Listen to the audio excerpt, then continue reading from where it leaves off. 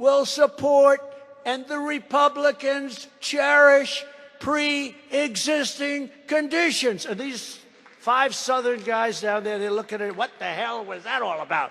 And I told them, I said, we have to support it. We should support it. We're doing the right thing. And if you don't support it, you have no chance of winning. I mean, I just want to be blunt. You have no chance of winning. The Democrat plan will be devastating to the people with pre-existing conditions. We have great talking points. The Republican Party will be the champion of pre-existing conditions. You have to do it. Some of you like it, some of you don't, but you're going to have to like it. Not only for politics, it's the right thing. We want to be the party of great health care.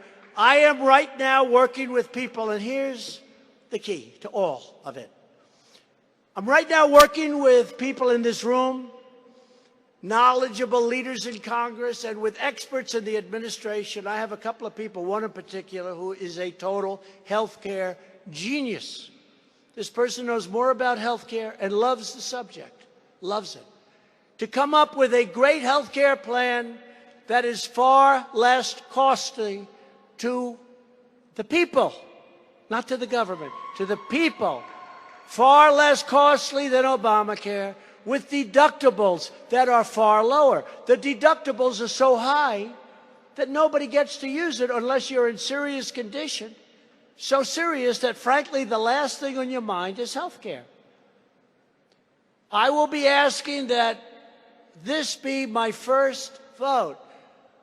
Immediately after the election, we are going to regain the House because of health care and other things. The border, the military, the police. They're for open borders and crime. We're for great borders and merit-based immigration. Merit-based, so they can help our country and help our companies that are all moving into our country and need people to work. We're going to keep the Senate, and we're going to keep the presidency, and we're going to bring back the House. So essentially what I'm saying is we're going to come up with a health care plan. We're not going to vote on it until after the election. We'll all promise it's going to be our first vote, because we blew it the last time. Man, I was fed a bill of goods. I want to tell you, some of you I'm still a little bit angry, but not all of you. It wasn't even your fault. But we should have done it when we had the position. But we're going to get it back. And it's going to be a better plan. So we're going to give a great health care plan. And we're going to go and campaign on that plan with the understanding that if we win, it's going to be much less expensive than Obamacare and much more usable in terms of deductibles.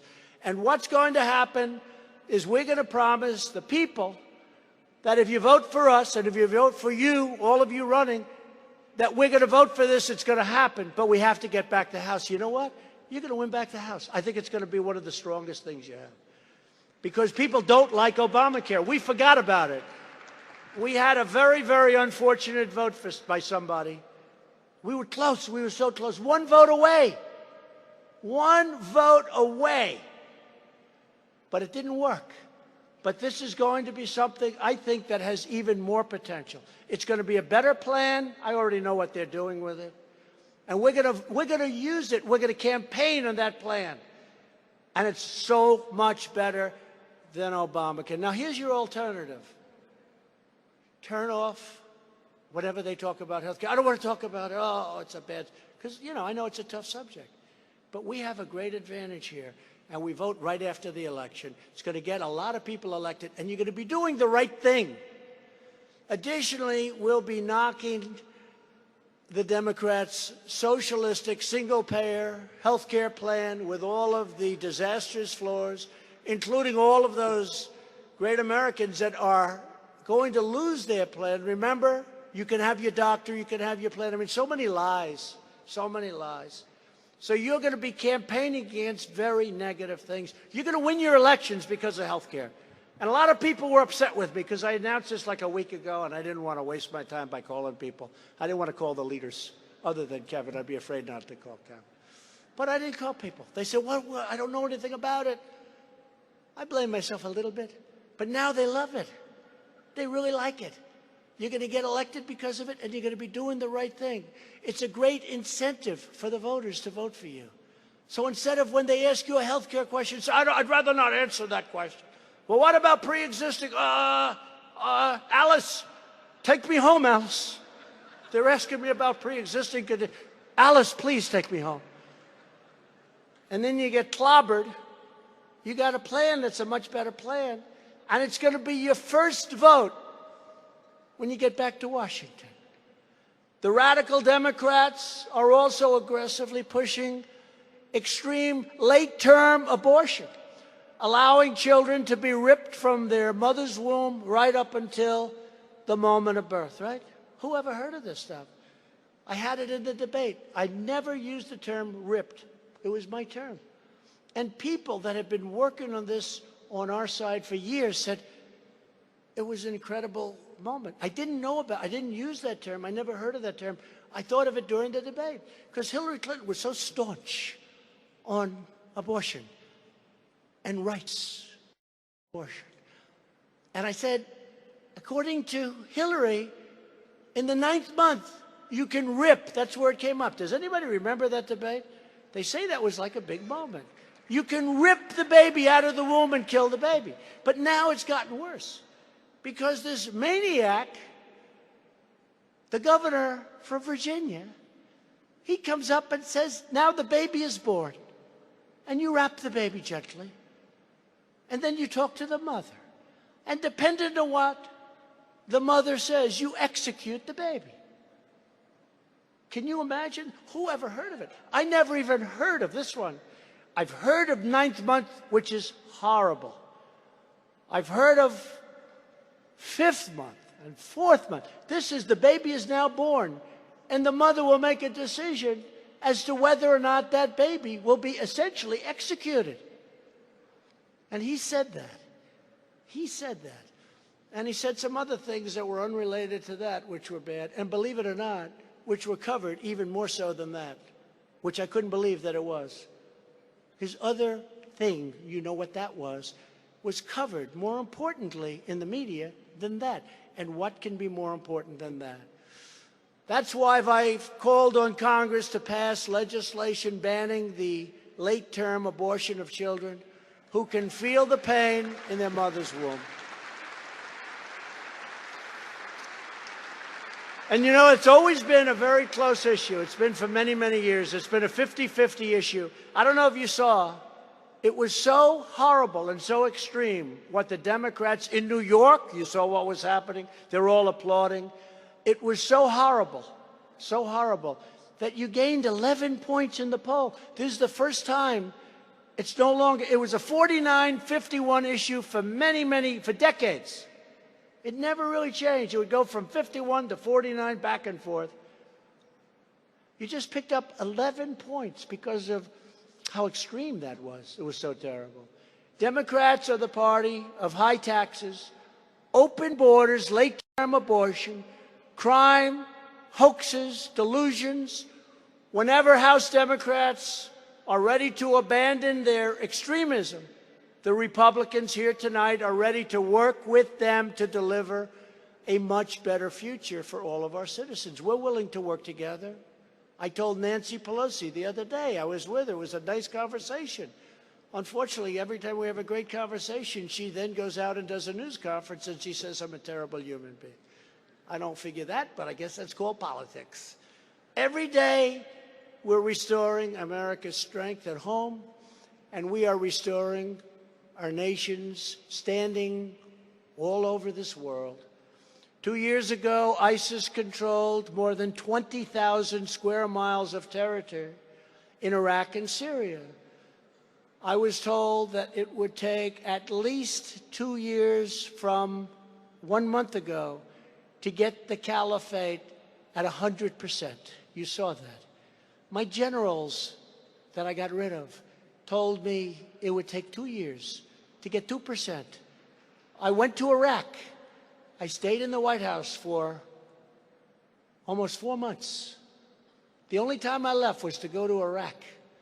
I'll tell you, if you have to get cabin fever, getting cabin fever in the White House is still a good place. But I went to Iraq and I met the generals, and one general said, "Sir, we can do it in 1 week." I said, "Wait a minute." They said, 2 years. They said, "That's because we're hitting them at a much different level." And we did it, and we now have 100% of the ISIS. It's been completely obliterated. And that doesn't mean you don't have cells and these crazy people. I got to say it, because you saw it. You can never say we won, because if you say we won and then somebody blows up a store, some crazy maniac, but we just beat the hell out of them. And we're trying to now beat them at the internet, because there's nobody better at the internet than them. I don't know if you saw recently, I put some social media that they're losers, that they're dead, that if you join them, you will be killed just like they're killed. We got to beat them at their own game, folks. It's not a very nice game. And they don't surrender. When we had them, I was telling Kevin McCarthy, when we had them 4 or 5 days ago, they were cornered. They don't know what it is to be cornered, because they always had free reign. They don't have free reign with me. And we flew over with brand new F-18s, Super Hornets.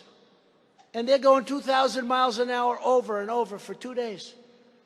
And I said, do these people ever, like, wave the flag? Do they ever surrender? And the general, Raisin Cane, his name. What's your first name? You know this. Sir, my first name is Raisin. This guy's out of Central Casting. I'm telling you, there's nobody in Hollywood that can look like this guy, because he's much tougher. That I can tell you. I said, what's your name? Raisin. What's your last name? Cane. I said, you mean your name's Raisin Cane? Yes, sir. That's the guy that told me. I said, so? People tell me 2 years. What do you think? 1 week, sir. I said, General, come here, give me a kiss. I felt like Joe Biden. Yeah. But I meant it. See, I meant it. Big difference. I meant it.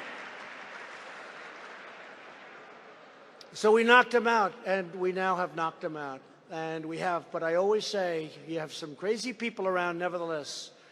Together, we're also fully rebuilding the American armed forces, and you're doing that. What you're doing is incredible. Because without that, the other things might not matter. It's a rough time in this world. I withdrew the United States from the disastrous Iran nuclear deal, and Iran is a different country. When I first came here, Iran was going to take over the Middle East, and there was no stopping them. And I took out of that deal, I terminated that deal, and they have gone to hell. That's a different country. They have riots, their economies collapsed. It was a horrible, stupid deal.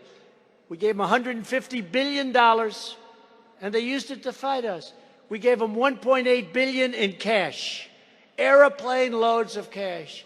And I recognized the capital of Israel, and we opened the American embassy in Jerusalem for $1 billion under budget. $1 billion under budget.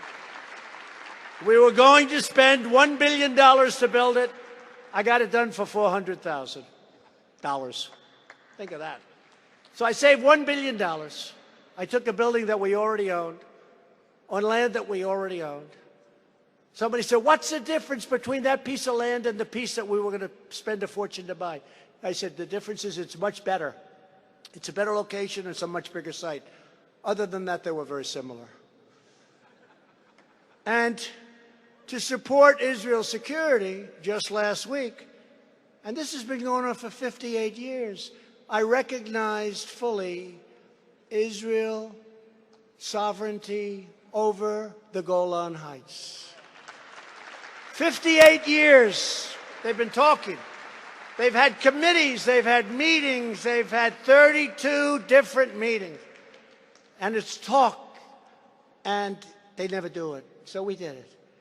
And I'll tell you what, I don't know about the United States. I think we're doing well, but I can run for the Prime Minister of Israel. That's what they tell me. I think I'm at 98% in Israel. You better be careful. I'll leave here and I'll go run in Israel. The United States has also taken decisive action against the brutal socialist dictatorship in Venezuela. That's a horrible situation. And America once again stands with the people of Cuba, Nicaragua, and Venezuela in their righteous struggle for freedom, and we're helping them out.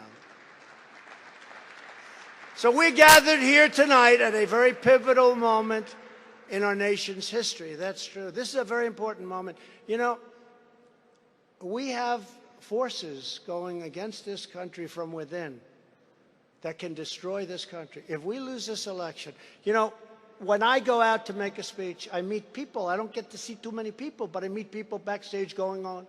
And they'd say to me, "Thank you, sir, for saving our country." They're talking to all of us, by the way. "Thank you, sir." A man came up to me a week ago. We were in Michigan. We had a tremendous crowd in Michigan, right? Is that right? That's a good group. Great crowd. And this guy looked like he never cried in his life. He looked like a football player, big, strong guy. And he was pouring down tears as I'm getting up ready to speak. I'm walking by, and he was there. And he said, "Sir, thank you for saving our country." And I used to be surprised, because I've been hearing this for a year and a half. I used to be surprised. You know, it's a big statement. And they're oftentimes crying. And they're people that don't cry. These are not criers. These are people that are real stalwarts. They're not crying. Nothing wrong with crying, but they often are crying. And I've heard it so much. We have an election coming up that if something bad should happen with this election, we could lose the country. We really could, because these people are stone cold crazy. What they want to do to our country would be overwhelming. It would be horrible. So we have no choice. We have to win. We really have to win. Now, it could be they start moving in a different direction, but I don't think so. It looks like they're only moving one way. The majority of American people support our common sense agenda, and Americans do not want to risk their prosperity or our prosperity. They don't want to risk their children's future. They don't want to risk their wealth. They don't want to risk their 401ks, where they're up 50, 60, 70, 80%. I talk about it all the time. They feel like financial geniuses. They've never been there before. And we're going to explain to them that your 401k will disappear. You're not going to have anything. We have a lot of great things going. So the Democrat program of radical socialism and open borders, if we are good and if we are smart and if we do our job, it cannot work. It's not going to work, because our people are doing too well. The choice has never been clearer. The Republican Party is the party for all Americans. We really are. We have changed this party so dramatically, folks. I say all of us, not just me. I've been important. You've been just as important. We're now the party of the American worker. Did you ever hear? When I started doing this, we were like the party of the rich person, and we were losing. There were not enough rich people. We're now the party of the American family, and we're the party of the American dream. It's true. You are. In South Carolina, when I was going against a lot of different people, there were 12 people left. And I'll never forget, somebody came down and said, "You have no idea what you've done." Thousands and tens of thousands of people are joining the Republican Party. This never happened. They've never seen it before. And this happened in New Hampshire. It happened all over. It happens in Florida. It's happening now in Florida. I mean, I don't like to talk about leads too early, but we have an incredible lead in the state of Florida. We have an incredible lead in the state of Ohio. We have a great lead in Pennsylvania, in North Carolina, in South Carolina. I mean, we have leads. Now, you always have to be very careful, because you have, on occasion, seen leads disappear. But we're not going to let that happen, because we have the far better ideas, the far better platform. And I know many of the people in this room, we have the far better and more talented people. You are the people I'm talking about. And we believe in the American Constitution, and we believe in the rule of law. We believe in the dignity of work and the sanctity of life. We believe that faith and family, not government and bureaucracy, are the true American way.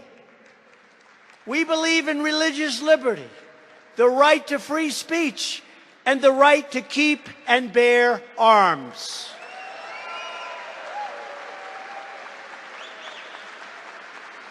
We believe that children should be taught to love our country, honor our history, and always respect our great American flag.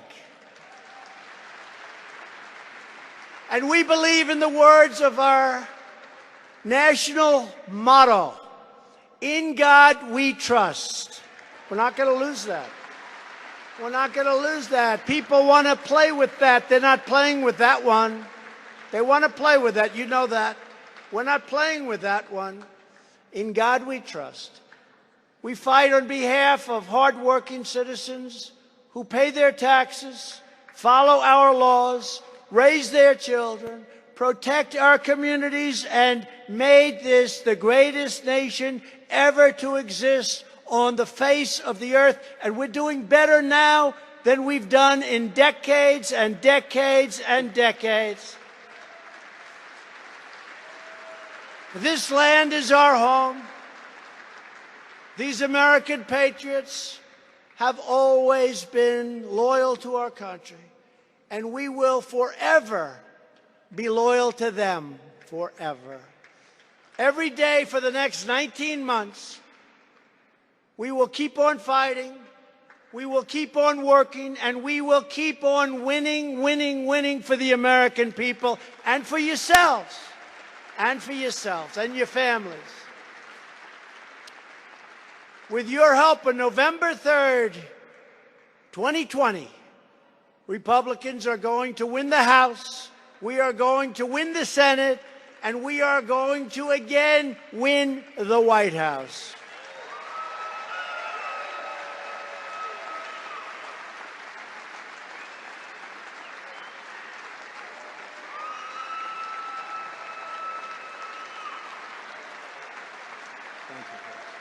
Thank you. And together with the love, prayers, and devotion of everyone in this really warm and incredible room, and millions of patriots across our land, we are going to make America great again. We are going to make America greater than it's ever been before. And we are going to do it not just for you, not just for your friends. We are going to do it for all Americans. Thank you. God bless you. And God bless America. Thank you, everybody. Oh, thank you very much. Thank you very much.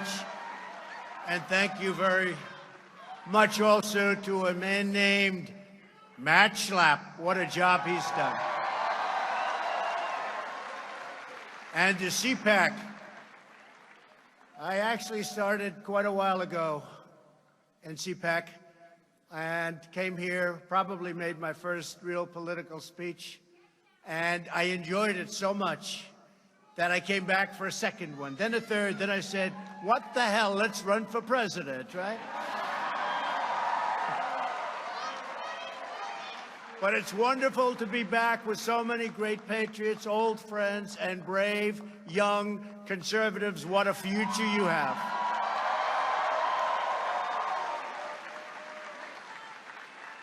Our movement and our future in our country is unlimited. What we've done together has never been done in the history, maybe of beyond our country, maybe in the history of the world. They came from the mountains and the valleys and the cities. They came from all over.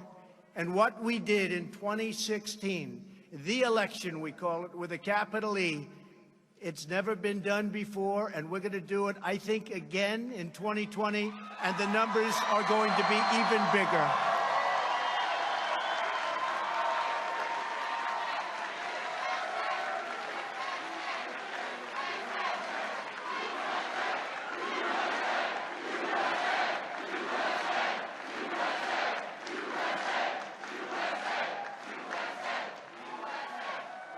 And we all had to endure as I was running. So you had 17 Republicans plus me. And I was probably more of a conservative than a Republican. People just didn't quite understand that. They didn't understand it. I think now with what we've done with the judiciary and so many other things, I think they get it very well. And it's driving the other side crazy. But we all had to endure, remember? How many times did you hear for months and months, there is no way to 270? You know what that means, right? There is no way to 270. They couldn't get me there. We might as well have just given up. But there wasn't any way to 270. In fact, I actually went up to Maine to get one, and I did win the one, but we didn't need the one. We won Maine. We won our half of Maine. Remember, you have Nebraska. We won both in Nebraska. We won the half we had to win in Maine. So we got the one, but we didn't need the one because we didn't get 270. We got 306 to 223. 223, 306.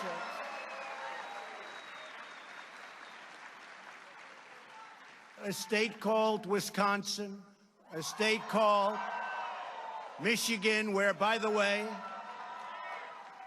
where Fiat Chrysler just announced a $4.5 billion incredible expansion and new plant, doubling their workforce. Many, many car companies have moved back to Michigan and are continuing to do so.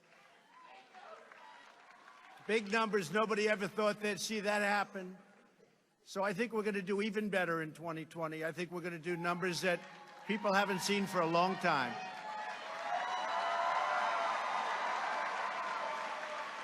The men and women here today are on the front lines of protecting America's interest, defending America's value, and reclaiming our nation's priceless heritage. It's true. With your help, we are reversing decades of blunders and betrayals. These are serious, serious betrayals to our nation and to everything we stand for. It's been done by the failed ruling class that enriched foreign countries at our expense. It wasn't America first. In many cases, it was America last. Those days are over, long over.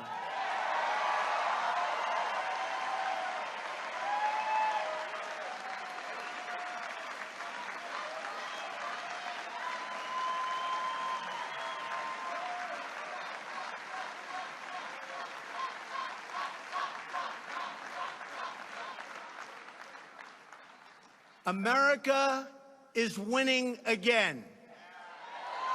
America is respected again.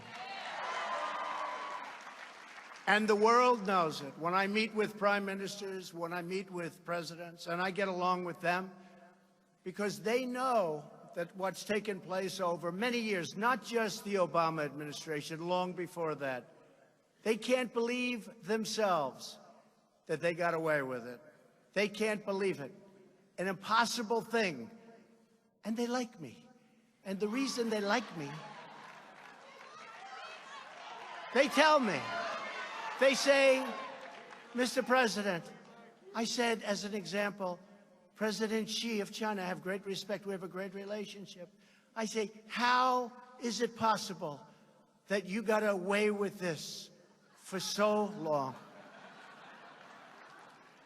And he said, because nobody ever asked us to change. It's true. When they charge 40% tariffs on our cars going into China, and we charge them nothing coming into our country, when they raise their tariff from 10% to 25% and then to 40%, and they said to me, we expected that somebody would call and say, you can't do that. Nobody called, so we just left it. And I don't blame them. We should have been doing the same thing to them, but we didn't. True. Right? Hard to believe. It's hard to believe. But now things are different. Now we're negotiating with China. They wouldn't negotiate with previous administrations. But I found some very old laws from when our country was rich, really rich. The old tariff laws, we had to dust them off. You could hardly see, they were so dusty. But fortunately, they weren't terminated. We started getting politically correct even back then. But I said, when we were doing the great things, what happened to those laws? And I checked, and I found 301 and 382. I found one 1938, where we could do what we have to do. But you know, they had a debate it was really a rough time in our country because we had so much money, we didn't know what the hell to do with it. Tough time. It was called the Great Tariff Debate. Mark Levin will look this up. And the problem is with Mark, if I make a little mistake, he'll let us know on Sunday night. I got to be very careful when I talk about this. But it was the Great Tariff Debate of 1888. And the debate was, we didn't know what to do with all the money we were making. We were so rich. And McKinley, prior to being president, he was very strong on protecting our assets, protecting our country. And he made statements that others cannot come into our country and steal our wealth and steal our jobs and build their country and not defend our country. We can't do that. We can't ever allow that to happen.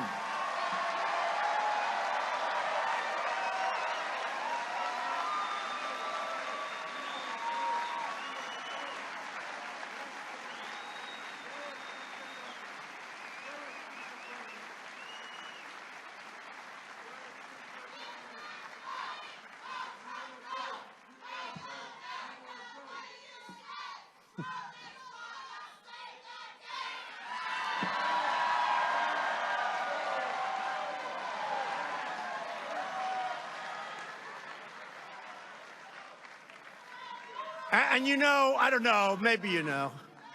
You know, I'm totally off script, right? Thank you, darling. You know I'm totally off script right now. And this is how I got elected, by being off script.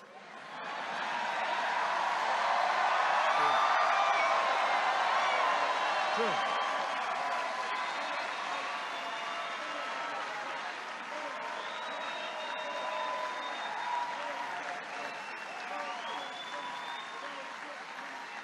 And if we don't go off script, our country's in big trouble, folks, because we have to get it back. And when I look at what's happening on the other side, I encourage it. I say, no, I think the new Green Deal, or whatever the hell they call it,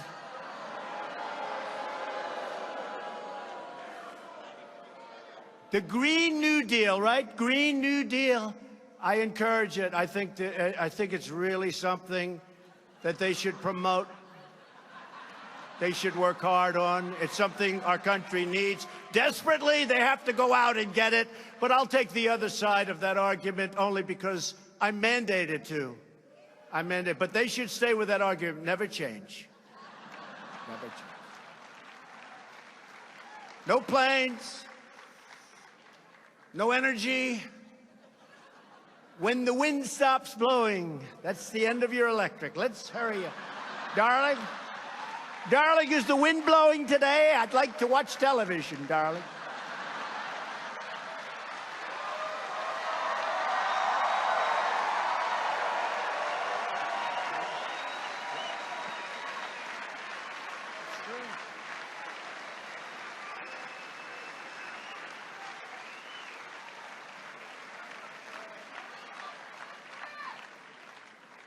No, but it's true. So the Great Tariff Debate of 1888 And then we had so much money. We could do whatever we wanted. We built forces up that were incredible. Then in 1913, they ended tariffs, okay? They ended tariffs. Somebody got stupid, and they ended tariffs. They said, oh, it's okay for other nations to come in. I won't use a certain word because it's not politically, but everybody knows the word I'd love to use. Should I use it? I won't do it. Our great First Lady always said, don't use certain words, please. I said, but the audience wanted me to do it. She said, don't do it.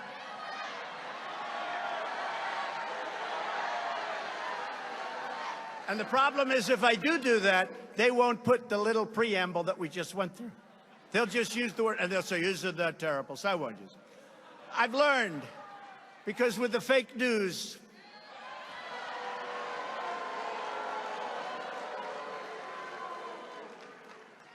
if you tell a joke, if you're sarcastic, if you're having fun with the audience, if you're on live television with millions of people and 25,000 people in an arena, and if you say something like, Russia, please, if you can, get us Hillary Clinton's emails. Please, Russia, please.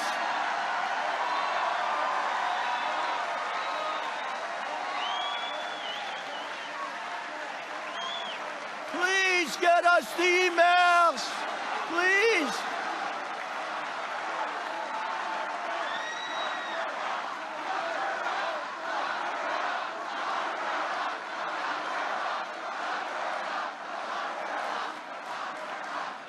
So everybody's having a good time. I'm laughing. We're all having fun.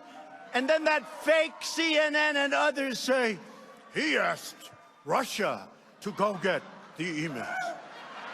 Horrible. I mean, I saw it like 2 weeks ago. I'm watching, and they're talking about one of the points. He asked Russia for the emails. These people are sick, and I'm telling you, they know the game. They know the game, and they play it dirty, dirtier than anybody's ever played the game. Dirtier than it's ever been played. But the thing that we've done is very special, because on trade, and because of tariffs, and I know there are people in the Republican Party and people, really even conservatives, good conservatives, they don't like tariffs. I'm not liking or not liking. The minimum, the greatest negotiating tool in the history of our country. Do you think China would be sending their top representatives over? Right now, China's paying 25% tariff on $50 billion worth of technology goods. I was then going to charge them 25% on $200 billion. Not like 200 million, that's a lot. This is 200 with a B, billion. 200 billion. So, but I was nice because we're having a very strong negotiation, which, if it weren't for tariffs, and I tell this to President Xi, this is nothing to hide. I would never be talking like this because, in theory, it could hurt your negotiating position, but in my case, it can't. Because it's true. I was nice, and I left it at 10% on $200 billion, and here's the beauty. We've lost so much money with China, $500 billion a year, and on trade is such a disaster, it's $507 billion a year. China, just one country. We lose with everybody, almost, but China's one country. $507 billion for many years. So the beauty is this. I have $250 billion more to put tariffs on. The numbers are staggering. Billions of dollars right now are pouring into our treasury.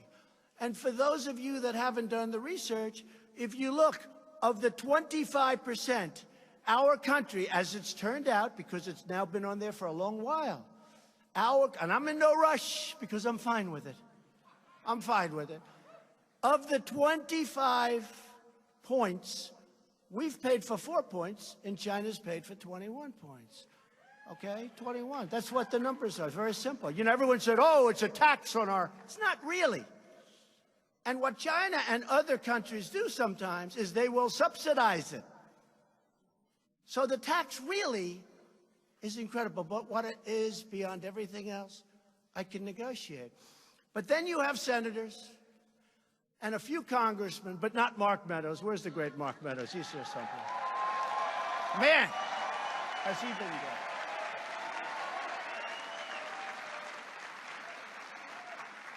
Mark and Jim Jordan, and I want to name every one of those couple of hundred people, because we do have a lot.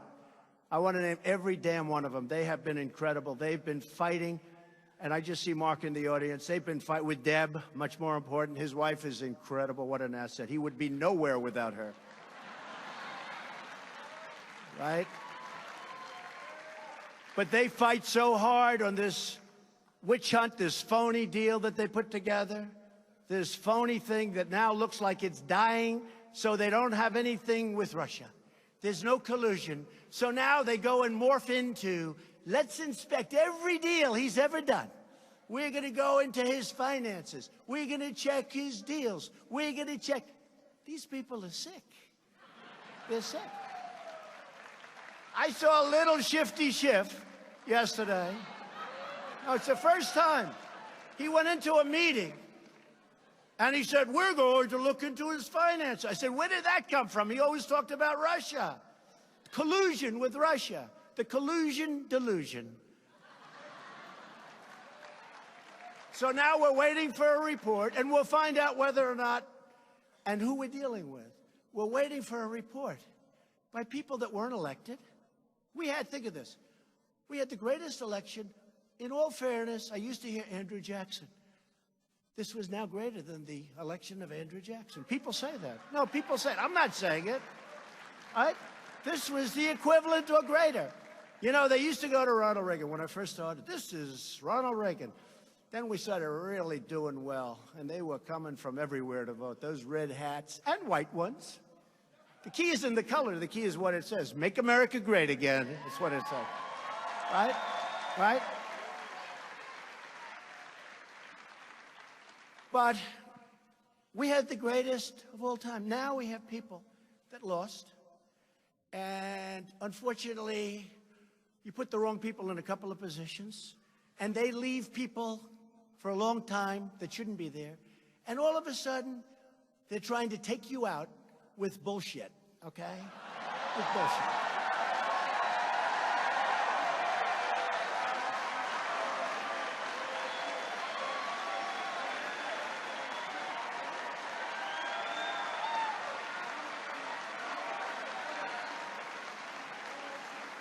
Now, Robert Mueller never received a vote, and neither did the person that appointed him. And as you know, the Attorney General says, I'm going to recuse myself.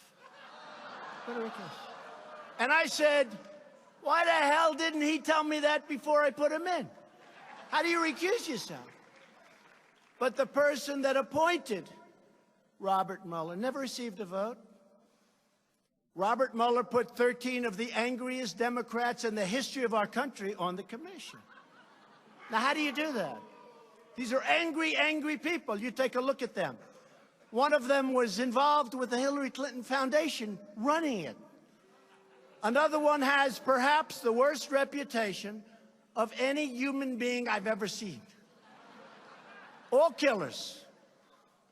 In fact, it would have been actually better for them if they put half and half, and Mueller can do whatever he wants anyway, which he'll probably do. But we have conflicts.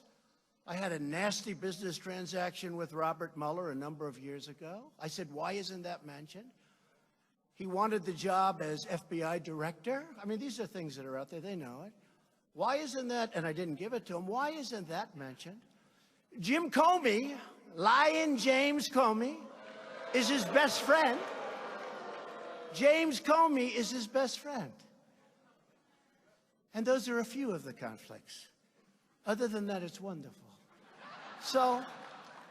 So everybody's waiting. I thought of it this morning, Mark, and I heard you made an incredible speech and statement today, Mark Levin. I heard it was incredible. And I was on the way, but I'll see it later. I guarantee I'll be watching it later. I have one of the great inventions in history. It's called TiVo. I think it's actually better than television, because television's practically useless without TiVo, right? But I'll be watching it later, Mark. But people that got no votes. But I heard this morning, President Trump is waiting for the Mueller report. I said, wait a minute, let me get this straight. So the Attorney General recuses himself, and I don't fire him. No obstruction. That's the other thing. If you use your rights, if you use your power, if you use Article 2, it's called obstruction. But only for Trump, for nobody else. So the Attorney General is weak and ineffective, and he doesn't do what he should have done. Somebody that never got a vote writes a powerful letter, horrible, about Comey. Every single Democrat said Comey should be fired, or worse if possible. Every Republican said everybody, in fact, when I fired Comey, I said, you know, First Lady, I said, Melania, I'm doing something today. I'm doing it because it really has to be done. He's bad. He's a bad guy. That's been proven now with all of the emails and the text. I'm doing something that has to be done. But you know the good news? It's going to be bipartisan. It's going to be so popular. It's going to be bipartisan. Every Democrat hates him. Every Republican hates him. He did a horrible job at the FBI. Speak to the real agents, the real people, because the people in the FBI are incredible people, not the sleaze on top.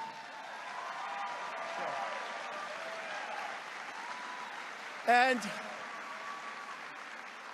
I said to the First Lady, I said, but you know the good news? The good news is that this is going to be so bipartisan, everyone's going to love it. So we fire Comey, and Schumer, who called for his resignation many times, Podesta, I believe that day, because he still hasn't gotten over getting his ass kicked, okay? I believe that day called for his resignation. That day, Podesta, the great genius of campaigns, he called for the Comey resignation. Others, almost every, I would say, Mark, would you say virtually every Democrat, virtually every, I can't think of anybody that said he's doing a good job. So I said to Melania, the good news, this will be a popular thing.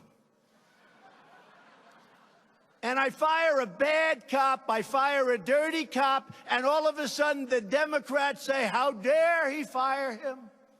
How dare he do this? And that's where we are, folks. That's where we are. We're in the swamp of Washington, D.C. But you know what? We're winning, and they're not. We're winning, and they're not.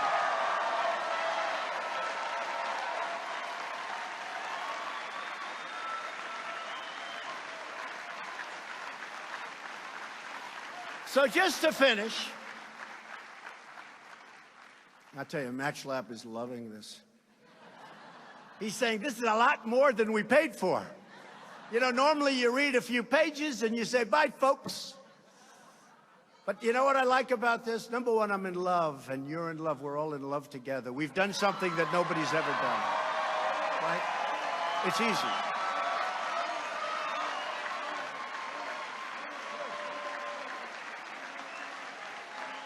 No, it's easy. You know, a great friend of mine from New York, he's a stone-cold killer. He's a brutal man. He's actually not even a good friend of mine, because he'd turn on me in 2 seconds if it was okay. But he's a very rich guy. And he said, what are you going to speak about today? Like, what are you going to speak? I said, I don't know. He said, I just heard that you have the biggest crowd in the history of CPAC. They're all over. By the way, not only this giant room, they're in many hotel rooms all over the place. You're just better at real estate than they are.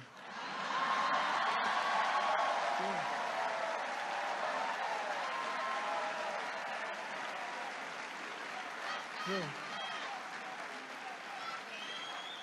But this guy, you all know his name, very rich guy, and he has a problem with a thing called public speaking. If he has to speak to more than like 5 people, he chokes. He can't breathe, you know. Are you okay? He kills people for a living, meaning mentally and financially. But if there's like an audience of 9, it's like... So he said to me, how the hell do you do that? And I said, it's easy. And the reason it's easy, I really mean this. There's so much love in this room. It's easy to talk. You can talk your heart out. You really can. There's love in this room. You can talk your heart out. It's easy.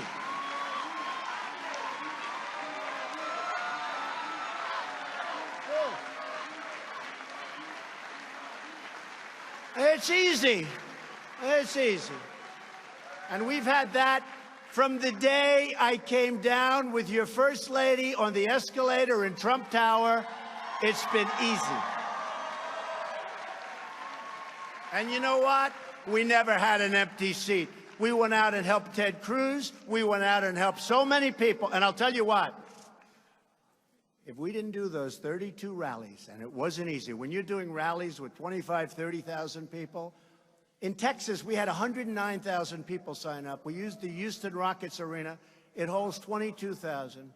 Tens of thousands were outside. We were sending notices, please don't come. That's a little different. Usually people are begging, well, yeah, like, can somebody come? We never had an empty seat. Of course, the Washington Post, a guy named David Weigel, he wrote an article, some arena, no, listen to this. He wrote an article. He got there 4 hours early. He took pictures of an empty arena. He then put out a note, something to the effect, not very good crowd size, Mr. President. And I never saw it because I don't follow the guy. But thousands of people that were in that arena that was packed with 25,000 people outside that couldn't get in. He got there 4 or 5 hours early because he doesn't fly private, you know. And maybe it's because of the carbon footprint. You think maybe that's... Maybe. It must be the carbon footprint. He just doesn't want private. But he got there hours early. And, you know, the place hadn't started taking in people. They weren't going to take them in. So there were virtually nobody. And, you know, whatever it was, 18,000, when you have nobody, it's a little scary looking. So he took pictures. And you know who really got even? Our people. Because they were incensed. We had people sitting on the stairwells. We had people sitting in every seat. I don't think we've had an empty seat since we announced. And from the day we came down the escalator, I really don't believe we've had an empty seat at any arena, at any stadium. It's been an incredible thing. And that's why I say this has never, ever happened before. And now we have to verify it in 2020 with an even bigger victory.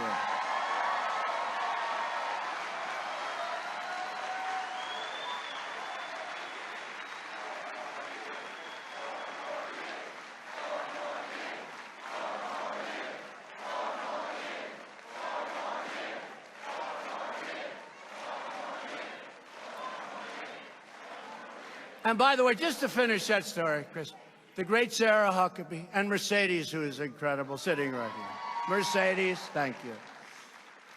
They always say, you know, they're good people, right? Much better than I am. They always say, don't bring it up. Don't fight. Don't fight. Everyone understands. I said, they don't understand. If I don't explain it, how are they going to understand? So remember the empty arena one, right? And then it was shown, and the Washington Post had to do, and this particular writer had to do I thought he was going to get fired. I mean, if that were a conservative, he would have been fired on the spot. He would have been humiliated for what he did because it was fake news. Nobody was in the arena. There were thousands outside, but they hadn't opened the gates yet. They did the same thing at our big inauguration speech. You take a look at those crowds. And I watched one of the evening shows that are ridiculous, how horrible they are, how mean, how horrible. And I watched it by mistake. And they showed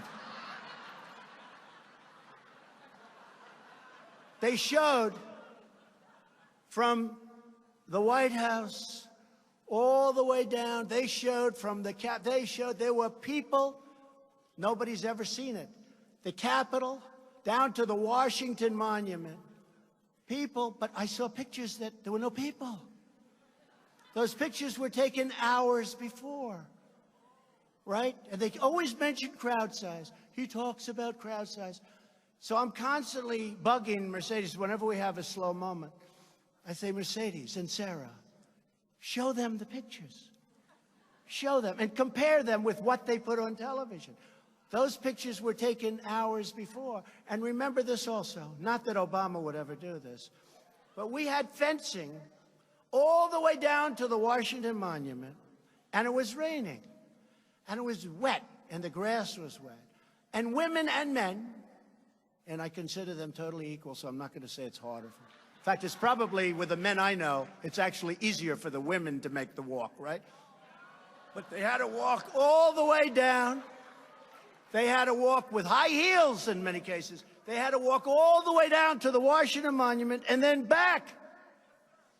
And I looked and I made a speech and I said before I got on, I said to the people that were sitting next to me, I've never seen anything like this. Look at that crowd. And it was wide. Wide. We had a crowd, I've never seen anything like it. And I have to live with crowd size. It's all a phony deal, folks. But I saw a picture just the other night of practically no people.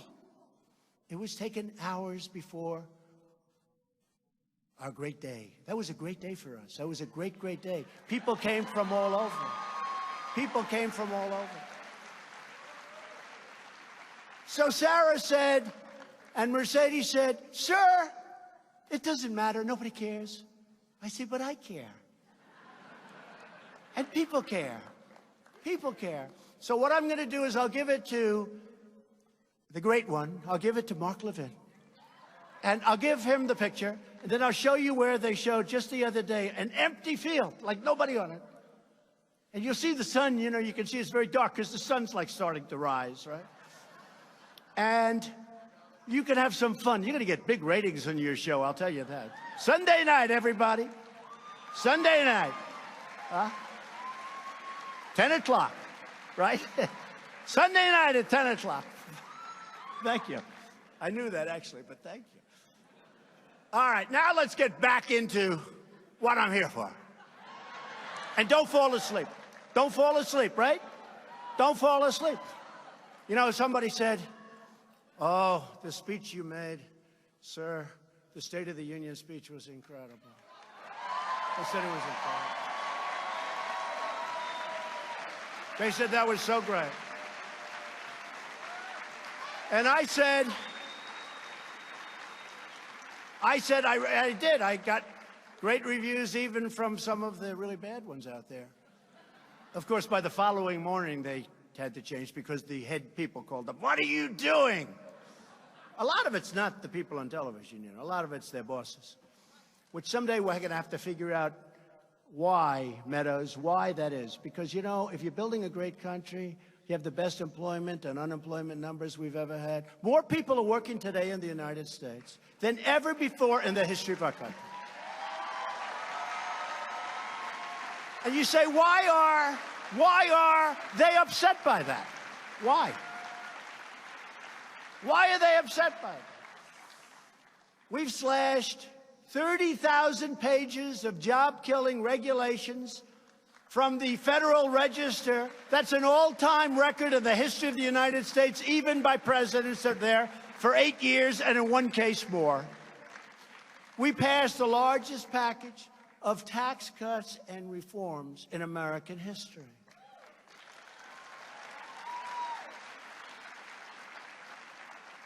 And we got rid of the individual mandate, which was a big deal. which should lead to the ending of the disaster known as Obamacare. It should. The great state of Texas has a case, and it was literally based on the individual mandate. Now that it's gone, I don't know how they rule against it. Now we'll have to find out. But that'll soon be up in the Supreme Court of the United States, I hope. And we're going to see what happens. And then we're going to get together with the Democrats and come up with really great health care. Okay? Really great health care. And one of the other things we did in our tax package is ANWR, perhaps the largest field in the world, oil and gas. I got it approved. And I didn't want to get it approved for a certain reason, because I thought somebody treated me very badly. Very badly. Don't get that vote very often. And I said, you know, I don't want to get it. Then I get a call from a friend of mine, and he's in the oil business. He's not asking for anything, but he really is a knowledgeable guy when it comes to oil and gas. He said to me, hey, and they all call me Mr. President. I have friends that for 35 years, hey, Don, how you doing? Hey, Donnie, I love you, Donnie. For 35 years now, they call Mr. President, sir. How are you? I have a friend, very rich guy, Richard Lefrak in New York, builder, good builder. He calls me all my life. Hey, Don, how you doing? I've known this guy so long, from kindergarten. It's true. Hi, Don, how you doing? How's everything? And now, I get a call the other day. Mr. President, how are you, sir? How are you? I said, Richard, lighten up. Lighten up. Call me Donald. Richard, call me Donald. You've known me for, I don't want to say because I don't want my wife to hear the number. But it's true. Actually, that's true. That's actually true. Richard came up. He said, I've known your husband for 65 years. I said, don't say that. I say 20, 25, 30. Don't say 65 years. But I said, Richard, call me Donald like you always do. Call me Don. Okay, Don. Okay. He gets his breath. 2 minutes later, Mr. President. But maybe that's a good thing. That's called respect for the office, right? Maybe that's a good thing, right? Many of my friends.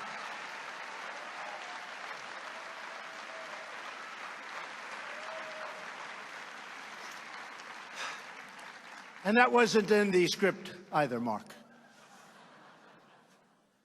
But we're renegotiating right now horrible trade deals that we're cracking down, and we are really doing a number, cracking down on countries that cheat and standing up for the American worker for the first time in many, many decades. Many decades. Our workers have been treated horribly. A country announces they're closing their plant in Michigan or Pennsylvania or Ohio. They're closing. They're closing a plant. They're going to move to Mexico. They're going to move to China. They're going to move someplace else. They fire all their workers. And then they sell their cars. No tax. Just make them in Mexico, sell them back to here. No tax, no nothing. Those days are all gone, folks. They're all gone. They're all gone. And in the new deal with Mexico and Canada called the USMCA, it's very, very hard, prohibitively hard, for a company to fire its 4,000 workers and move to Mexico or some other location. It's now a very costly. They can do it, I guess, if they want, but it's costly. It's painful. It used to be almost, I've been talking about this for a long time. I used to say, it's almost like we're giving them an incentive to leave our country. Again, I'm for America first. That wasn't for America first. And we have great companies that are now moving back to our country. They're coming back in. They're coming back in. And by the way, you know I'm building the wall. We're finishing the wall. We got a lot of money. It's in the thing.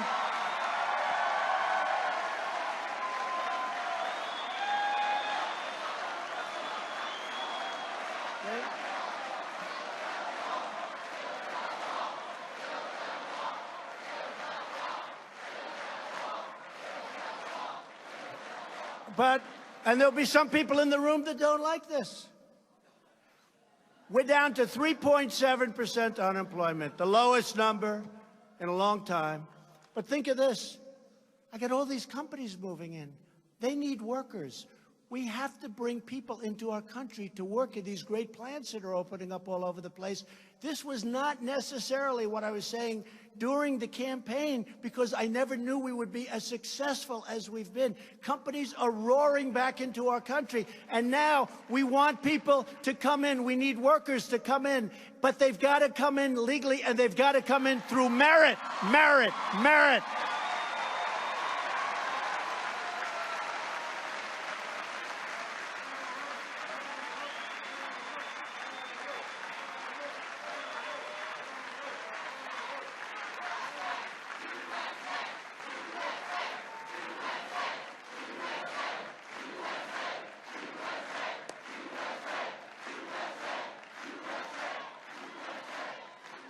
They've got to come in through merit. They have to be people that can help us. They have to be people that can love our country, not hate our country. We have people in Congress, right now, we have people in Congress that hate our country. And you know that. And we can name every one of them if they want. They hate our country.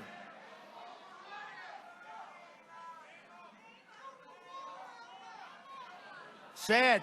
It's very sad. When I see some of the things being made, the statements being made, it's very, very sad. And find out, how did they do in their country? Just ask them, how did they do? Did they do well? Were they succeeding? Just ask that question. Somebody would say, oh, that's terrible that he brings that up, but that's okay. I don't mind. I'll bring it up. How did they do in their country? Not so good. Not so good. But we need workers. We have to bring in workers. One other thing, because we have a lot of people here that are important people in terms of votes. We have some senators. We have some congressmen. When a senator tells us that he's a free trader, so am I. I'm a fair trader. I'm a free trader. But when a senator said we can't do tariffs where we make a fortune, or at a minimum, we're able to use this tremendous power that I found. Tremendous, old stuff, nobody even knew it existed. I'm able to use it at a minimum to negotiate great and fair trade deals. They wouldn't even be talking to us because it's so one-sided. Last year we lost 800, this is for many years, almost $800 billion on trade. It's not sustainable. You can't do that. And now we're making great trade deals. But when some of the senators, good people, I think they're good people, I just don't understand the thinking. So I say India is a very high tariff nation. They charge us a lot. When we send a motorcycle to India, it's 100% tariff. They charge 100%. When India sends a motorcycle to us, we brilliantly charge them nothing. So I want a reciprocal tax, or at least I want to charge a tax. It's called a mirror tax, but it's a reciprocal tax. Now, here's what I don't understand. I've had a lot of people, Lindsey Graham, I said, Lindsey, it's not his thing necessarily. It's not the thing that he's most adept at, but he's adept and he's smart. I said, Lindsey, if they charge us 100, I like a reciprocal. They charge us, we charge them. He goes, that makes sense to me. And then he gets on to judiciary and things that, frankly, he likes and finds very interesting. But he's a smart guy, and he said, I'll never forget. It took me about a minute, which is a long time. I did a bad description. It's so easy. They charge 100, we charge nothing. Now we have reciprocal, so it's 100. But what happens now for those that really think about tariffs and don't like tariffs for whatever reason it might be, and that's okay, what's going to happen is, in many cases, instead of 100 and 100, you're going to have 0 and 0, so you won't have any tariff, okay? It's going to happen. That's going to happen.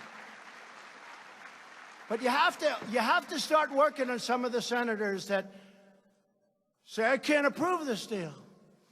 I say, you know what, I want to just charge India, as an example, I'm using it, but India is a very high tariff nation. I mean, nobody knows it because nobody knows what they're doing in Washington. But India is a very, very high tariff nation. And they charge tremendous numbers. So they charge 100, so I say, I'm not going to charge 100, but I'm going to charge 25%. And I hear there's turmoil in the Senate because we're charging 25. So I call a couple of the guys up. I say, fellas, listen, they're charging us 100 for the exact same product. I want to charge them 25. And I feel so foolish charging 25 because it should be 100. But I'm doing 25 only because of you. I want to get your support. Sir, that's not free trade. Where do these people come from? Where do they come from? Where? Where do they come from? I need your help. I need your help, the voters' help. Where do they come from? So it can only be one of two or three things. Number one, I know they're very smart people. I know they are. And I even like some of them. But they're smart.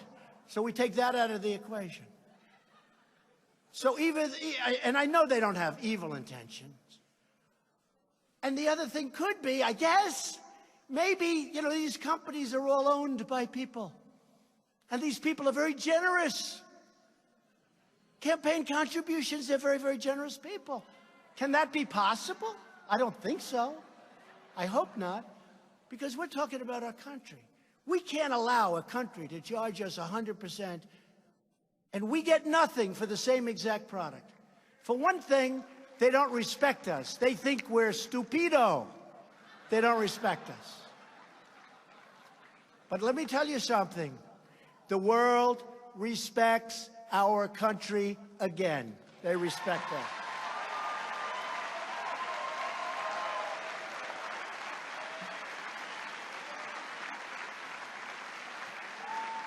And America is now booming like never before. Other countries are doing very poorly.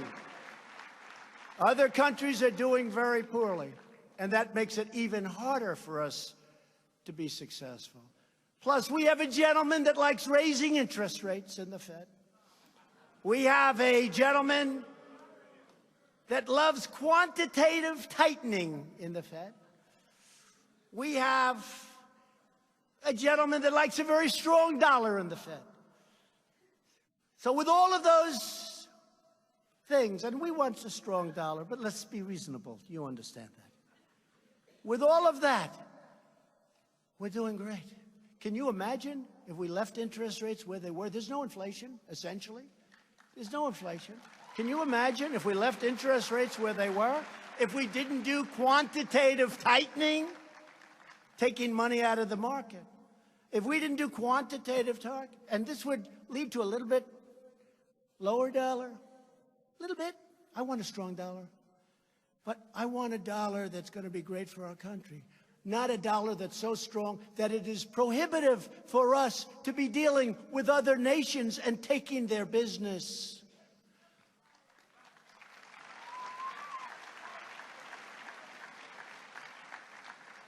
Since the election, we've created a number that if I would have said during the campaign, the fake newssters back there would have said, this is crazy. 5.3 million new jobs, including over now 600,000 beautiful, brand new manufacturing jobs that were never going to come back to our country.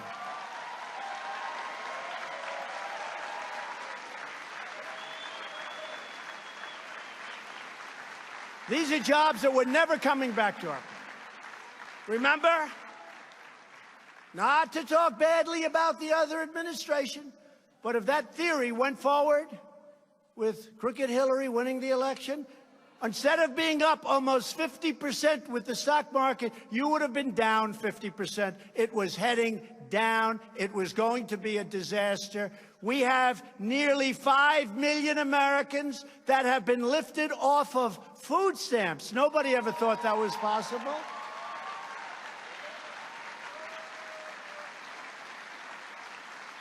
The unemployment rate has reached the lowest in over 51 years. And African American, and you've heard me say this many times, Hispanic American, Asian American unemployment rates are at their all-time historic lows.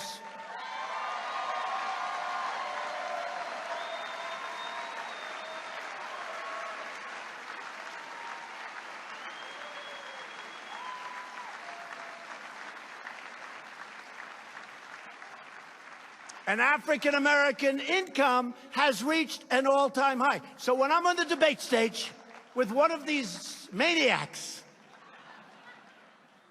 I mean, trains to Hawaii. How do you get to Europe? We haven't figured that one out yet. We don't use airplanes anymore. You saw what I'm doing in California, right? They have a fast train. The fast train goes from San Francisco to Los Angeles. It's over budget by hundreds of billions of dollars. So they have a great idea. The new governor, nice guy. Yes, nice guy. When I'm with him face to face, nice. When he speaks about me, not so nice. But face to face, he loves me.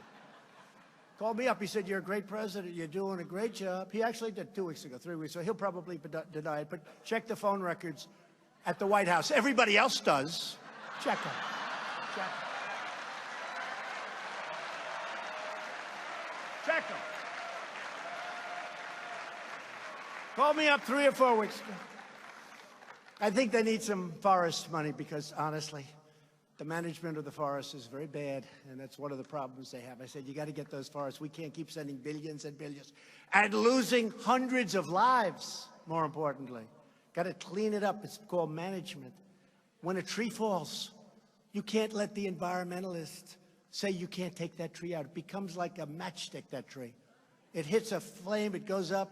The leaves, every once in a while, you have to remove the leaves because they are so... A guy smoking a cigarette, he throws it away. He doesn't mean it. The thing catches on fire. We'll lose 400,000 acres and people are killed. You got to have management. But he called me up the other day, recently, let's say 4 weeks ago or so. He said, "I just want to tell you, you're a great president, and you're one of the smartest people I've ever met." That's what he said. Now, that's what he said. Will he admit it? No, I doubt it. But that's what he said. And you're doing a great job. And then he did start talking about, in all fairness, additional money for the fire, which is, it's okay. That's okay. We have great talks. I mean, I like him. Gavin Newsom, I like him. Nice guy. But they say things, you know, politicians, they say things to your face. And then you see 2 days later, they're giving a news conference. It's like, where did that guy come from? Where did he come from? But everyone in this great country, right now, because of our great new economy, is doing well, except, of course, for the never-Trumpers. But they are on mouth-to-mouth resuscitation.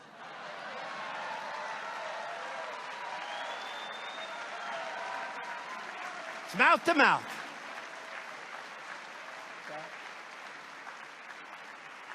Mouth-to-mouth.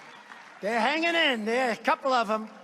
I mean, these guys have gotten me wrong. Not only never-Trumpers. You have never-Trumpers. You have certain hardline. They're basically dishonest people because, look, let's face it.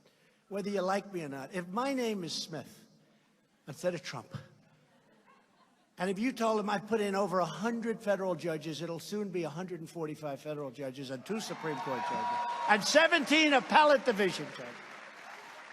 That we've got the best economy maybe in our history. That we've got the best employment numbers and unemployment numbers in our history. That we've cut more regulations in 2 years than any president has ever done, whether it's 4, 8, or beyond. That we've taken care of our military with $1.7 billion. Think of that. Think of what we did. Think of what we did with our military. Think of the numbers that we have for our military. We have numbers, nobody's ever heard of these numbers before.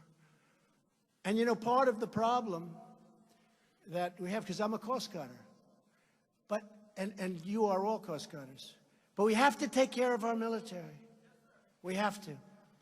$700 billion we spent, and that was the first year. And then the second year, $716 billion. Now, I have no choice. I'd like to spend much less. Obama was spending much less, but our military was being depleted. He was fighting in endless wars. They never end. And by the way, as of probably today or tomorrow, we will actually have 100% of the caliphate in Syria, 100%.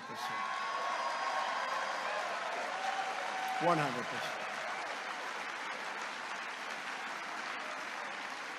And we'll leave a small group of guys and gals, but we want to bring our people back home. We want to bring our people back home. It's time. Been in these wars. We were going to be in Syria for 4 months. We ended up 5 years. Just fighting. They just like to fight. We want to fix our country. We want to fix our bridges, our highways, our roads, our schools. We want to fix our country up. It's time. It's time. But I was told by a general who I had to fire, I said, General, how long before we get 100% of the caliphate? He said, sir, 2 years. I said, I can't take it 2 years. And then I flew to Iraq. First time I left the White House, because I stayed in the White House for months and months, because I wanted the Democrats to get back from their vacations from Hawaii and these other places. And I figured it would look good if I stayed in the White House so that you people all love me and vote for me, okay? I figured it would look good. So I stayed in the White House. And I'll tell you what, I was there. I told my wife, go to Florida, enjoy your Christmas. I stayed for Thanksgiving. I was in the White House for a long time, months. I had cabin fever in the White House. But if you've got to have cabin fever, that's the place to do it, okay? But I was there, I don't know, for a number of months, through Christmas. I spent my New Year's all by myself. Don't cry. It was me and about 500 men and women outside with machine guns. I never saw so many beautiful-looking machine guns. I'd look at that equipment, I'd say, man, they sit in the trees, they sit on the lawn. I told people, I'm in this massive, people don't know how big the White House. First of all, it's one of the most beautiful places in the world. It's really, I made a lot of money with luxury. This building, it's in 1799, which of course, when President Xi comes, I say 1799, like it's old. To him, that's like a brand new house. In China, they go back 8,000 years. So that's like a new residence. But I sat in the White House for months and months, except I took a day off. I flew to a lovely place called Iraq. And I flew at night, and I got there at night, and I said to myself, this is interesting, because they say, sir, all of the lights in the plane, sir, are going off. I say, why? Because we're getting ready to land. We're an hour out. I said, what about the shades? Well, we want it better than that. Maybe light gets through. So we turned the lights off, put the shades down. This is a big 740 Air Force One. And we're landing, and I go up and I look. And I've landed. I like to sit with pilots. I respect people that know what they're doing. And these are the best in the world. I really do. These are the best in the world. And the pilot says, sir, we're landing in approximately 1.5 minutes. I say, but there's no runway. No, sir, the runway's right up there, sir. I say, I don't see it. I have pretty good vision. At least for my age, I have good vision. I guess for my age, I have great vision, but I don't have vision like a 35-year-old captain. He said, no, it's right up there. I said, I'm sorry, Captain. How about this? Should we lift off and try to get Captain? There's no runway. Anyway, no, he said, right up there. And we land. There's practically no lights. These are little pin spots. And I said, think of this. We spent $7 trillion in the Middle East, and we can't land a plane with the lights on. 20 years later. How bad is that? Now, seriously, how bad is it? How bad is it? $7 trillion, and we have to fly in with no lights. But I met some incredible people. Generals. One of them came from Syria, the operation in Syria. And I was upset with my generals because they weren't getting it finished. I want the job done. I want to bring our people back home.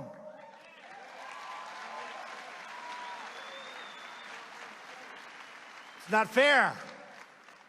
And this is why I flew. So I met generals I didn't know. General 1, General 2, General 3. I mean, these generals, there's no person in Hollywood that could play the role. These guys are like perfect people. I said, what's your name? Sir, my name is Raisin. What the hell kind of a name? I said, Raisin, like the fruit? He goes, yes, sir, Raisin. What's your last name? Kane, Raisin Kane.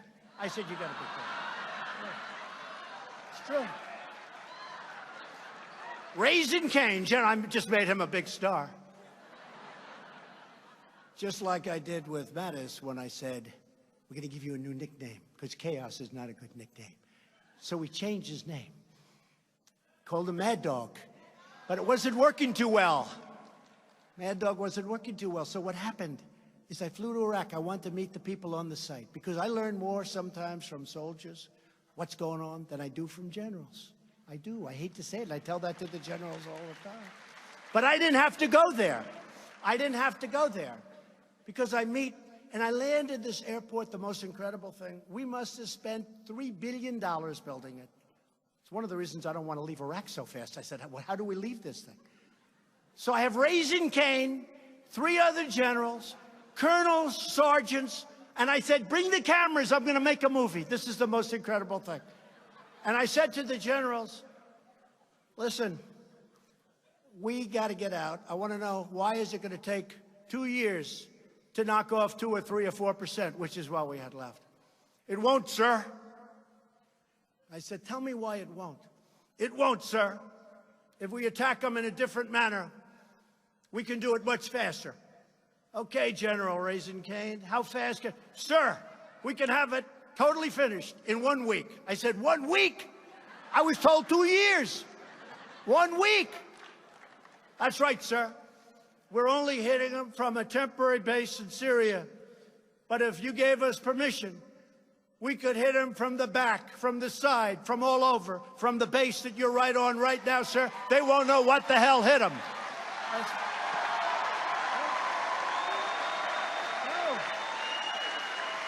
They won't know what the hell hit them, sir.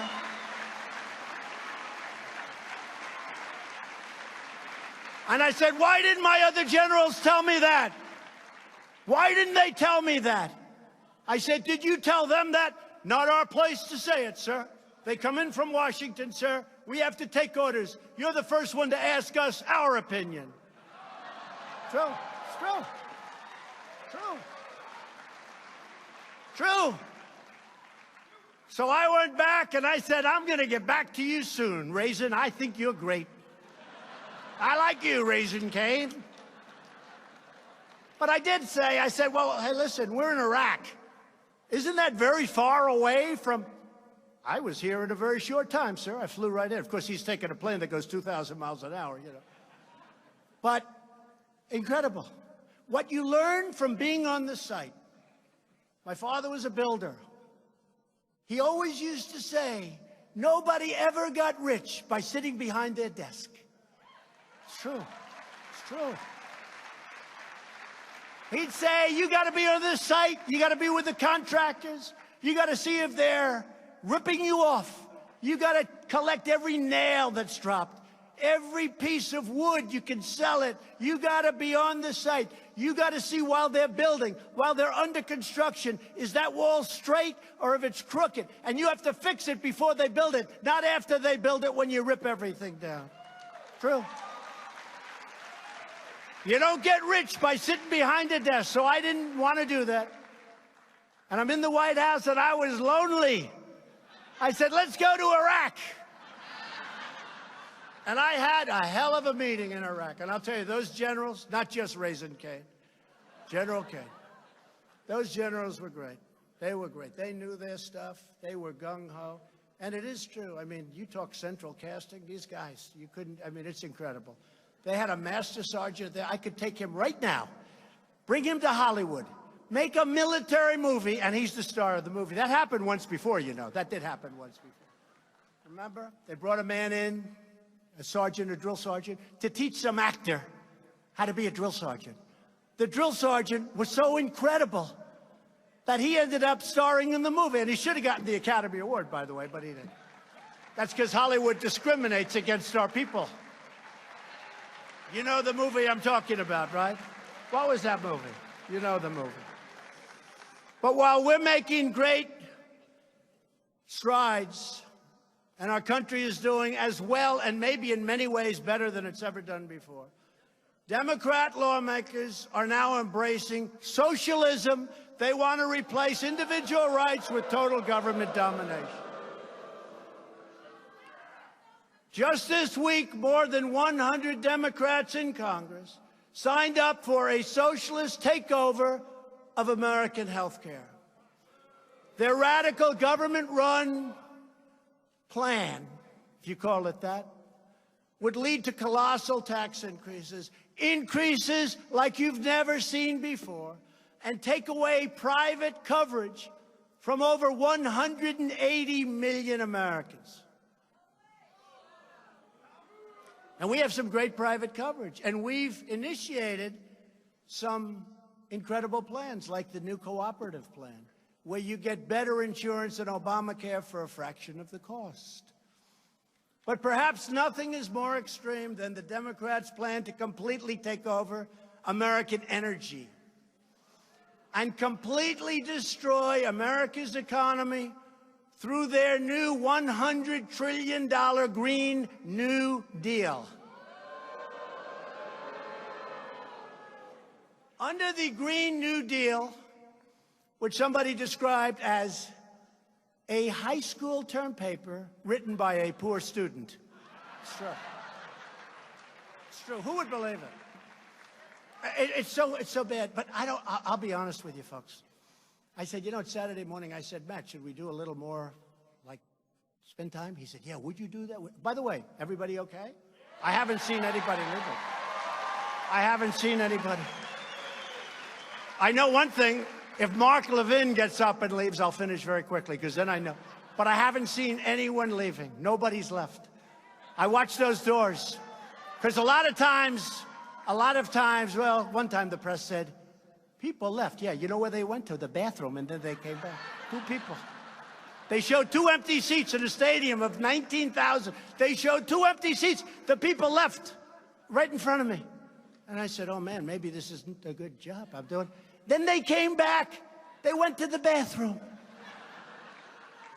And a certain fake news deal showed a picture on the front page of these 2 empty seats.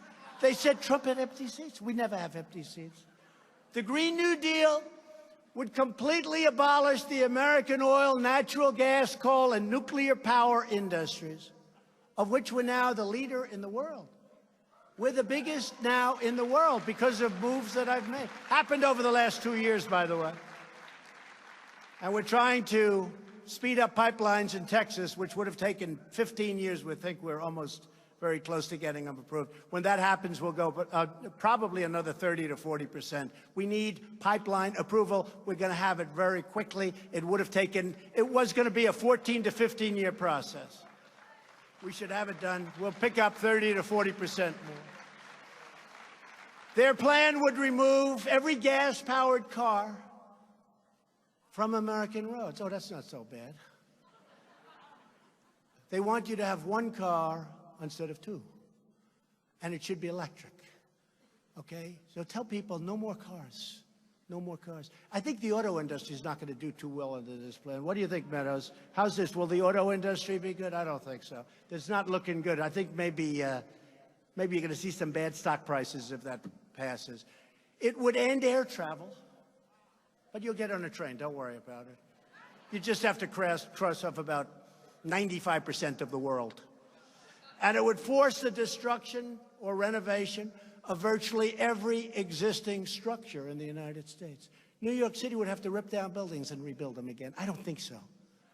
This is the craziest plan. And yet I see senators that are there for 20 years. White hair. See, I don't have white hair.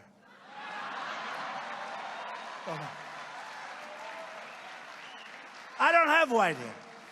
Now, I see these white hairs, long-time senators, standing behind this young woman, and she's ranting and raving like a lunatic.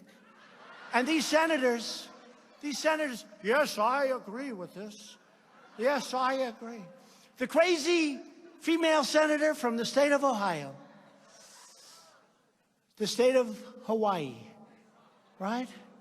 She's like a crazed person. What she said about men is so bad. What she said about men is so bad.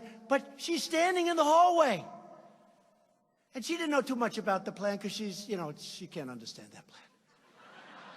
Which probably makes her smart, actually. Now, this is the senator from Hawaii, and they're saying to her, what do you think?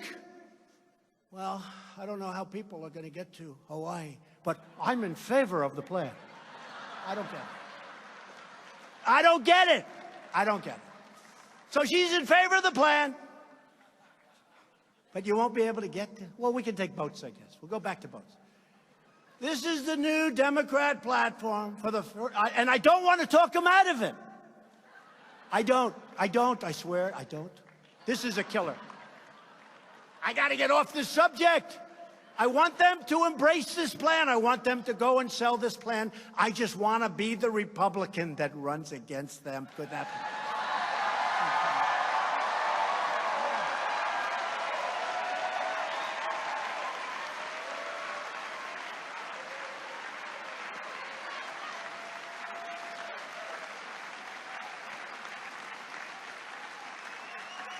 I'm going to regret this speech. This speech should have been delivered 1 year from now, not now, damn it. Because they're going to grit together. They're going to say, you know, this guy's really laying for us. I should have saved the Pocahontas thing for another year. Because I've destroyed her political career, and now I won't get a chance to run against her, and I would have loved it.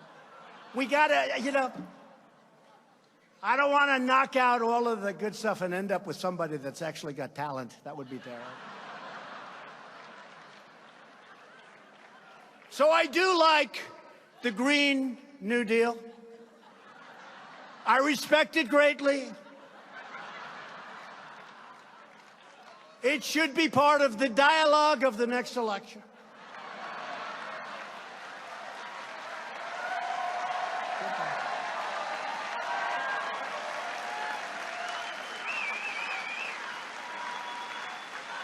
And I think it has tremendous promise and tremendous potential for the future of our country.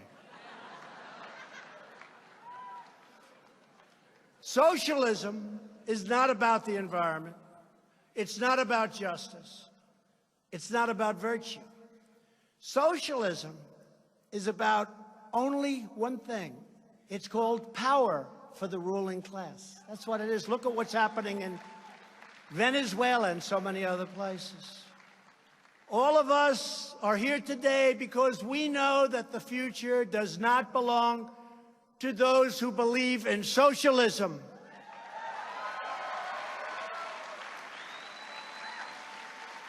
And I heard yesterday a great speech from our Vice President, Mike Pence, talking about this very subject and talking about it beautifully.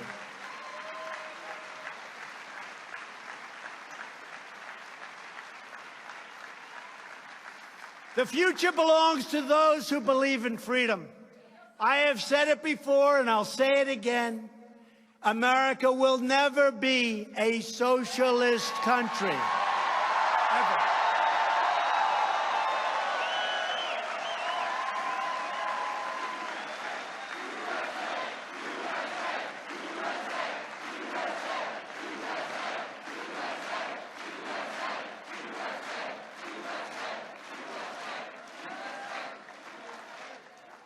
Young Americans. I love young Americans. Speaking of young Americans, Candace, stand up.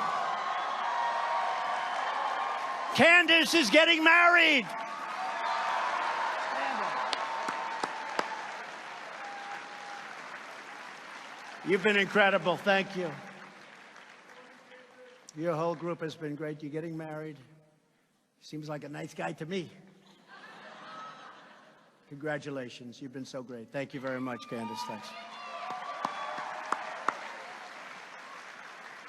And Charlie, what a job you're doing. Where's Charlie? Where's Charlie? Where is Charlie Kirk? Because he has done an incredible job. Thank you very much, Charlie. But young Americans like you are leading the revival of American liberty, sovereignty, and self-determination in the face of left-wing intolerance. The anger, the unbelievable anger, I see it every day. Fortunately for you, it's mostly pointed at me.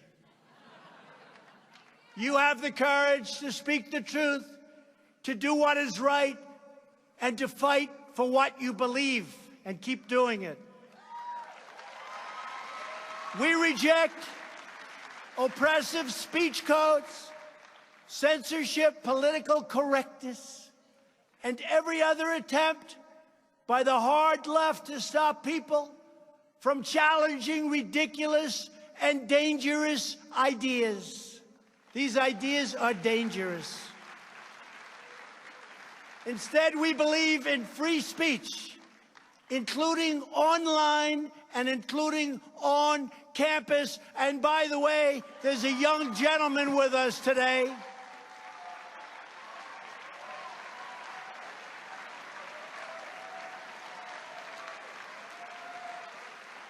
There's a young gentleman. I turned on my television the other day, and I saw somebody that was violently punched in the face.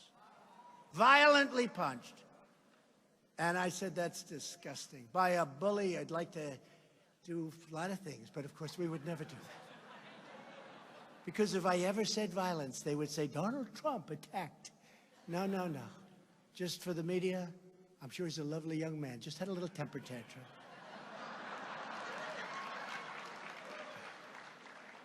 I've been there before with those people. I don't want to do it again.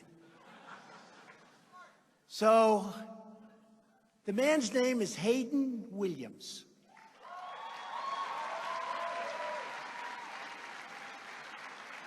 Where's Hayden? Where is he? Where is he? Hayden, come up here, please. Come.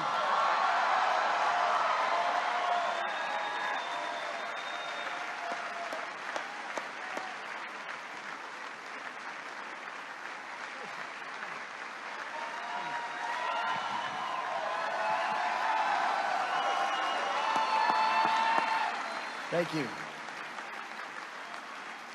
Thank you. So, at the Leadership Institute, we're committed to making campuses great again, and I thank you so much for bringing me up here to let me speak. It's great. It's great that I'm being recognized, and but there's so many conservative students across the country who are facing discrimination, harassment, and worse if they dare to speak up on campus. So I'm glad that we could bring this to the forefront. And I'd just like to say, if these socialist progressives had their way, they would put our Constitution through the paper shredder in a heartbeat. So, it's as important now than ever to work at Leadership Institute and campus reform, exposing these liberal abuses to the public. It's as important now as ever. And these students do it because they have a love of our nation and freedom, and frankly, a love for you, Mr. President. So if you keep defending us, we'll keep defending you. Thank you. Stay here for a second. So here's the one thing. I was going to call him, but I don't have to now. I see him here. But here's the one thing. I learned a number of things. First of all, he can take a punch. Muhammad Ali could take a punch. He can take a punch.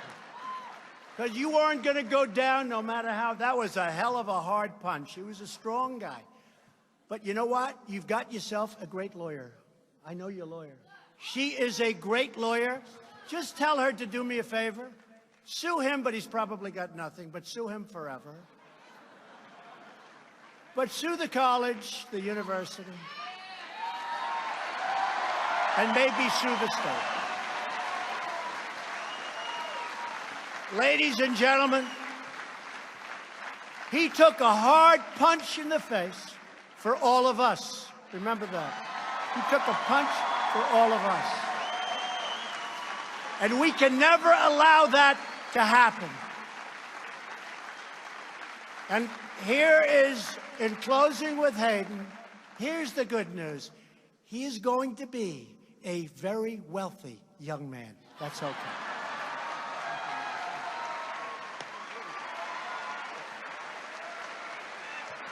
Go get him, Hayden.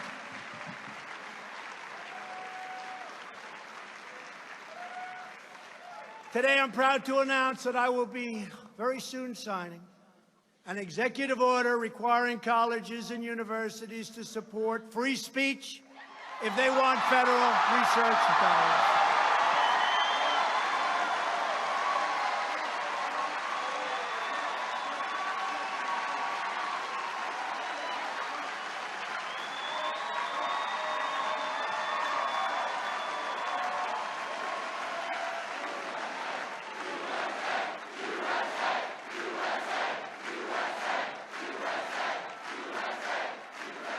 If they want our dollars, and we give it to them by the billions, they've got to allow people like Hayden and many other great young people and old people to speak. Free speech.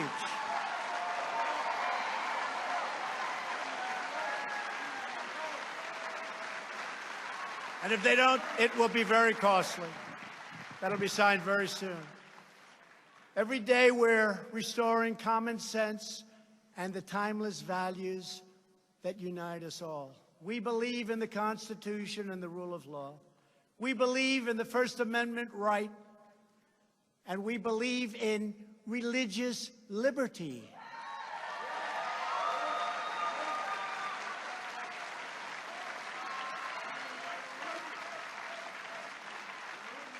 And we believe strongly in the Second Amendment and the right to keep and bear arms.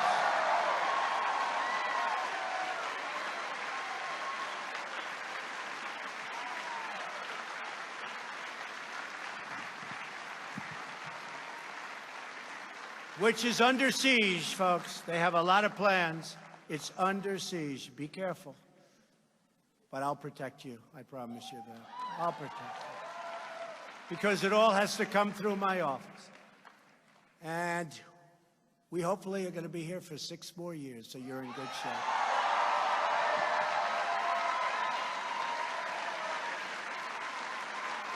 We believe in the American dream, not in the socialist nightmare. And we believe in the words of our national motto, "In God we trust."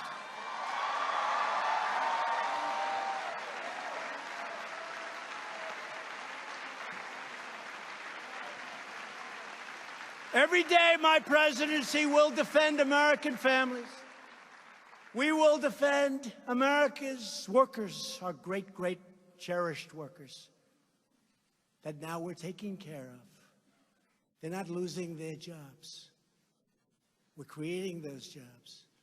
We're not letting those companies destroy their lives anymore. We will defend the American way of life. And we will always defend America's borders, because without borders, as I've said many times before, we don't have a country.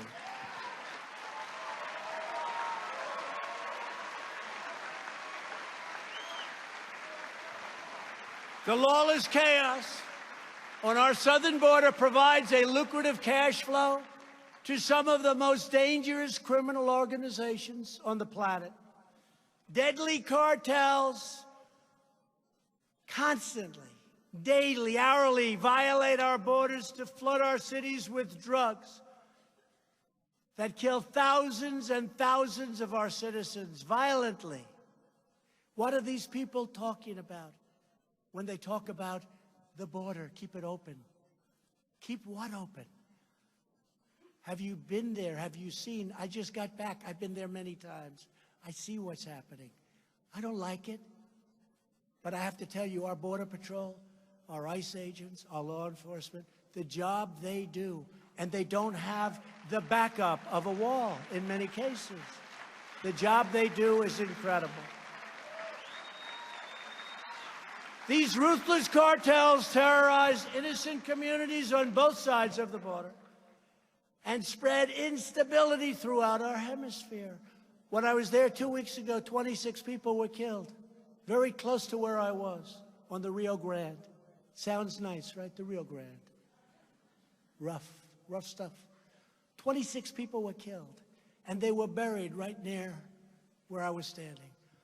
And the paper doesn't write about it. The news doesn't write about it. In the last 2 years alone, ICE officers made 266,000 arrests. Think of what that means. Think of that. Arrests. I'm not talking about people coming in. I'm talking they went out and arrested 266,000 people who have criminal records, and in some cases for murder. Who the hell wants to do that? Thank God they're doing it, because I don't want to do it. It's dangerous, it's hard, but they love our country. And they're tough people, but they love our country. Including those charged or convicted of approximately 100,000 assaults, 30,000 sex crimes, 25,000 burglaries, 4,000 kidnappings, and 4,000 violent murders. These are people that ICE is going in and getting, and either putting in jail or ideally bringing them back to other countries and letting them put in jail, because we don't want them. We don't want to have to pay for them for 50 years. You want them to pay a price, but we don't want to have to pay for them for 50 years. And all the nonsense you hear about the people that come in illegally are far better than the people we have. It's not true, folks, okay? It's false. It's false propaganda. Right? One recent study from FAIR, F-A-I-R, found that illegal aliens are incarcerated at 3 times the rate of legal residents. Those are the numbers. And if you look at prison population in federal prisons, these federal prisons the number is staggering. The number of illegals, far, far, far greater than any proportion of our population. But you don't hear that. You hear like these people are the greatest people in the world. Just ask the angel moms, how good are they? Those great angel moms who are treated so badly, so badly. Incredible people. But the simple reality is that every crime committed by an illegal immigrant is a crime that should never have happened in the first place.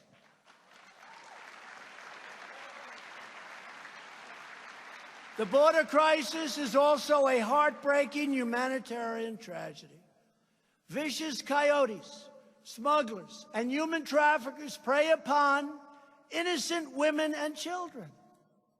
1 in 3 women is sexually assaulted on the dangerous journey north. When I ran for president, my first speech, I mentioned the word rape. The press went after me. I couldn't believe it. I said, will it be like this always? The answer was yes. It even got worse. From day one, I mentioned the word rape. If you look at that speech, that was so innocent compared to what's really happening. That was a very innocent speech compared to the real facts. Illegal immigration is not compassionate. It's inhumane, unjust, and cruel.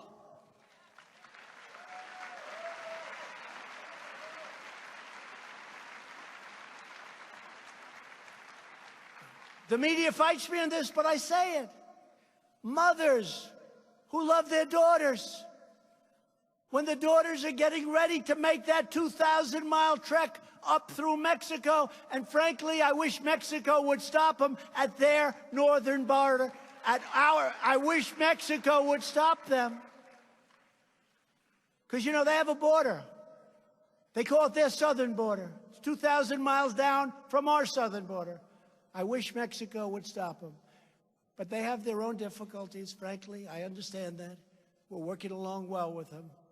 And they are doing a lot of things to help us with asylum and other elements of what we're doing. But mothers who love their daughters give them massive amounts of birth control pills because they know their daughters are going to be raped on the way up to our southern border. Think of that. True story. Told to me by the Border Patrol. So true and so sad. Think of how evil that is. Think of how bad it is. Those caravans. You look at those caravans, and some are phenomenal people. But in those caravans, you have stone-cold killers. You had the interview done by some innocent person who I think is actually back there now. And what is it that you want asylum for? Why are you coming to America? Murder. She goes, what? Murder. I mean, what's going on is incredible. And when those caravans are formed, do you think those countries that we used to give a lot of money to, I've cut it way back. I've cut it way back. Guatemala, Honduras, El Salvador. Do you think they're giving us, as we say, their best and their finest? Oh, let's send our best people up to America. Let's have our best people go in the caravan so we can give America our greatest people. No, no, no, no. They give us some very bad people. People with big, long crime records. People with tremendous violence in their past. Murderers, killers, drug dealers, human traffickers. They don't want to keep their good people because they're smart. It's so sad to see how stupid we've been. Border Patrol recently reported apprehending 7,000 unlawful migrants in a single week on just one part of the Texas border a couple of weeks ago. Our immigration system is stretched far beyond the breaking point. To confront this national security crisis, last month I declared a national emergency. A national emergency.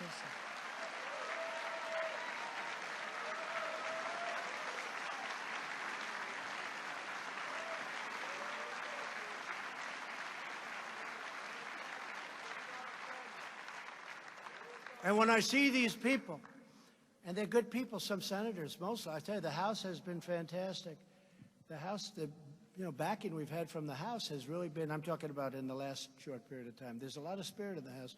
And I think in the Senate, too, but we're going to have to see because we have a vote coming up. And a lot of people talk about precedent. Precedent. That if we do this, the Democrats will use national emergency powers for something that we don't want. They're going to do that anyway, folks. The best way to stop that is to make sure that I win the election. That's the best way to stop that. They're going to do it anyway.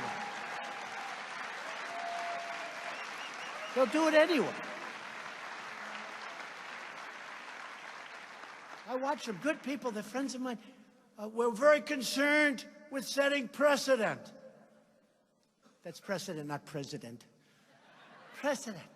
We're very concerned about setting precedent. I'm very concerned with having murderers and drug traffickers and drugs and drug cartels pouring into our country. That's what I'm concerned about. And the Democrats, they're going to do whatever they do if they get into power, and it won't have a damn thing to do with whether or not we approve our national emergency. Because let me tell you, they don't like it when I say it, but we are being invaded. We're being invaded by drugs, by people, by criminals, and we have to stop it. And we want people to come in, as I said before, but they have to come in legally and with merit.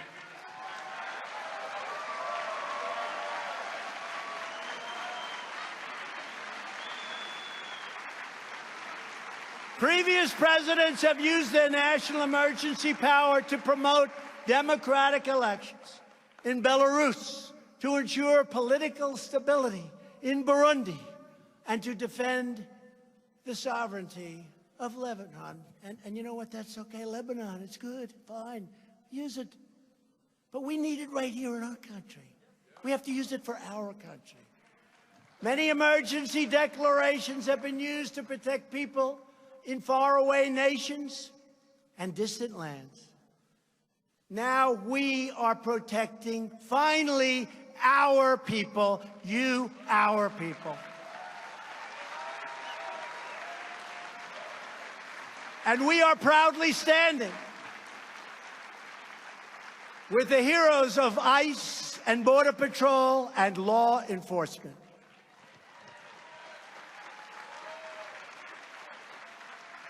Illegal immigration is also deeply unfair to American workers and taxpayers, including millions and millions of hardworking legal immigrants. If you care about helping immigrants and care about their success, if you care about reducing poverty and raising living standards, then you must support a safe, strong, and very, very secure border. We need an immigration policy that helps all Americans thrive, flourish, prosper. We need an immigration policy that's going to be great for our corporations and our great companies. We need an immigration policy where people coming into our country can love our country and love our fellow citizens.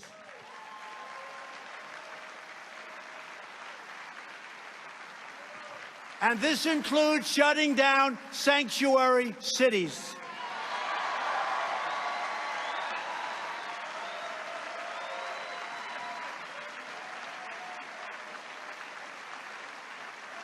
And we want to end catch and release.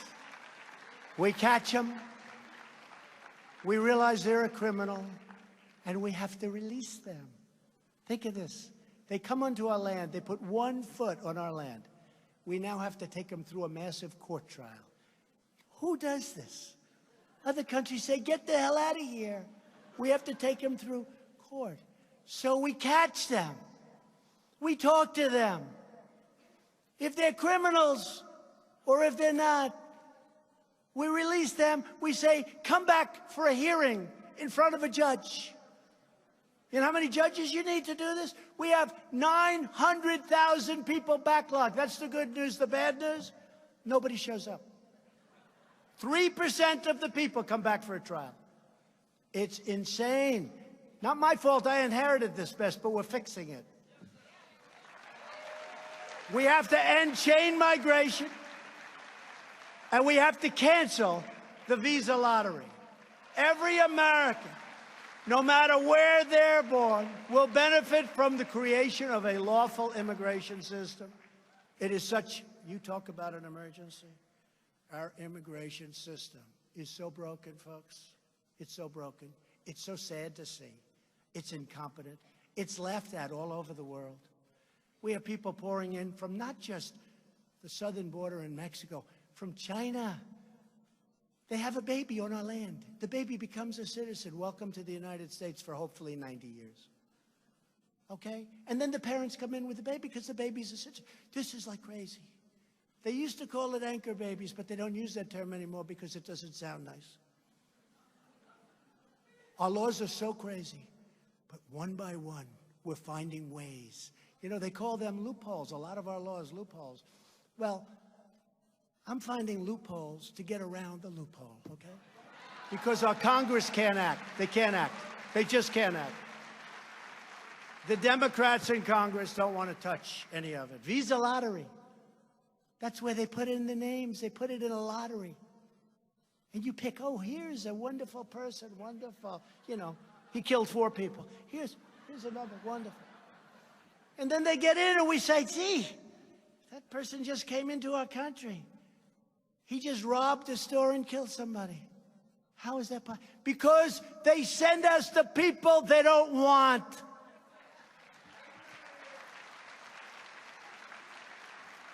Biggest form of subsidy we give to other nations. Immigration systems that prioritize the admission of those who can support themselves financially and contribute. We want people that can help themselves, that can support themselves. We have people coming in. We support them from the day they come in till the day they die. We can't do that as a country. We can't afford to do that as a country. Sadly, on immigration and so many other issues, Democrat lawmakers have totally abandoned the American mainstream. But that's going to be good for us in 2020. They're embracing open borders, socialism, and extreme late-term abortion. Weeks ago, lawmakers in New York cheered as they passed legislation to allow babies to be ripped from the womb of their mother, right up to the very moment of death. Then, in an act and a statement, the likes of which I don't think I've ever heard, in Virginia, the governor, a Democrat, stated that he would allow babies to be born outside. He would wrap them. He would take care of them. And then he'll talk to the mother and the father as to what to be done. And if they didn't want the child, who is now outside of the womb, long outside of the womb, they will execute the baby after birth. They will execute the baby after birth. And that's one many people have never even heard of or thought about. This is a radical agenda by the Democrats. And when you put something up, as was just put up before the Senate, everybody on the Democrat side votes for it. By the way, I have to say one thing. They're lousy politicians, and they have lousy policy. They have policy I could never sell if I wanted to. But, big but, they always stick together, and the Republicans don't. Remember that. Remember that. They always stick together. They vote in blocks. They have 47. We had a tremendous victory. We were given no credit. I can't go and campaign for all of the people in the House. Too many. And guys like Meadows wins by so many points, he doesn't need any help. He doesn't need. I said, Mark, you need any help? No, I'm okay. He'll win by 30, 35. They're okay. These guys, you know the funny thing? The ones that love Trump, the ones that are really the Trumpers, like Meadows, Jordan, Gates, so many of them. I don't want to, I get myself, I could just name them so many. They're the ones that win without, I mean, it's like they don't even have an election. It's the ones that sort of, they're a little shy about embracing what we're all about. They get clobbered. They get clobbered. Take a look. Those are the ones that get clobbered. But the good news is they're all starting to find that out. Just this week, Senate Democrats opposed legislation to prevent the killing of newborn infant children who survive abortions. Virtually every Democrat voted against protecting these precious babies. Everyone. They vote in groups. And we did have that great victory. We went for 51, and 2 that we didn't like got out. They said they retired. They didn't retire. They were retired. They said these 2 senators have decided to retire. No. They retired because they had like very little support. Like how about 5% and 8%? No, we did great. We had 53. We picked up in the Senate. They were going to win the Senate, remember? And I'll tell you, folks, I worked hard. I did 32 big, fat rallies. And those rallies brought us to a tremendous Senate victory so that we can continue onward with our judges and our approval.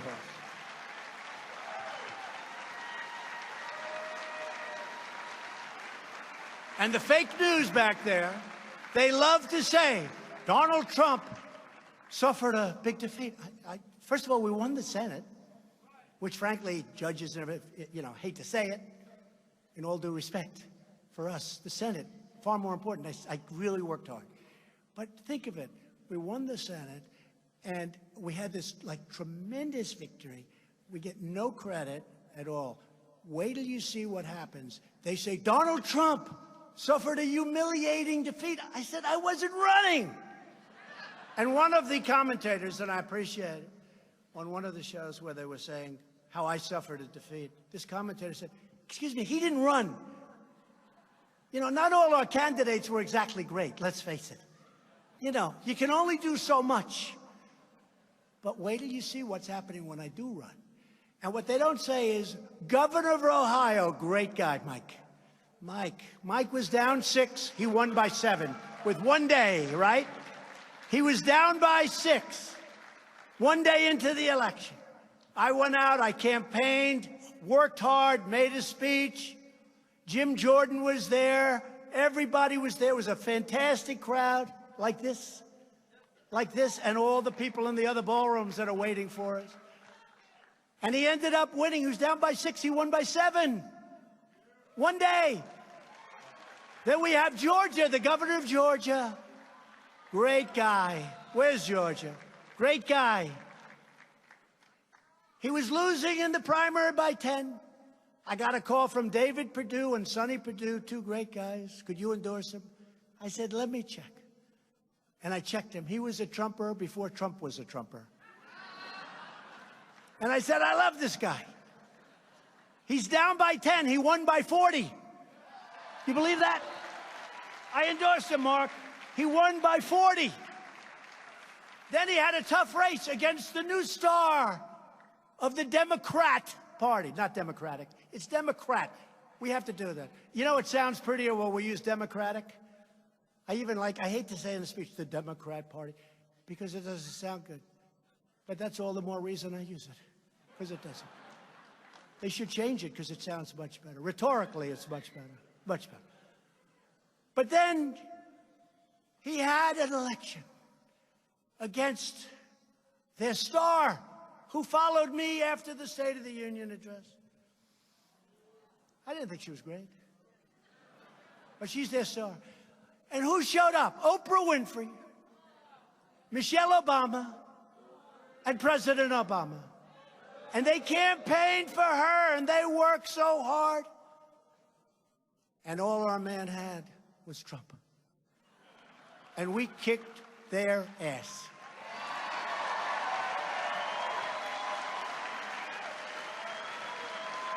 True.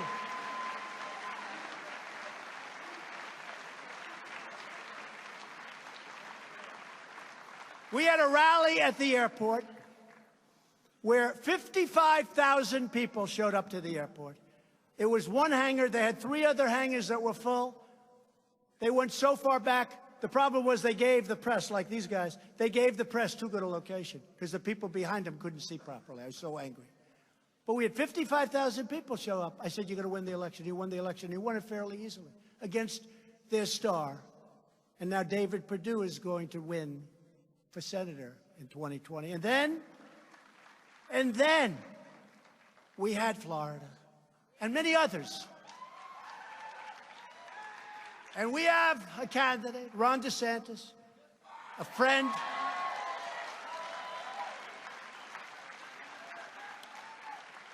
of many of us in this room, but nobody knew he was running. He was running against, in the primary, somebody that was easily going to win. He was scheduled to be the next governor of Florida. But Ron's been great to me on the witch hunt. He's been a defender of me against these phony charges of Russia. Russia. My wife said, you never spoke to anybody from Russia, darling. I said, that's right. But Ron DeSantis, I like people that defend me. You know, when people defend me, I defend them. So he came. That's why I like Mark. That's why I like Mark Levin. And I'm not sure a lot of people like him. He's tough as hell. But I like him. I love him. But then we have Florida. So Ron DeSantis is at 3. 3. He calls up, sir, could I have your endorsement? I said, Ron, you're at 3. Your opponent is, I guess, agriculture commissioner, has $22 million in the bank. His poll numbers are very good. He's up in the 20s or 30s. I said, Ron, don't make me do this, Ron. Sir, I can win. All right, Ron, here we go. Because I know if he loses, which almost never happens when I endorse somebody, almost never. Only one time, and that was because it was done in the middle of the day of the election. Nobody knew I did it. They got home, they said, I didn't know Trump endorsed him. but we really, rarely lose. But I said, Ron, don't do it. I said, all right, Ron, I'll do it. He went from 3 to 60. To 60. And then he ran against a guy who had unbelievable support. He had every celebrity going to Florida. He had money all over the place. And Ron was in there pitching, and I was in there pitching with him. And we now have a great governor in the state of Florida. And I could mention many others, other governors, many other states, but I'm not going to bore you with it. And I really think that it's incredible what we did in the midterms. I think it's incredible. Governor of Florida, governor of Ohio. Remember, you can't win unless you win the state of Ohio. We got the governor of Ohio, and he's great. Mike, we love you, Mike. As we defend American values at home, we are also defending American security abroad. We have secured all sorts of funding, all sorts of record everything, and we will never forget our military. We will never forget our veterans. We are taking care of our veterans like they've never been taken care of before. We just got them choice, so now they can go see a doctor. Now they can go and see a doctor instead of waiting online for weeks and weeks and weeks. And we got them accountability. You couldn't fire anybody in the VA. You had sadists. You had people that took advantage of our veterans. They've hit them. They were sadists. They were sick people. You couldn't fire them. You had thieves that were stealing, openly stealing. You couldn't fire them. I got a bill passed, VA accountability. Now you look at the guy, you say, get the hell out of here. You're fired. Get out. Nobody thought we could get it. For 40 years, they tried to get it. For 40 years, they tried to get it. They couldn't get it. And VA choice, they thought, for many, many decades, they've been trying to get VA choice. You could get it. Now, instead of waiting online for 2 days, 9 days, 3 weeks, people were dying. People that weren't very sick would be dead by the time they saw a doctor 6 weeks later. Now, these great veterans, if there's a big wait, they go outside, they go to a local doctor, we pay the bills, they get better, everybody's happy, and we actually save a lot of money, if you can believe it. And I got that approved after 44 years of being unable to get it approved. For our veterans, we love our veterans.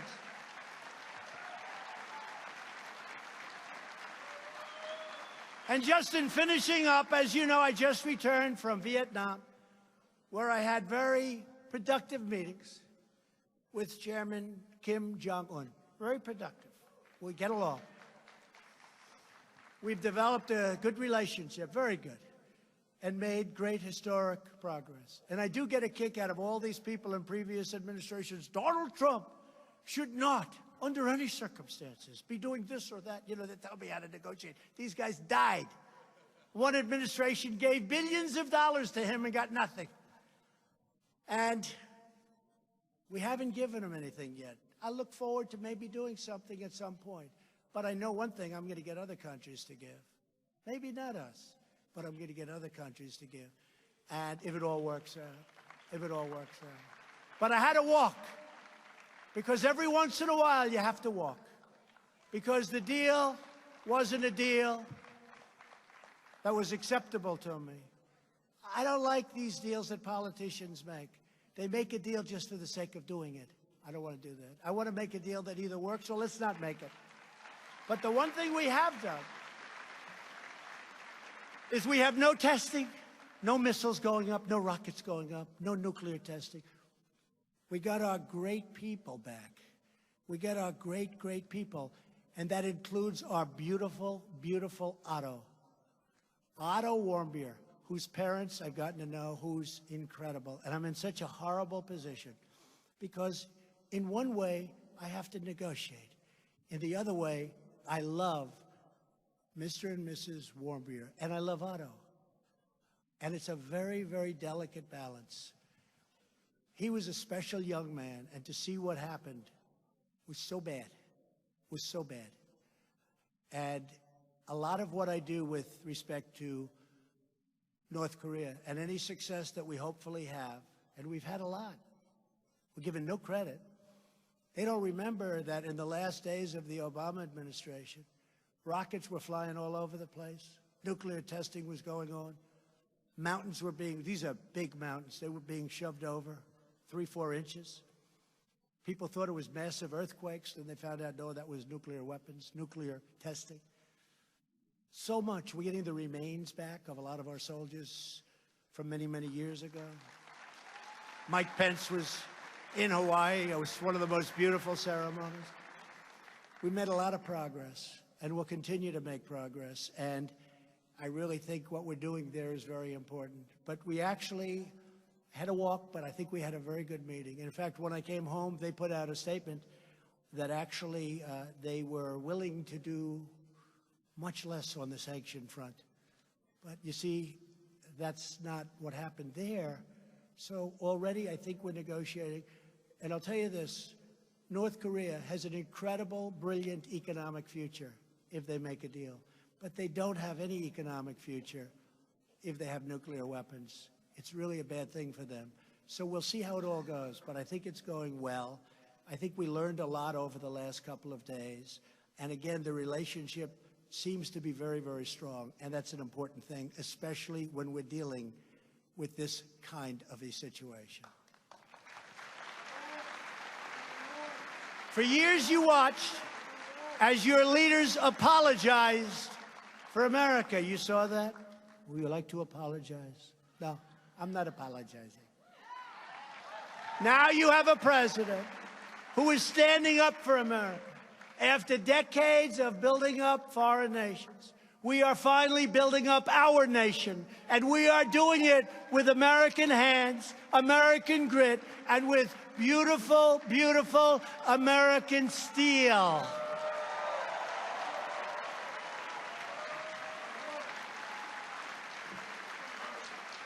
We are fighting to ensure that every young American inherits the same blessings and the same boundless opportunity that our ancestors fought to secure with all of their heart, might, and soul.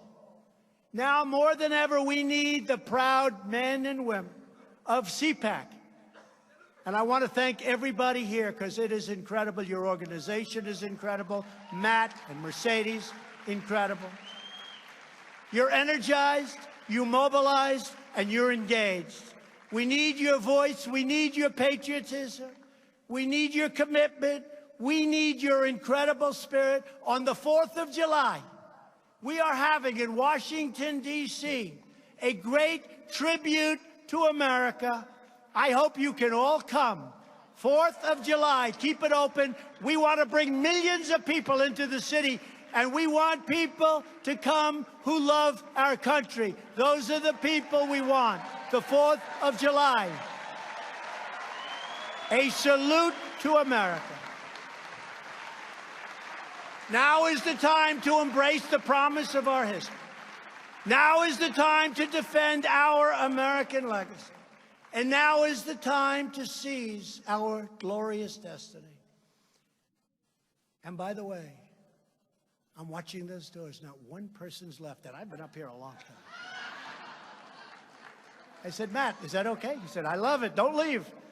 But not one person. So if you hear tomorrow when they read, people left. Nobody left early. There hasn't been one person that's left. But when you read it, you just say, fake news. This magnificent nation will always be the home of those who cherish life, who love liberty, and who defend the sacred rights given to us by Almighty God. Together we are one people, one family, and one nation, forever united behind one great American flag. Thank you to everybody in this room and to all of the other rooms all over the campus. and all over the country. We're hooked in all over the country. Thank you very much. I want to thank CPAC. What a job they've done. What a job Matt Schlapp and his family have done in such a short period of time in bringing this to a level like it's never been before. God bless you. God bless the United States of America. Thank you very much.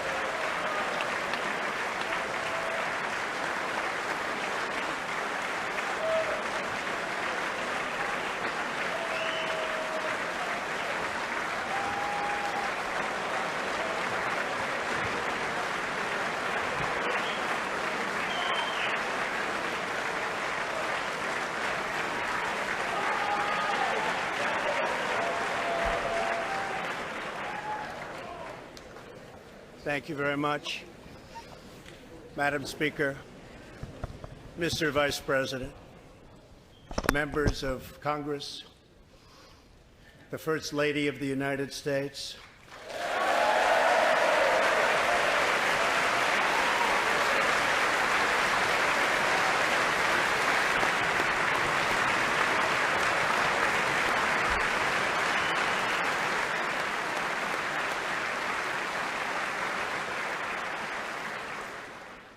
and my fellow Americans. We meet tonight at a moment of unlimited potential. As we begin a new Congress, I stand here ready to work with you to achieve historic breakthroughs for all Americans. Millions of our fellow citizens are watching us now gathered in this great chamber, hoping that we will govern not as two parties, but as one nation.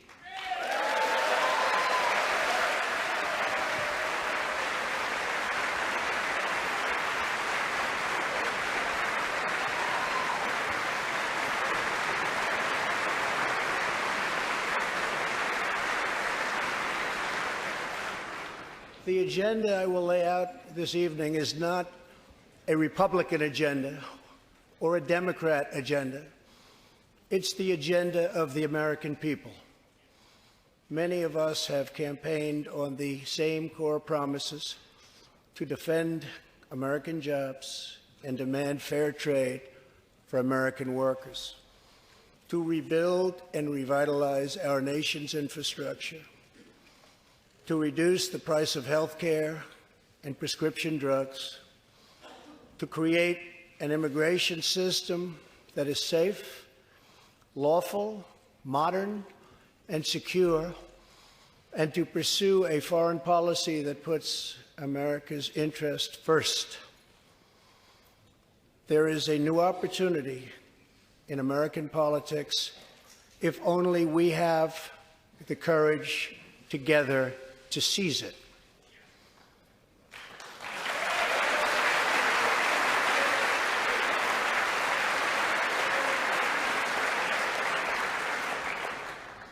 Victory is not winning for our party. Victory is winning for our country.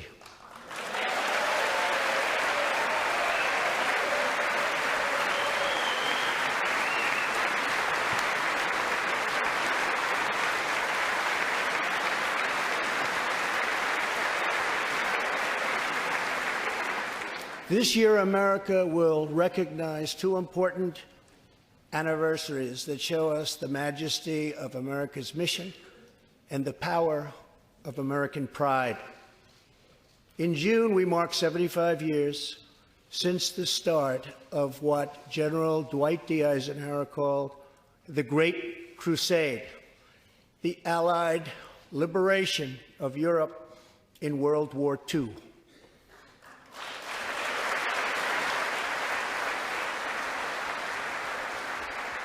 On D-Day, June 6, 1944, 15,000 young American men jumped from the sky and 60,000 more stormed in from the sea to save our civilization from tyranny.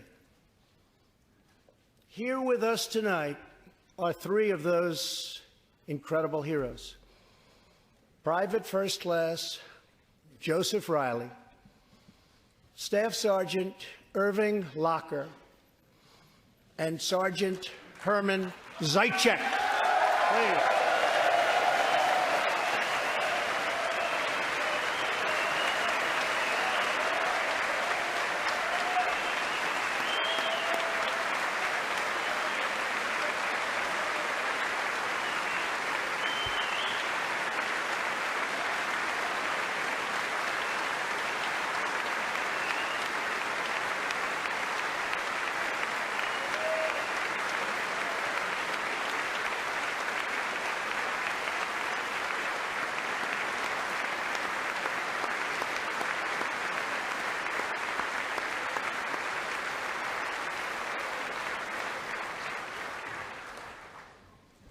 Gentlemen, we salute you. In 2019, we also celebrate 50 years since brave young pilots flew 250,000 miles through space to plant the American flag on the face of the moon. Half a century later, we are joined by one of the Apollo 11 astronauts who planted that flag, Buzz Aldrin.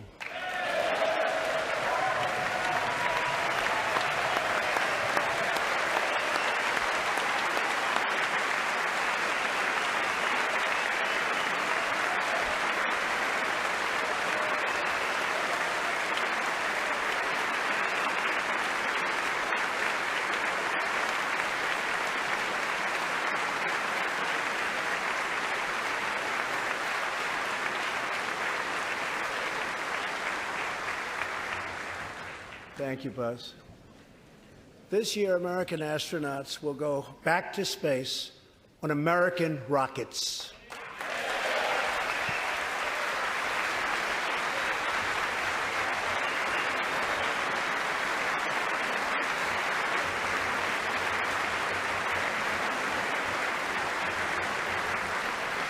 In the 20th century, America saved freedom, transformed science, redefined the middle class, and when you get down to it, there's nothing anywhere in the world that can compete with America.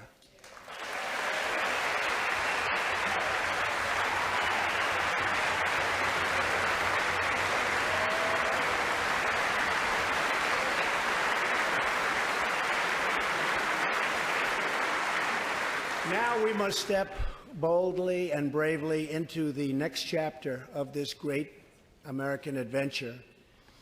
And we must create a new standard of living for the 21st century. An amazing quality of life for all of our citizens is within reach. We can make our communities safer, our families stronger, our culture richer, our faith deeper, and our middle class bigger and more prosperous than ever before.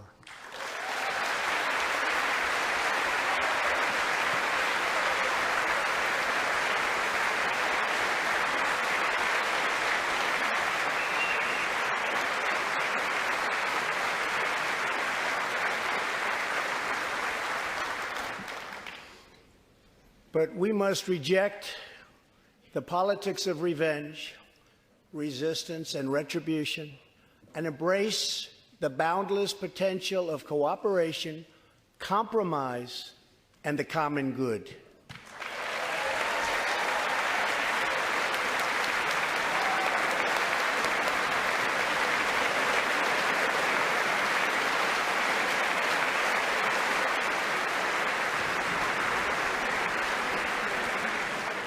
Together, we can break decades of political stalemate. We can bridge old divisions, heal old wounds, build new coalitions, forge new solutions, and unlock the extraordinary promise of America's future. The decision is ours to make. We must choose between greatness or gridlock, results or resistance, vision or vengeance, incredible progress or pointless destruction. Tonight, I ask you to choose greatness.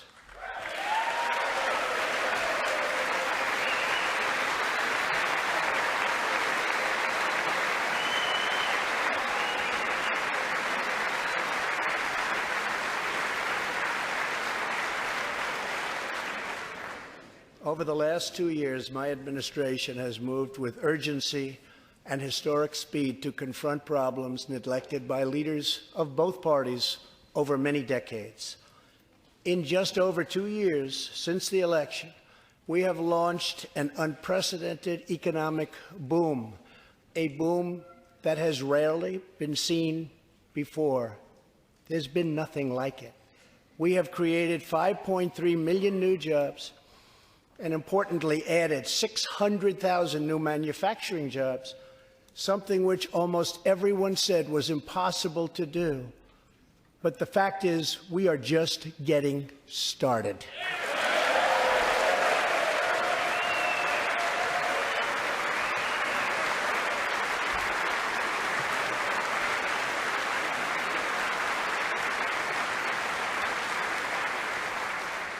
Wages are rising at the fastest pace in decades and growing for blue-collar workers who I promised to fight for.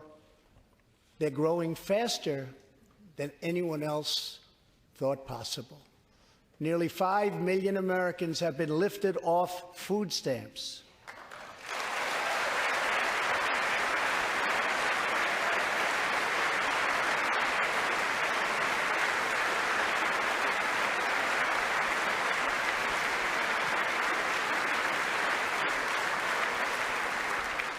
The U.S. economy is growing almost twice as fast today as when I took office, and we are considered far and away the hottest economy anywhere in the world, not even close.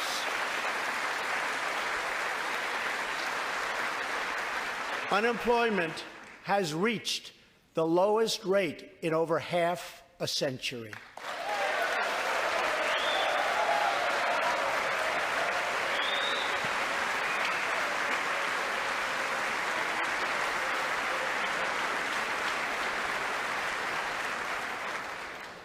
African American, Hispanic American, and Asian American unemployment have all reached their lowest levels ever recorded.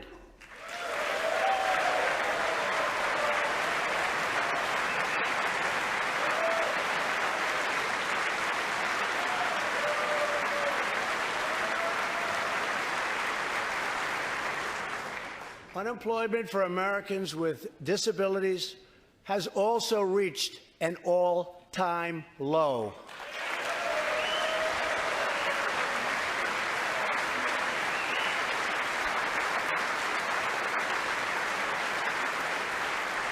More people are working now than at any time in the history of our country. 157 million people at work.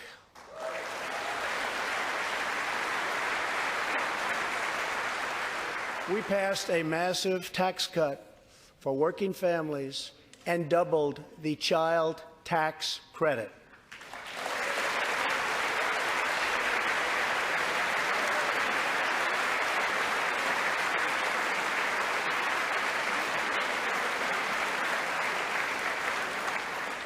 We virtually ended the estate tax, or death tax, as it is often called, on small businesses, for ranches, and also for family farms.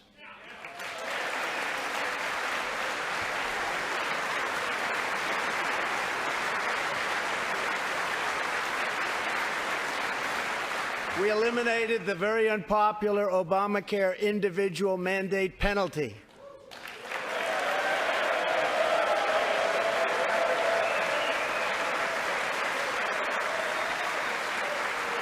And to give critically ill patients access to life-saving cures, we passed, very importantly, Right to Try.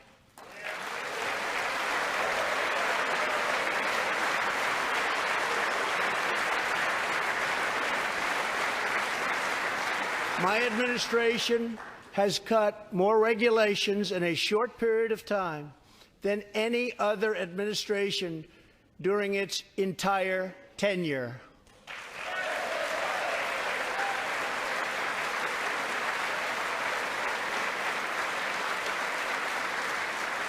Companies are coming back to our country in large numbers, thanks to our historic reductions in taxes and regulations.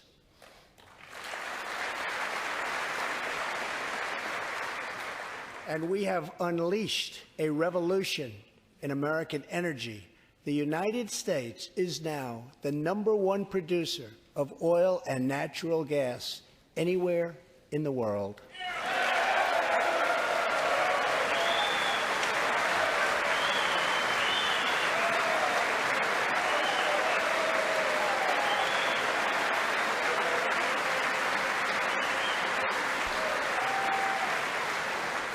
And now, for the first time in 65 years, we are a net exporter of energy.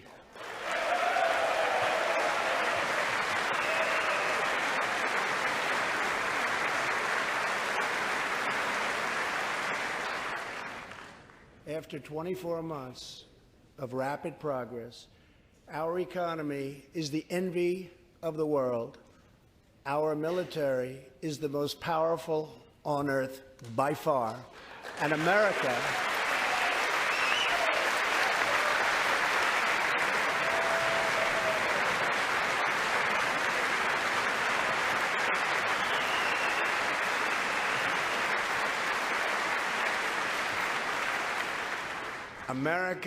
is again winning each and every day.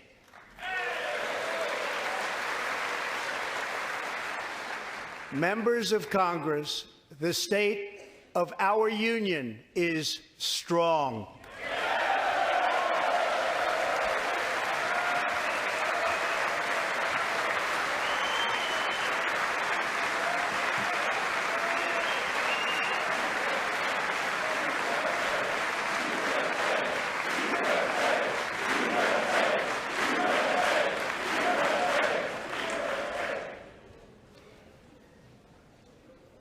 That sounds so good. Our country is vibrant, and our economy is thriving like never before. On Friday, it was announced that we added another 304,000 jobs last month alone, almost double the number expected.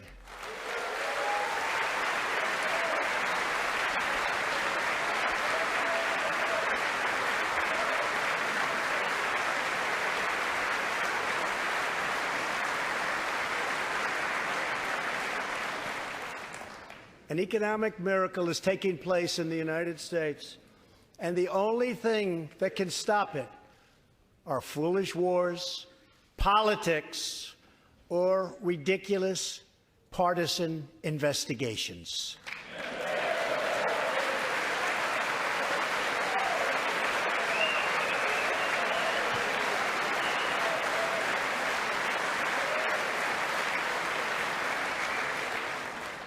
If there is going to be peace and legislation, there cannot be war and investigation. It just doesn't work that way. We must be united at home to defeat our adversaries abroad.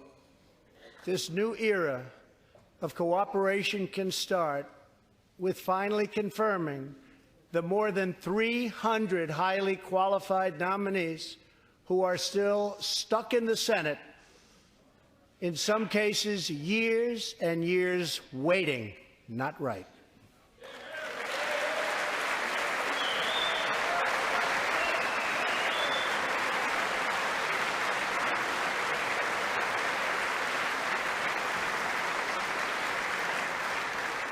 The Senate has failed to act on these nominations, which is unfair to the nominees and very unfair to our country. Now is the time for bipartisan action. Believe it or not, we have already proven that that's possible.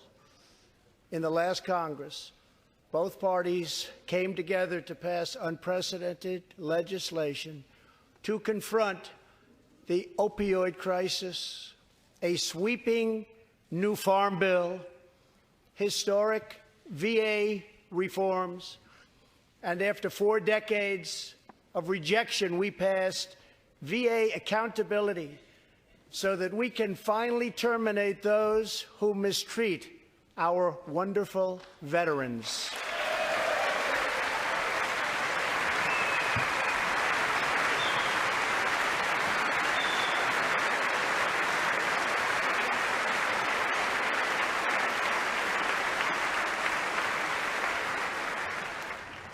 And just weeks ago, both parties united for groundbreaking criminal justice reform. They said it couldn't be done.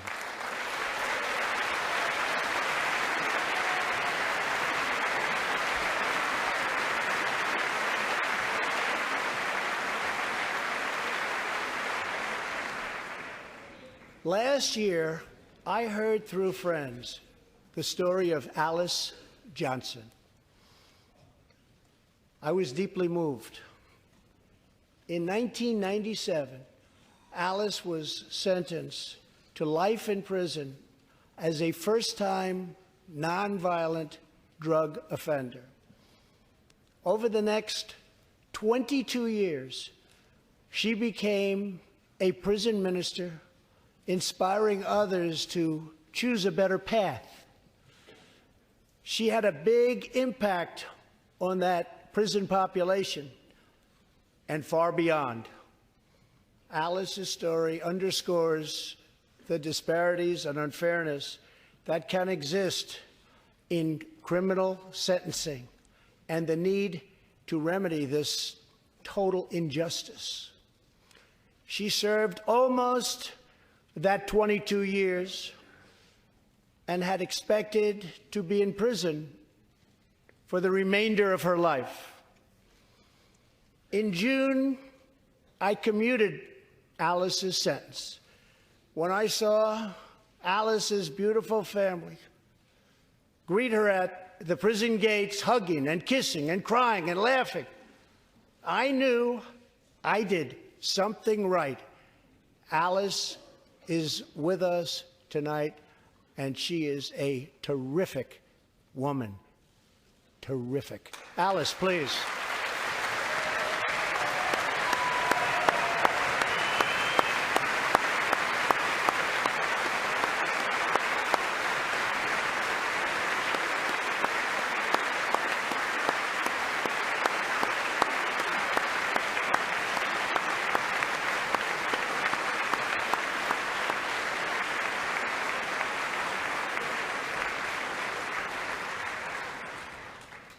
Alice, thank you for reminding us that we always have the power to shape our own destiny. Thank you very much, Alice. Thank you very much.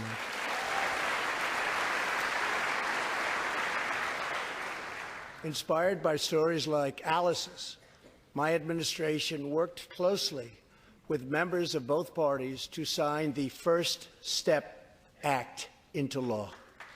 Big deal. Big deal.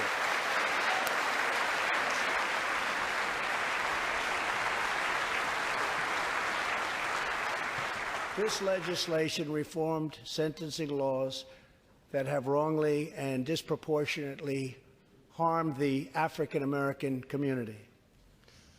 The First Step Act gives nonviolent offenders the chance to re-enter society as productive, law-abiding citizens. Now, states across the country are following our lead. America is a nation that believes in redemption. We are also joined tonight by Matthew Charles from Tennessee. In 1996, at the age of 30, Matthew was sentenced to 35 years for selling drugs and related offenses. Over the next 2 decades, he completed more than 30 Bible studies, became a law clerk, and mentored many of his fellow inmates. Now Matthew is the very first person to be released from prison under the First Step Act.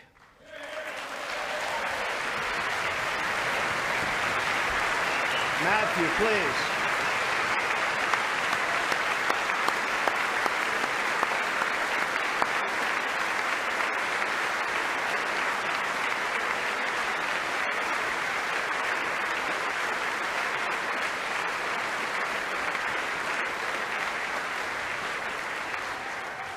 Thank you, Matthew.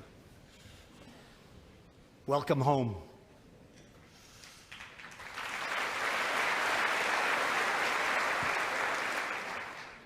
Now, Republicans and Democrats must join forces again to confront an urgent national crisis.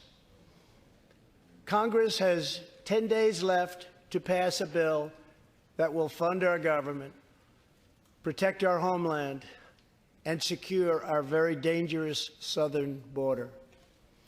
Now is the time for Congress to show the world that America is committed to ending illegal immigration and putting the ruthless coyotes, cartels, drug dealers, and human traffickers out of business.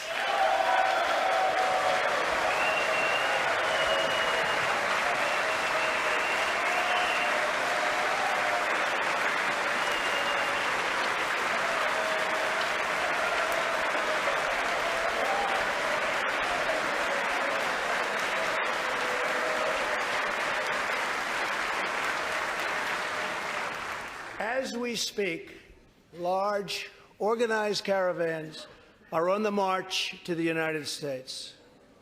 We have just heard that Mexican cities, in order to remove the illegal immigrants from their communities, are getting trucks and buses to bring them up to our country in areas where there is little border protection. I have ordered another 3,750 troops to our southern border to prepare for this tremendous onslaught.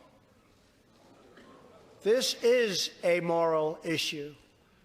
The lawless state of our southern border is a threat to the safety, security, and financial well-being of all America. We have a moral duty to create an immigration system that protects the lives and jobs of our citizens. This includes our obligation to the millions of immigrants living here today who followed the rules and respected our laws. Legal immigrants enrich our nation and strengthen our society in countless ways.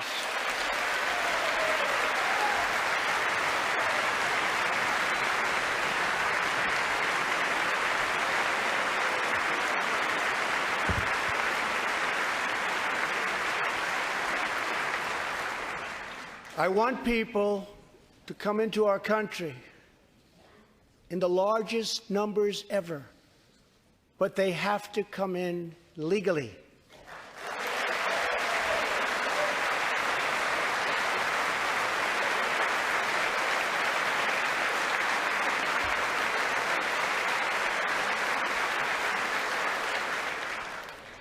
Tonight, I am asking you to defend our very dangerous southern border out of love and devotion to our fellow citizens and to our country. No issue better illustrates the divide between America's working class and America's political class than illegal immigration. Wealthy politicians and donors push for open borders while living their lives behind walls and gates and guards.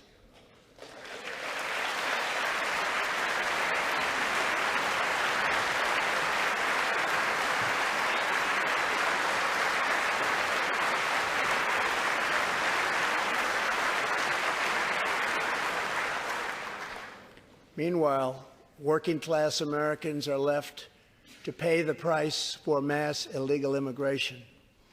Reduced jobs, lower wages, overburdened schools, hospitals that are so crowded you can't get in, increased crime, and a depleted social safety net. Tolerance for illegal immigration is not compassionate. It is actually very cruel.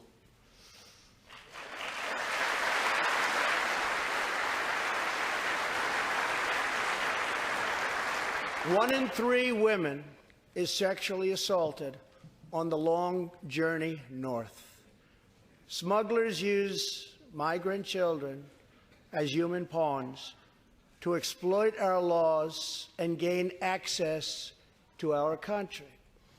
Human traffickers and sex traffickers take advantage of the wide open areas between our ports of entry to smuggle thousands of young girls and women into the United States and to sell them into prostitution and modern-day slavery.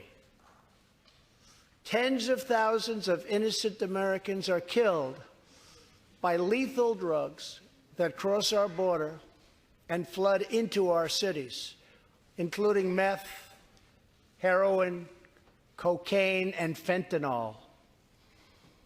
The savage gang, MS-13, now operates in at least 20 different American states, and they almost all come through our southern border. Just yesterday, an MS-13 gang member was taken into custody for a fatal shooting on a subway platform in New York City. We are removing these gang members by the thousands, but until we secure our border, they're going to keep streaming right back in. Year after year, countless Americans are murdered by criminal, illegal aliens. I've gotten to know many wonderful angel moms and dads and families. No one should ever have to suffer the horrible heartache that they have had to endure. Here tonight is Deborah Bissell. Just 3 weeks ago, Deborah's parents, Gerald and Sharon, were burglarized and shot to death in their Reno, Nevada home by an illegal alien. They were in their 80s and are survived by 4 children, 11 grandchildren, and 20 great-grandchildren. Also here tonight are Gerald and Sharon's granddaughter, Heather, and great-granddaughter, Madison. To Deborah, Heather, Madison, please stand. Few can understand your pain. Thank you, and thank you for being here. Thank you very much.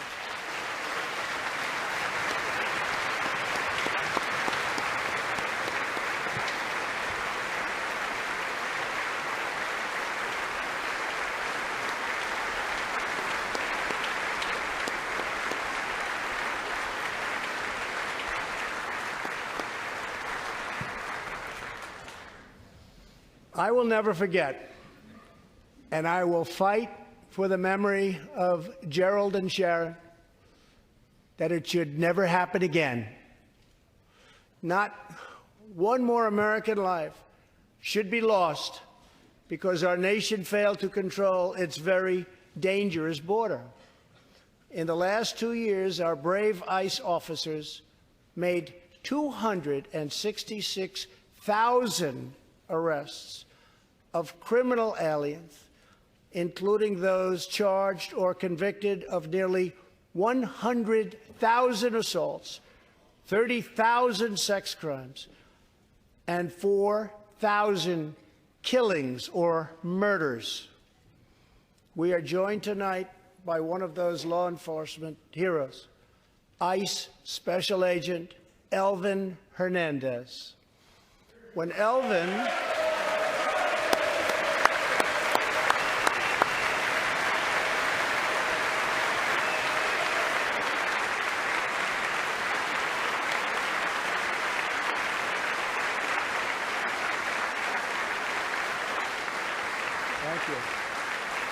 When Elvin was a boy, he and his family legally immigrated to the United States from the Dominican Republic.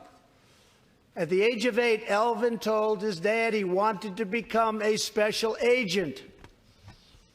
Today, he leads investigations into the scourge of international sex trafficking.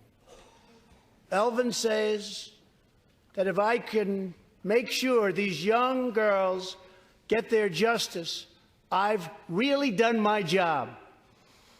Thanks to his work and that of his incredible colleagues, more than 300 women and girls have been rescued from the horror of this terrible situation, and more than 1,500 sadistic traffickers have been put behind bars.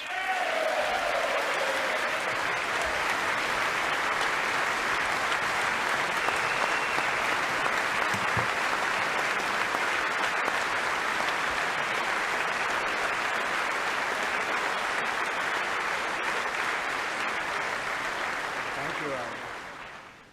We will always support the brave men and women of law enforcement. And I pledge to you tonight that I will never abolish our heroes from ICE. Thank you.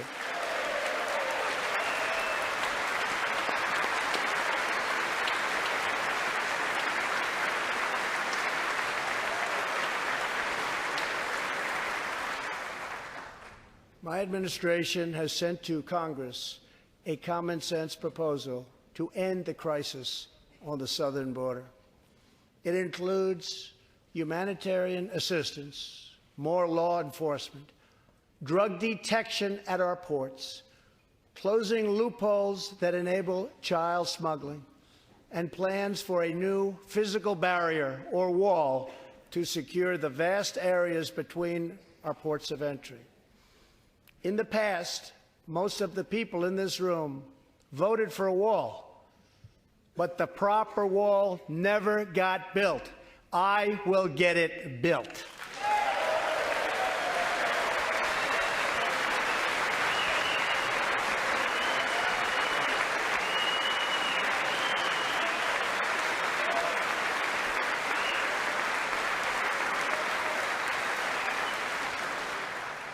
This is a smart, strategic, see-through steel barrier, not just a simple concrete wall. It will be deployed in the areas identified by the border agents as having the greatest need, and these agents will tell you where walls go up, illegal crossings go way, way down.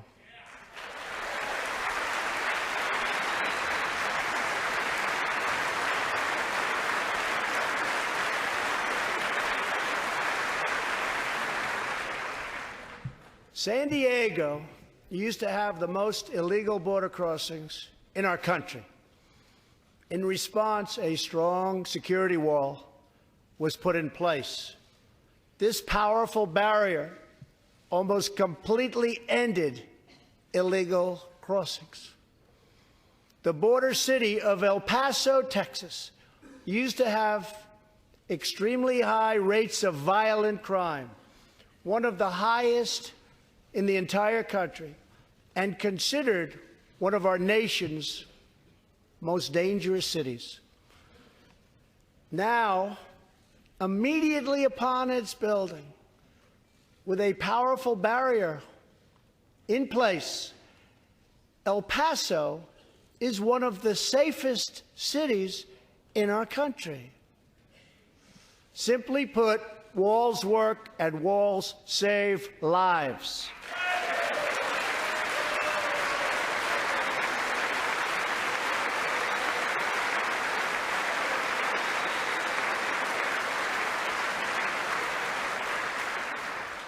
So let's work together, compromise, and reach a deal that will truly make America safe.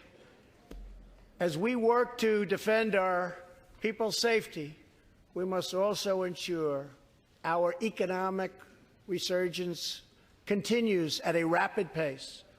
No one has benefited more from a thriving economy than women, who have filled 58% of the newly created jobs last year.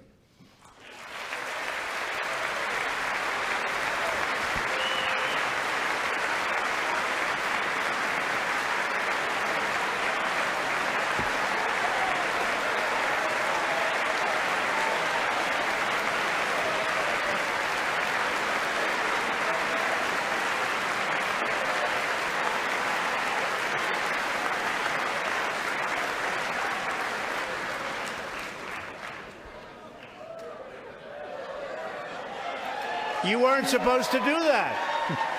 Thank you very much. Thank you very much. All Americans can be proud that we have more women in the workforce than ever before.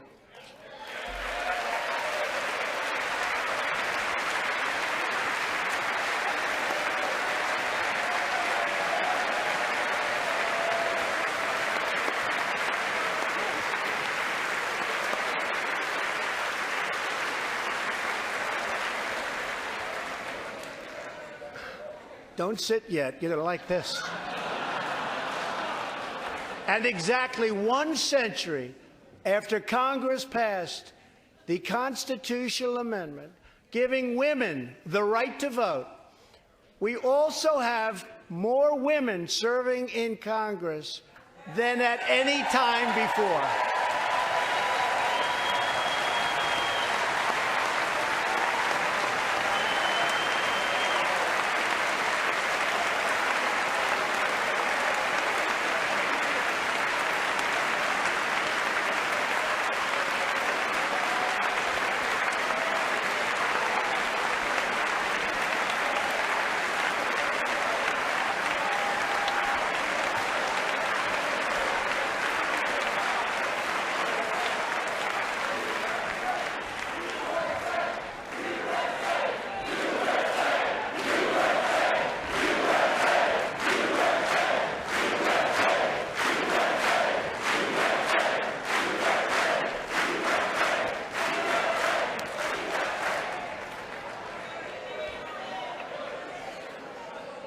That's great. Very great. And congratulations. That's great. As part of our commitment to improving opportunity for women everywhere, this Thursday, we are launching the first ever government-wide initiative focused on economic empowerment for women in developing countries. To build on, thank you. To build on our incredible economic success, one priority is paramount: reversing decades of calamitous trade policies. So bad. We are now making it clear to China that after years of targeting our industries and stealing our intellectual property, the theft of American jobs and wealth has come to an end.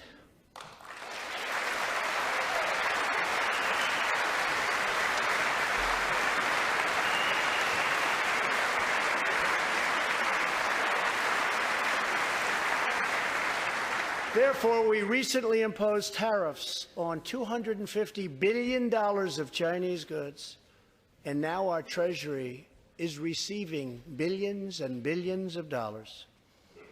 But I don't blame China for taking advantage of us. I blame our leaders and representatives for allowing this travesty to happen. I have great respect for President Xi, and we are now working on a new trade deal with China.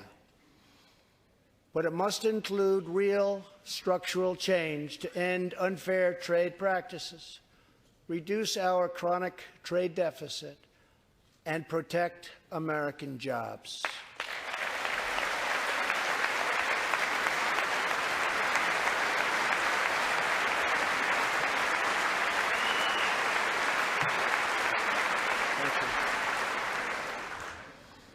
Another historic trade blunder was the catastrophe known as NAFTA.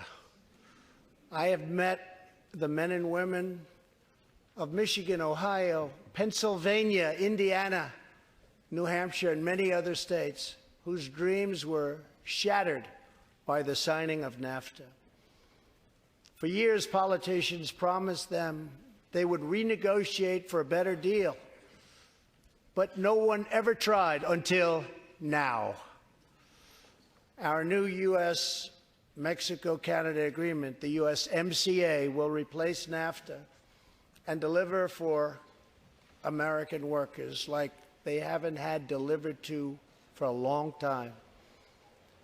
I hope you can pass the USMCA into law so that we can bring back our manufacturing jobs in even greater numbers, expand American agriculture, protect intellectual property, and ensure that more cars are proudly stamped with our 4 beautiful words, made in the USA.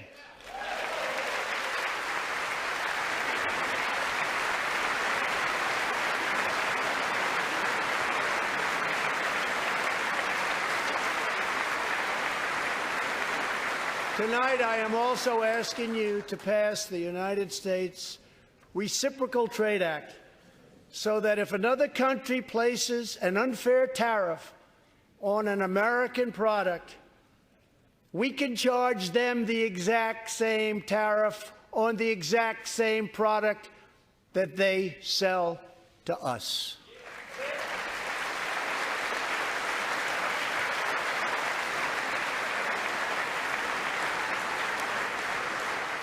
Both parties should be able to unite for a great rebuilding of America's crumbling infrastructure.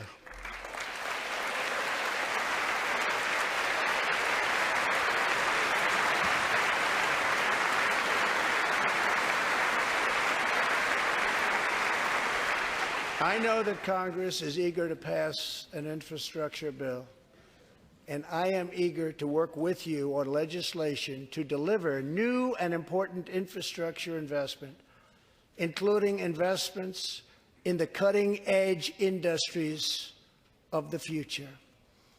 This is not an option. This is a necessity. The next major priority for me and for all of us should be to lower the cost of health care and prescription drugs, and to protect patients with pre-existing conditions.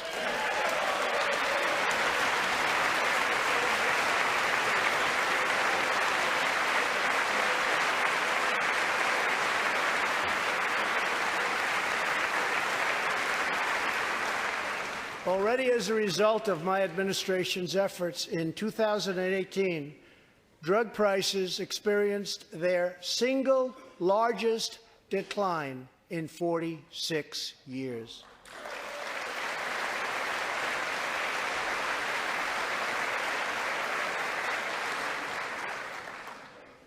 But we must do more. It's unacceptable that Americans pay vastly more than people in other countries for the exact same drugs, often made in the exact same place. This is wrong. This is unfair. And together, we will stop it, and we'll stop it fast.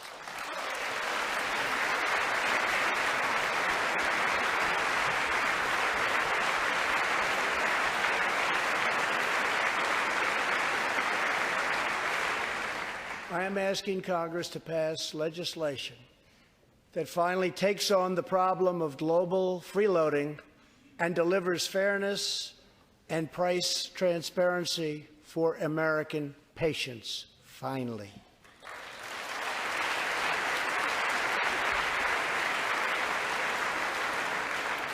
We should also require drug companies, insurance companies, and hospitals to disclose real prices to foster competition and bring costs way down.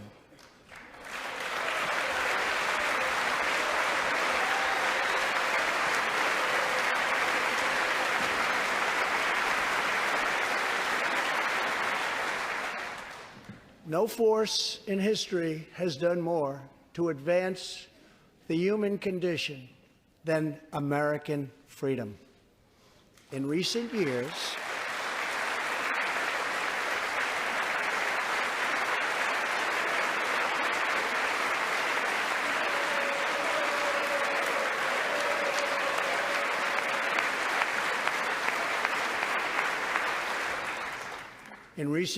we have made remarkable progress in the fight against HIV and AIDS.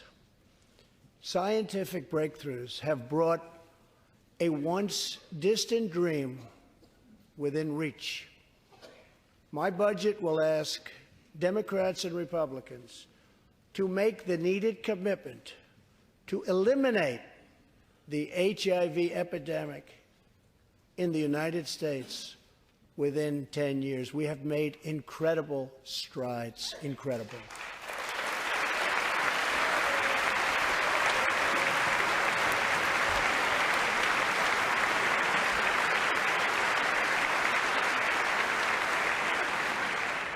Together, we will defeat AIDS in America and beyond.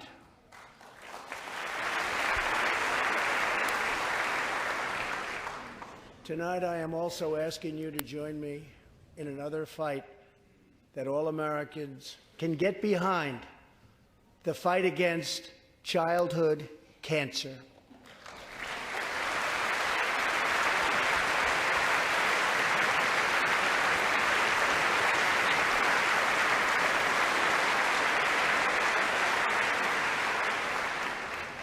Joining Melania in the gallery this evening is a very brave 10-year-old girl, Grace Eline. Every birthday,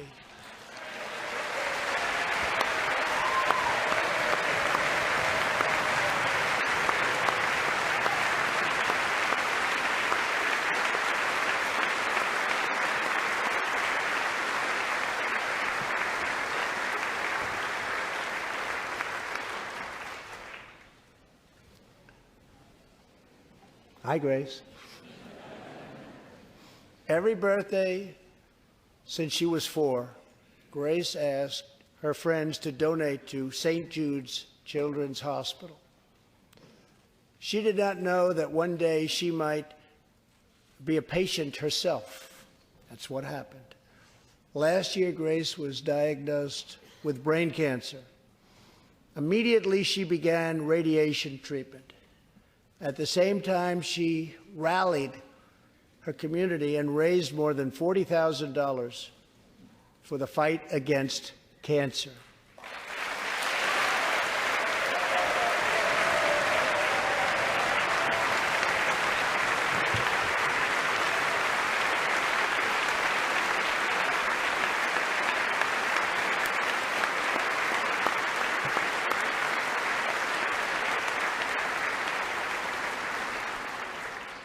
When Grace completed treatment last fall, her doctors and nurses cheered.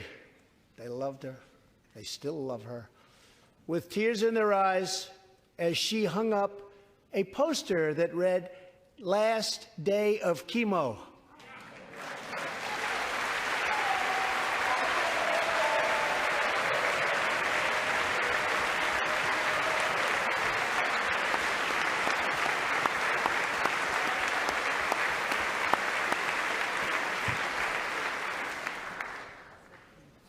Thank you very much, Grace. You are a great inspiration to everyone in this room. Thank you very much. Many childhood cancers have not seen new therapies in decades. My budget will ask Congress for $500 million over the next 10 years to fund this critical life-saving research. To help support working parents, the time has come to pass school choice for Americans' children.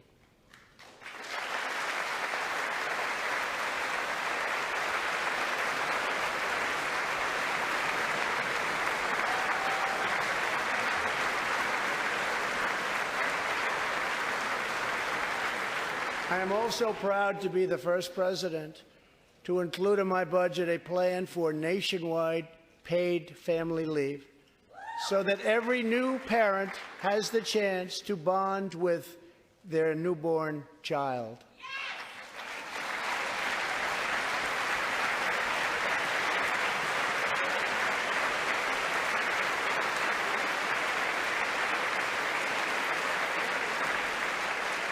There could be no greater contrast to the beautiful image of a mother holding her infant child than the chilling displays our nation saw in recent days.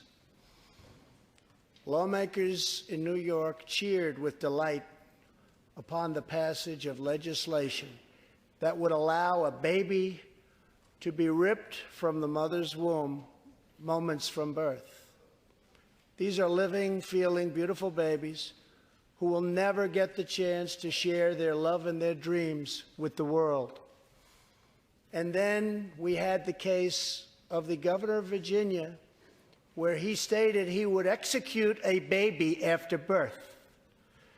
To defend the dignity of every person, I am asking Congress to pass legislation to prohibit the late-term abortion of children who can feel pain in a mother's womb.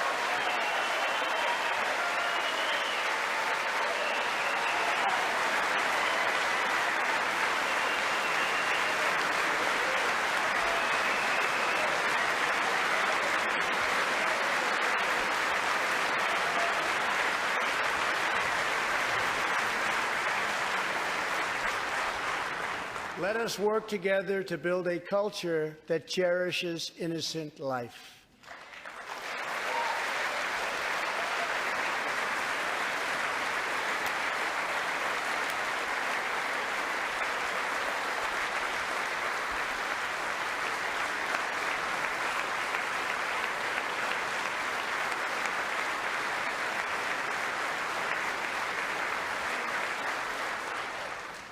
And let us reaffirm a fundamental truth.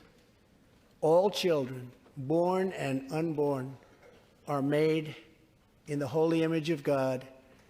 The final part of my agenda is to protect American security.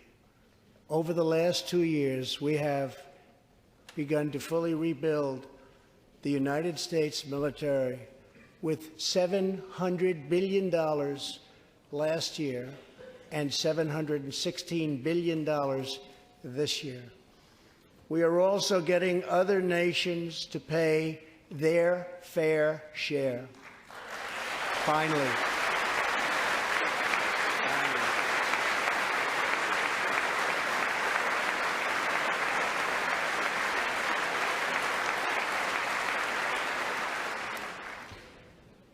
For years, the United States was being treated very unfairly by friends of ours, members of NATO. But now we have secured, over the last couple of years, more than $100 billion of increase in defense spending from our NATO allies. They said it couldn't be done.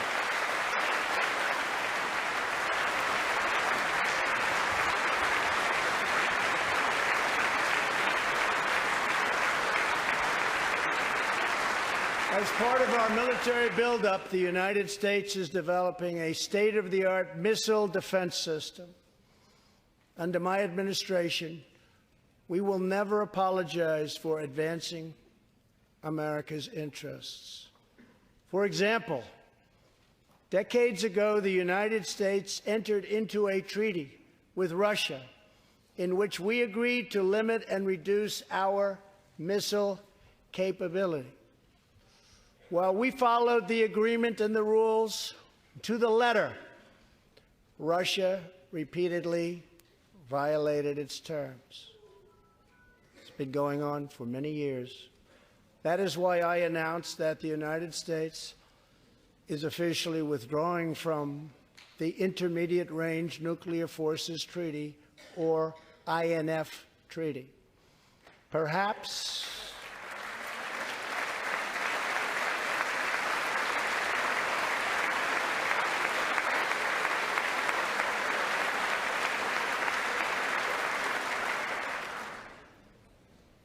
we really have no choice. Perhaps we can negotiate a different agreement, adding China and others, or perhaps we can't, in which case we will outspend and out-innovate all others by far.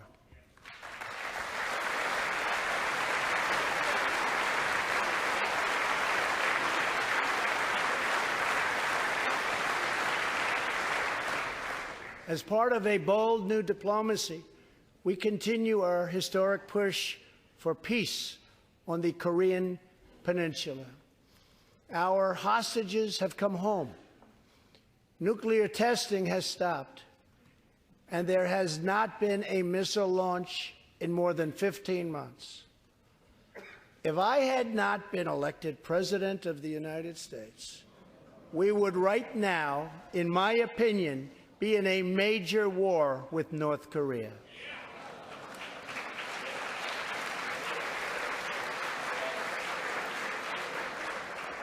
Much work remains to be done, but my relationship with Kim Jong-un is a good one.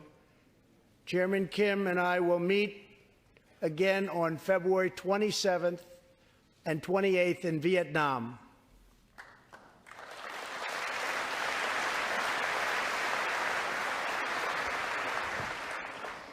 Two weeks ago, the United States officially recognized the legitimate government of Venezuela and its new president, Juan Guaido.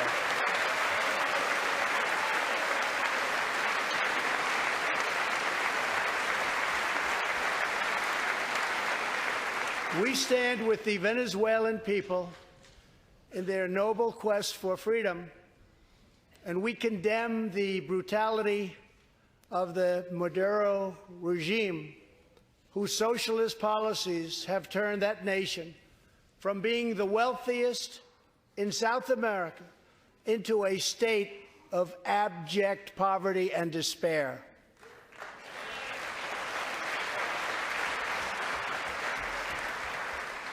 Here in the United States, we are alarmed by the new calls to adopt socialism in our country. America was founded on liberty and independence, and not government coercion, domination, and control. We are born free, and we will stay free.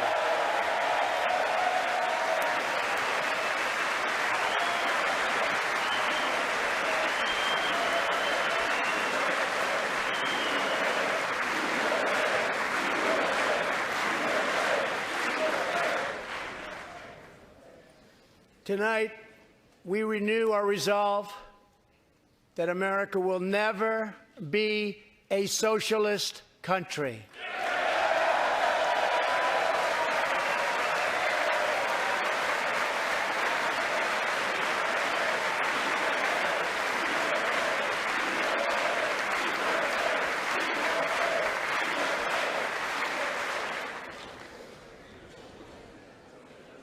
One of the most complex set of challenges we face, and have for many years, is in the Middle East.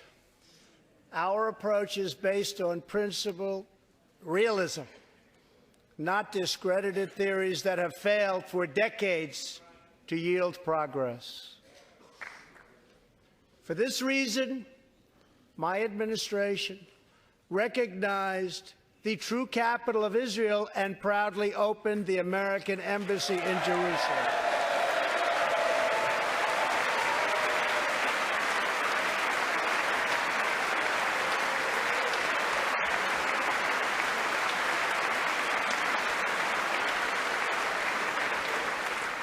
Our brave troops have now been fighting in the Middle East for almost 19 years.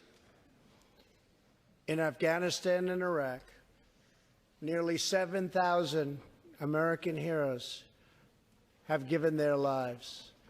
More than 52,000 Americans have been badly wounded.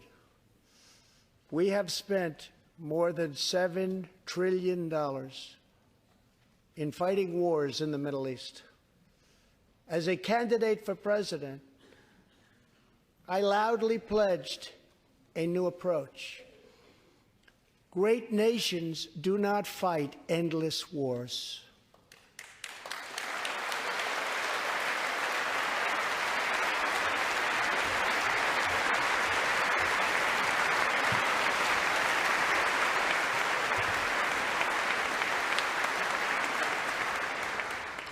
When I took office, ISIS controlled more than 20,000 square miles in Iraq and Syria just 2 years ago.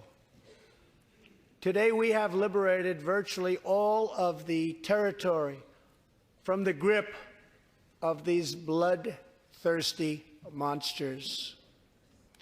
Now, as we work with our allies to destroy the remnants of ISIS, it is time to give our brave warriors in Syria a warm welcome home. I have also accelerated our negotiations to reach, if possible, a political settlement in Afghanistan. The opposing side is also very happy to be negotiating. Our troops have fought with unmatched valor, and thanks to their bravery, we are now able to pursue a possible political solution to this long and bloody conflict.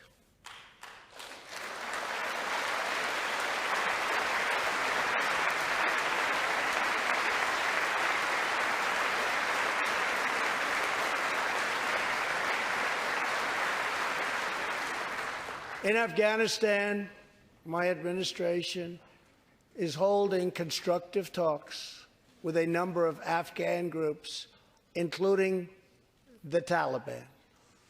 As we make progress in these negotiations, we will be able to reduce our troops' presence and focus on counterterrorism, and we will indeed focus on counterterrorism.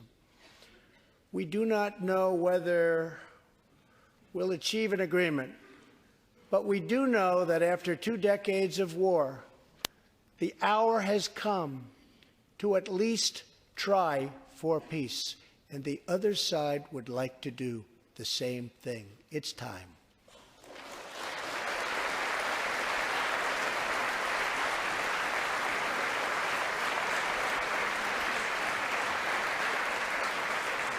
Above all, friend and foe alike must never doubt this nation's power and will to defend our people. 18 years ago, violent terrorists attacked the USS Cole, and last month, American forces killed one of the leaders of that attack.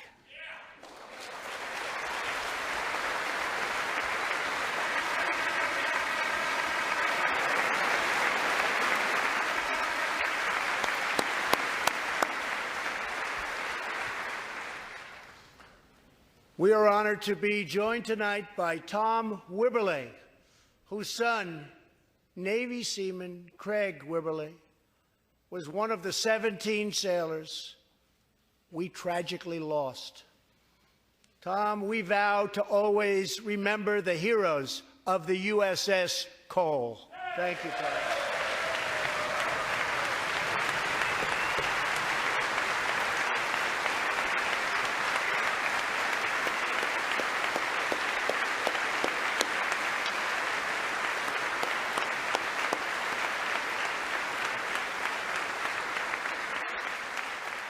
My administration has acted decisively to confront the world's leading state sponsor of terror, the radical regime in Iran. It is a radical regime. They do bad, bad things. To ensure this corrupt dictatorship never acquires nuclear weapons, I withdrew the United States from the disastrous Iran nuclear deal.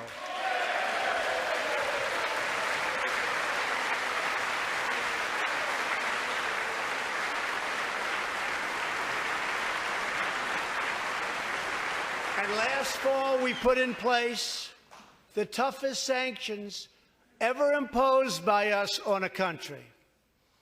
We will not avert our eyes from a regime that chants death to America and threatens genocide against the Jewish people.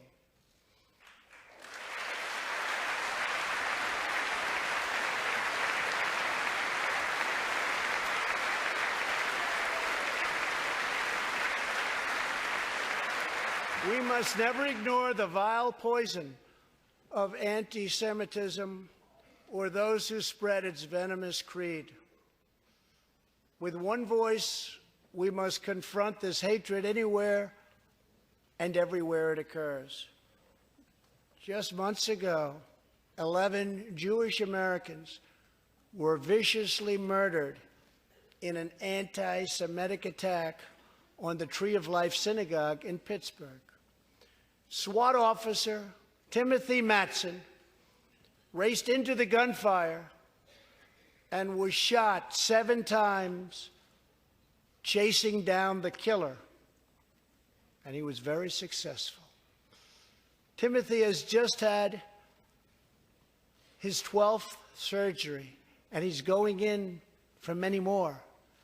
But he made the trip to be here with us tonight. Officer Matson, please.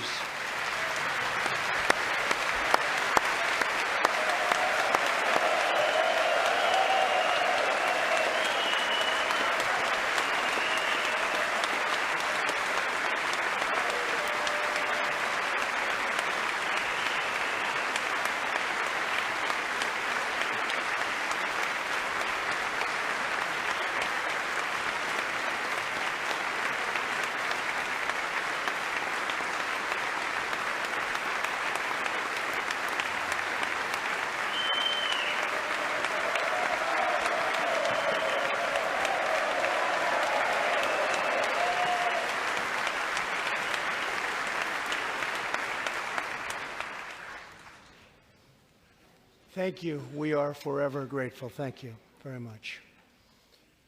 Tonight, we are also joined by Pittsburgh survivor, Judah Samet. He arrived at the synagogue as the massacre began. But not only did Judah narrowly escape death last fall, more than 7 decades ago, he narrowly survived the Nazi concentration camps. Today is Judah's 81st birthday.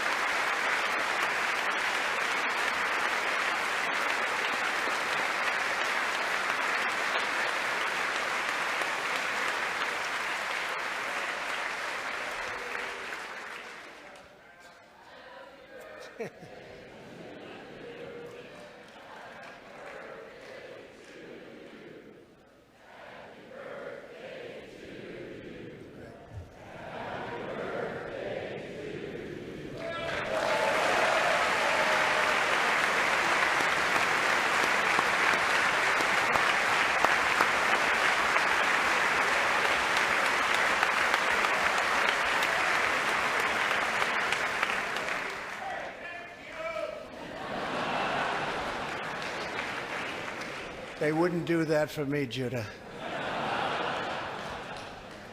Judah says he can still remember the exact moment nearly 75 years ago, after 10 months in a concentration camp, when he and his family were put on a train and told they were going to another camp. Suddenly, the train screeched to a very strong halt. A soldier appeared. Judah's family braced for the absolute worst. Then his father cried out with joy, "It's the Americans! It's the Americans!"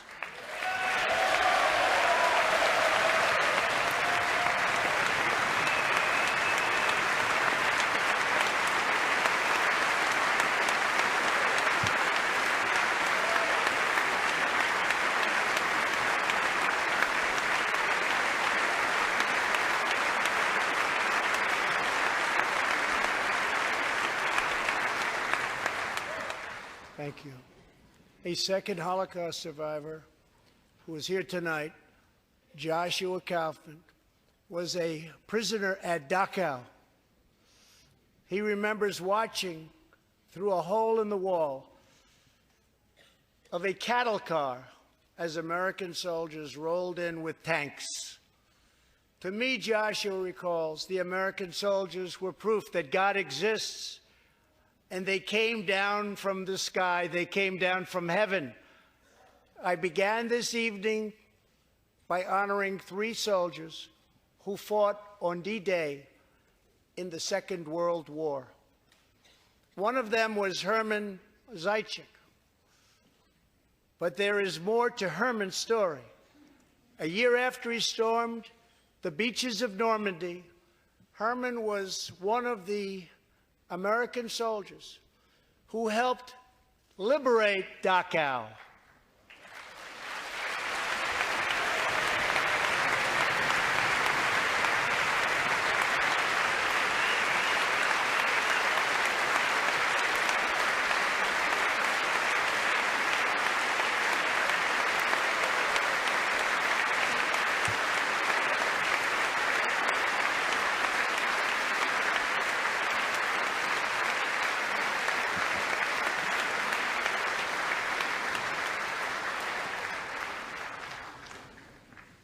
He was one of the Americans who helped rescue Joshua from that hell on earth.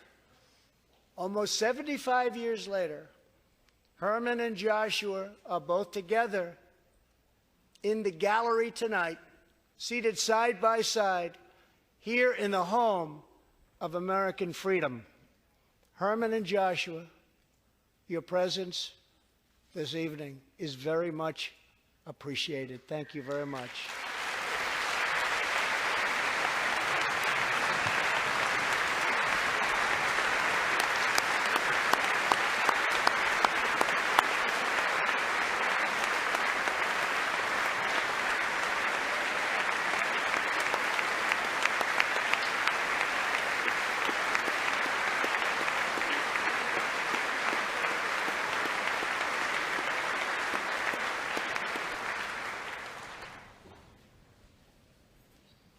Thank you. When American soldiers set out beneath the dark skies over the English Channel in the early hours of D-Day 1944, they were just young men of 18 and 19 hurtling on fragile landing craft toward the most momentous battle in the history of war. They did not know if they would survive the hour. They did not know if they would grow old, but they knew that America had to prevail. Their cause was this nation and generations yet unborn. Why did they do it? They did it for America. They did it for us. Everything that has come since our triumph over communism, our giant leaps of science and discovery, our unrivaled progress towards equality and justice, All of it is possible thanks to the blood and tears and courage and vision of the Americans who came before. Think of this Capitol. Think of this very chamber where lawmakers before you voted to end slavery, to build the railroads and the highways and defeat fascism, to secure civil rights, and to face down evil empires. Here tonight, we have legislators from across this magnificent republic. You have come from the rocky shores of Maine and the volcanic peaks of Hawaii, from the snowy woods of Wisconsin and the red deserts of Arizona, from the green farms of Kentucky and the golden beaches of California. Together we represent the most extraordinary nation in all of history. What will we do with this moment? How will we be remembered?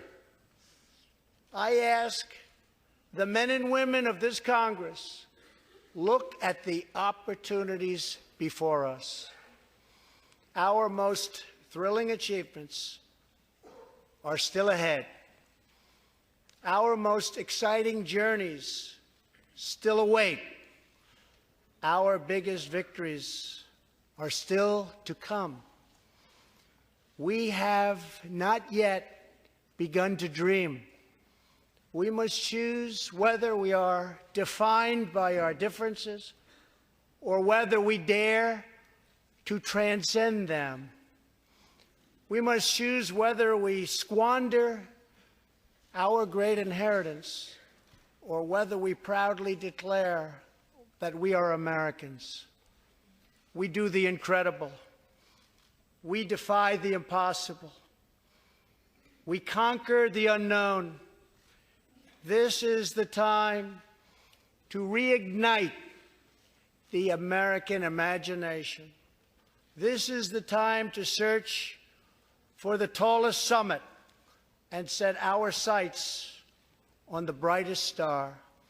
This is the time to rekindle the bonds of love and loyalty and memory that link us together as citizens, as neighbors, as patriots.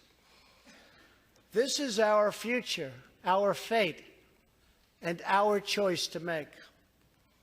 I am asking you to choose greatness. No matter the trials we face, no matter the challenges to come, we must go forward together. We must keep America first in our hearts. We must keep freedom alive in our souls. And we must always keep faith in America's destiny. That one nation, under God, must be the hope and the promise and the light and the glory among all the nations of the world. Thank you, God bless you, and God bless America. Thank you very much. Thank you.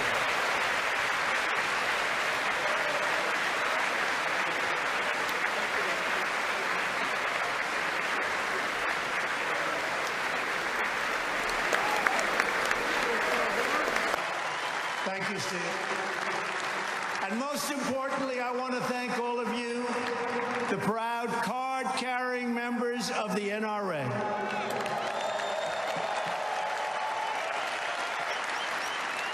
Every day you stand up for our God-given rights without exception, without fail, and without apology.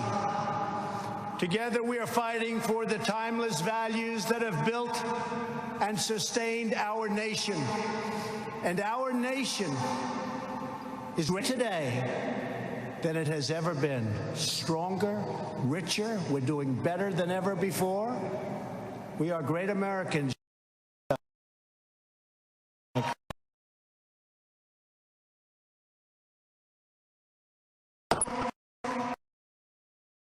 protect and defend the Constitution of the United States. And there are some people that are running right now, I don't think they have that number one on their list. We believe that children should be taught to love our country, honor our history, and always respect our great American flag. And we believe in the right to self-defense and the right to protect your family, your community, and your loved ones. We believe in the wisdom of our founders, and we believe in freedom and liberty and the right to keep and bear arms.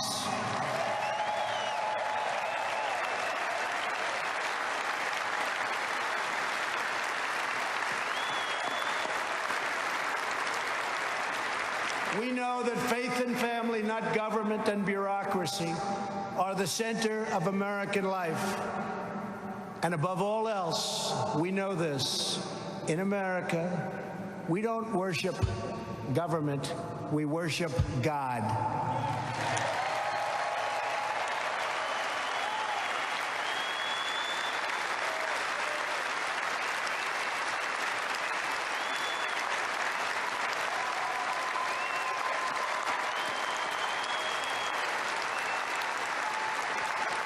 Every day of my administration, we are taking power out of Washington, D.C., and returning it to the American people where it belongs.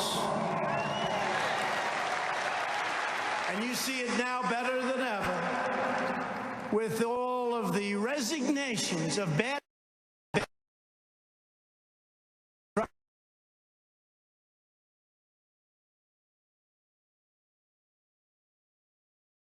of American life. And above all else, we know this. In America, we don't worship government, we worship God.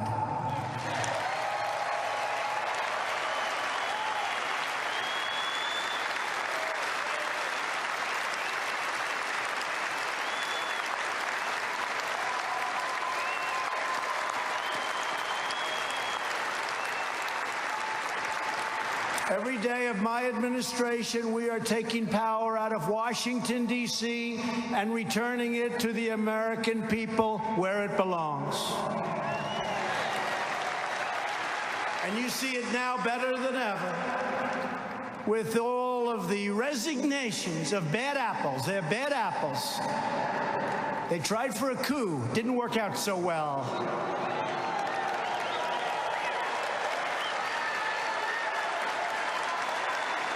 And I didn't need a gun for that one, did I?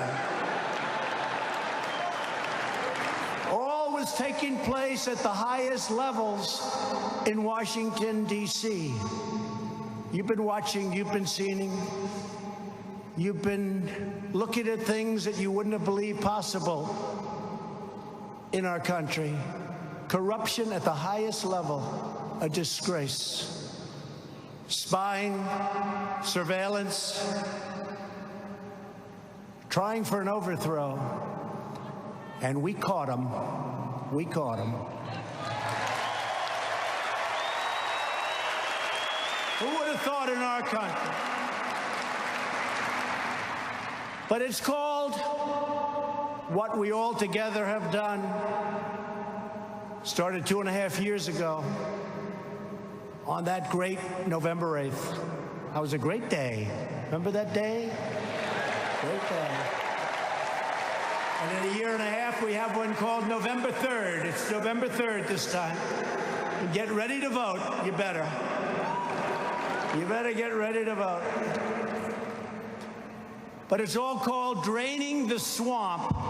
And we are doing it faster than anyone ever thought possible. Very proud of it.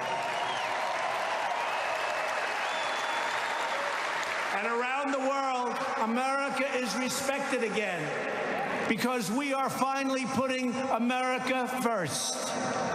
Been a long time. Our economy is now the hottest anywhere on the planet Earth.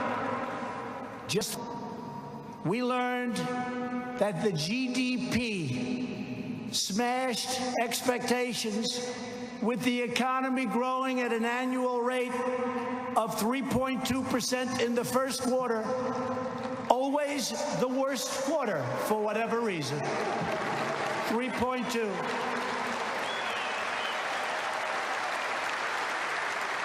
And if we kept the same interest rates and the same quantitative easing that the previous administration had, that 3.2 would have been much higher than that. But they hadn't hit these numbers in 16 years. We had a tremendous increase in inventory investment. You know what that means? And listen to this, a very big increase in net exports. Isn't it about time? Isn't that nice? We've added almost 6 million jobs since my election. And if I would have said that during the campaign, all of those people back there, we call them the fake news, they wouldn't have believed it. They're fake. They're fake. Blue-collar jobs recently grew at the fastest rate in more than 3 decades. Nearly 5 million Americans have been lifted off of food stamps since our election. Wages are rising fast, and the lowest paid workers are making the biggest percentage gains of all, and that's nice to hear. It's about time. Unemployment recently achieved its lowest rate in 51 years, and very shortly, it should be its lowest rate in the history of our country. African American, Asian American, Hispanic American have reached the lowest levels of unemployment in our history. America's future has never been brighter, and yet Democrats, especially now that their collusion delusion has been exposed to the world as a complete and total fraud.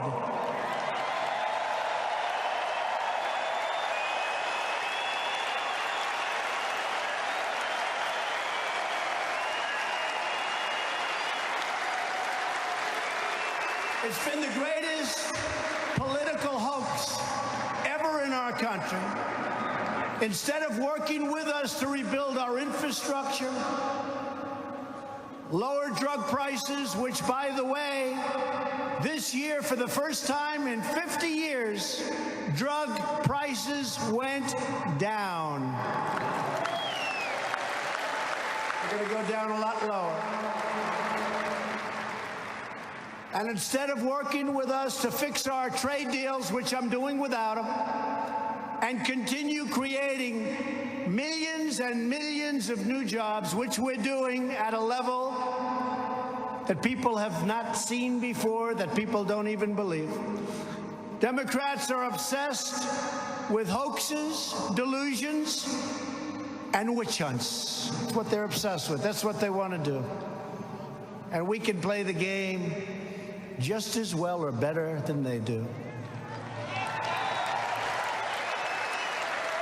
Far-left radicals in Congress want to take away your voice, your jobs, your rights, and they especially want to take away your guns. You know that. They want to take away your guns.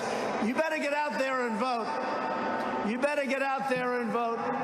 It seems like it's a long ways away. It's not. I was saying to Melania, our great First Lady, whose birthday it is today. Happy birthday, Melania.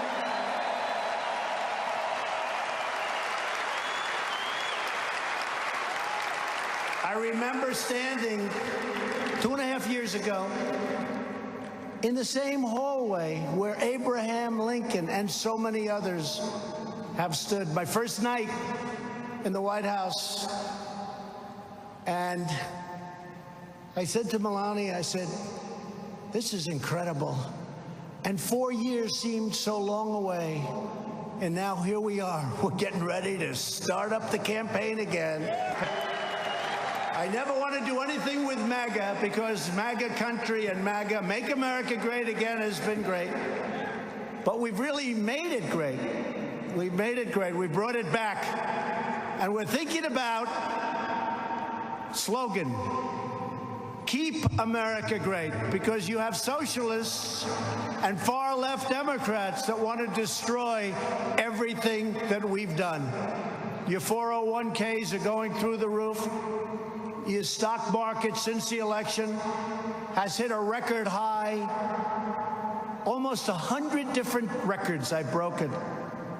Record high. But everyone's like a genius now. They buy stock and they're all up. Everybody's benefiting and jobs are benefiting. But it can all be taken away when you start putting the wrong people in office. We've cut regulations more than any president in the history of our country. And that's in 2 years.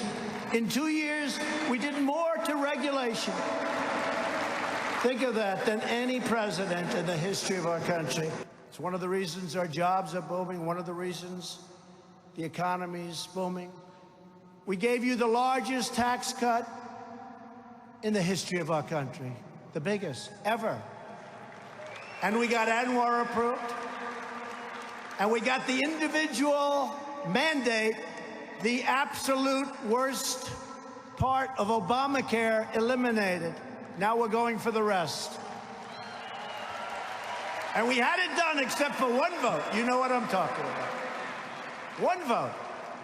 In recent days, leading Democrats have proposed banning new guns and confiscating existing guns from law-abiding citizens. What they don't tell you is the bad guys aren't giving up their guns. And you're not going to be giving up your guns either.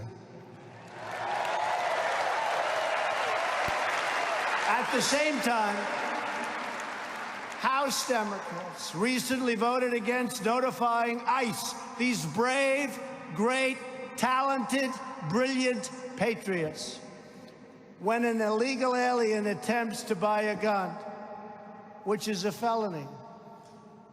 Democrats also support sanctuary cities that release thousands of dangerous criminal aliens onto our streets.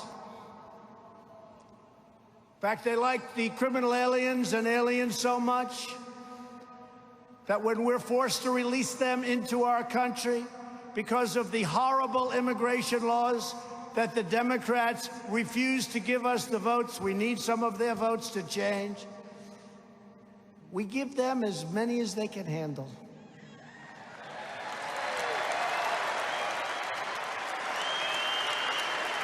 And they're not too happy about it, folks. They're not too happy. They said, who came up with that idea?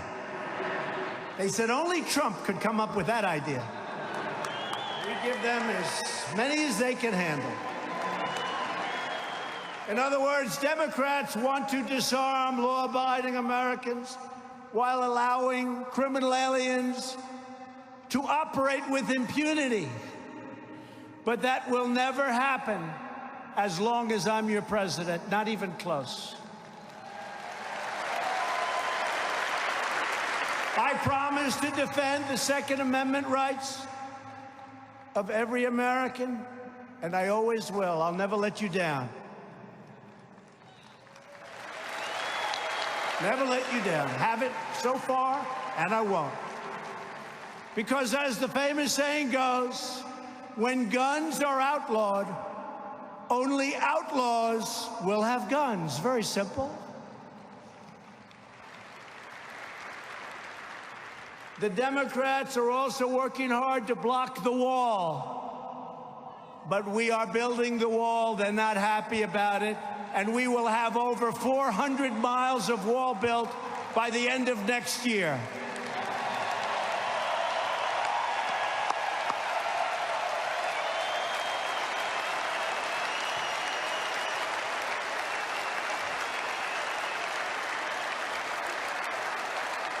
building a lot of wall. I want to thank Border Patrol. I want to thank our great military.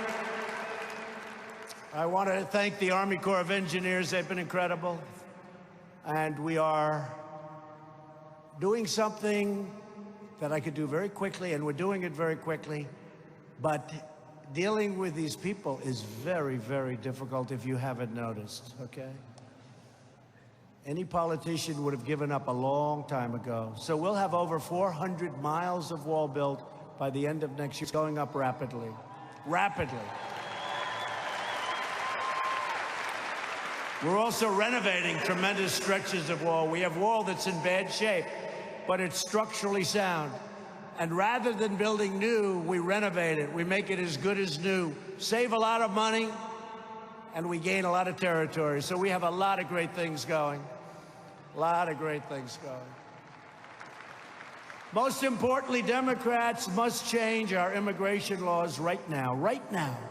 We can do it in, I used to say 45 minutes. We can do it in 15 minutes. It's very simple. You know the programs. They're horrible. The asylum, where rough, tough MS-13 gang members come in. You don't want to meet with these people, but ICE doesn't mind, because ICE is throwing them out of our country by the thousands. And the Democrats want to eliminate ICE. Can you believe that? Boy, oh boy. But it's incredible what they've done. It's incredible what we've done. But they stand there, asylum, and they read a statement. I am afraid for my life. I am afraid to go back to my country. I want to be an American. And you look and you see a toughness that you don't see. And you just see what happens with the mayor of Tijuana and others. They say, these people, we try and help them, and they start hitting us. They start punching us. We don't want them in our country, and they're not getting into our country. And when they have in the past, a lot of them have come in, we're throwing them the hell out. They're out. We're getting them out. But we can fix the problem so easy. And when we fix the problem, the wall is one thing, and that will have an incredible impact. But they won't even be coming up if we change our old, broken, ridiculous, weak immigration laws. They won't even be coming up. They won't make the journey. The wall is still good to have. We need the wall. But all of those people you see coming up, thousands and thousands of people, they won't be coming, because they're going to say there's no way we can get into the United States anymore except by going through legal channels. And what we want is, we want people. We need them for all of the great companies that are coming in. But people have to come in to our country legally and through merit. Through merit.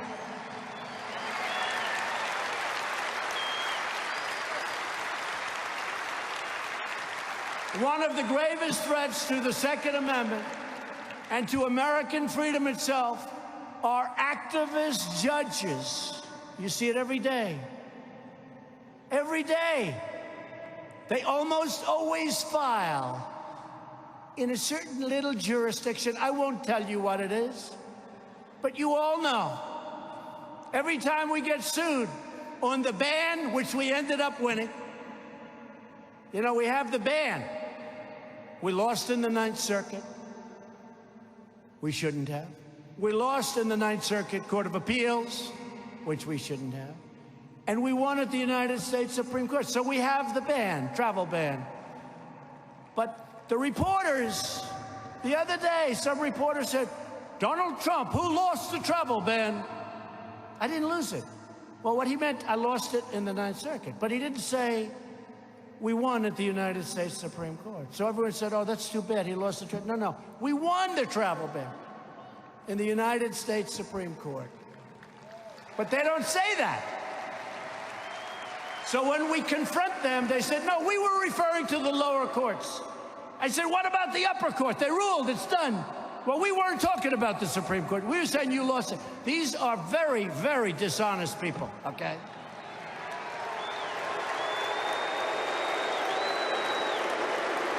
Nobody gets it. Why? They're opposed to strong military. They're opposed to all of the things we've done, including making our nation wealthy, including high GDPs, including all of the security and all of the law enforcement, all of the things we're doing. It's incredible. Nobody understands it. Someday we're going to figure it out, and I'll feel much better about it. But why are they opposed to things that truly make our country great? Why? Nobody gets it. I don't get it. The level of dishonesty and corruption in the media is unbelievable. But we're stuck with activist judges who seek to force their own radical views onto our country. That is why my administration has led a historic effort to confirm fair and impartial and mostly conservative judges who will interpret the Constitution as written. And I'm very proud to announce that we will soon have 145 federal judges confirmed, a record number including 2 great Supreme Court judges.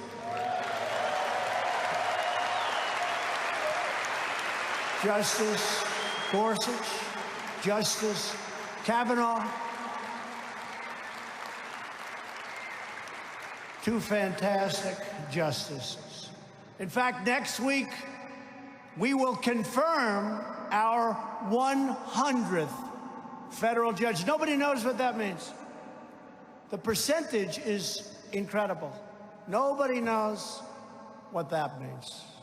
And in the end, I expect to have the second highest percentage of judges confirmed in the history of the United States, more than any other president, except one. I'll never beat this one. Percentage of judges approved. You know who the one is? Take a guess. George Washington. He gets 100%. No, he had 100%. He named every one of them. But you know what? We'll have more of them. George Washington. But we're also defending free speech on our college campuses. Last month, I signed an executive order requiring public colleges and universities to respect the First Amendment rights of their students or risk losing tens of billions of dollars in federal funding. You don't want to hear another voice. You don't get all of this tremendous amount, in some cases, ridiculous amounts of dollars. And we have shut down the previous administration's massive abuse of power, known as Operation Choke Point. Under this ill-advised program, government bureaucrats discouraged banks from making loans to gun retailers, a backdoor attack on private gun ownership that will never be allowed to happen on my watch. That's step 1, folks. Step 1. You know what step 2, 3, and 4 is? Step 4 is you don't have guns. You don't have any way to protect yourself. Today, I'm proud to announce another historic step to protect your Second Amendment rights. And I didn't tell Chris and Wayne and Oliver, I didn't even tell them about it. So they're listening in this big room someplace and they're saying, I wonder what he's going to do. The good thing with me, you never know. Never know.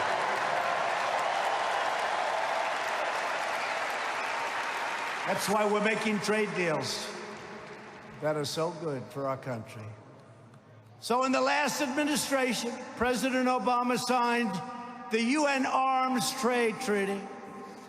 And in his waning days in office, he sent the treaty to the Senate to begin the ratification process. This treaty threatened your subjugate, and you know exactly what's going on here, your rights and your constitutional and international rules and restrictions and regulations.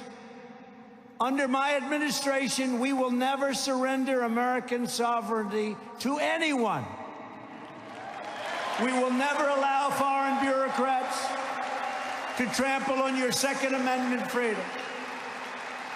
And that is why my administration will never ratify the UN Arms Trade Treaty. I hope you're happy.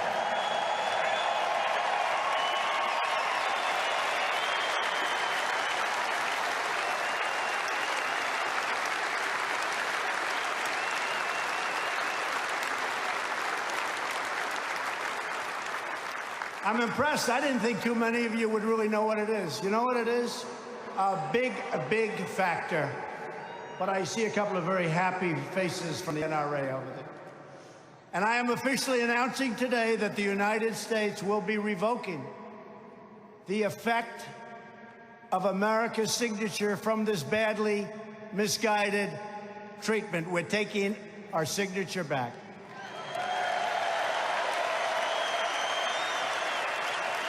The United Nations will soon receive a formal notice that America is rejecting this treaty.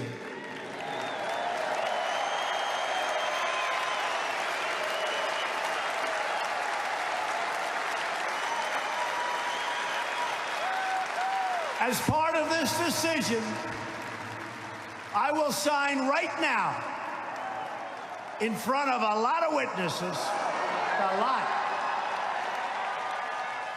a lot of witnesses, a message asking the Senate to discontinue the treaty ratification process and to return the now rejected treaty right back to me in the Oval Office, where I will dispose of it.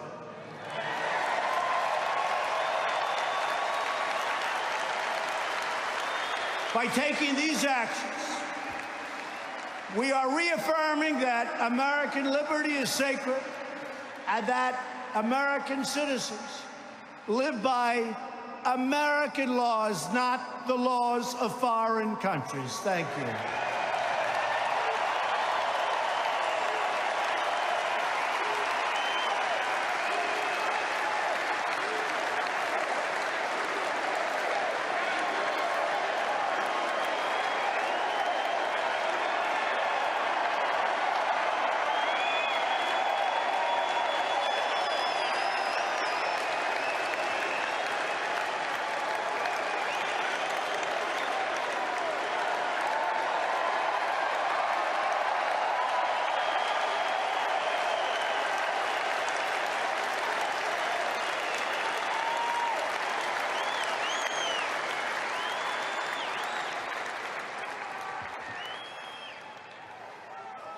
They all want the pen. Can you believe these people? Should I give it to them?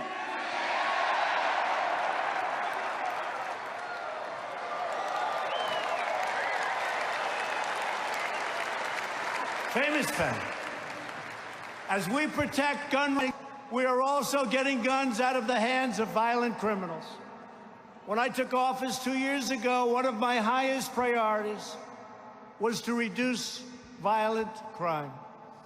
In the 2 years before my inauguration, the murder rate had increased by more than 20%, and the United States had experienced the largest increase in violent crime in over 25 years.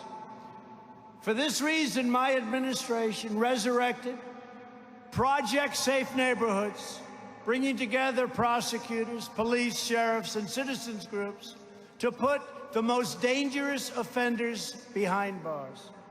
We funded 200 new violent crime prosecutors. We charged a record number of criminal offenders. And last year, we prosecuted the most violent criminals ever in our history. And now, violent crime is way down. Murders in America's largest cities dropped by 6% between 2017 and 2018, but I do have to ask you, what the hell is going on in Chicago? What is going on? We could solve that problem, we would have been down even a lot more, and it's not a tough problem to solve. You got to let law enforcement do what they have to do. They'll solve the problem very quickly, very quickly.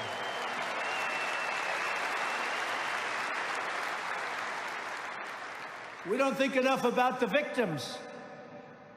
They're too worried about the people that caused the crime. It's got to stop. That thought process is no good.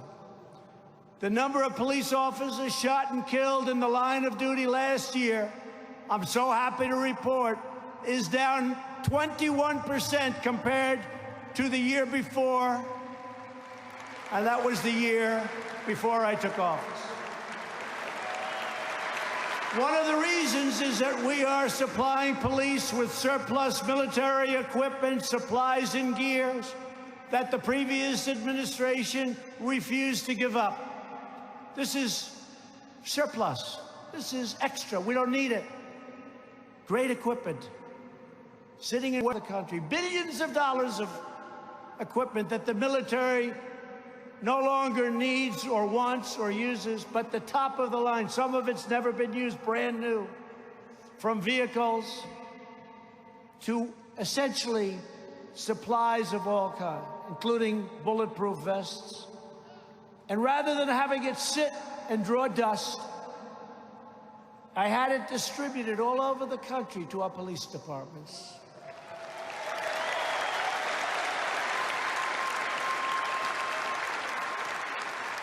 And that's why you see these numbers.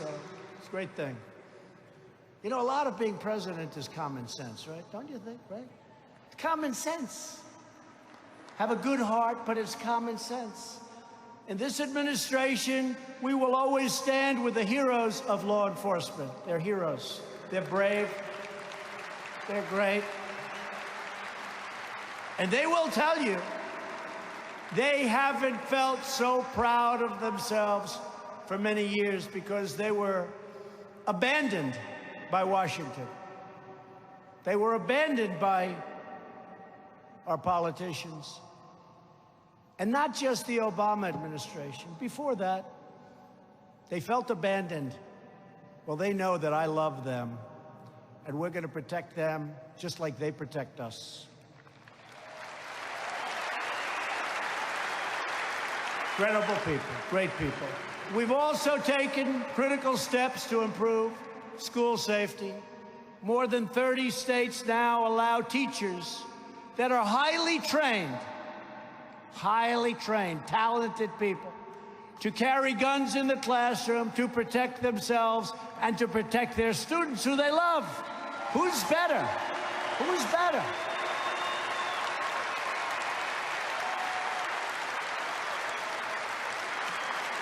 I've been calling for that for the last 2 years, and I think we had a big impact. Some legislation's passed, and they don't have that few paragraphs. And the legislators actually go back to governors and say, we're not passing it unless you allow that to happen. So we've come a long way. But who's better to protect our students than the teachers that love them? Through Stop School Violence grants, we are helping local schools and police departments to hire more officers, train more teachers, and address early warning signs of mental illness. Every day, citizens across America exercise their constitutional right to defend themselves, their families, and their communities. That's a constitutional right. They want to take it away from you. They will take it away. You let these maniacs get into office, they will take that right away. I mean, you see what's going on. Let the Boston bomber vote. He should be voting, right? I don't think so. Let terrorists that are in prison vote. I don't think so. Can you believe it? But this is where some of these people are coming from. And they're the most popular ones. When Bernie Sanders made certain statements the other day, I said, well, that's the end of his campaign. Then what happened is everybody agreed with him, or most of them. We know that the only way to stop a bad guy with a gun is a good guy with a gun.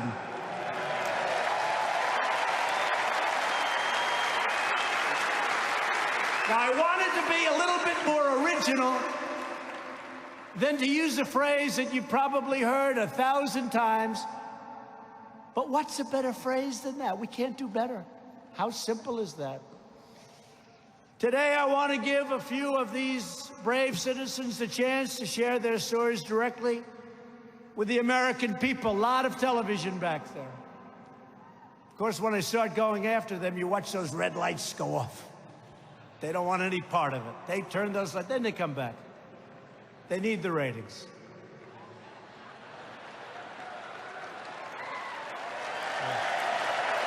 They come back. In fact, at a certain point, I think they'll probably all endorse me. Because would they be dead without me? Can you imagine?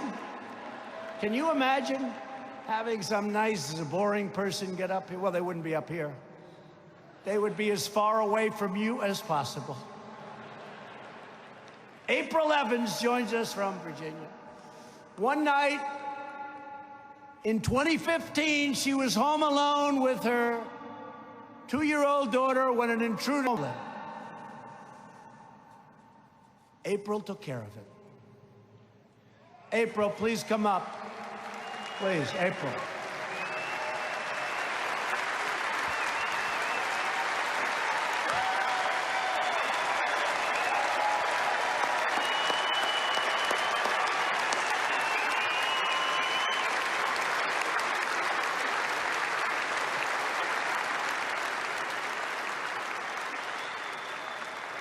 My husband is a police officer, and he works night shift.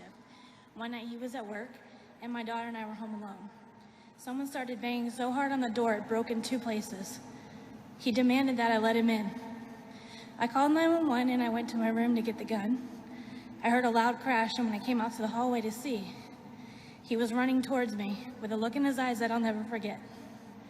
I shot him twice, and I held him at gunpoint until the police arrived.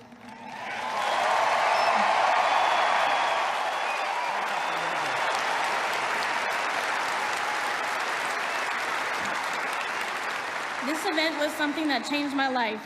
I've never been more afraid, but I've been standing strong, and I've told my story again and again because with each person I told, they stood a little taller, knowing that if I could protect myself and my family, that they could too. Protecting my family would not be possible without the right to bear arms. It's an issue that's obviously close to my heart. If these rights had been taken from us, I may not be standing here today, and I may not have a healthy, now 6-year-old daughter. I'd like to thank you, Mr. President, for your unapologetic stance on our right to bear arms. I truly believe those rights saved my life and the life of my daughter that night. Thank you.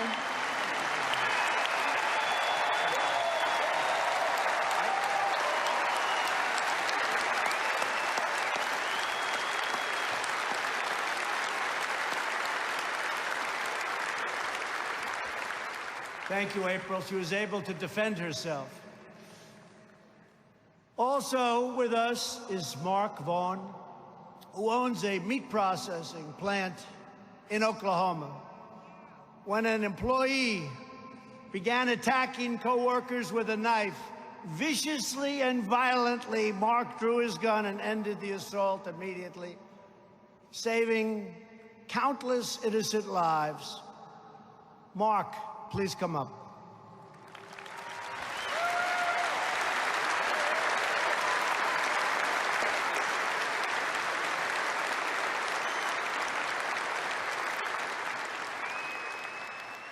Thank you, Mr. President. Welcome all. I got a call late one Thursday afternoon while sitting at my office. A frantic call from our customer service group said an attacker with a knife was victimizing people in our office. I ran to my vehicle, ran the 100 yards to the other end of our complex. It was a very chaotic scene. Screaming, crying, blood everywhere. I immediately entered the building, ran down a hall. I I immediately entered the building, ran down a hallway, and saw a man attacking a woman in the neck and head with a large knife. I yelled. He stopped, paused for a moment, and ran at full speed toward me. At about 18 feet, I fired 3 rounds from my AR-15 carbine.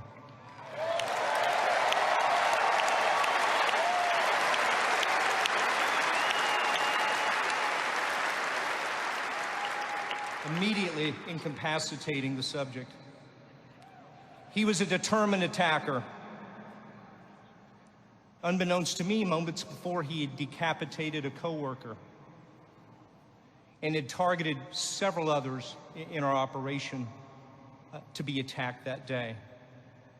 I was able to take that action because I had a gun and I was prepared to use it. These are central missions of the NRA, and I thank you, NRA, for that, and everyone here.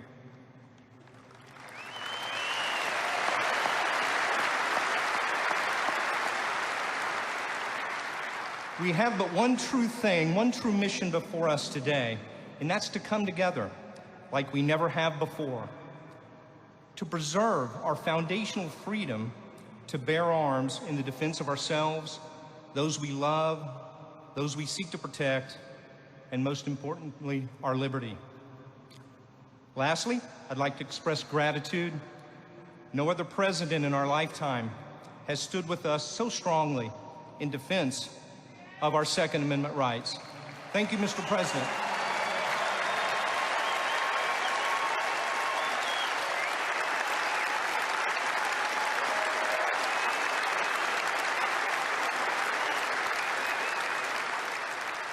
Thank you very much. Great job. Thank you. Finally, Stephen Williford joins us from Sutherland Springs, Texas, great state of Texas, where a mass shooter opened fire at the First Baptist Church. You all read about it. In November 2017, taking many innocent lives, wonderful, wonderful people. Stephen heroically risked his life to bring the horrible violence to an end. Stephen, please come up and say a few words.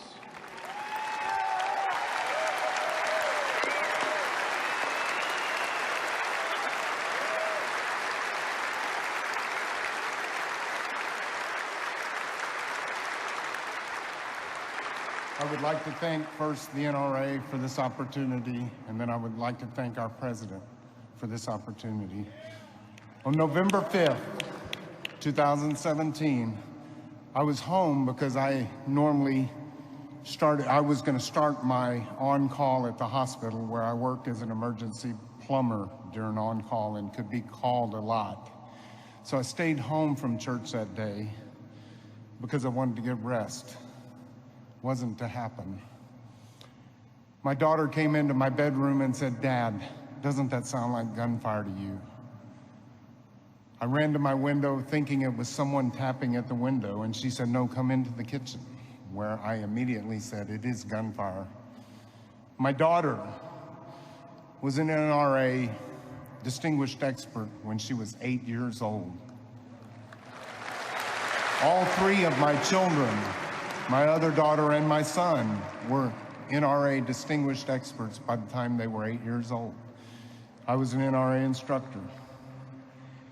I ran to my safe, and my daughter ran outside, ran out to her car, got in the car, and ran reconnaissance for me. She ran up to the corner and came back while I was getting a gun out of my safe and loading it, and she said, "Dad, there's a man in black tactical gear shooting up the church." And I said, "Did you call 911? She said, "I did. They're aware of it."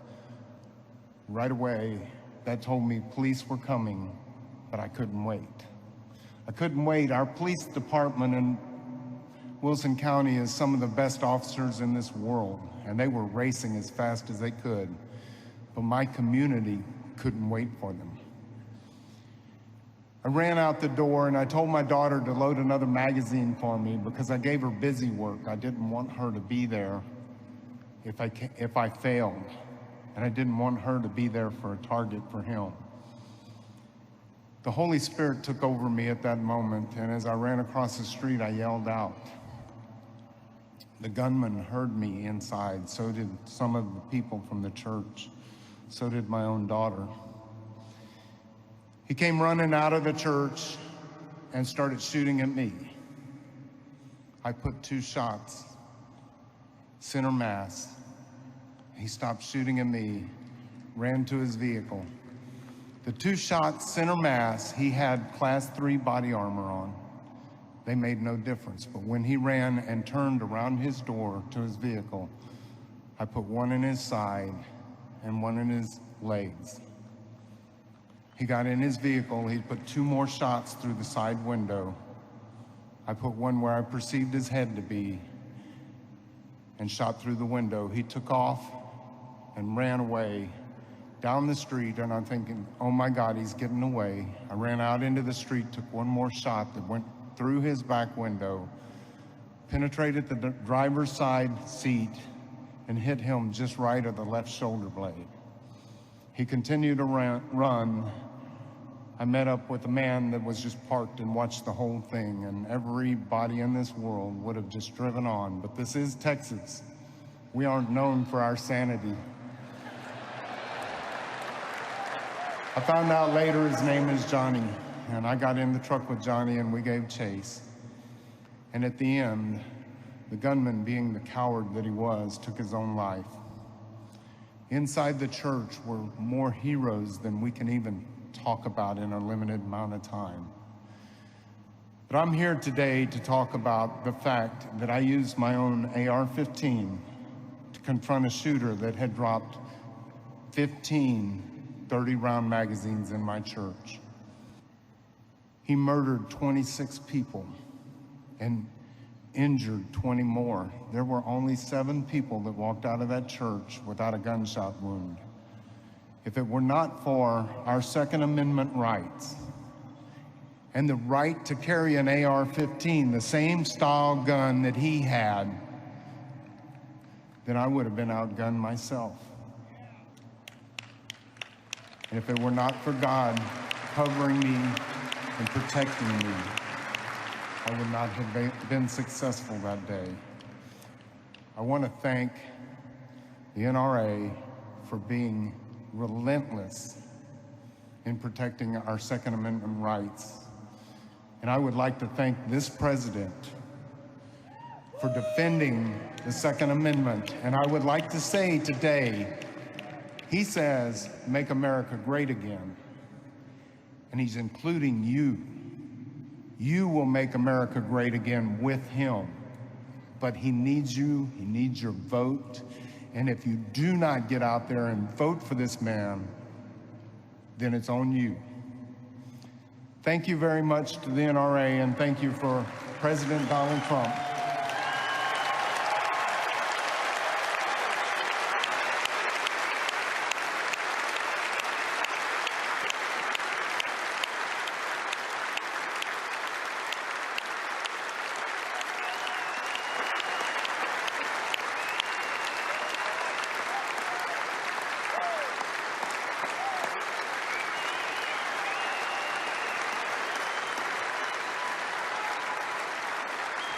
Oh, what a job. Thank you. Thank you. Can't say it better than that. But I want to thank you all for your courage, because you're really living proof that law-abiding gun owners make a tremendous, tremendous difference. Tremendous difference. You know, Paris, France, they say has the strongest gun laws in the world. And you remember those maniacs when they went into the nightclub. I use this example. There are many examples. But they shot one person, another person, another person, another person. Hundreds of people dead and horribly wounded to this day. 5 years ago, if there was one gun being carried by one person on the other side, it very well could have been a whole different result. This shooting went on so long, and there wasn't a thing you could do about it. Get over here, boom. Get over here, boom. And then they left. They were captured later. If there was only one gun, if there were 2, 3, 4, it wouldn't have happened. Tiny percentage by comparison. But it probably wouldn't have happened because the cowards would have known there are people in there having guns. It wouldn't have happened. So people don't really understand the other side of the argument. I have the debate a lot, and I win the debate all the time. And the next day you see the same person who was so badly defeated in the debate going out and saying the same thing. Even though he or she, I really believe, know that you can't justify their side of the argument. So gun owners make our communities safer, and they make our nation stronger. Americans have always understood this truth going back to the earliest days of our nation. 2 months before the American Revolution broke out, with the shot heard round the world, a group of patriots gathered along a bridge in Salem, Massachusetts. In the preceding months, British soldiers had confiscated muskets in Boston. You know the story well. Gunpowder was seized in Somerville, and the patriots in Salem knew that the redcoats would soon come for the town's cannons. But the Americans were prepared. They already loved our country, and they were determined to defend their rights to the death. When hundreds of British soldiers arrived at the bridge, the Americans stood firm, blocking their path. When swords were drawn, they didn't flinch.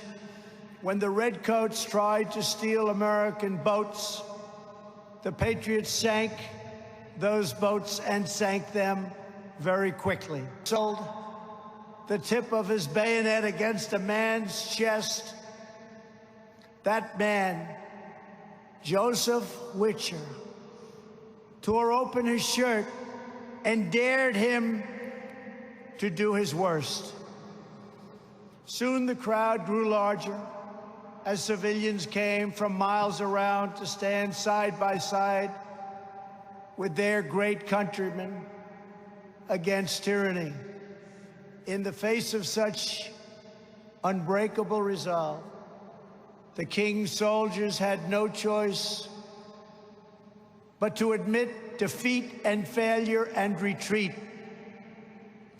In the courageous actions of those early Americans, we see the defiant and determined spirit of patriotism that has always willed America to its greatest victories. It is a spirit that is passed down from generation to generation, from fathers and mothers to sons and daughters. It is the spirit that lives in each and every one of you. Our duty, our responsibility, our sacred charge is to preserve the freedoms that our ancestors gave their very lives to secure. Because no matter how many centuries go by, no matter how much the world changes, the central drama of human history remains the same.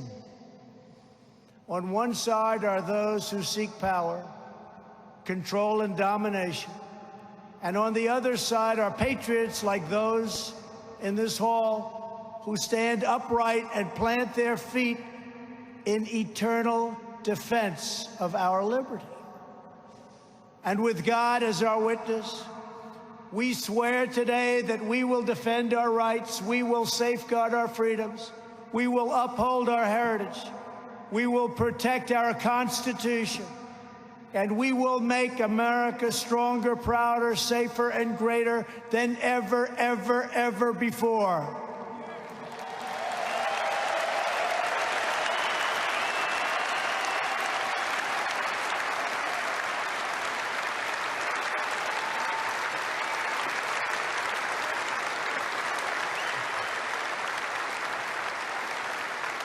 To all of our incredible friends at the NRA, thank you for fighting the good fight. It is an honor to fight by your side, and it's an honor to be with everyone in this giant hall today. I am with you. I will never, ever let you down. Thank you. God bless you. And God bless the United States of America. Thank you. Thank you.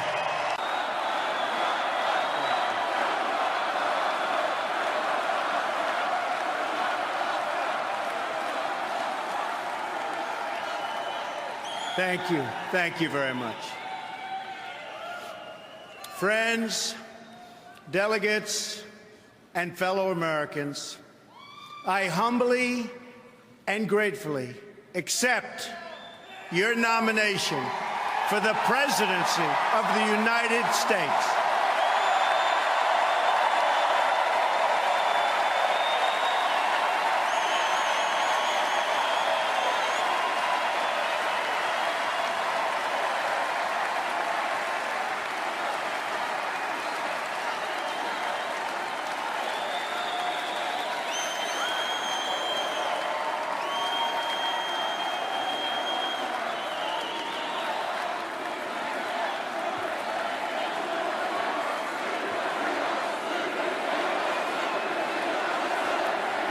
USA, USA, USA, USA.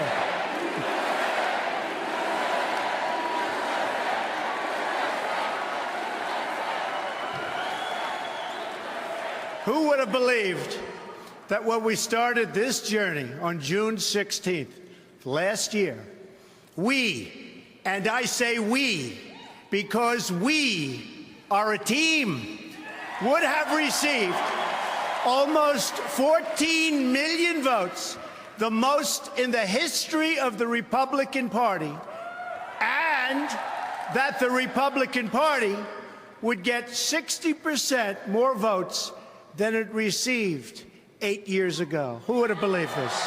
Who would have believed this?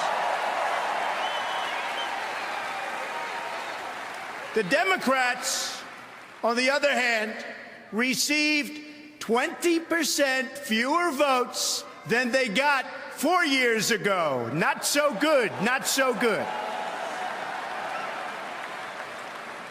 Together, we will lead our party back to the White House, and we will lead our country back to safety, prosperity, and peace.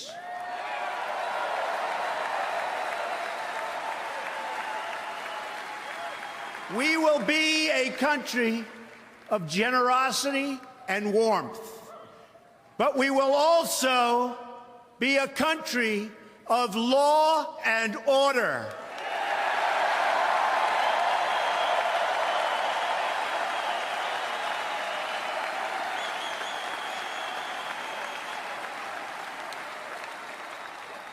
Our convention occurs at a moment of crisis for our nation. The attacks on our police and the terrorism of our cities threaten our very way of life. Any politician who does not grasp this danger is not fit to lead our country.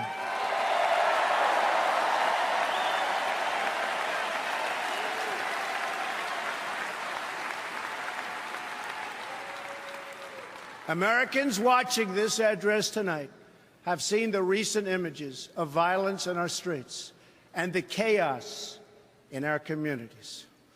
Many have witnessed this violence personally. Some have even been its victims. I have a message for all of you. The crime and violence that today afflicts our nation will soon, and I mean very soon, come to an end.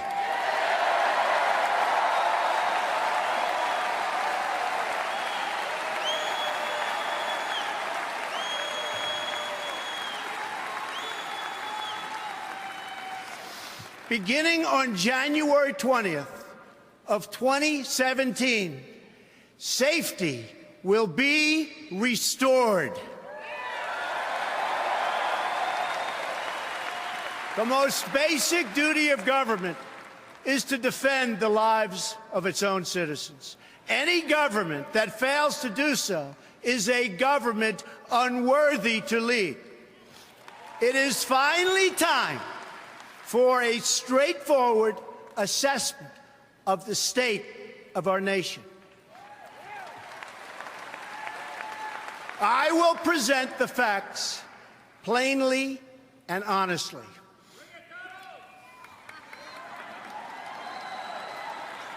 We cannot afford to be so politically correct anymore.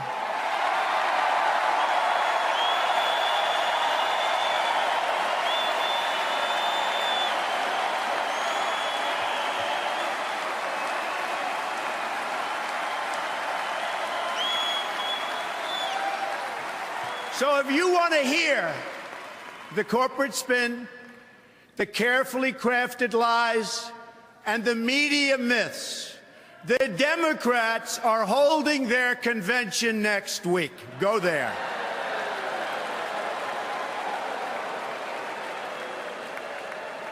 But here at our convention, there will be no lies. We will honor the American people with the truth and nothing else.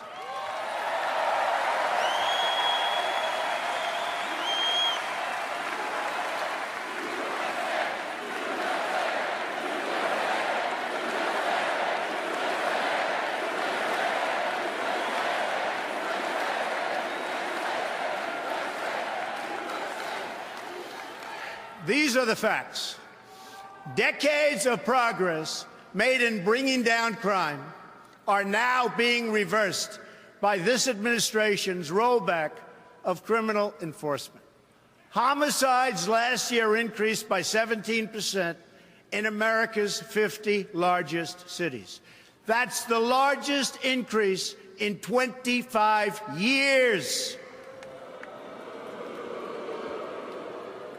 In our nation's capital, killings have risen by 50%.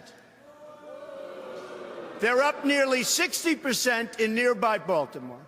In the president's hometown of Chicago, more than 2,000 people have been the victim of shootings this year alone, and almost 4,000 have been killed in the Chicago area since he took office. The number of police officers killed in the line of duty has risen by almost 50% compared to this point last year. Nearly 180,000 illegal immigrants with criminal records ordered deported from our country are tonight roaming free to threaten peaceful citizens. The number of new illegal immigrant families who have crossed the border so far this year already exceeds the entire total from 2015. They are being released by the tens of thousands into our communities with no regard for the impact on public safety or resources.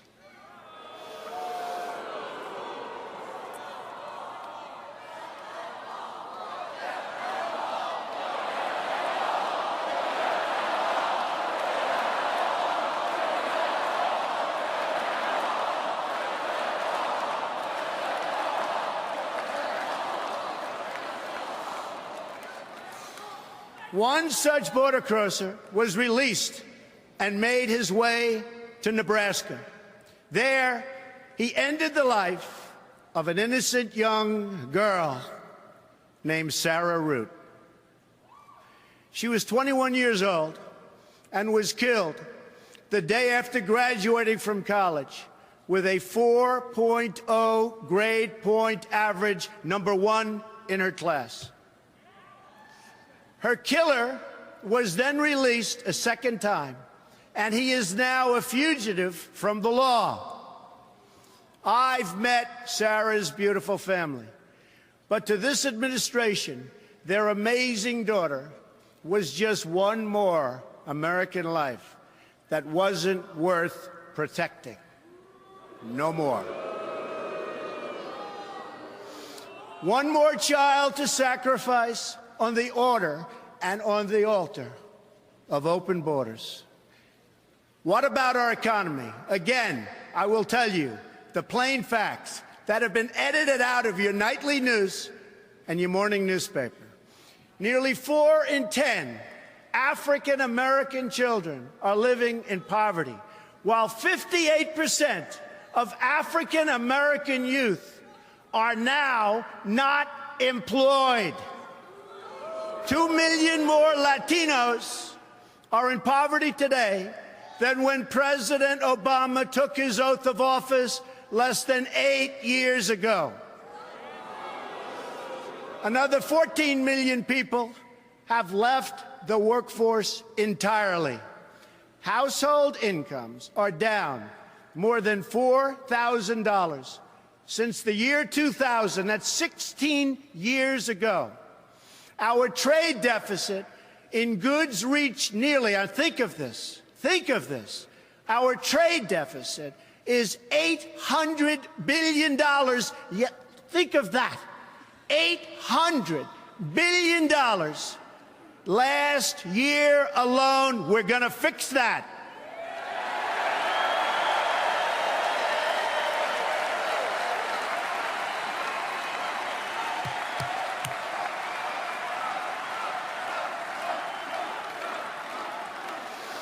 The budget is no better. President Obama has almost doubled our national debt to more than $19 trillion and growing. And yet, what do we have to show for it? Our roads and bridges are falling apart.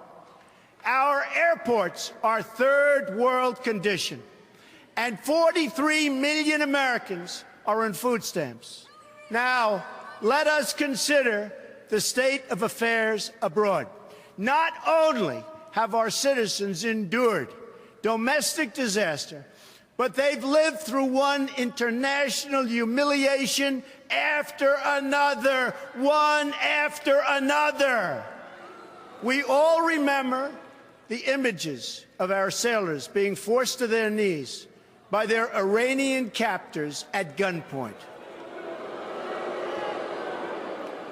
This was just prior to the signing of the Iran deal, which gave back to Iran $150 billion and gave us absolutely nothing. It will go down in history as one of the worst deals ever negotiated. Another humiliation came when President Obama drew a red line in Syria, and the whole world knew it meant absolutely nothing. In Libya, our consulate, the symbol of American prestige around the globe, was brought down in flames. America is far less safe, and the world is far less stable than when Obama made the decision to put Hillary Clinton in charge of America's foreign policy.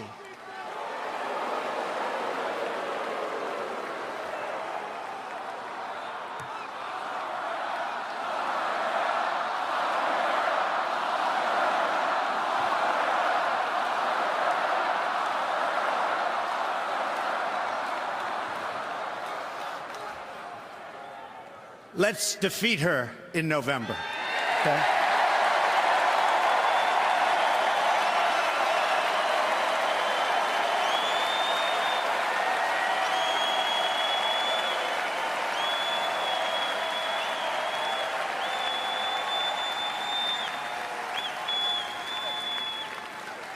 I am certain that it was a decision that President Obama truly regrets.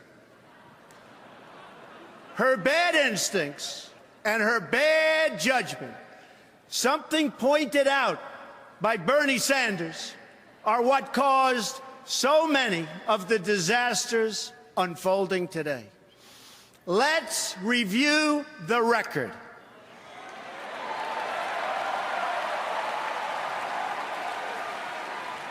In 2009, pre-Hillary, ISIS was not even on the map. Libya was stable. Egypt was peaceful. Iraq was seeing, and really a big reduction in violence. Iran was being choked by sanctions. Syria was somewhat under control. After 4 years of Hillary Clinton, what do we have? ISIS has spread across the region and the entire world.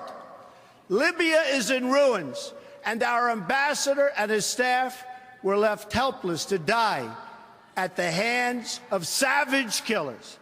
Egypt was turned over to the radical Muslim Brotherhood, forcing the military to retake control.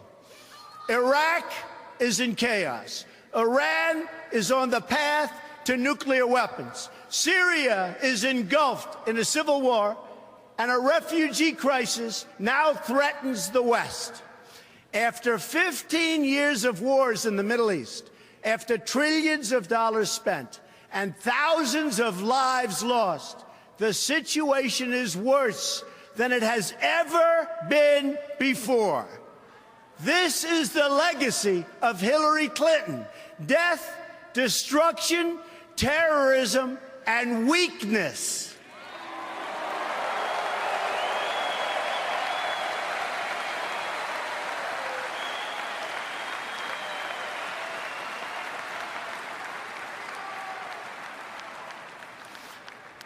But Hillary Clinton's legacy does not have to be America's legacy.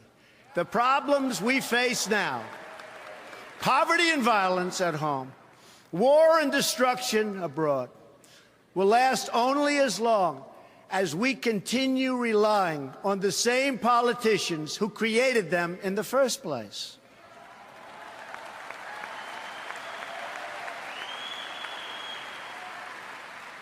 A change in leadership is required to produce a change in outcomes.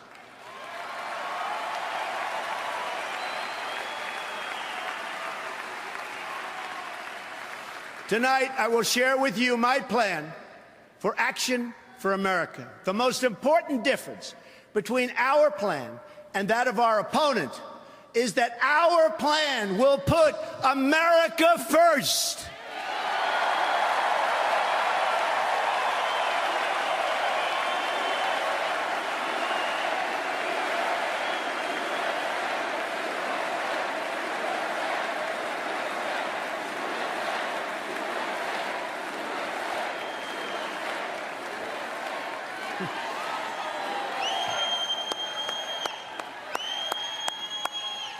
Americanism, not globalism, will be our credo as long as we are led by politicians who will not put America first. Then we can be assured that other nations will not treat America with respect, the respect that we deserve.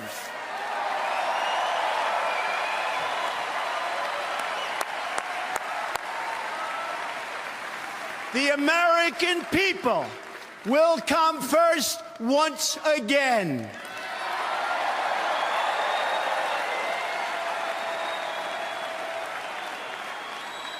My plan will begin with safety at home, which means safe neighborhoods, secure borders, and protection from terrorism.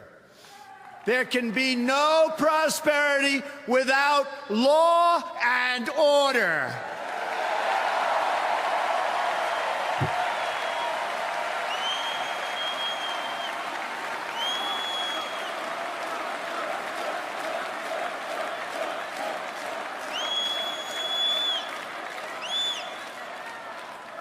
On the economy, I will outline reforms to add millions of new jobs and trillions in new wealth that can be used to rebuild America.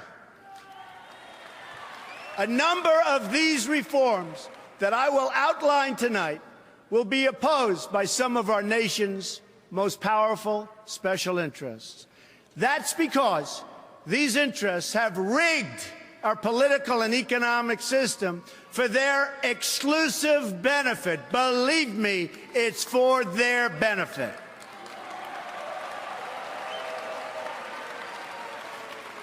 Big business, elite media, and major donors are lining up behind the campaign of my opponent because they know she will keep our rigged system in place. They are throwing money at her because they have total control over every single thing she does. She is their puppet, and they pull the strings.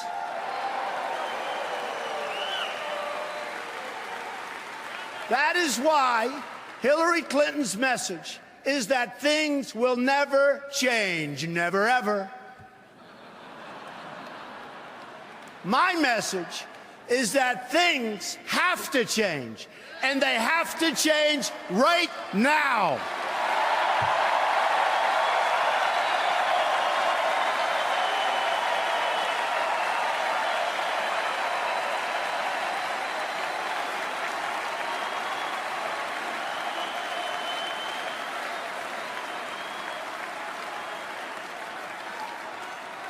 Every day, I wake up determined to deliver a better life for the people all across this nation that have been ignored, neglected, and abandoned. I have visited the laid-off factory workers and the communities crushed by our horrible and unfair trade deals. These are the forgotten men and women of our country, and they are forgotten, but they're not going to be forgotten long.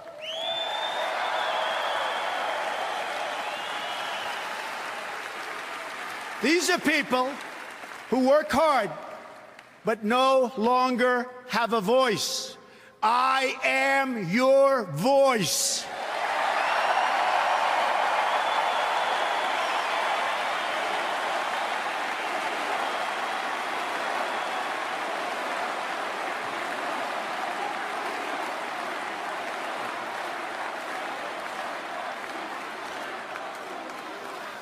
I have embraced crying mothers who have lost their children because our politicians put their personal agendas before the national good. I have no patience for injustice.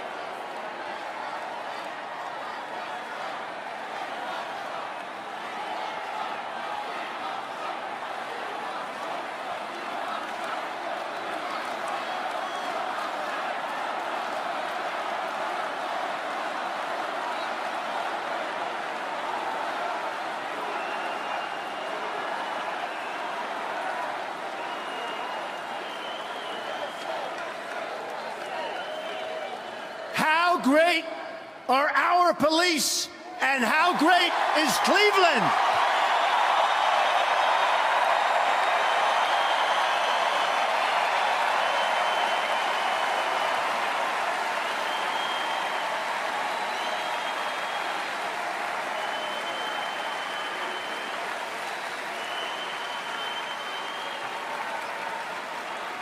Thank you.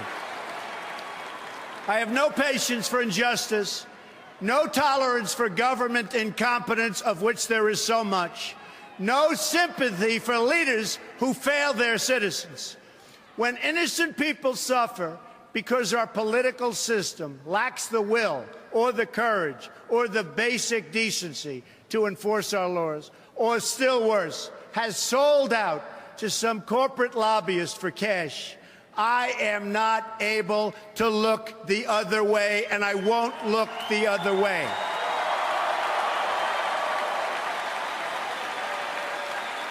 And when a Secretary of State illegally stores her emails on a private server, deletes 33,000 of them so the authorities can't see her crime, puts our country at risk, lies about it in every different form, and faces no consequence, I know that corruption has reached a level like never, ever before in our country.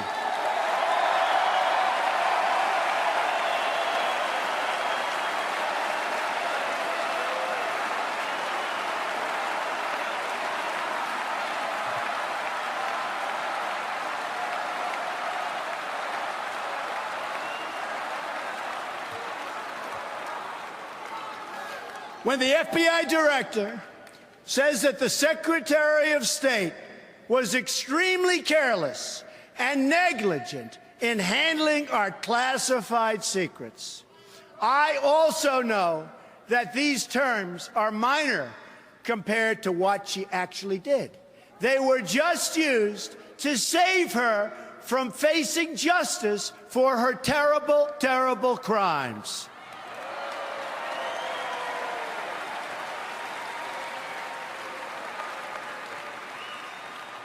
In fact, her single greatest accomplishment may be committing such egregious crime and getting away with it, especially when others who have done far less have paid so dearly.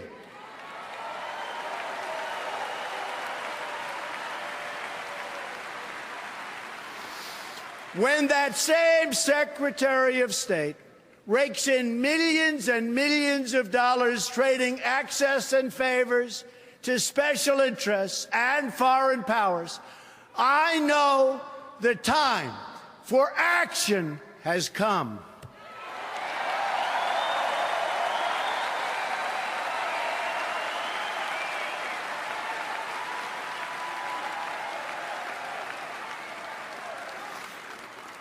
I have joined the political arena so that the powerful can no longer beat up on people who cannot defend themselves.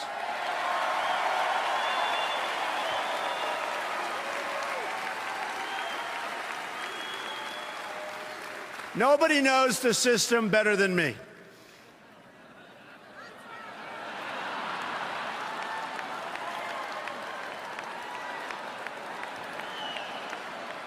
Which is why I alone can fix it.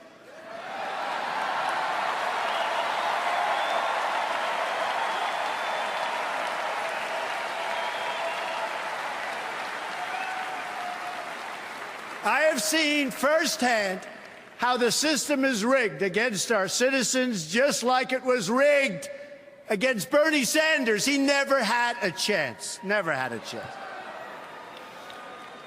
But his supporters will join our movement because we will fix his biggest single issue, trade deals that strip our country of its jobs and strip us of our wealth as a country.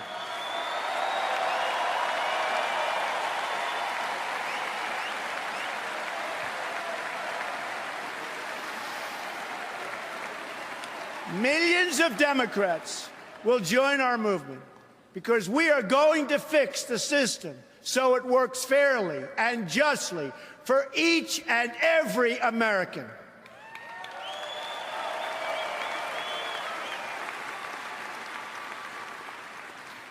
In this cause, I am proud to have at my side the next Vice President of the United States, Governor Mike Pence of Indiana.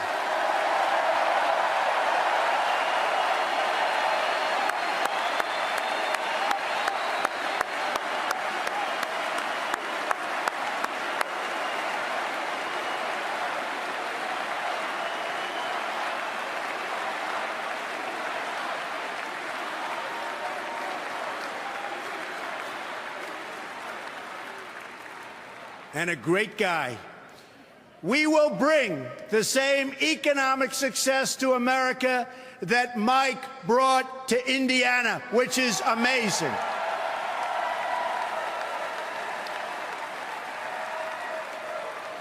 He is a man of character and accomplishment. He is the man for the job. The first task for our new administration will be to liberate our citizens from the crime and terrorism and lawlessness that threatens our communities. America was shocked to its core when our police officers in Dallas were so brutally executed. Immediately after Dallas, we've seen continued threats and violence against our law enforcement officials. Law officers have been shot or killed in recent days in Georgia, Missouri, Wisconsin, Kansas, Michigan, and Tennessee.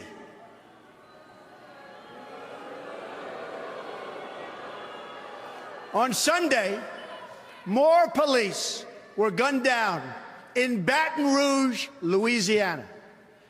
3 were killed and 3 were very, very badly injured. An attack on law enforcement is an attack on all Americans.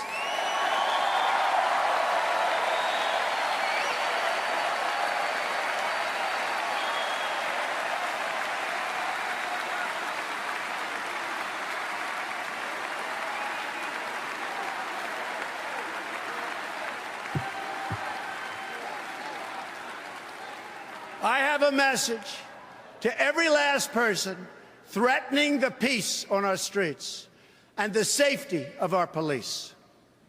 When I take the oath of office next year, I will restore law and order to our country.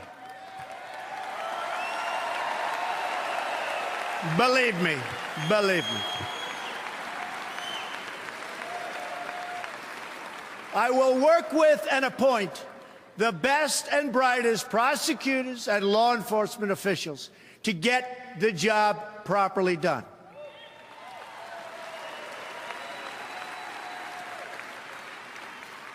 In this race for the White House, I am the law and order candidate.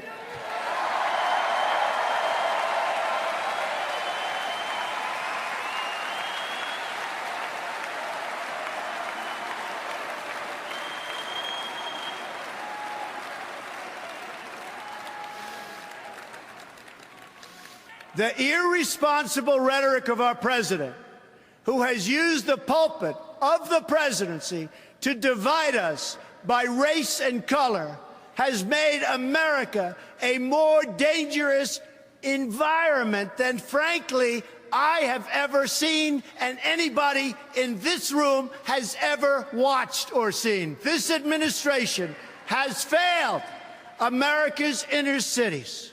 Remember, it has failed America's inner cities. It's failed them on education. It's failed them on jobs. It's failed them in crime. It's failed them in every way and on every single level. When I am president, I will work to ensure that all of our kids are treated equally and protected equally.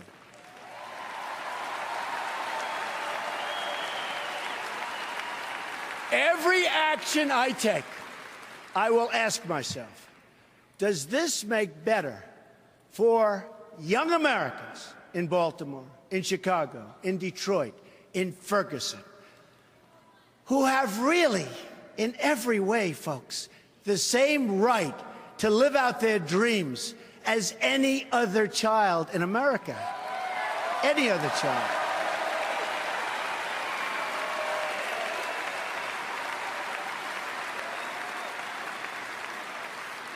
To make life safe for all of our citizens, we must also address the growing threats we face from outside the country.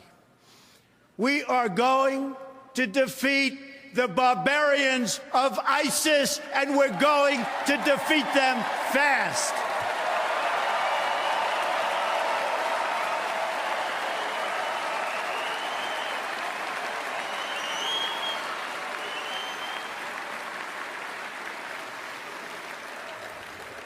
Once again, France is the victim of brutal Islamic terrorism. Men, women, and children viciously mowed down, lives ruined, families ripped apart, a nation in mourning. The damage and devastation that can be inflicted by Islamic radicals has been proven over and over. At the World Trade Center, at an office party in San Bernardino, at the Boston Marathon, at a military recruiting center in Chattanooga, Tennessee, and many, many other locations. Only weeks ago, in Orlando, Florida, 49 wonderful Americans were savagely murdered by an Islamic terrorist. This time, the terrorist targeted LGBTQ community. No good, and we're going to stop it.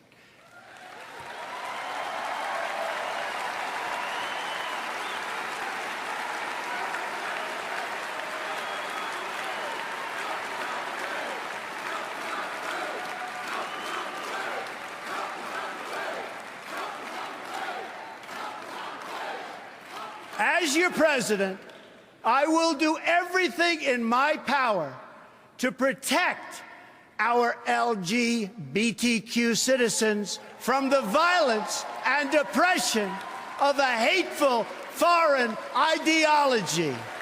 Believe me.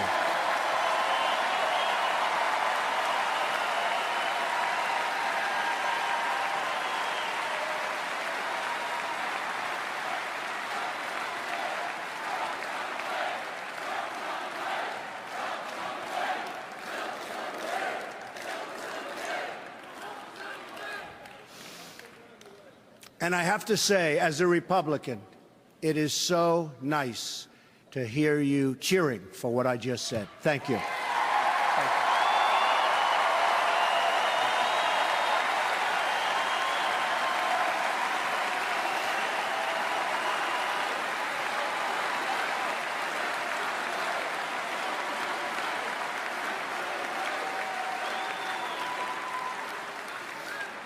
To protect us from terrorism, we need to focus on three things.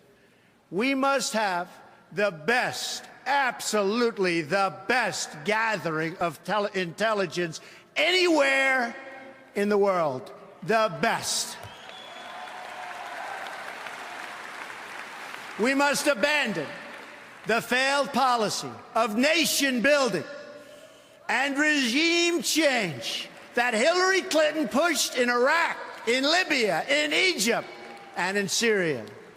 Instead, we must work with all of our allies who share our goal of destroying ISIS and stamping out Islamic terrorism, and doing it now, doing it quickly. We're going to win. We're going to win fast.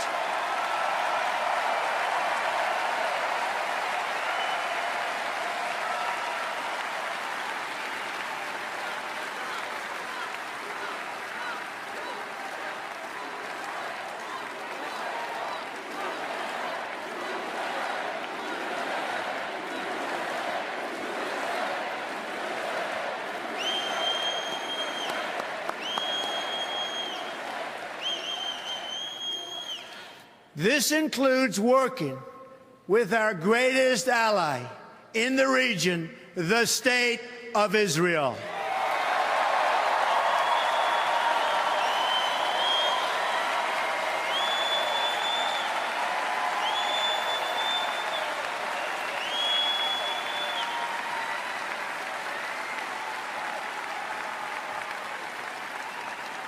Recently, I have said that NATO was obsolete because it did not properly cover terror.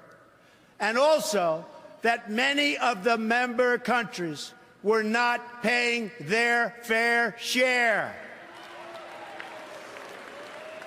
As usual, the United States has been picking up the cost.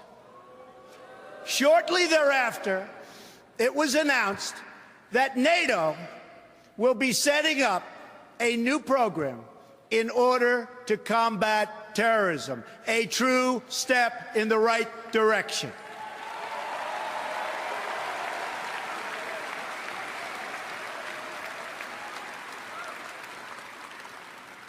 Lastly, and very importantly, we must immediately suspend immigration from any nation that has been compromised by terrorism until such time as proven vetting mechanisms have been put in place. We don't want them in our country.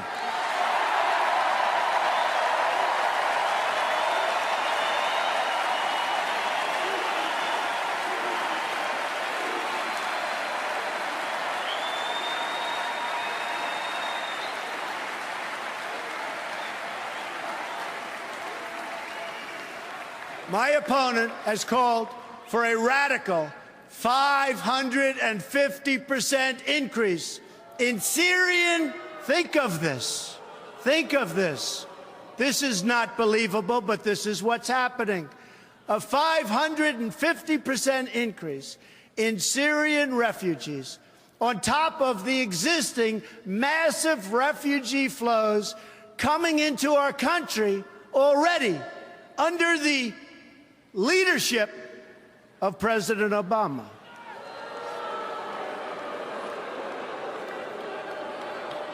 She proposes this despite the fact that there's no way to screen these refugees in order to find out who they are or where they come from.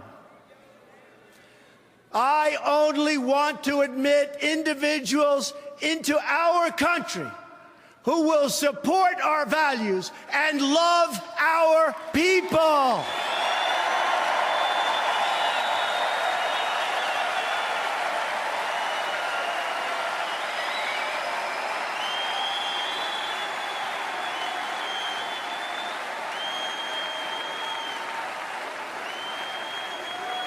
Anyone who endorses violence, hatred, or oppression is not welcome in our country and never, ever will be.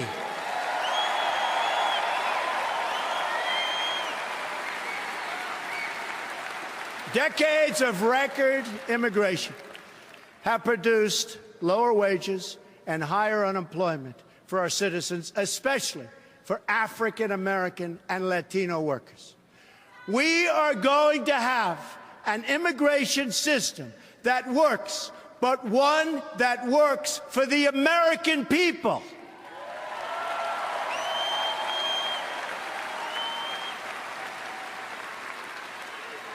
On Monday, we heard from 3 parents whose children were killed by illegal immigrants: Marianne Mendoza, Sabine Durd, and my friend Jamil Shaw. They're just 3 brave representatives of many thousands who have suffered so gravely. Of all my travels in this country, nothing has affected me more, nothing even close, I have to tell you, than the time I have spent with the mothers and fathers who have lost their children to violence spilling across our borders, which we can solve. We have to solve it.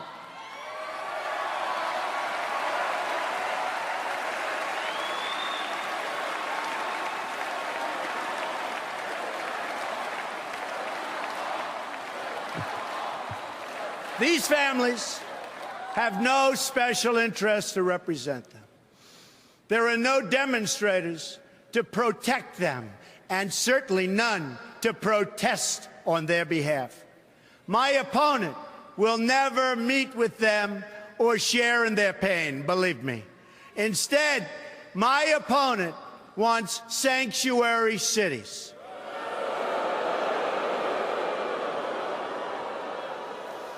But where was the sanctuary for Kate Steinle?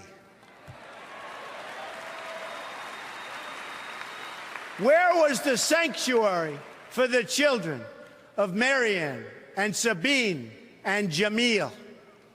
Where was the sanctuary for all of the other... Oh, it's so sad to even be talking about it, because we could solve this problem so quickly. Where was the sanctuary for all of the other Americans who have been so brutally murdered and who have suffered so horribly? These wounded American families have been alone, but they are not alone any longer.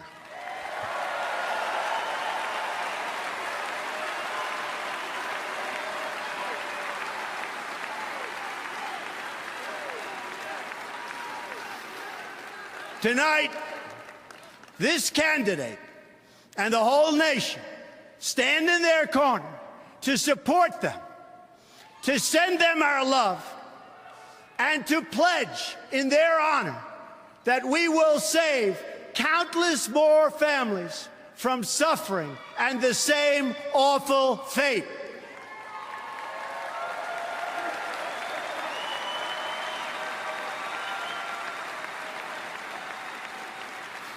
We are going to build a great border wall to stop illegal immigration, to stop the gangs and the violence, and to stop the drugs from pouring into our communities.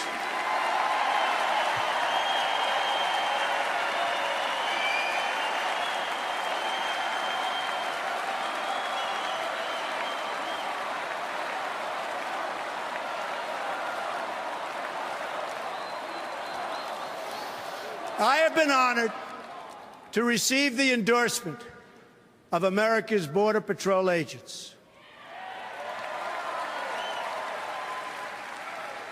And will work directly with them to protect the integrity of our lawful immigration system. Lawful. By ending catch and release on the border, we will end the cycle of human smuggling and violence.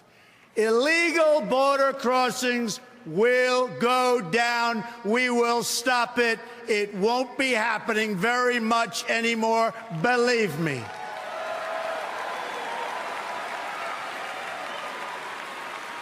Peace will be restored by enforcing the rules for millions who overstay their visas. Our laws will finally receive the respect that they deserve.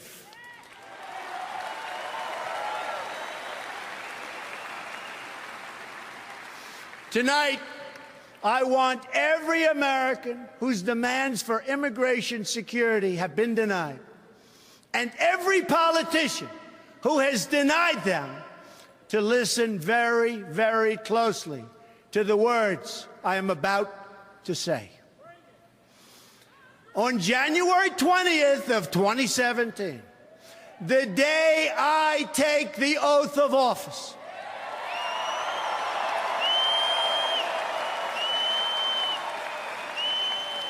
Americans will finally wake up in a country where the laws of the United States are enforced.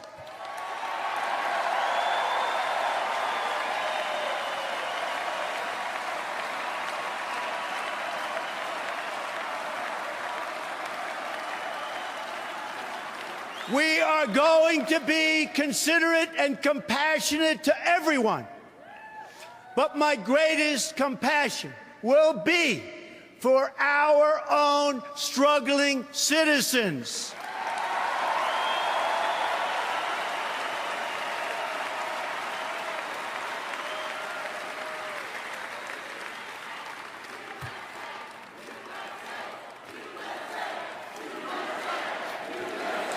USA, USA, USA.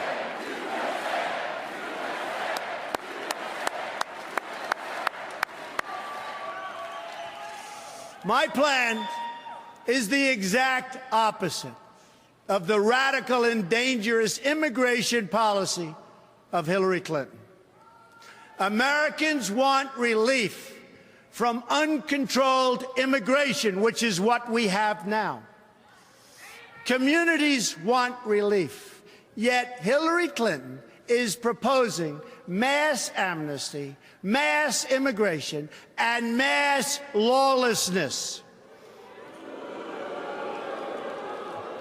Her plan will overwhelm your schools and hospitals, further reduce your jobs and wages, and make it harder for recent immigrants to escape the tremendous cycle of poverty that they're going through right now, and make it almost impossible for them to join the middle class.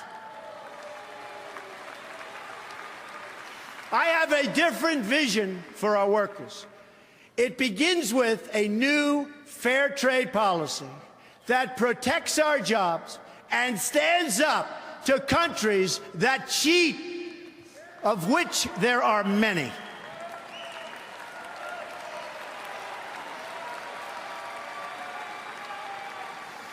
It's been a signature message of my campaign from day one, and it will be a signature feature of my presidency from the moment I take the oath of office.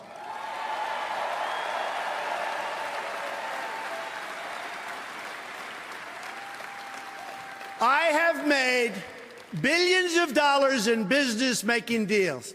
Now I'm going to make our country rich again.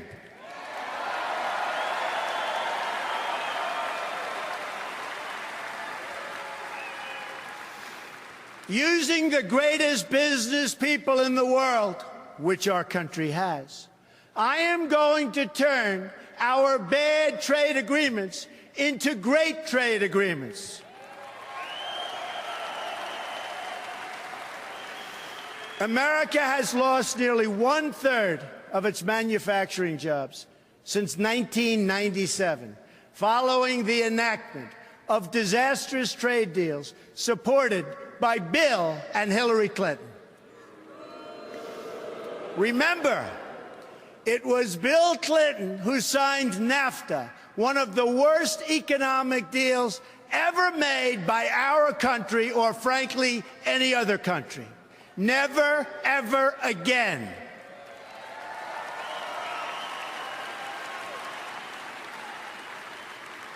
I am going to bring back our jobs to Ohio and Pennsylvania and New York and Michigan and all of America. And I am not going to let companies move to other countries, firing their employees along the way without consequence. Not gonna happen anymore.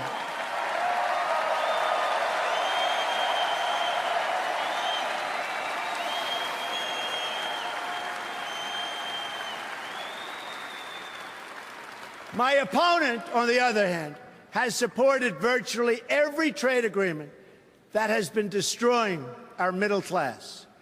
She supported NAFTA, and she supported China's entrance into the World Trade Organization, another one of her husband's colossal mistakes and disasters. She supported the job-killing trade deal with South Korea. She supported the Trans-Pacific Partnership, which will not only destroy our manufacturing, but it will make America subject to the rulings of foreign governments, and it's not going to happen.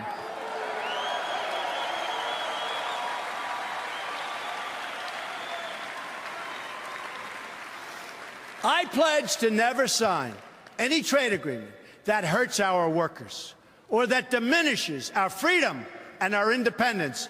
We will never, ever sign bad trade deals. America first. Again, America first.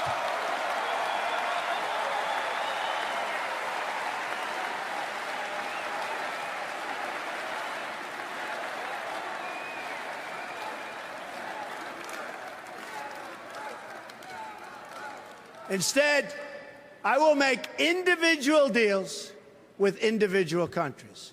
No longer will we enter into these massive transactions with many countries that are thousands of pages long and which no one from our country even reads or understands. We are going to enforce all trade violations against any country that cheats.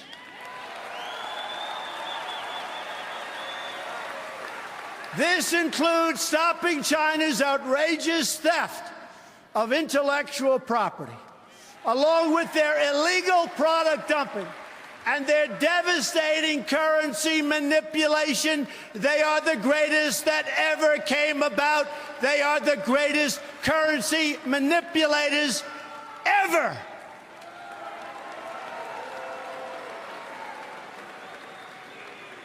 Our horrible trade agreements with China and many others will be totally renegotiated.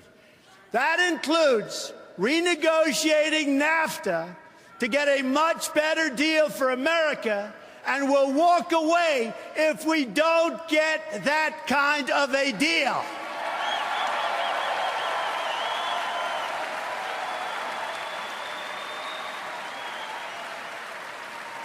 Our country is going to start building and making things again.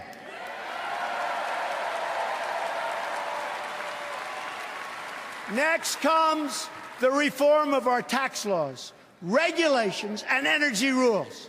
While Hillary Clinton plans a massive, and I mean massive, tax increase, I have proposed the largest tax reduction of any candidate who has run for president this year, Democrat or Republican.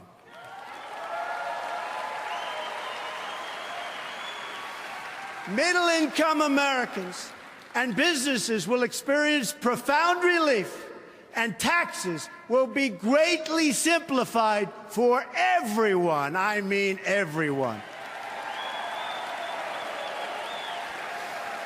America is one of the highest taxed nations in the world.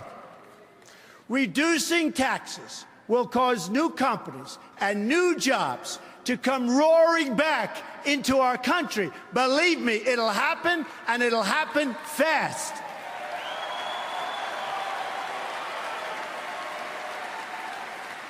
Then we're going to deal with the issue of regulation, one of the greatest job killers of them all.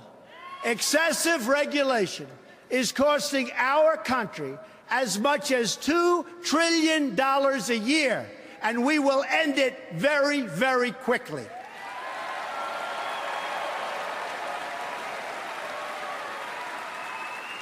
We are going to lift the restrictions on the production of American energy.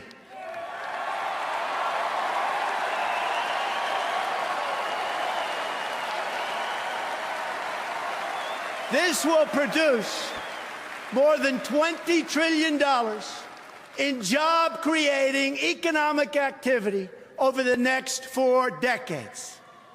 My opponent, on the other hand, wants to put the great miners and the great steelworkers of our country out of work and out of business. That will never happen with Donald J. Trump as president. Our steelworkers and our miners are going back to work again.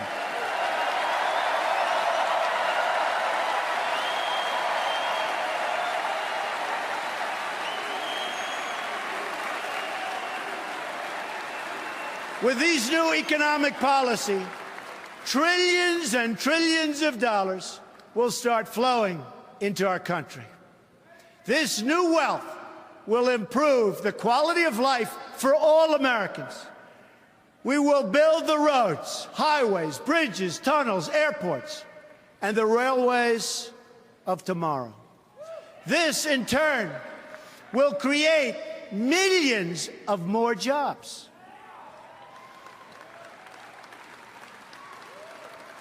We will rescue kids from failing schools by helping their parents send them to a safe school of their choice.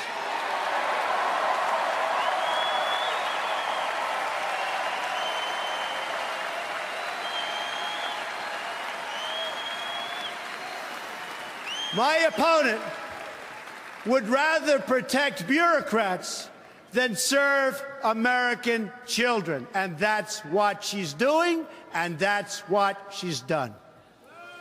We will repeal and replace disastrous Obamacare.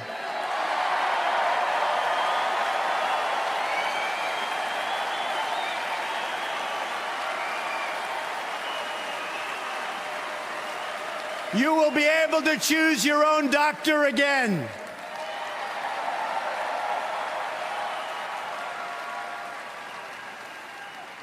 And we will fix TSA at the airports, which is a total disaster.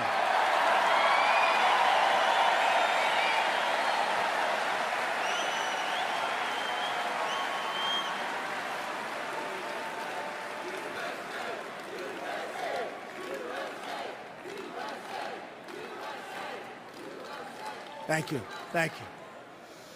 We're going to work with all of our students who are drowning in debt to take the pressure off these young people just starting out in their adult lives. Tremendous problem. We will completely rebuild our depleted military.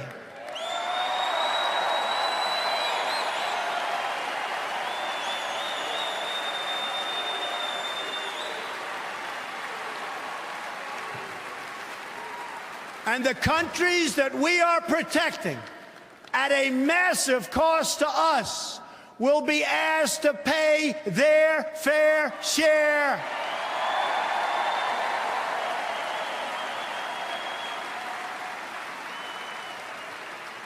We will take care of our great veterans like they have never been taken care of before.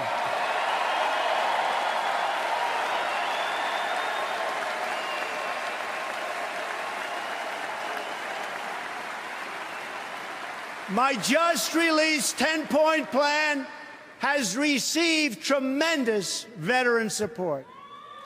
We will guarantee those who serve this country will be able to visit the doctor or hospital of their choice without waiting 5 days on a line and dying.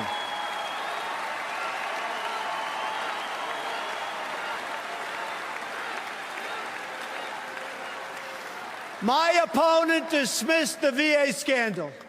One more sign of how out of touch she really is.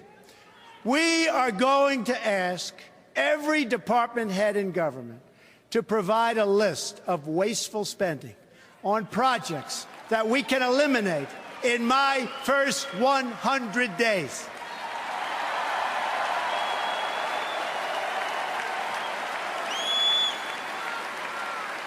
The politicians have talked about this for years, but I'm going to do it.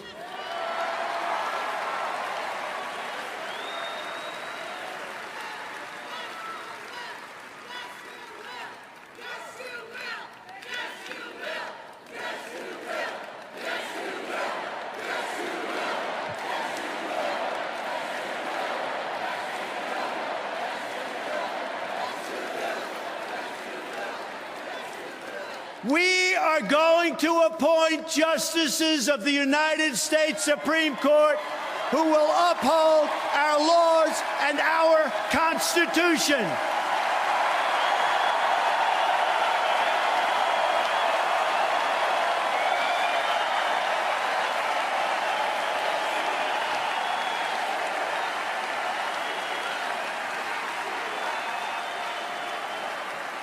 The replacement of our beloved Justice Scalia will be a person of similar views, principles, and judicial philosophies. Very important.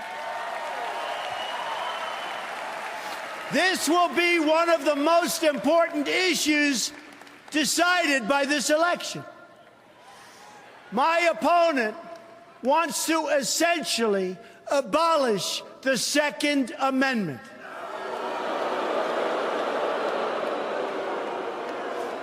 I, on the other hand, received the early and strong endorsement of the National Rifle Association and will protect the right of all Americans to keep their families safe.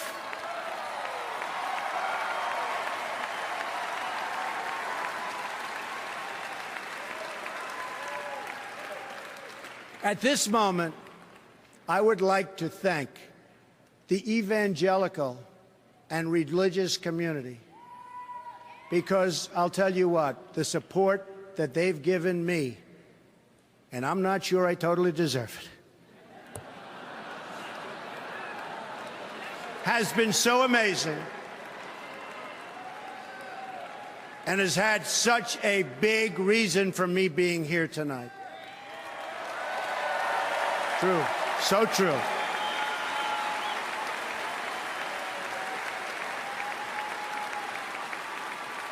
They have much to contribute to our politics, yet our laws prevent you from speaking your minds from your own pulpits.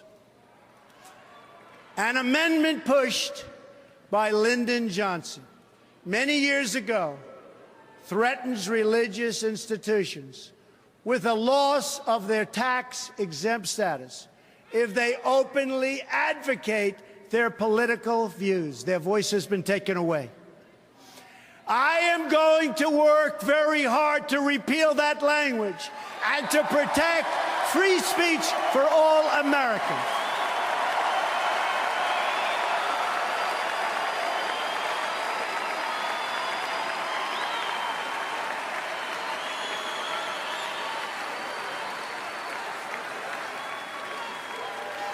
We can accomplish these great things and so much more. All we need to do is start believing in ourselves and in our country again. Start believing.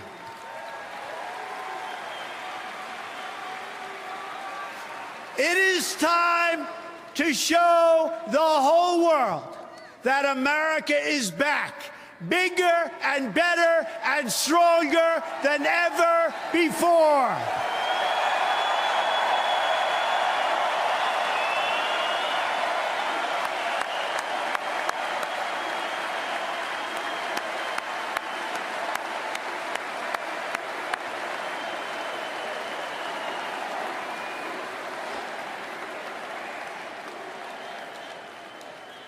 In this journey, I'm so lucky to have at my side my wife, Melania, and my wonderful children,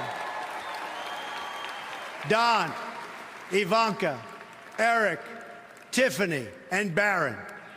You will always be my greatest source of pride and joy.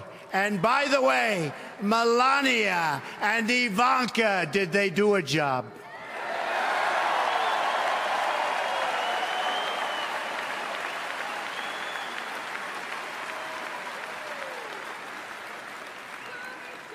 My dad, Fred Trump, was the smartest and hardest working man I ever knew. I wonder sometimes what he'd say if he were here to see this and to see me tonight.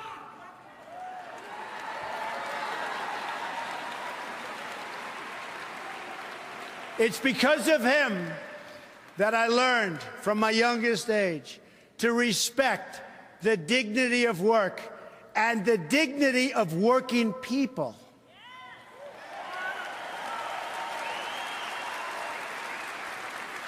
He was a guy most comfortable in the company of bricklayers and carpenters and electricians.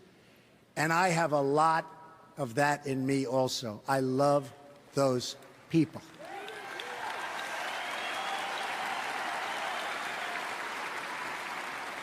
Then there's my mother, Mary. She was strong, but also warm and fair-minded. She was a truly great mother. She was also one of the most honest and charitable people that I have ever known, and a great, great judge of character. She could pick them out from anywhere. To my sisters, Mary Ann and Elizabeth, my brother, Robert, and my late brother, Fred, I will always give you my love. You are most special to me.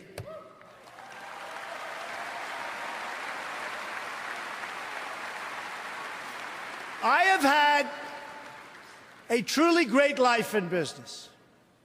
But now, my sole and exclusive mission is to go to work for our country, to go to work for you.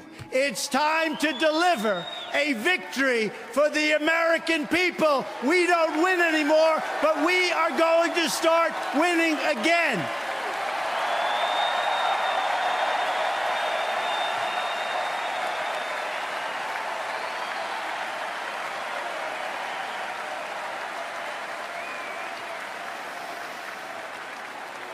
But to do that, we must break free from the petty politics of the past. America is a nation of believers, dreamers, and strivers that is being led by a group of censors, critics, and cynics.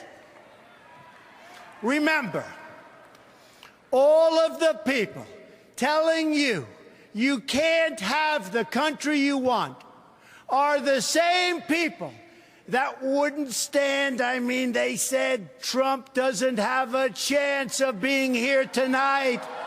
Not a chance. The same people. Oh, we love defeating those people, don't we? Don't we love defeating those people? Love it, love it, love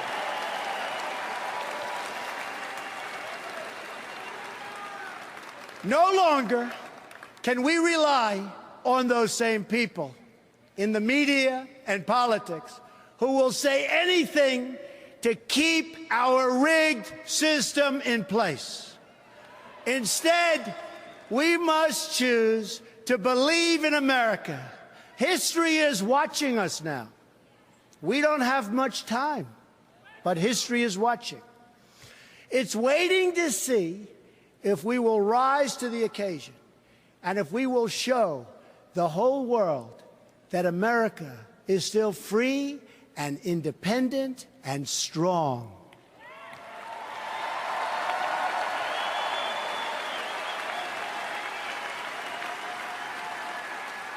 I am asking for your support tonight so that I can be your champion in the White House, and I will be your champion.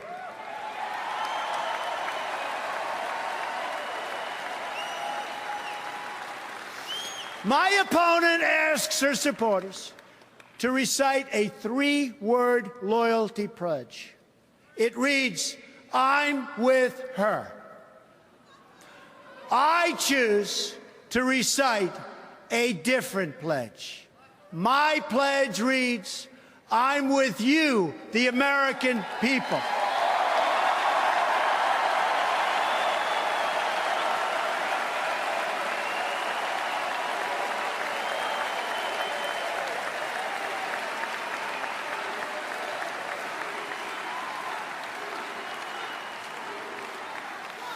I am your voice. So to every parent who dreams for their child, and every child who dreams for their future, I say these words to you tonight. I am with you, I will fight for you, and I will win for you.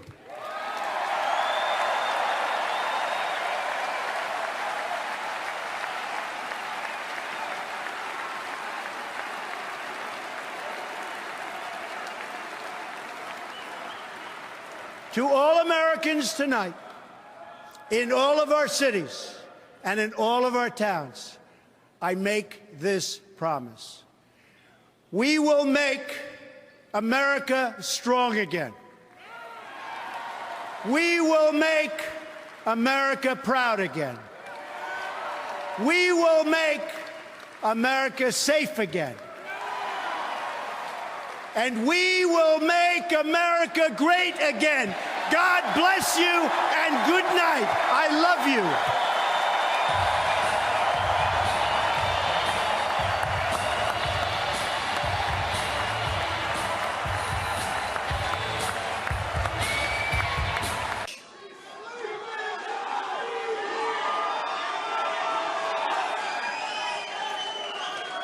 I've just received a call from Secretary Clinton.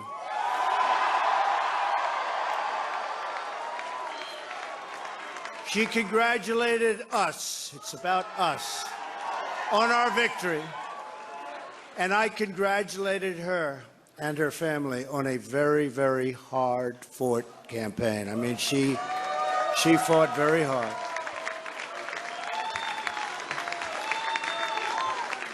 Hillary has worked very long and very hard over a long period of time, and we owe her a major debt of gratitude for her service to our country. I mean that very sincerely. Now it's time for America to bind the wounds of division, have to get together. To all Republicans and Democrats and independents across this nation, I say it is time for us to come together as one united people. It's time.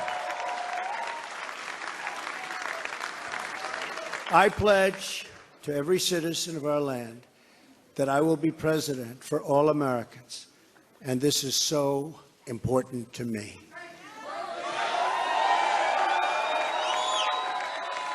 For those who have chosen not to support me in the past, of which there were a few people, I'm reaching out to you for your guidance and your help so that we can work together and unify our great country.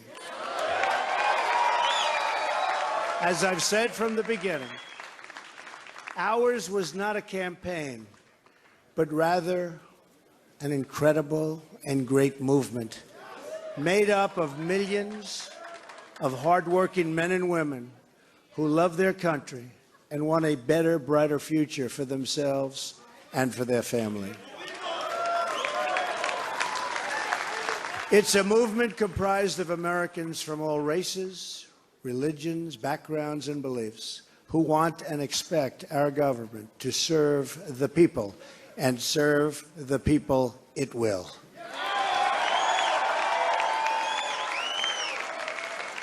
Working together, we will begin the urgent task of rebuilding our nation and renewing the American dream.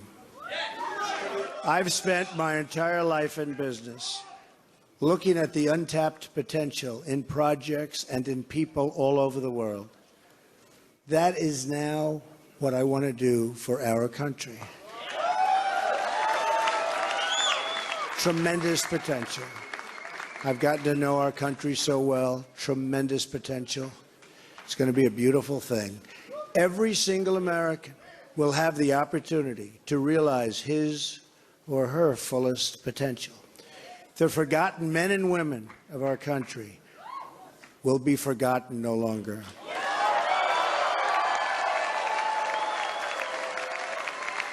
We are going to fix our inner cities and rebuild our highways, bridges, tunnels, airports, schools, hospitals.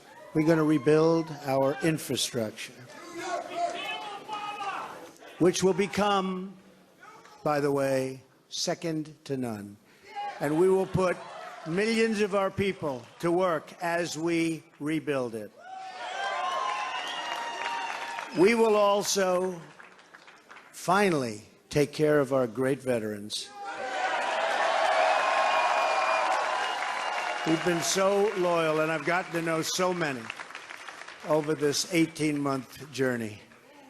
The time I've spent with them during this campaign has been among my greatest honors. Our veterans are incredible people. We will embark upon a project of national growth and renewal. I will harness the creative talents of our people, and we will call upon the best and brightest to leverage their tremendous talent for the benefit of all. It's going to happen. We have a great economic plan. We will double our growth and have the strongest economy anywhere in the world. At the same time, we will get along with all other nations willing to get along with us. We will be. We'll have great relationships. We expect to have great relationships. No dream is too big, no challenge is too great. Nothing we want for our future is beyond our reach. America will no longer settle for anything less than the best. We must reclaim our country's destiny and dream big and bold and daring. We have to do that.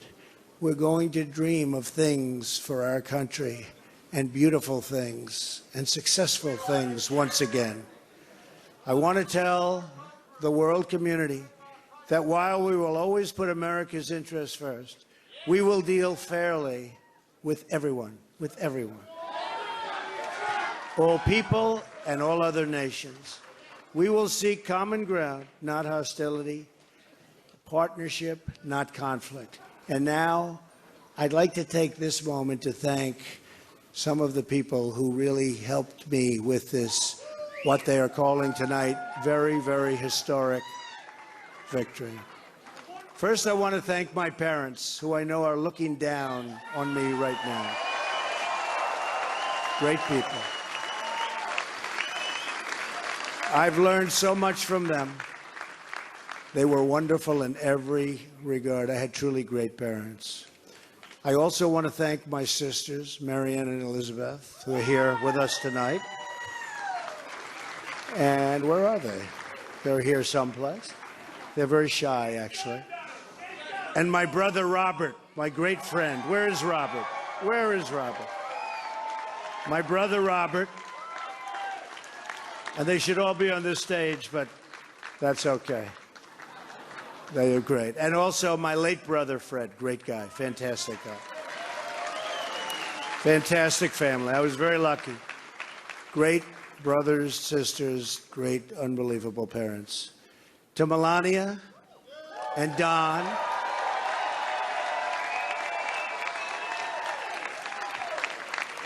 and Ivanka,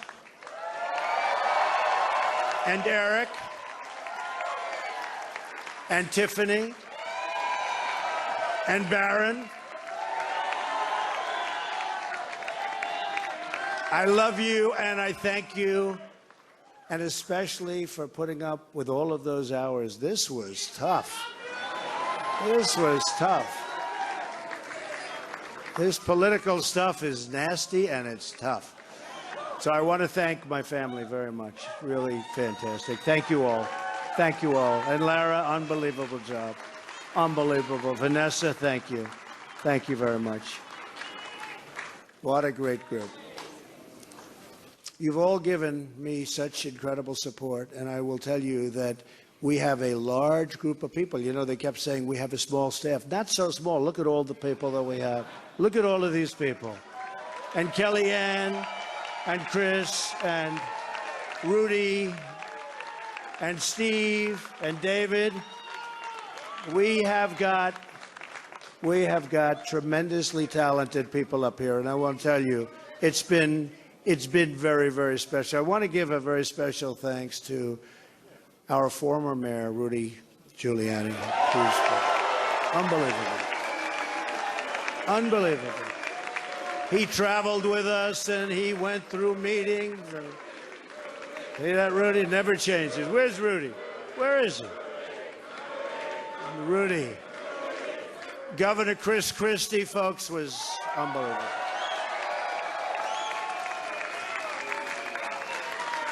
Thank you, Chris. The first man, first senator, first major politician, and let me tell you, he is highly respected in Washington, because he's as smart as you get. Senator Jeff Sessions. Where's Jeff?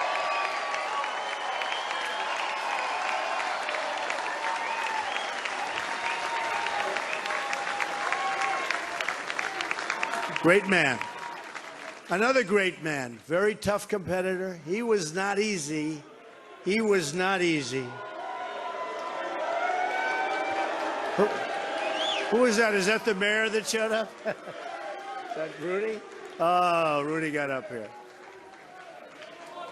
Another great man who has been really a friend to me. But I'll tell you, I got to know him as a competitor because he was one of the folks that was negotiating to go against those Democrats. Dr. Ben Carson. Where's Ben? Where is Ben?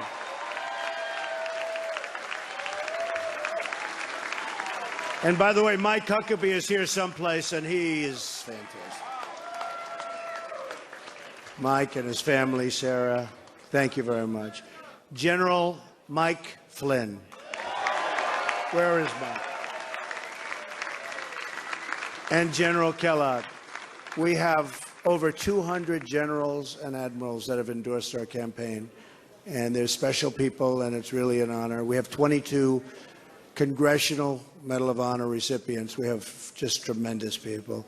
A very special person who believed me, and you know, I'd read reports that I wasn't getting along with him. I never had a bad second with him. He's an unbelievable star. He is, that's right, how did you possibly guess? So let me tell you about Reince. And I've said this. I said, Reince, and I know it. Look at all those people over there. I know it. Reince is a superstar. But I said, they can't call you a superstar, Reince, unless we win. Because you can't be called a superstar like Secretariat. If Secretariat came in second, Secretariat would not have that big, beautiful bronze bus at the track at Belmont. But I'll tell you, Reince is really a star. And he is the hardest working guy. And in a certain way, I did this. Reince, come up here. Where is Reince? Get over here, Reince. Boy, oh boy, oh boy. It's about time you did this, Reince. Huh? My guy. Yeah, say a few words. No, come here. Say something. Ladies and gentlemen, the next president of the United States, Donald Trump. Thank you. It's been an honor. God bless. Thank God. Amazing guy. Our partnership with the RNC was so important to the success and what we've done. So I also have to say I've gotten to know some incredible people, the Secret Service people.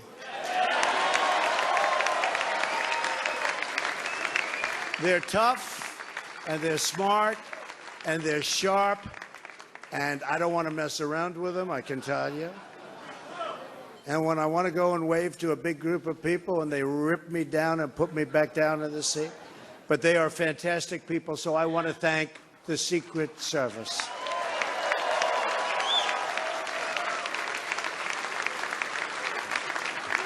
And law enforcement in New York City, they're here tonight. These are spectacular people, sometimes underappreciated, unfortunately. But we appreciate them. We know what they go through. So it's been what they call a historic event. But to be really historic, we have to do a great job. And I promise you that I will not let you down. We will do a great job. We will do a great job. I look very much forward to being your president. And hopefully at the end of 2 years or 3 years or 4 years or maybe even 8 years, you will say, so many of you worked so hard for us, but you will say that that was something that you really were very proud to do, and I can thank you very much. And I can only say that while the campaign is over, our work on this movement is now really just beginning. We're going to get to work immediately for the American people. And we're going to be doing a job that hopefully you'll be so proud of your president. You'll be so proud. Again, it's my honor. It was an amazing evening. It's been an amazing 2-year period. And I love this country. Thank you. Thank you very much. Thank you to Mike Pence. Thank you, everybody. Thank you. Mr. Secretary General, world leaders, ambassadors, and distinguished delegates, 1 year ago, I stood before you for the first time in this grand hall. I addressed the threats facing our world, and I presented a vision to achieve a brighter future for all of humanity. Today, I stand before the United Nations General Assembly to share the extraordinary progress we've made. In less than 2 years, my administration has accomplished more than almost any administration in the history of our country. America's so true.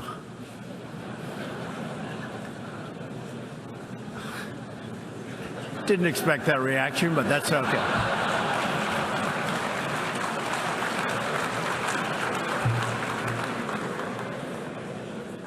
America's economy is booming like never before.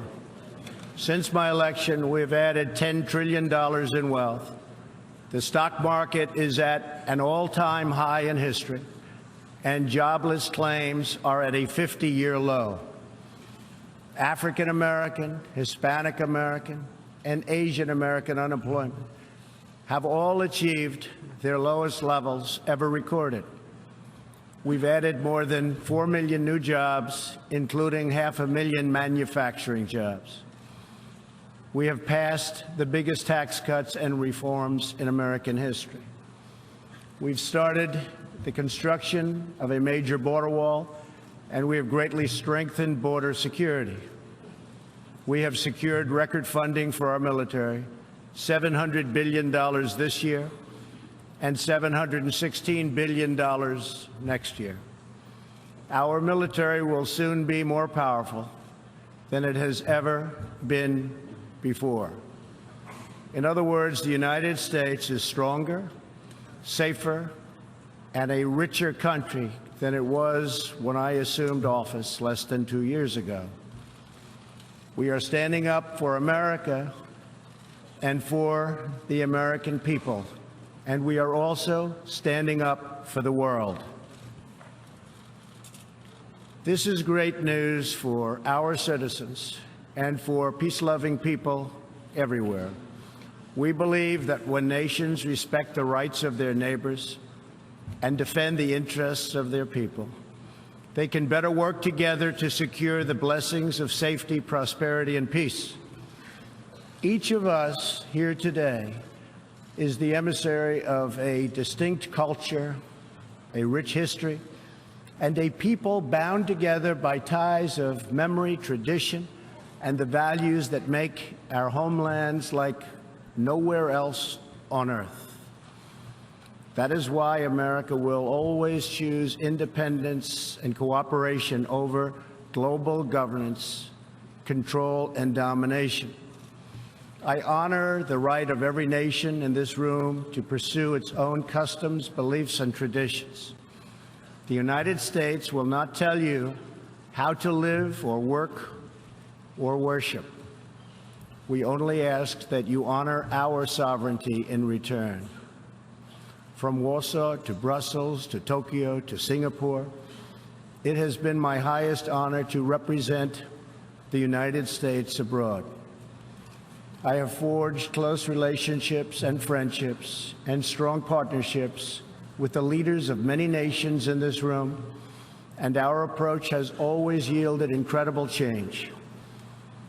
With support from many countries here today, we have engaged with North Korea to replace the specter of conflict with a bold and new push for peace.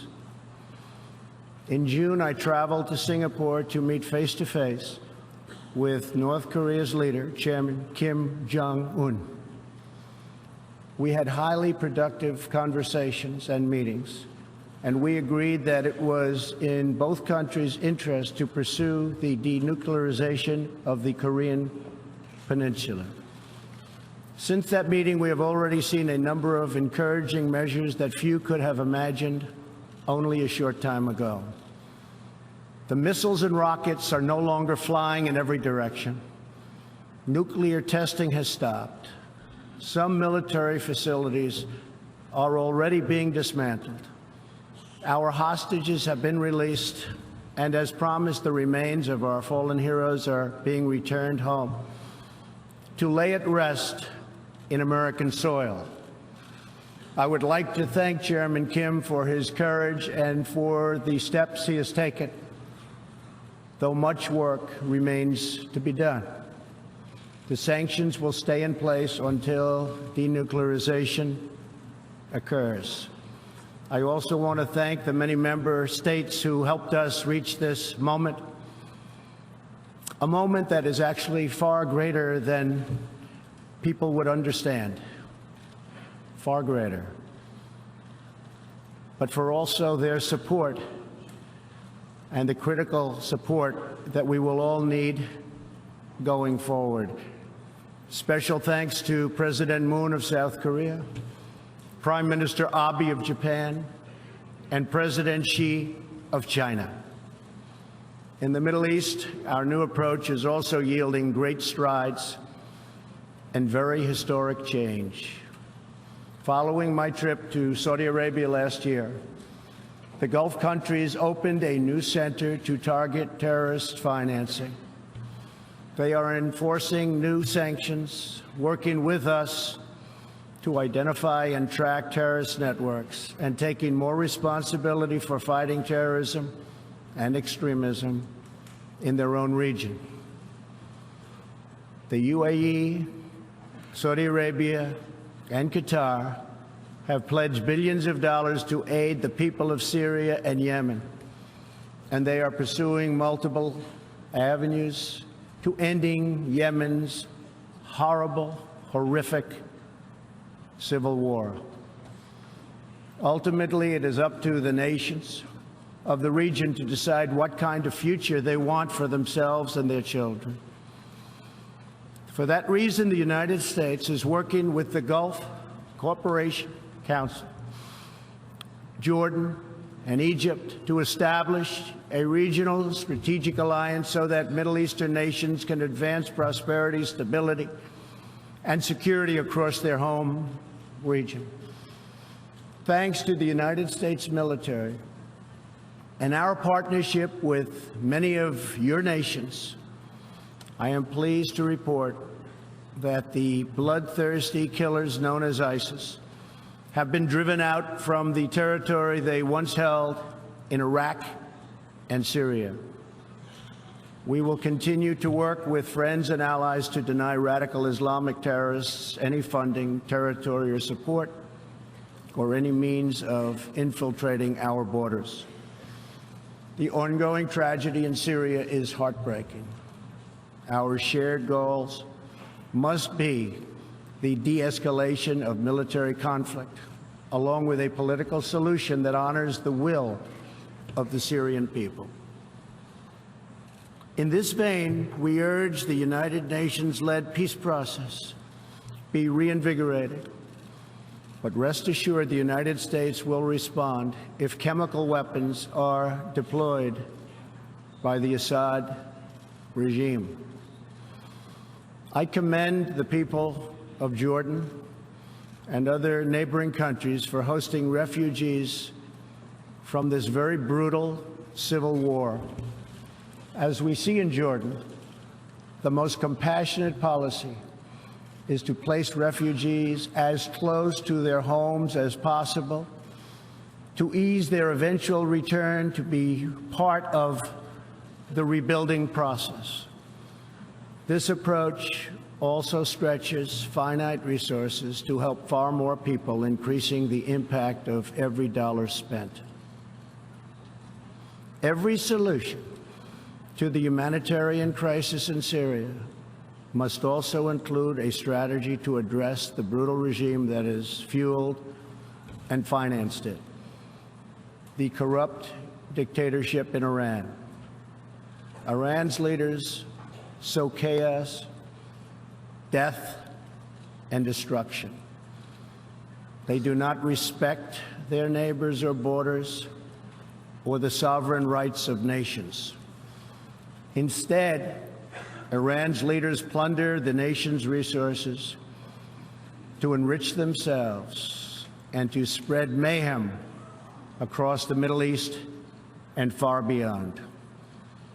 The Iranian people are rightly outraged that their leaders have embezzled billions of dollars from Iran's treasury,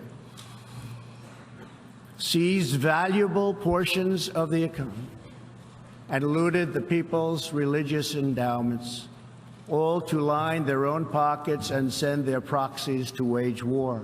Not good. Iran's neighbors have paid a heavy toll for the region's agenda of aggression and expansion. That is why so many countries in the Middle East strongly supported my decision to withdraw the United States from the horrible 2015 Iran nuclear deal and reimpose nuclear sanctions. The Iran deal was a windfall for Iran's leaders. In the years since the deal was reached, Iran's military budget grew nearly 40%. The dictatorship used the funds to build nuclear-capable missiles, increase internal repression, finance terrorism, and fund havoc and slaughter in Syria and Yemen. The United States has launched a campaign of economic pressure to deny the regime the funds it needs to advance its bloody agenda. Last month, we began reimposing hard-hitting nuclear sanctions that have been lifted under the Iran deal. Additional sanctions will resume November 5th, and more will follow. And we are working with countries that import Iranian crude oil to cut their purchases substantially. We cannot allow the world's leading sponsor of terrorism to possess the planet's most dangerous weapons. We cannot allow a regime that chants death to America and that threatens Israel with annihilation to possess the means to deliver a nuclear warhead to any city on earth. Just can't do it. We ask all nations to isolate Iran's regime as long as its aggression continues. And we ask all nations to support Iran's people as they struggle to reclaim their religious and righteous destiny. This year, we also took another significant step forward in the Middle East in recognition of every sovereign state to determine its own capital. I moved the U.S. Embassy in Israel to Jerusalem. The United States is committed to a future of peace and stability in the region, including peace between the Israelis and the Palestinians. That aim is advanced, not harmed, by acknowledging the obvious facts. America's policy of principled realism means we will not be held hostage to old dogmas, discredited ideologies, and so-called experts who have been proven wrong over the years, time and time again. This is true not only in matters of peace, but in matters of prosperity. We believe that trade must be fair and reciprocal. The United States will not be taken advantage of any longer. For decades, the United States opened its economy, the largest by far on earth, with few conditions. We allowed foreign goods from all over the world to flow freely across our borders. Yet, other countries did not grant us fair and reciprocal access to their markets in return. Even worse, some countries abused their openness to dump their products, subsidize their goods, target our industries, and manipulate their currencies to gain unfair advantage over our country. As a result, our trade deficit ballooned to nearly $800 billion a year. For this reason, we are systematically renegotiating broken and bad trade deals. Last month, we announced a groundbreaking U.S.-Mexico trade agreement. And just yesterday, I stood with President Moon to announce the successful completion of the brand new U.S.-Korea trade deal. And this is just the beginning. Many nations in this hall will agree that the world trading system is in dire need of change. For example, countries were admitted to the World Trade Organization that violate every single principle on which the organization is based.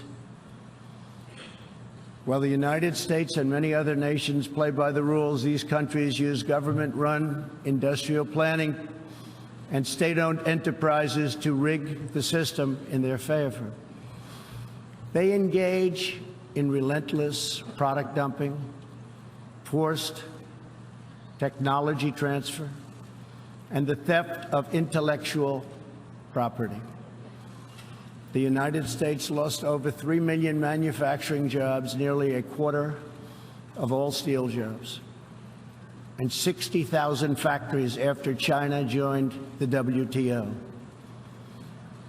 And we have racked up $13 trillion in trade deficits over the last 2 decades. But those days are over. We will no longer tolerate such abuse. We will not allow our workers to be victimized, our companies to be cheated, and our wealth to be plundered and transferred. America will never apologize for protecting its citizens. The United States has just announced tariffs on another $200 billion in Chinese-made goods, for a total so far of $250 billion. I have great respect and affection for my friend, President Xi, but I have made clear our trade imbalance is just not acceptable. China's market distortions and the way they deal cannot be tolerated. As my administration has demonstrated, America will always act in our national interests. I spoke before this body last year and warned that the UN Human Rights Council had become a grave embarrassment to this institution, shielding egregious human rights abusers while bashing America and its many friends. Our ambassador to the United Nations, Nikki Haley, laid out a clear agenda for reform, but despite reported and repeated warnings, no action at all was taken. So the United States took the only responsible course. We withdrew from the Human Rights Council, and we will not return until real reform is enacted. For similar reasons, the United States will provide no support in recognition to the International Criminal Court. As far as America is concerned, the ICC has no jurisdiction, no legitimacy, and no authority. The ICC claims near universal jurisdiction over the citizens of every country, violating all principles of justice, fairness, and due process. We will never surrender America's sovereignty to an unelected, unaccountable global bureaucracy. America is governed by Americans. We reject the ideology of globalism, and we embrace the doctrine of patriotism. Around the world, responsible nations must defend against threats to sovereignty, not just from global governments, but also from other new forms of coercion and domination.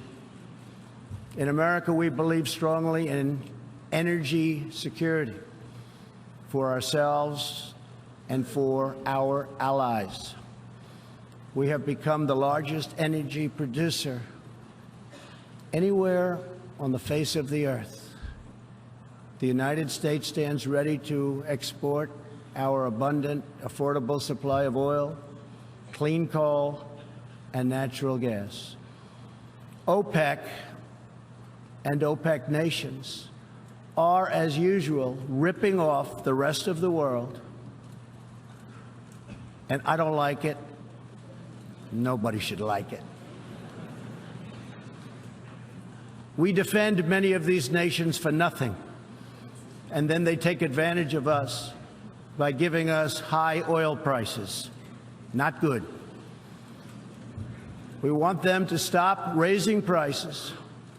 We want them to start lowering prices, and they must contribute substantially to military protection from now on.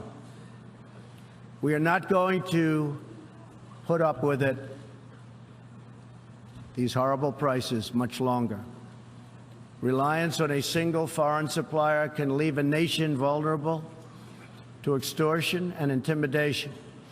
That is why we congratulate European states such as Poland for leading the construction of a Baltic pipeline so that nations are not dependent on Russia to meet their energy needs. Germany will become totally dependent on Russian energy if it does not immediately change course. Here in the Western Hemisphere, we are committed to maintaining our independence from the encroachment of expansionist foreign powers. It has been the formal policy of our country since President Monroe that we reject the interference of foreign nations in this hemisphere and in our own affairs. The United States has recently strengthened our laws to better screen foreign investments in our country for national security threats. And we welcome cooperation with countries in this region and around the world that wish to do the same. You need to do it for your own protection.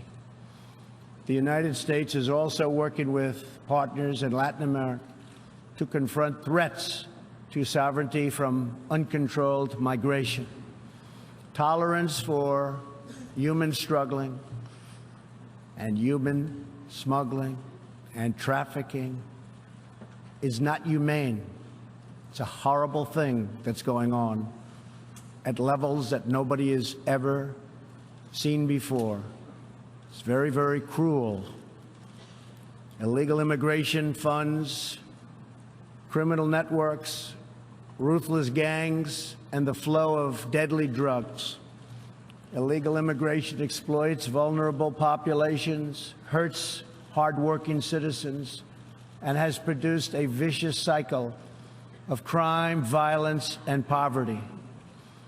Only by upholding national borders, destroying criminal gangs, can we break this cycle and establish a real foundation for prosperity.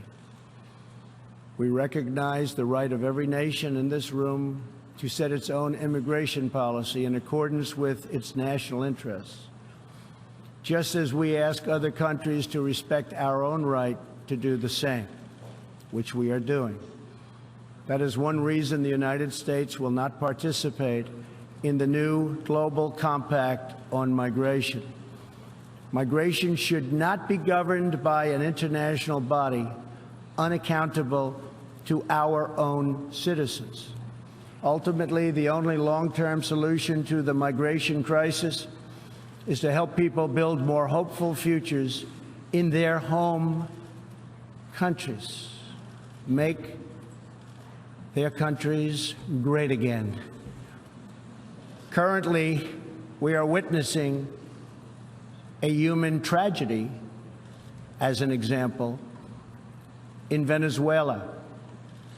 More than 2 million people have fled the anguish inflicted by the socialist Maduro regime and its Cuban sponsors. Not long ago, Venezuela was one of the richest countries on earth. Today, socialism has bankrupted the oil-rich nation and driven its people into abject poverty. Virtually everywhere socialism or communism has been tried, it has produced suffering, corruption, and decay. Socialism's thirst for power leads to expansion, incursion, and oppression. All nations of the world should resist socialism and the misery that it brings to everyone. In that spirit, we ask the nations gathered here to join us in calling for the restoration of democracy in Venezuela. Today, we are announcing additional sanctions against the repressive regime, targeting Maduro's inner circle and close advisors. We are grateful for all of the work the United Nations does around the world to help people build better lives for themselves and their families. The United States is the world's largest giver in the world, by far, of foreign aid. But few give anything to us. That is why we are taking a hard look at U.S. foreign assistance. That will be headed up by Secretary of State Mike Pompeo. We will examine what is working, what is not working, and whether the countries who receive our dollars and our protection also have our interests at heart. Moving forward, we are only going to give foreign aid to those who respect us and, frankly, are our friends. And we expect other countries to pay their fair share for the cost of their defense. The United States is committed to making the United Nations more effective and accountable. I have said many times that the United Nations has unlimited potential. As part of our reform effort, I have told our negotiators that the United States will not pay more than 25% of the UN peacekeeping budget. This will encourage other countries to step up, get involved, and also share in this very large burden. And we are working to shift more of our funding from assessed contributions to voluntary, so that we can target American resources to the programs with the best record of success. Only when each of us does our part and contributes our share can we realize the UN's highest aspirations. We must pursue peace without fear, hope without despair, and security without apology. Looking around this hall, where so much history has transpired, we think of the many before us who have come here to address the challenges of their nations and of their times. And our thoughts turn to the same question that ran through all their speeches and resolutions, through every word and every hope. It is the question of what kind of world will we leave for our children, and what kind of nations they will inherit.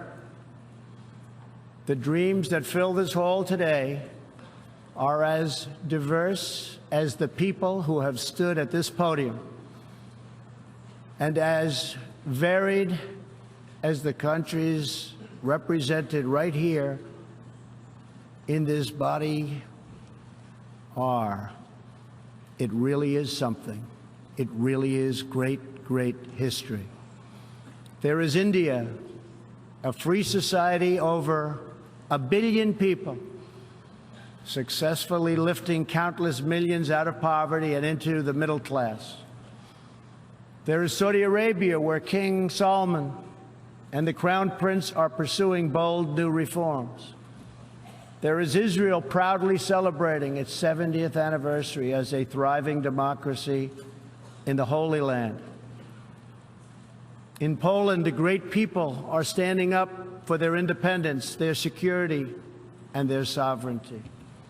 Many countries are pursuing their own unique visions, building their own hopeful futures, and chasing their own wonderful dreams of destiny, of legacy, and of a home. The whole world is richer. Humanity is better because of this beautiful constellation of nations, each very special, each very unique, and each shining brightly in its part of the world. In each one, we see awesome promise of a people bound together by a shared past and working toward a common future. As for Americans, we know what kind of future we want for ourselves. We know what kind of a nation America must always be. In America, we believe in the majesty of freedom and the dignity of the individual. We believe in self-government and the rule of law, and we prize the culture that sustains our liberty, a culture built on strong families, deep faith, and fierce independence. We celebrate our heroes. We treasure our traditions. And above all, we love our country. Inside everyone in this great chamber today, and everyone listening all around the globe, there is the heart of a patriot that feels the same powerful love for your nation, the same intense loyalty to your homeland. The passion that burns in the hearts of patriots and the souls of nations has inspired reform and revolution, sacrifice and selflessness, scientific breakthroughs, and magnificent works of art. Our task is not to erase it, but to embrace it, to build with it, to draw on its ancient wisdom, and to find within it the will to make our nations greater, our region safer, and the world better. To unleash this incredible potential in our people, we must defend the foundations that make it all possible. Sovereign and independent nations are the only vehicle where freedom has ever survived, democracy has ever endured, or peace has ever prospered. And so we must protect our sovereignty and our cherished independence above all. When we do, we will find new avenues for cooperation unfolding before us. We will find new passion for peacemaking rising within us. We will find new purpose, new resolve, and new spirit flourishing all around us, and making this a more beautiful world in which to live. So together, let us choose a future of patriotism, prosperity, and pride. Let us choose peace and freedom over domination and defeat. And let us come here to this place to stand for our people and their nations, forever strong, forever sovereign, forever just, and forever thankful for the grace and the goodness and the glory of God. Thank you, God bless you, and God bless the nations of the world. Thank you very much. Thank you.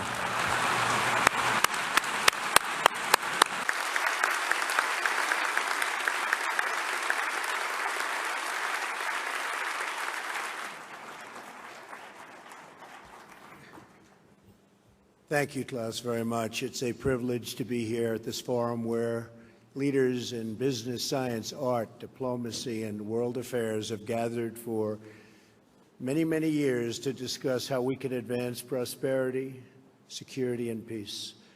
I'm here today to represent the interests of the American people and to affirm America's friendship and partnership in building a better world. Like all nations represented at this great forum, America hopes for a future in which everyone can prosper and every child can grow up free from violence, poverty, and fear. Over the past year, we have made extraordinary strides in the U.S. We're lifting up forgotten communities, creating exciting new opportunities, and helping every American find their path to the American dream, the dream of a great job, a safe home, and a better life for their children. After years of stagnation, the United States is once again experiencing strong economic growth. The stock market is smashing one record after another and has added more than $7 trillion in new wealth since my election. Consumer confidence, business confidence, and manufacturing confidence are the highest they have been in many decades. Since my election, we've created 2.4 million jobs, and that number is going up very, very substantially. Small business optimism is at an all-time high. New unemployment claims are near the lowest we've seen in almost half a century. African American unemployment has reached the lowest rate ever recorded in the United States, and so has unemployment among Hispanic Americans. The world is witnessing the resurgence of a strong and prosperous America.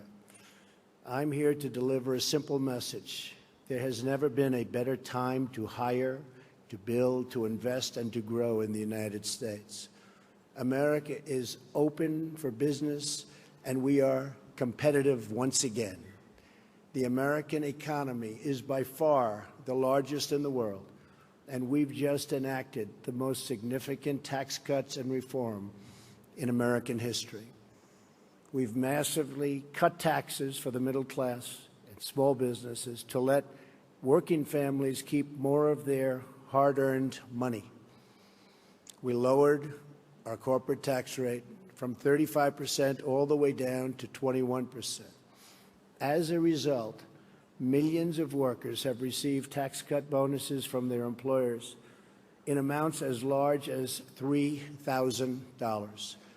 The tax cut bill is expected to raise the average American's household income by more than $4,000. The world's largest company, Apple, announced it plans to bring $245 billion in overseas profits home to America. Their total investment into the United States economy will be more than $350 billion over the next 5 years. Now is the perfect time to bring your business, your jobs, and your investments to the United States. This is especially true because we have undertaken the most extensive regulatory reduction ever conceived. Regulation is stealth taxation. The U.S., like many other countries, unelected bureaucrats, and we have, believe me, we have them all over the place, and they've imposed crushing and anti-business and anti-worker regulations on our citizens with no vote, no legislative debate, and no real accountability. In America, those days are over. I pledged to eliminate 2 unnecessary regulations for every 1 new regulation. We have succeeded beyond our highest expectations. Instead of 2 for 1, we have cut 22 burdensome regulations for every 1 new rule. We are freeing our businesses and workers so they can thrive and flourish as never before. We are creating an environment that attracts capital, invites investment, and rewards production. America is the place to do business. So come to America, where you can innovate, create, and build. I believe in America. As President of the United States, I will always put America first, just like the leaders of other countries should put their country first also.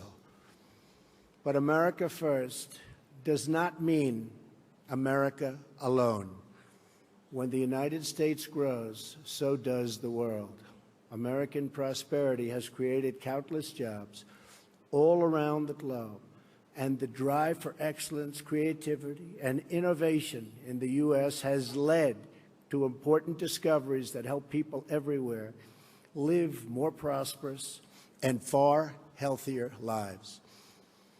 As the United States pursues domestic reforms to unleash jobs and growth, we are also working to reform the international trading system so that it promotes broadly shared prosperity and rewards to those who play by the rules. We cannot have free and open trade if some countries exploit the system at the expense of others. We support free trade, but it needs to be fair and it needs to be reciprocal, because in the end, unfair trade undermines us all. The United States will no longer turn a blind eye to unfair economic practices, including massive intellectual property theft, industrial subsidies, and pervasive state-led economic planning. These and other predatory behaviors are distorting the global markets and harming businesses and workers, not just in the U.S., but around the globe. Just like we expect the leaders of other countries to protect their interests, as President of the United States, I will always protect the interests of our country, our companies, and our workers. We will enforce our trade laws and restore integrity to our trading system. Only by insisting on fair and reciprocal trade can we create a system that works not just for the U.S., but for all nations. As I have said, the United States is prepared to negotiate mutually beneficial bilateral trade agreements with all countries. This will include the countries in TPP, which are very important. We have agreements with several of them already. We would consider negotiating with the rest, either individually or perhaps as a group, if it is in the interests of all. My administration is also taking swift action in other ways to restore American confidence and independence. We are lifting self-imposed restrictions on energy production to provide affordable power to our citizens and businesses and to promote energy security for our friends all around the world. No country should be held hostage to a single provider of energy. America is roaring back, and now is the time to invest in the future of America. We have dramatically cut taxes to make America competitive. We are eliminating burdensome regulations at a record pace. We are reforming the bureaucracy to make it lean, responsive, and accountable, and we are ensuring our laws are enforced fairly. We have the best colleges and universities in the world, and we have the best workers in the world. Energy is abundant and affordable. There has never been a better time to do business in America.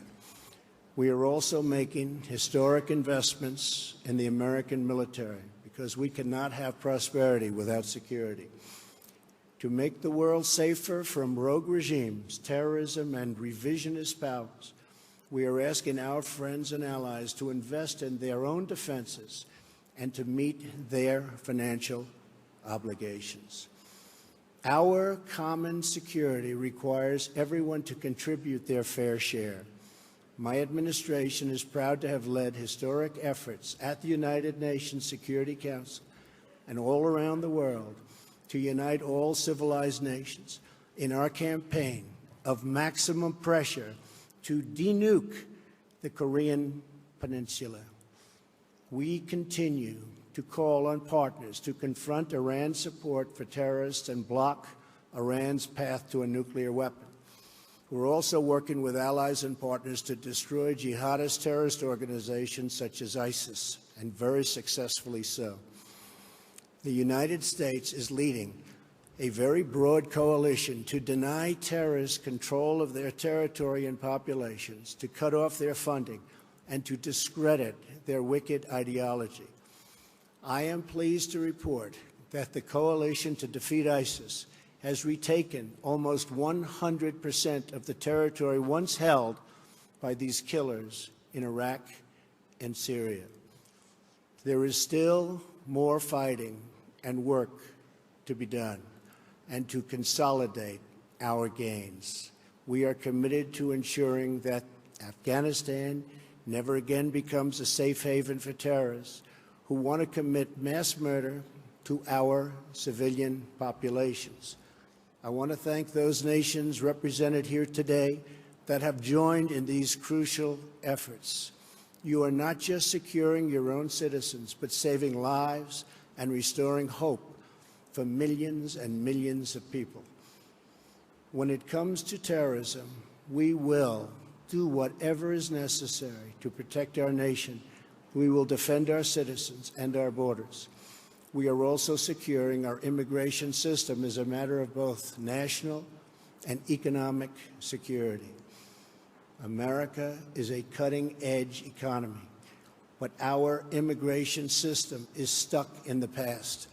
We must replace our current system of extended family chain migration with a merit-based system of admissions that selects new arrivals based on their ability to contribute to our economy, to support themselves financially, and to strengthen our country. In rebuilding America, we are also fully committed to developing our workforce. We are lifting people from dependence to independence because we know the single best anti-poverty program is a very simple and very beautiful paycheck. To be successful, it is not enough to invest in our economy. We must invest in our people. When people are forgotten, the world becomes fractured. Only by hearing and responding to the voices of the forgotten can we create a bright future that is truly shared by all. The nation's greatness is more than the sum of its production. A nation's greatness is the sum of its citizens. The values, pride, love, devotion, and character of the people who call that nation home. From my first international G7 summit, to the G20, to the UN General Assembly, to APEC, to the World Trade Organization, and today at the World Economic Forum, my administration has not only been present, but has driven our message that we are all stronger when free, sovereign nations cooperate toward shared goals, and they cooperate toward shared dreams. Represented in this room are some of the remarkable citizens from all over the world. You are national leaders, business titans, industry giants, and many of the brightest minds in many fields. Each of you has the power to change hearts, transform lives, and shape your country's destinies. With this power comes an obligation, however, a duty of loyalty to the people, workers, and customers who have made you who you are. So together, let us resolve to use our power, our resources, and our voices, not just for ourselves, but for our people, to lift their burdens, to raise their hopes, and to empower their dreams, to protect their families, their communities, their histories, and their futures. That's what we're doing in America, and the results are totally unmistakable. It's why new businesses and investment are flooding in. It's why our unemployment rate is the lowest it's been in so many decades. It's why America's future has never been brighter. Today, I am inviting all of you to become part of this incredible future we are building together. Thank you to our hosts. Thank you to the leaders and innovators in the audience. But most importantly, thank you to all of the hardworking men and women who do their duty each and every day, making this a better world for everyone. Together, let us send our love and our gratitude to make them, because they really make our countries run. They make our countries great. Thank you, and God bless you all. Thank you very much.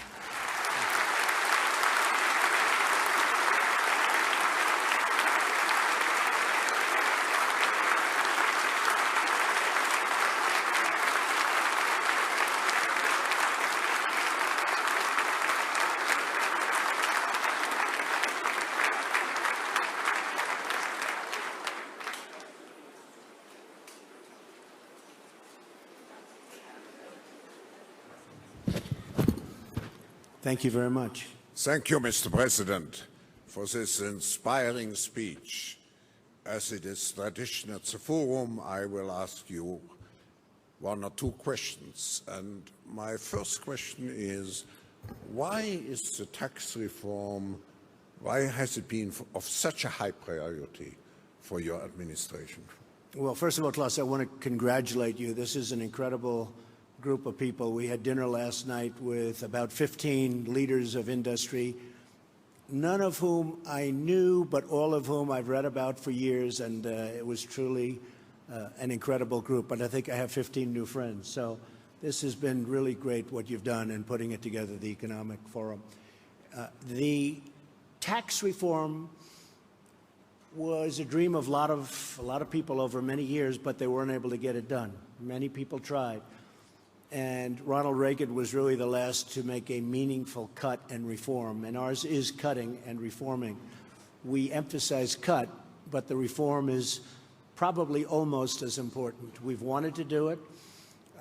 It is very tough politically to do it. Hard to believe that would be, but it is very, very tough. That's why it hasn't been done in close to 40 years. And once we got it going, it was going, and the big, and I wouldn't say a total surprise, but one of the big things that happened and took place is AT&T and some others came out very early and they said they were going to pay thousands and thousands of dollars to people that work for their companies. And you have 300,000, 400,000, 500,000 people working for these companies. And all of a sudden it became like a big waterfall, a big, beautiful waterfall, where so many companies are doing it. And even today they just announced many more. But every day they announce more and more. And now it's a fight for who's going to give the most. It started at 1,000. Now we have them up to 3,000. This is something that we didn't anticipate. Oftentimes in business, things happen that you don't anticipate. Usually that's a bad thing. But this was a good thing. This came out of nowhere. Nobody ever thought of this as a possibility even.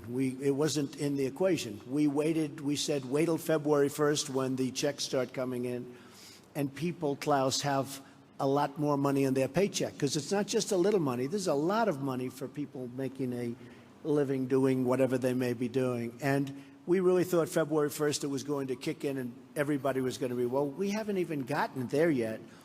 And it's kicked in, and it's had an incredible impact on the stock market and the stock prices. We've set 84 records since my election, record stock market prices, meaning we hit new highs 84 different times out of a one-year period. and that's a great thing. And in all fairness, that was done before we passed the tax cuts and tax reform.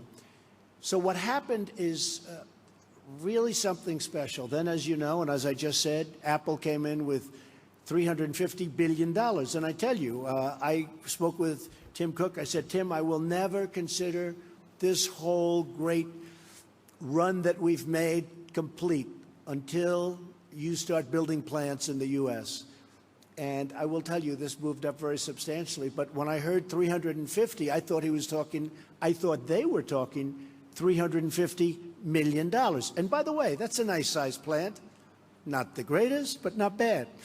And they said, no, sir, it's $350 billion. I said, that is something. Well, we have tremendous amounts of money, including my newfound friends from last night, great companies. They're all investing. When one of the gentlemen said he's putting in $2 billion because of the tax cuts, I said to myself, wow, he's actually the cheap one in the group, because they're putting in massive numbers of billions of dollars. So I think you have a brand new United States. You have a United States where people from all over the world are looking to come in and invest, and there's just nothing like what's happening. And I just want to finish by, I have a group of people that have been so outside. I have a whole lot of them, so I won't introduce, because then I'll insult at least half of them. But I've had a group of people that work so hard on this and other things. And we're really we had a great first year, so successful in so many different ways. And there's a tremendous spirit when you look at all of the different charts and polls, and you see, as an example, African-American unemployment at the historic low. It's never had a period of time like this. Same with Hispanic. Women at a 17-year low. It's very heartwarming to see, but there's a tremendous spirit in the United States. I would say it's a spirit like I have never witnessed before. I've been here for a while. I have never witnessed the spirit that our country has right now. So I just want to thank you all, and all of those that are pouring billions of dollars into our country, or $10 into our country. We thank you very much. On behalf of the General Assembly, I have the honor to welcome to the United Nations His Excellency Donald Trump, President of the United States of America, and to invite him to address the Assembly. You have the floor, sir.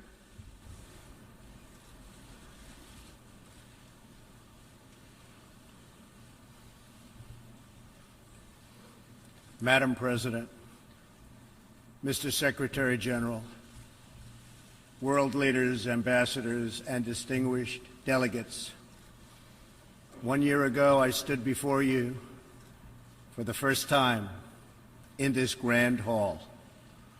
I addressed the threats facing our world, and I presented a vision to achieve a brighter future for all of humanity. Today I stand before the United Nations General Assembly to share the extraordinary progress we've made. In less than 2 years, my administration has accomplished more than almost any administration in the history of our country. America's so true.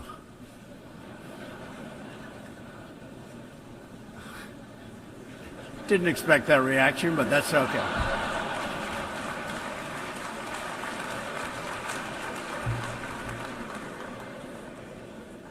America's economy is booming like never before. Since my election, we've added $10 trillion in wealth. The stock market is at an all-time high in history, and jobless claims are at a 50-year low. African American, Hispanic American, and Asian American unemployment have all achieved their lowest levels ever recorded. We've added more than 4 million new jobs, including 500,000 manufacturing jobs. We have passed the biggest tax cuts and reforms in American history.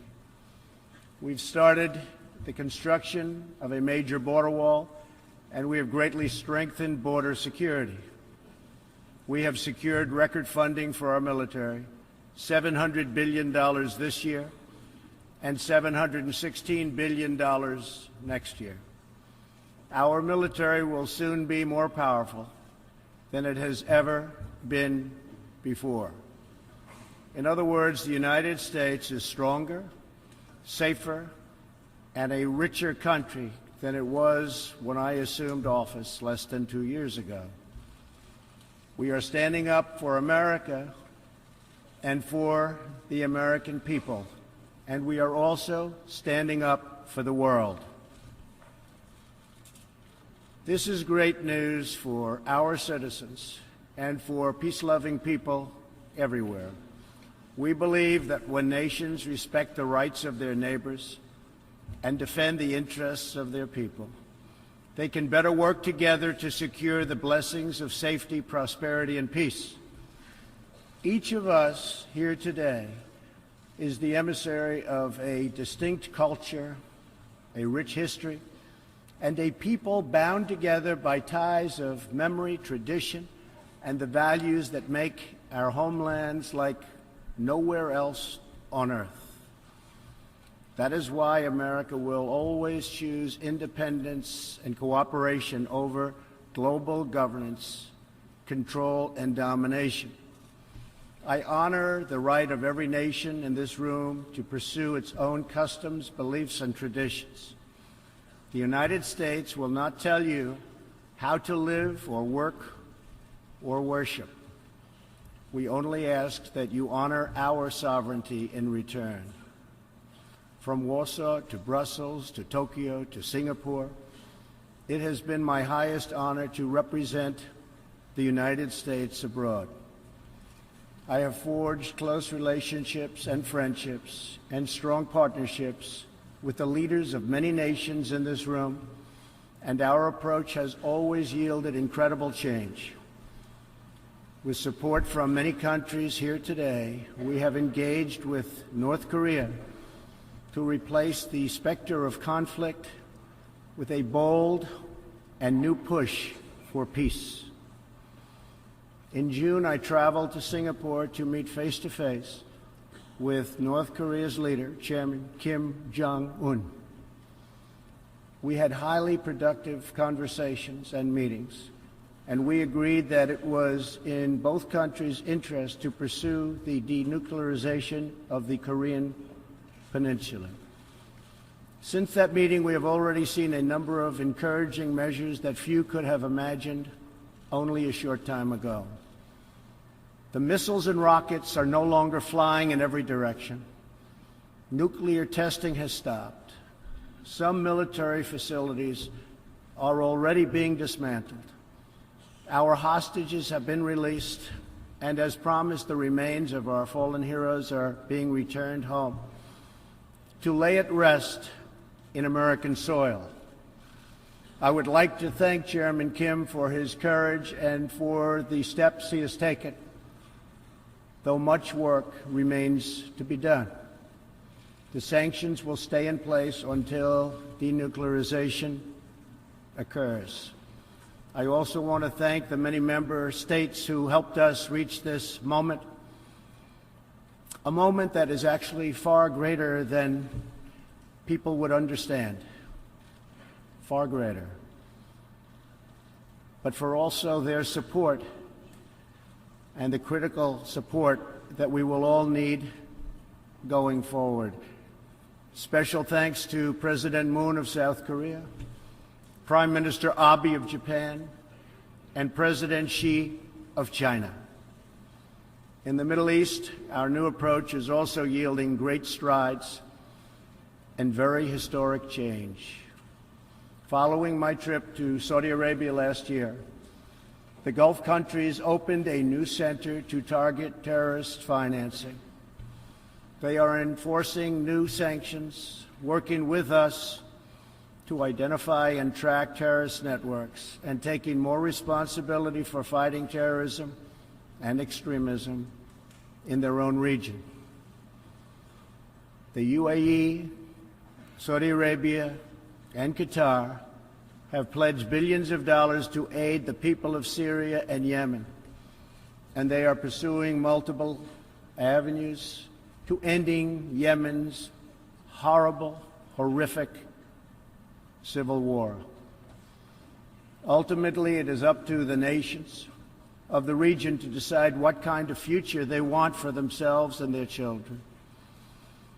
For that reason, the United States is working with the Gulf Cooperation Council, Jordan, and Egypt to establish a regional strategic alliance so that Middle Eastern nations can advance prosperity, stability, and security across their home region.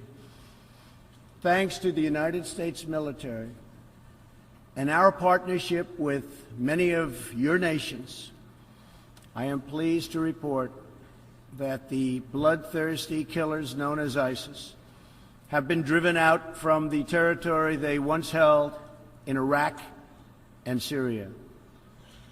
We will continue to work with friends and allies to deny radical Islamic terrorists any funding, territory, or support, or any means of infiltrating our borders. The ongoing tragedy in Syria is heartbreaking. Our shared goals must be the de-escalation of military conflict, along with a political solution that honors the will of the Syrian people. In this vein, we urge the United Nations-led peace process be reinvigorated. But rest assured, the United States will respond if chemical weapons are deployed by the Assad regime. I commend the people of Jordan and other neighboring countries for hosting refugees from this very brutal civil war. As we see in Jordan, the most compassionate policy is to place refugees as close to their homes as possible, to ease their eventual return to be part of the rebuilding process. This approach also stretches finite resources to help far more people, increasing the impact of every dollar spent. Every solution to the humanitarian crisis in Syria must also include a strategy to address the brutal regime that has fueled and financed it, the corrupt dictatorship in Iran. Iran's leaders sow chaos, death, and destruction. They do not respect their neighbors or borders or the sovereign rights of nations. Instead, Iran's leaders plunder the nation's resources to enrich themselves and to spread mayhem across the Middle East and far beyond. The Iranian people are rightly outraged that their leaders have embezzled billions of dollars from Iran's treasury, seized valuable portions of the economy, and looted the people's religious endowments, all to line their own pockets and send their proxies to wage war. Not good. Iran's neighbors have paid a heavy toll for the region's agenda of aggression and expansion. That is why so many countries in the Middle East strongly supported my decision to withdraw the United States from the horrible 2015 Iran nuclear deal and reimpose nuclear sanctions. The Iran deal was a windfall for Iran's leaders. In the years since the deal was reached, Iran's military budget grew nearly 40%. The dictatorship used the funds to build nuclear-capable missiles, increase internal repression, finance terrorism, and fund havoc and slaughter in Syria and Yemen. The United States has launched a campaign of economic pressure to deny the regime the funds it needs to advance its bloody agenda. Last month, we began reimposing hard-hitting nuclear sanctions that have been lifted under the Iran deal. Additional sanctions will resume November 5th, and more will follow. And we are working with countries that import Iranian crude oil to cut their purchases substantially.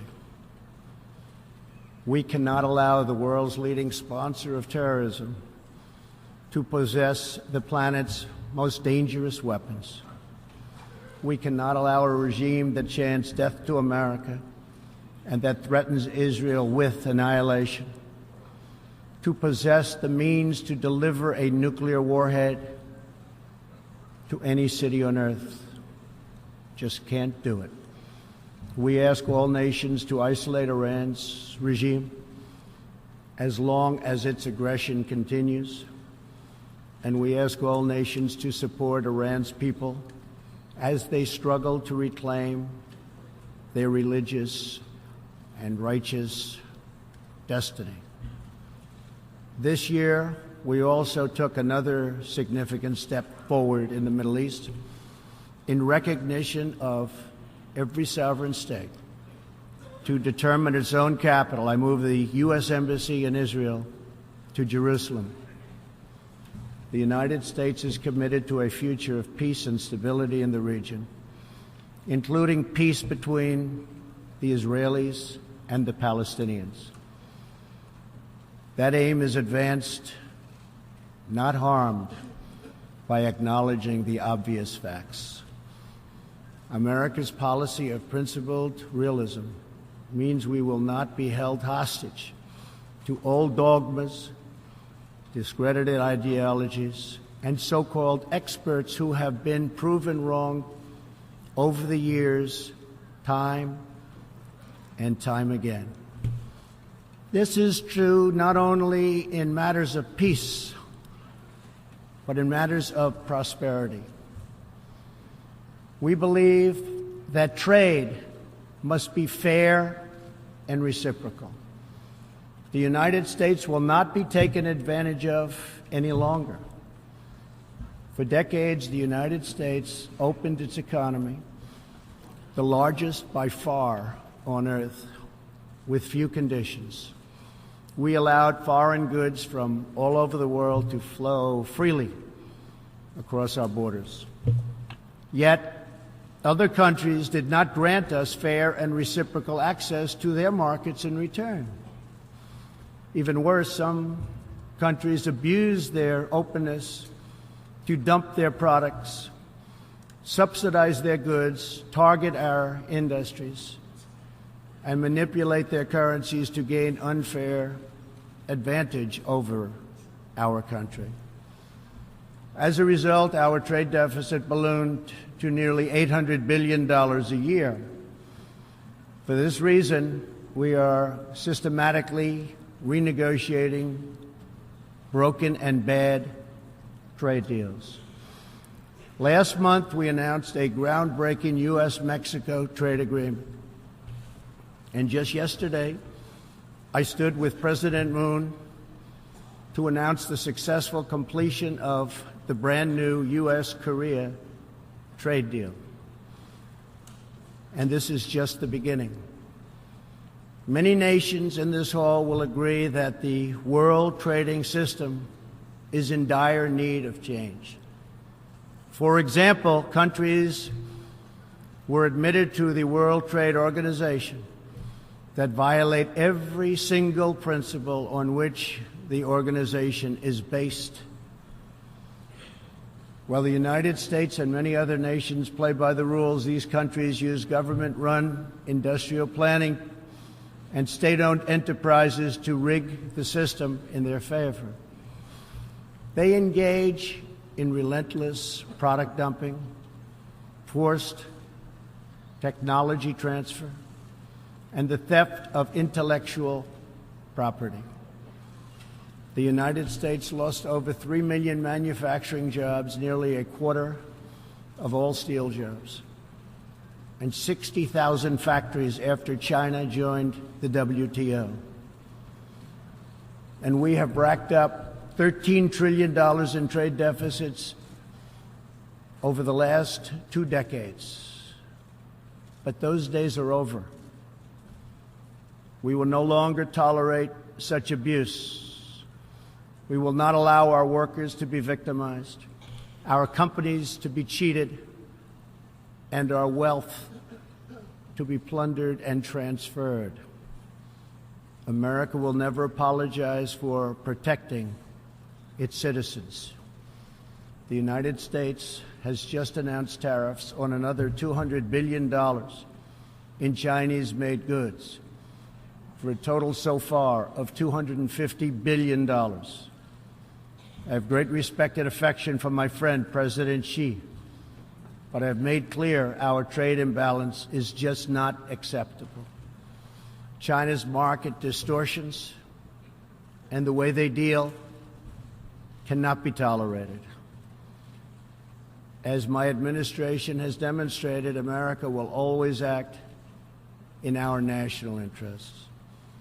I spoke before this body last year and warned that the UN Human Rights Council had become a grave embarrassment to this institution, shielding egregious human rights abusers while bashing America and its many friends. Our ambassador to the United Nations, Nikki Haley, laid out a clear agenda for reform, but despite reported and repeated warnings, no action at all was taken. So the United States took the only responsible course. We withdrew from the Human Rights Council, and we will not return until real reform is enacted. For similar reasons, the United States will provide no support in recognition to the International Criminal Court. As far as America is concerned, the ICC has no jurisdiction, no legitimacy, and no authority. The ICC claims near universal jurisdiction over the citizens of every country, violating all principles of justice, fairness, and due process. We will never surrender America's sovereignty to an unelected, unaccountable global bureaucracy. America is governed by Americans. We reject the ideology of globalism, and we embrace the doctrine of patriotism. Around the world, responsible nations must defend against threats to sovereignty, not just from global governments, but also from other new forms of coercion and domination. In America, we believe strongly in energy security for ourselves and for our allies. We have become the largest energy producer anywhere on the face of the earth. The United States stands ready to export our abundant, affordable supply of oil, clean coal, and natural gas. OPEC and OPEC nations are, as usual, ripping off the rest of the world, and I don't like it. Nobody should like it. We defend many of these nations for nothing, and then they take advantage of us by giving us high oil prices. Not good. We want them to stop raising prices. We want them to start lowering prices, and they must contribute substantially to military protection from now on. We are not going to put up with it, these horrible prices, much longer. Reliance on a single foreign supplier can leave a nation vulnerable to extortion and intimidation. That is why we congratulate European states such as Poland for leading the construction of a Baltic pipeline so that nations are not dependent on Russia to meet their energy needs. Germany will become totally dependent on Russian energy if it does not immediately change course. Here in the Western Hemisphere, we are committed to maintaining our independence from the encroachment of expansionist foreign powers.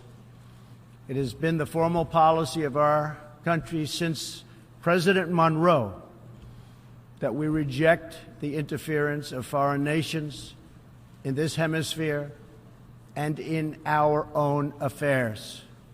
The United States has recently strengthened our laws to better screen foreign investments in our country for national security threats. And we welcome cooperation with countries in this region and around the world that wish to do the same. You need to do it for your own protection. The United States is also working with partners in Latin America to confront threats to sovereignty from uncontrolled migration. Tolerance for human struggling and human smuggling and trafficking is not humane. It's a horrible thing that's going on at levels that nobody has ever seen before. It's very, very cruel. Illegal immigration funds criminal networks, ruthless gangs, and the flow of deadly drugs. Illegal immigration exploits vulnerable populations, hurts hardworking citizens, and has produced a vicious cycle of crime, violence, and poverty. Only by upholding national borders, destroying criminal gangs, can we break this cycle and establish a real foundation for prosperity. We recognize the right of every nation in this room to set its own immigration policy in accordance with its national interests, just as we ask other countries to respect our own right to do the same, which we are doing. That is one reason the United States will not participate in the new Global Compact on Migration. Migration should not be governed by an international body unaccountable to our own citizens. Ultimately, the only long-term solution to the migration crisis is to help people build more hopeful futures in their home countries, make their countries great again. Currently, we are witnessing a human tragedy, as an example, in Venezuela. More than 2 million people have fled the anguish inflicted by the socialist Maduro regime and its Cuban sponsors. Not long ago, Venezuela was one of the richest countries on earth. Today, socialism has bankrupted the oil-rich nation and driven its people into abject poverty. Virtually everywhere socialism or communism has been tried, it has produced suffering, corruption, and decay. Socialism's thirst for power leads to expansion, incursion, and oppression. All nations of the world should resist socialism and the misery that it brings to everyone. In that spirit, we ask the nations gathered here to join us in calling for the restoration of democracy in Venezuela. Today we are announcing additional sanctions against the repressive regime, targeting Maduro's inner circle and close advisors. We are grateful for all of the work the United Nations does around the world to help people build better lives for themselves and their families. The United States is the world's largest giver in the world by far of foreign aid, but few give anything to us. That is why we are taking a hard look at U.S. foreign assistance. That will be headed up by Secretary of State Mike Pompeo. We will examine what is working, what is not working, and whether the countries who receive our dollars and our protection also have our interests at heart. Moving forward, we are only going to give foreign aid to those who respect us and, frankly, are our friends. And we expect other countries to pay their fair share for the cost of their defense. The United States is committed to making the United Nations more effective and accountable. I have said many times that the United Nations has unlimited potential. As part of our reform effort, I have told our negotiators that the United States will not pay more than 25% of the UN peacekeeping budget. This will encourage other countries to step up, get involved, and also share in this very large burden.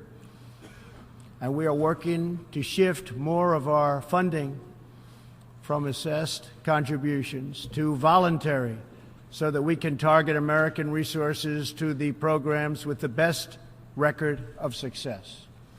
Only when each of us does our part and contributes our share can we realize the UN's highest aspirations. We must pursue peace without fear, hope without despair, and security without apology. Looking around this hall, where so much history has transpired, we think of the many before us who have come here to address the challenges of their nations and of their times. And our thoughts turn to the same question that ran through all their speeches and resolutions, through every word and every hope. It is the question of what kind of world will we leave for our children, and what kind of nations they will inherit. The dreams that fill this hall today are as diverse as the people who have stood at this podium, and as varied as the countries represented right here in this body are. It really is something. It really is great, great history. There is India, a free society, over 1 billion people, successfully lifting countless millions out of poverty and into the middle class. There is Saudi Arabia, where King Salman and the Crown Prince are pursuing bold new reforms. There is Israel, proudly celebrating its 70th anniversary as a thriving democracy in the Holy Land. In Poland, the great people are standing up for their independence, their security, and their sovereignty. Many countries are pursuing their own unique visions, building their own hopeful futures, and chasing their own wonderful dreams of destiny, of legacy, and of a home. The whole world is richer.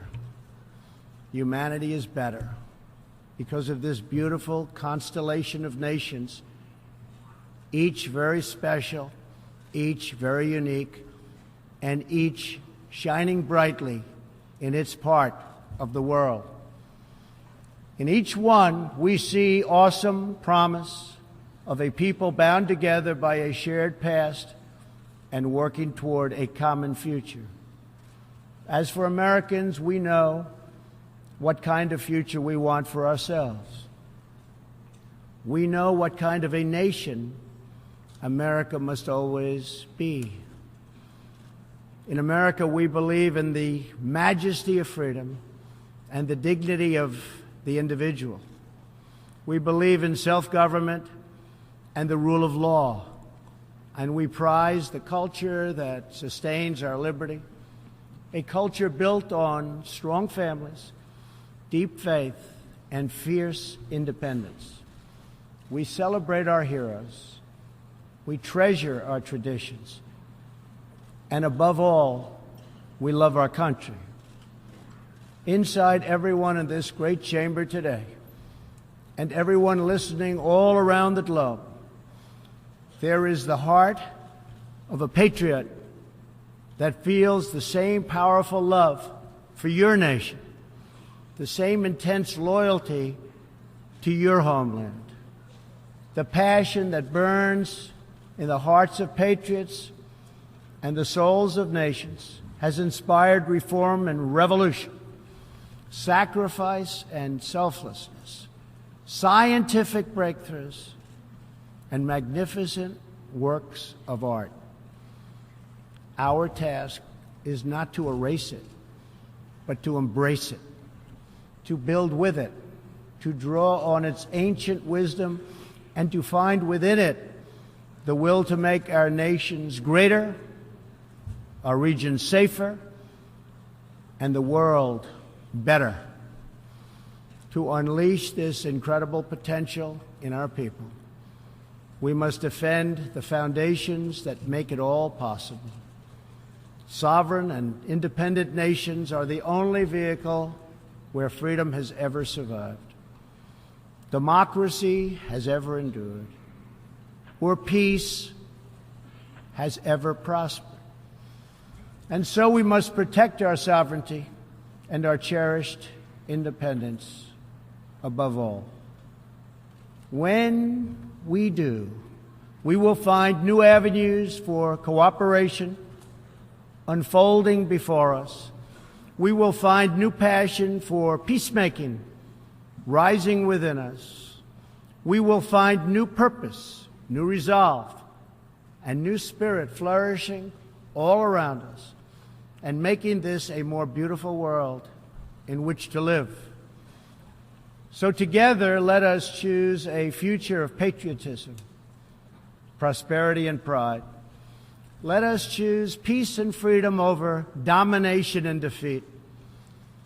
And let us come here to this place to stand for our people and their nations, forever strong, forever sovereign, forever just, and forever thankful for the grace and the goodness and the glory of God. Thank you, God bless you, and God bless the nations of the world. Thank you very much. Thank you. A new future is beginning. All of us in this arena, and thousands and thousands and thousands of people outside, you have to see it, are united because we know the truth about socialism in Venezuela, in Cuba, in Nicaragua, and all around the world.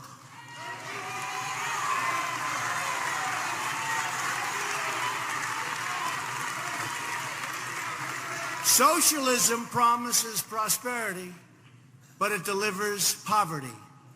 Socialism promises unity, but it delivers hatred and it delivers division. Socialism promises a better future, but it always returns to the darkest chapters of the past. That never fails. It always happens. Socialism is a sad and discredited ideology rooted in the total ignorance of history and human nature, which is why socialism eventually must always give rise to tyranny, which it does.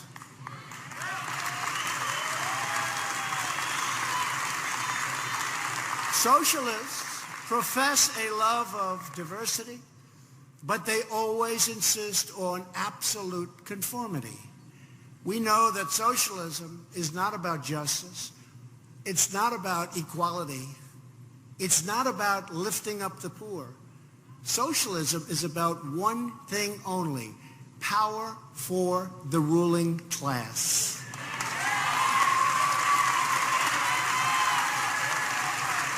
And the more power they get, the more they crave.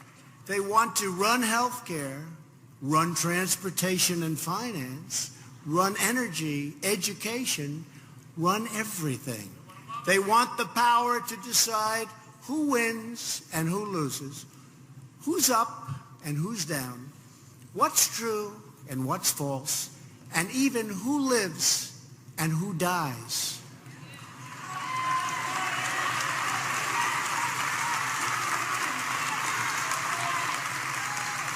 In short, all of us here today know that there is nothing less democratic than socialism. Everywhere and anywhere it appears, socialism advances under the banner of progress, but in the end it delivers only corruption, exploitation, and decay. With us today is David Smolansky.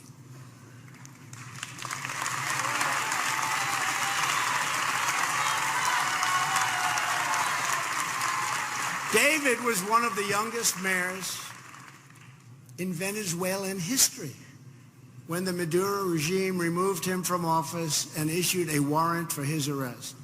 David fled into Venezuela's treacherous southern jungle. Eventually, David reached Brazil, where he was welcomed with open arms. Today, David lives in exile in the United States, where he continues to speak up for the Venezuelan people. Sadly, David is the third generation of his family to flee the agony of socialism and communism. David's grandparents fled the Soviet Union in 1927, and his father fled communist Cuba in 1970. As David said, the difference I want to have for my father and my grandfather is to go back to my country. My grandparents never went back to Kiev. My father has not been back to Havana. I hope I can soon return to Venezuela. I think that will happen, David.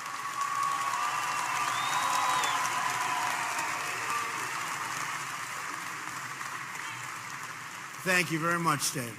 I think it'll soon happen. Your courage, David, is an inspiration.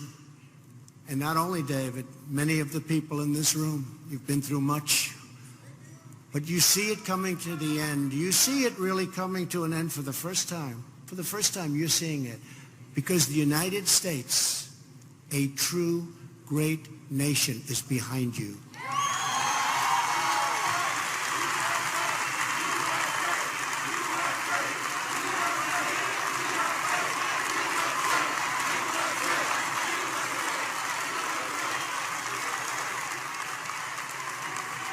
And so as the United States stands up for democracy in Venezuela, we reaffirm the solidarity with the long-suffering people of Cuba and Nicaragua and people everywhere living under socialist and communist regimes.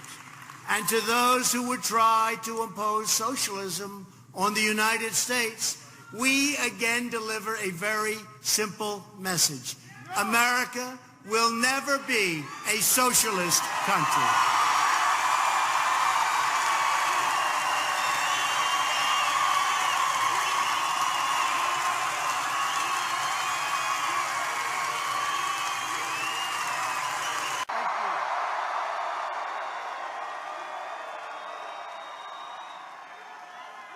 I am very, very thrilled to be here in the great state of Texas.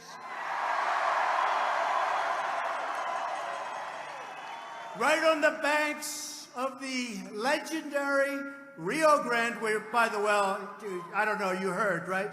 Today, we started a big, beautiful wall right on the Rio Grande. Right smack on the Rio Grande. I love this state, and I love the people of this state. We've had a great romance together, you know that. It's been a great romance. And we're only getting stronger together. That's what's happening. Wow, look at all the press back. Do you believe that? This is like the Academy Awards used to be. They've gone down a long way since they started hitting us a little bit, right? They've gone down. That was a long fall. But there they are. Last week, I was honored to stand in the House chamber to deliver the State of the Union.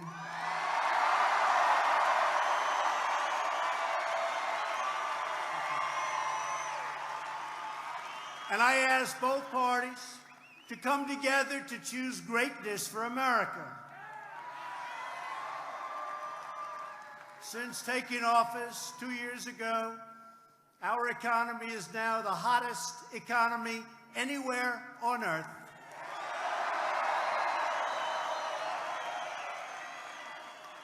Our military, which desperately needed funding, we went $700 billion, and $716 billion is more powerful than ever before.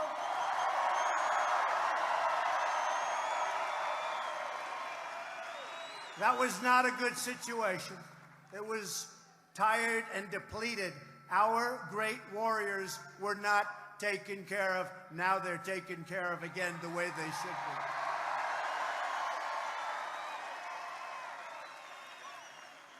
And America is winning again. Isn't that nice?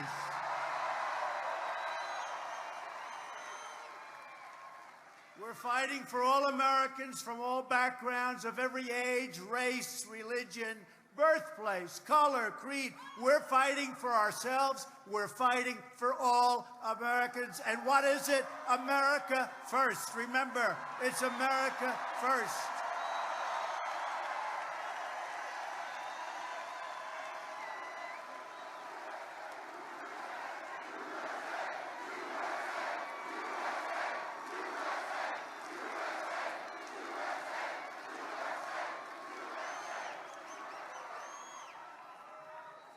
Our agenda is not a partisan agenda, although some people say it is.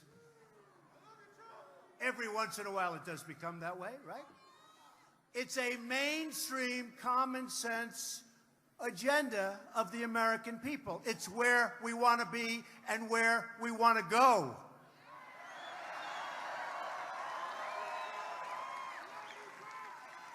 And despite the fact that the media refuses to acknowledge what we've done and how well we're doing it,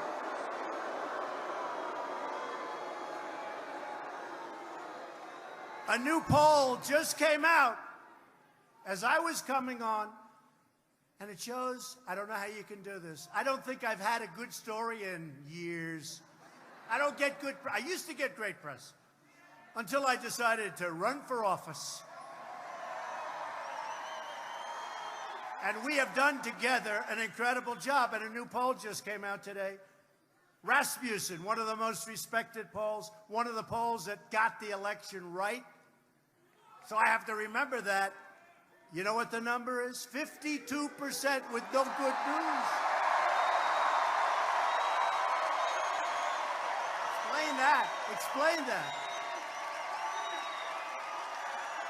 Explain that. How do you get that when you don't get good press? I guess 93% of the stories are negative. No matter what we do, they figure out a way to make it negative. Like, I'll give you a quick example. When I came in, North Korea looks like it was going to war. You know that. It was going to happen, bad things. Now, you have no missile launches. You have no rocket testing. You have no nuclear testing. I have a good relationship, maybe even a great relationship. We have tremendous sanctions on North Korea. But we have our hostages back. We have remains are coming back. Remains.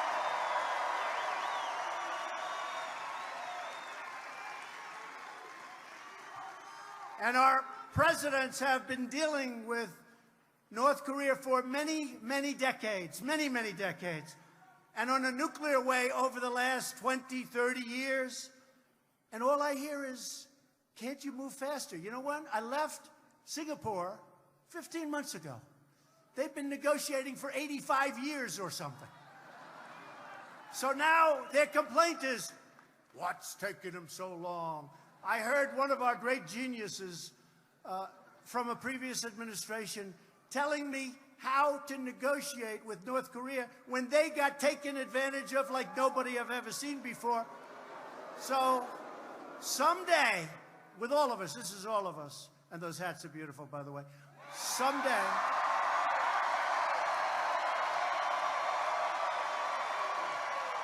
true.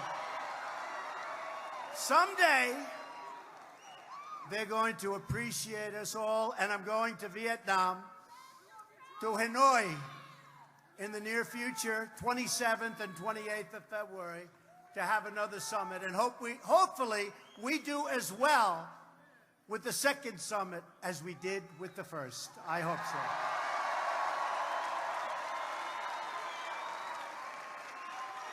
Now, we're delighted, and I'm delighted, to be joined this evening by the Texas leaders. You have great leaders, great people, great help to me that are at the forefront of this incredible American revolution. You know, there's never been anything like this in the history of our country. We have to understand that. There's never been. If you would say, as an example, that tonight 69,000 people signed up to be here. Now, the arena holds 8,000, and thank you, Fire Department. They got in about 10. Thank you, Fire Department. Appreciate it.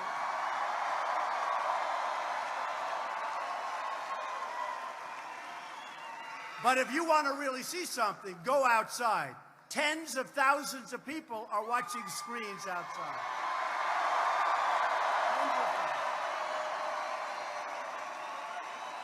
And we were all challenged by a young man who lost an election to Ted Cruz.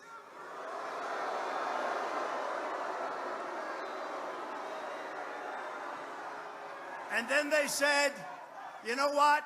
Hey, you're supposed to win in order to run. By the way, I'm 1 and 1. I'm 1 for 1. Think of it.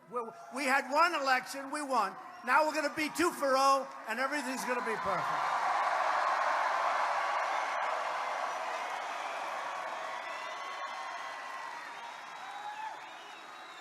But a young man who's got very little going for himself, except he's got a great first name. He challenged us. So we have, let's say, 35,000 people tonight, and he has 200 people, 300 people, not too good.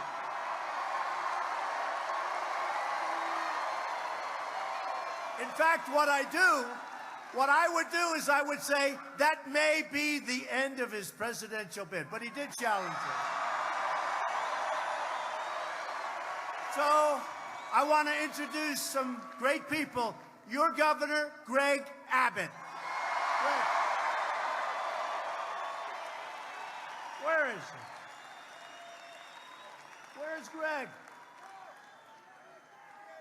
Thank you, Greg. And a great governor and a great friend of mine.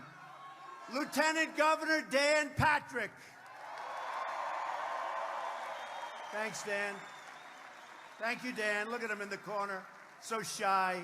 Thank you, Dan. Great job, Dan. Attorney General Ken Paxton. Thanks, Ken. And Agriculture Commissioner Sid Miller.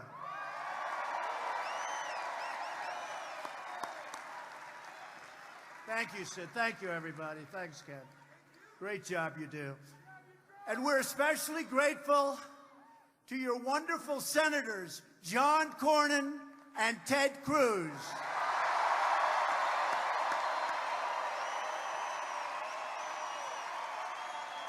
Great senators.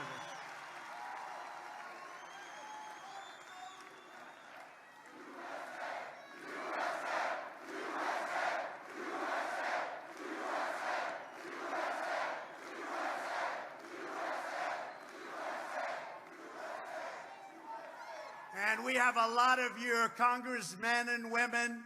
We have a lot of them. You're ready, and they're terrific, and they've been with us all the way. Pete Olson. Pete. Thanks, Pete. Thank you, Pete. Michael Burgess. Thanks, Michael. John Carter. Brian Babin. and Randy Weber. Thank you very much.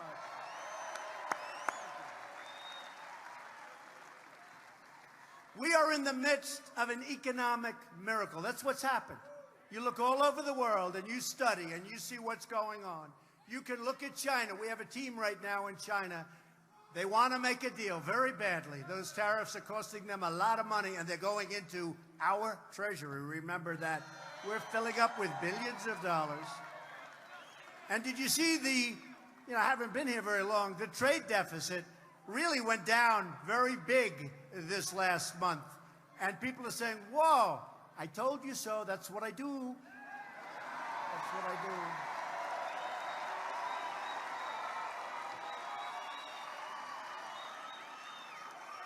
And we don't want China to have a hard time. Thank you.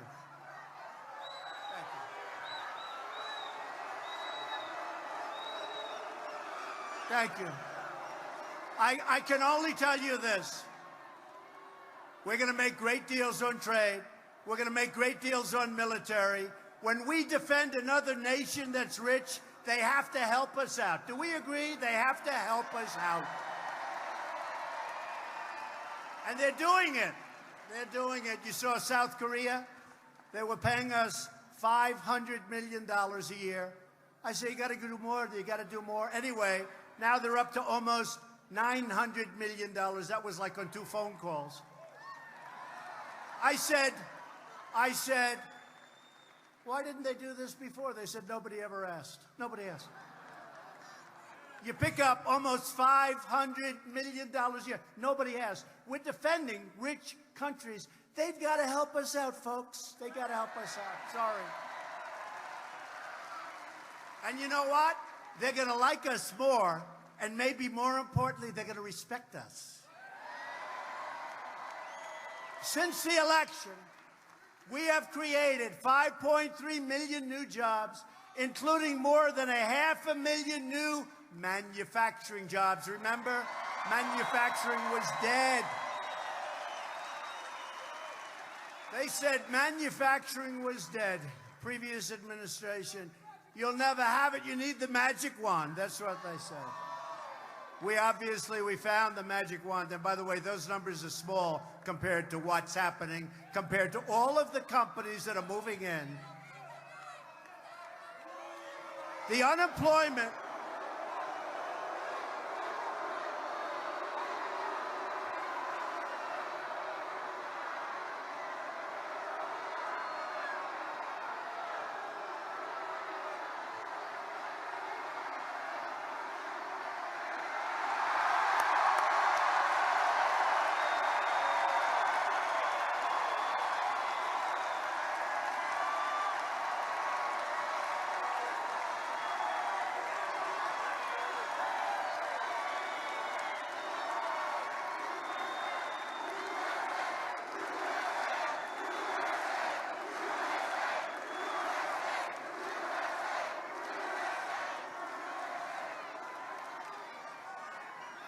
Thank you very much.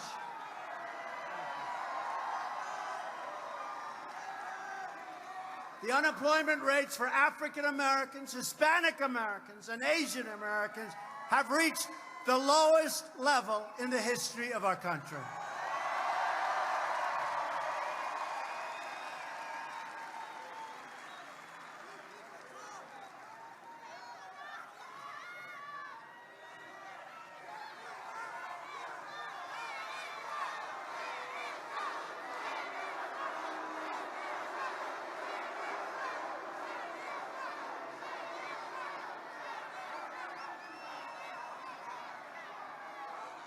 Okay, thank you.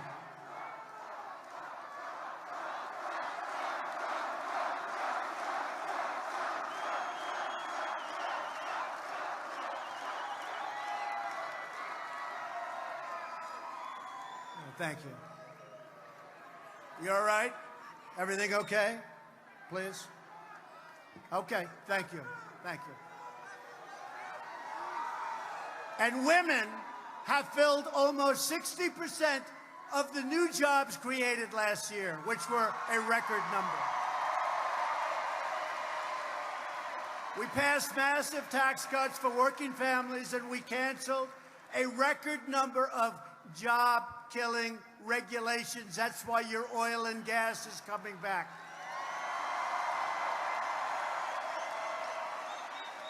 We eliminated the Obamacare individual mandate.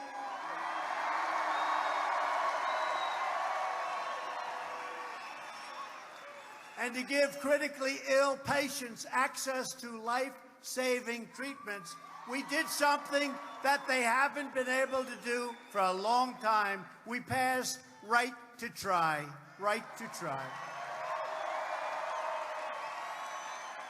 That's an incredible thing, Right to Try. You know, we have the greatest doctors and research in the world. And if somebody was terminally ill, they travel to Asia, they travel to Europe, they travel all over the world if they had the money. If they didn't have the money, they'd just go home. There was nothing they could do. And I said, wait a minute, we have drugs in the pipeline that are showing tremendous progress. If somebody is terminally ill, let's let them have access to our drugs. Let's let them have access. And it's much tougher than you would think, but we got it. And people, you will not understand, nobody understand the life-saving effects. It's incredible what's going on. They are getting better. People are getting better that were thinking they were going to die. It's Right to Try. I love it. I always wondered why we didn't do it before.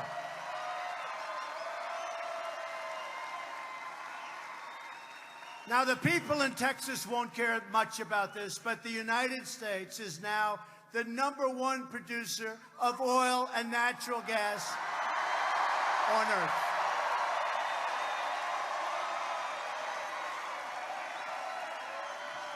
I didn't think you'd care about that. I didn't think Texas would care about that. And listen to this. And Texas oil production is now at the highest level it's ever been.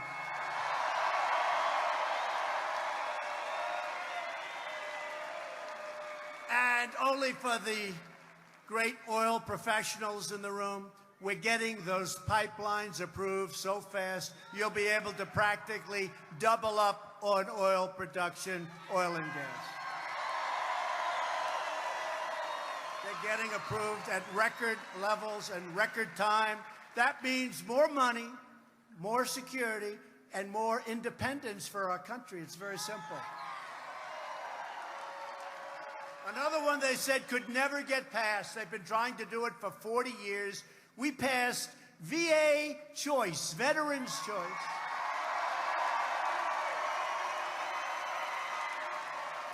So that now, rather than waiting online for 5 days, for 9 days, for 3 weeks,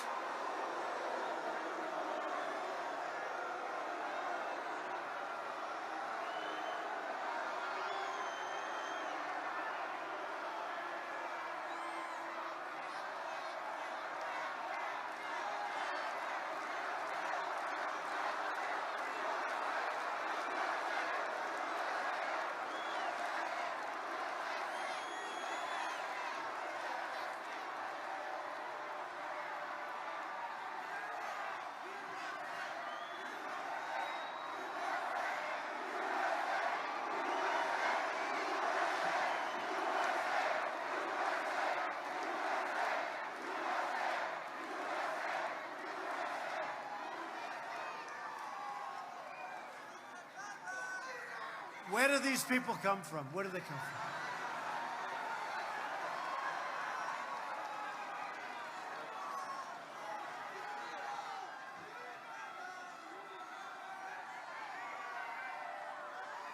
They go back home to mommy. They get punished when they get home.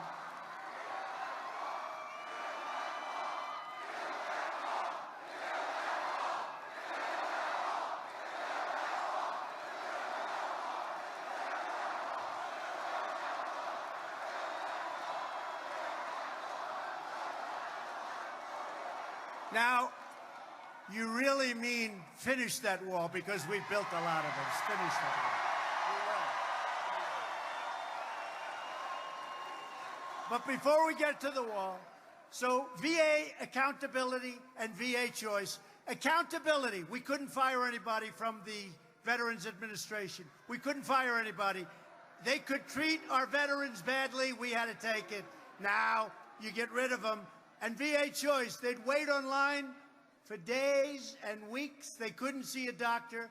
Now they go out, they have a choice. They get a private doctor. They have things taken care of, and we pay their bill. They've been trying to get those two things fixed for many, many decades, many years, and we got it fixed. We also passed the Farm Bill for our wonderful farmers, ranchers, and growers. We just got it passed. And that wasn't easy, but we got it passed. We had to do it. Our farmers are great, so we just got that done. Farmers, ranchers, growers. And we passed historic legislation to combat the opioid crisis.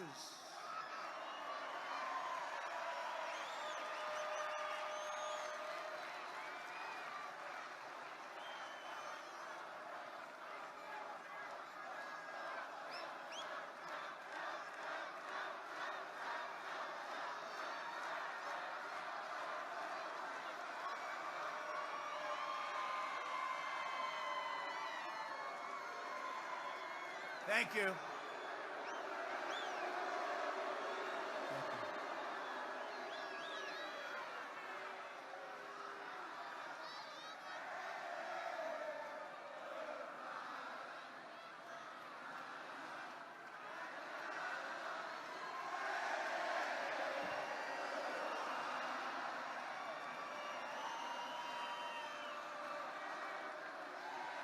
Is there any place that's more fun to be than a Trump rally? Is there any?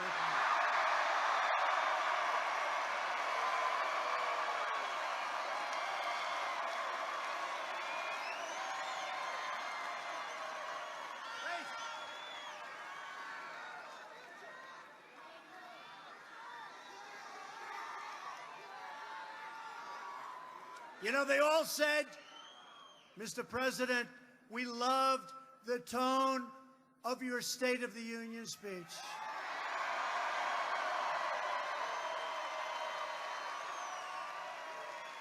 Some people said it was a great speech. Some people said, really a great speech. I said, but if I ever did that in El Paso, Texas, it wouldn't work here too well. Do you agree? Nice and calm. No, that's not what you're looking for. And this is more fun. This is more fun.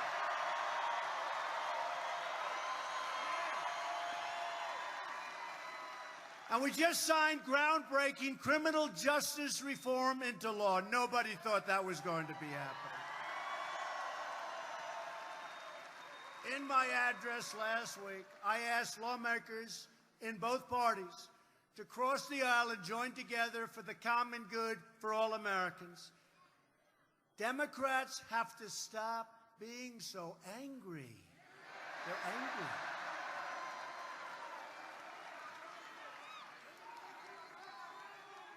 And they've got to start being partners to keep this incredible, really, look, is this an incredible miracle that's going on?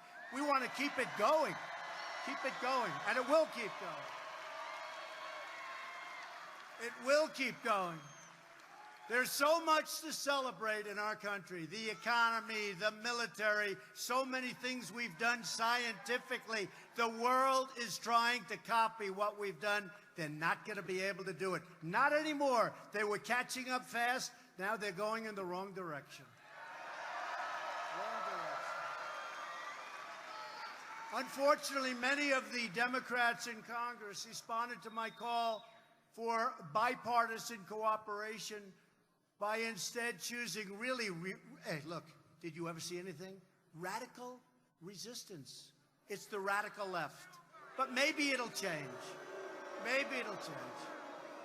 It all has to do with 2020 and the election. But I really don't like their policy of taking away your car, of taking away your airplane flights, of let's hop a train to California of you're not allowed to own cows anymore. You know, there are a lot of problems there. A lot of problems. But nobody's ever had this. And by the way, with us, we handle it. No president should ever have to go through what we've gone through in the first 2 years. It's a hoax, it's a disgrace, and it should never be allowed to happen again. A hoax.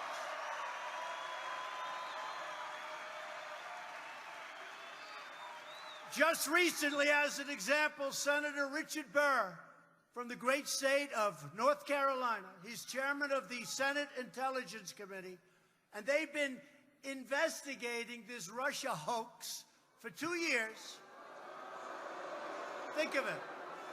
They've interviewed over 200 people. They've studied hundreds of thousands of documents and pages, and Richard just announced that they found no collusion between Donald Trump and Russia. Collusion.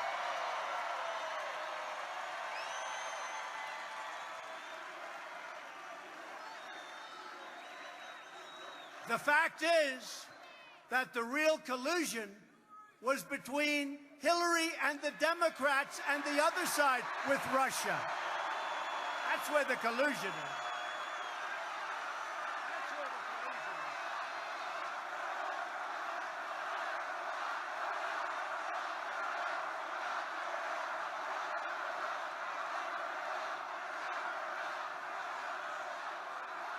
That's starting to make a lot more sense. But that's where the collusion is, with the Democrats and with Russia and with others. And by the way, there's also collusion between the Democrats and the fake news right here.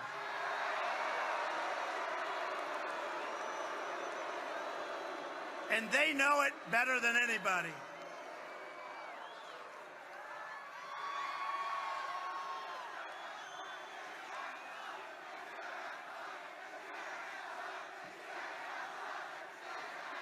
Too many Democrats are focused on tearing down their opposition instead of building up our country. They're trying to impose some of the most extreme measures and policies ever put forward by our Congress. And by the way, I don't think anybody in this room wants to pay 70, 80, 90, and 95% tax. Does anybody want to pay a 90%? You know, you look at what we've done with jobs, what we've done with the economy, how low your taxes are, the lowest they've been almost from the beginning. Who the hell wants to change what we're doing now? We are a hot, hot country. Last week, they introduced a massive government takeover that would destroy our incredible economic gains. They introduced the so-called Green New Deal.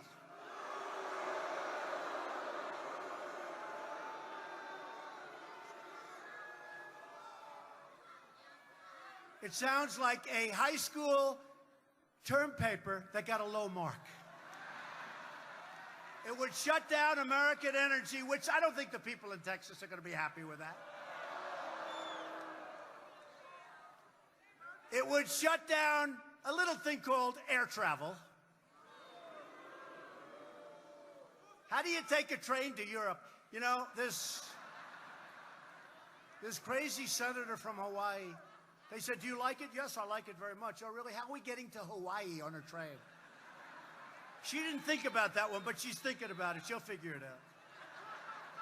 They want to take away your car, reduce the value of your home, and put millions of Americans out of work, spend $100 trillion, which, by the way, there's no such thing as $100 trillion. You have to spend $100 trillion. And remember this, no other country except us is going to do it. That's a little problem, too. While the world's real polluters, like China, would get many of our companies and factories, they just move into China, move into other parts of the world. That's the way the system works. Not going to happen, folks. Don't worry. It's not going to happen. Not going to happen. 100 trillion. Let's spend 100 trillion. Let's rip down every building in New York City and rebuild it environmentally slightly better. To pave the way for socialism, Democrats are calling for massive tax hikes and the complete elimination of private health care. Many of us have private health care. That means you can stand online for 5 days as you wait for a doctor that is not nearly as talented as your doctor. Remember, you can keep your doctor. Remember that? 28 times you can keep. That didn't happen. Turned out to be a lie. Hey, where are the fact checkers? You know, some of the most dishonest people in media are the so-called fact checkers. 28 times. You can keep your doctor. That didn't turn out to be what he said. They're coming for your money, and they're coming for your freedom, and it'll never happen, and it won't even come close, folks.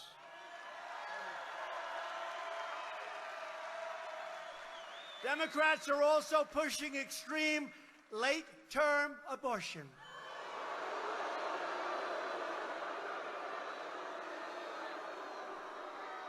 Allowing children to be ripped from their mother's womb right up until the moment of birth. What's that all about? So in Virginia, the governor, he's gotten a little publicity lately. I like him. Keeps us out of the papers. I like him. I'd like to find a few more guys like this one. He almost moonwalked. His wife stopped him. Darling, darling, it would be inappropriate. I want to see somebody try and imitate Michael Jackson in the moonwalk. This would not have been a good scene. His wife saved him. Darling, this would be inappropriate. I think she was right. But the governor stated that he would even allow a newborn baby to come out into the world and wrap the baby and make the baby comfortable and then talk to the mother and talk to the father and then execute the baby. Execute the baby.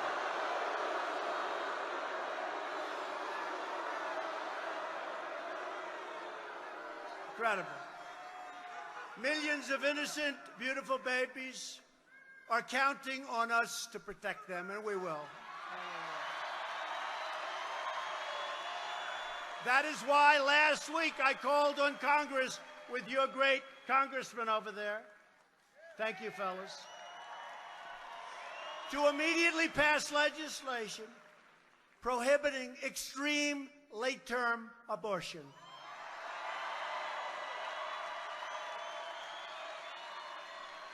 And that certainly is extreme. Many people never even heard. I mean, did you ever hear of anything like this?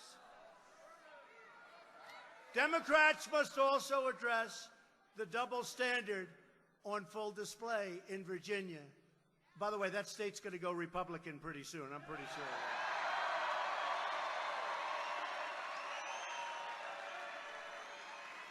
Because the Democrat Party has never been more outside of the mainstream.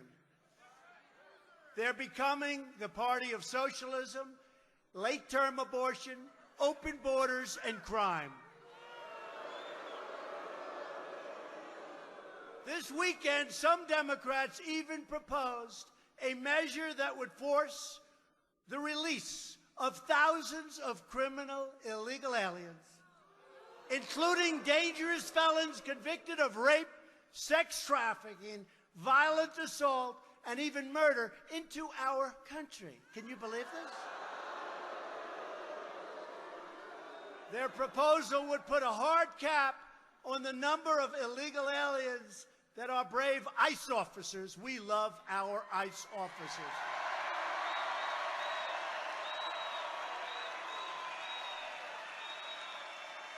can detain and thus remove, forcing thousands of criminals to be set free into United States communities. I don't think so, okay? I don't think so.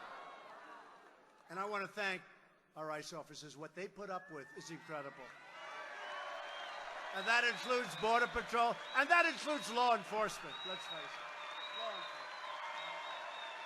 Law enforcement, we love them. They keep us safe. In the last 2 years alone, ICE officers have made 200, listen to these numbers, 266,000 arrests of criminal aliens, including those charged or convicted of approximately 100,000 assaults, 40,000 larcenies, 30,000 sex crimes, 25,000 burglaries, 12,000 vehicle thefts, 11,000 robberies, 4,000 kidnappings, and 4,000 murders. Killings, murders. We will.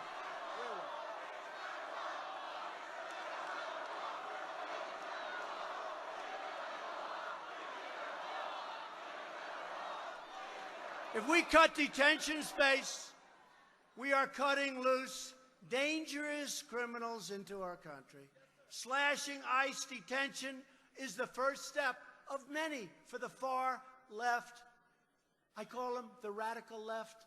We will never abolish ICE. They want to abolish ICE. We're never going to abolish ICE.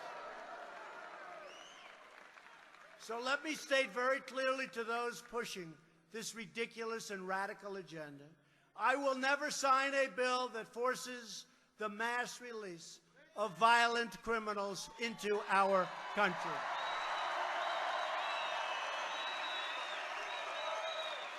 And I will never abolish or in any way mistreat our great heroes from ICE and Border Patrol and law enforcement. Never.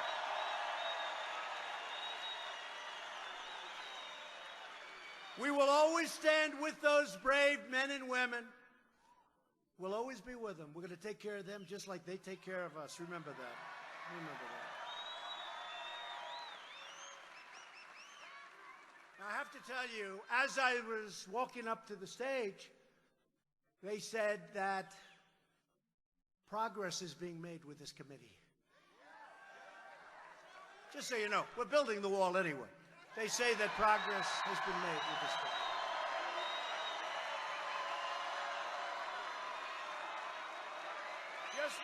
Just now, I said, wait a minute, I got to take care of my people from Texas. I got to go. I don't even want to hear about it.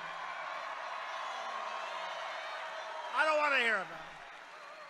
So I don't know what they mean. Progress is being made significant. Now, what did happen is the Democrats were being hit really hard on the concept of releasing criminals into our society. That has not been playing well. So maybe progress has been made, maybe not. But I had a choice. I could have stayed out there and listened, or I could have come out to the people of El Paso and Texas. I chose you.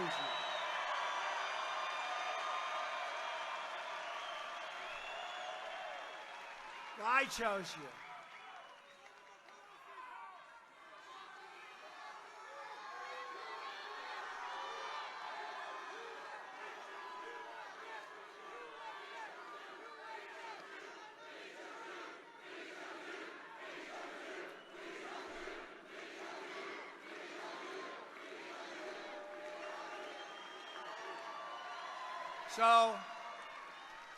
So we probably have some good news, but who knows? Who knows?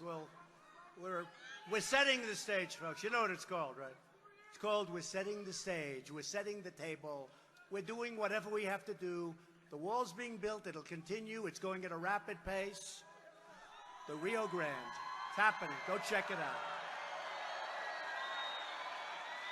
We proudly welcome those who come lawfully and support our values in the United States and that want to strengthen our society and help us with all of the companies moving into the United States, moving back. They left us. Now they're moving back, many of them. In some cases, maybe all of them. But they all want to come back because the United States is where the action is. Very simple.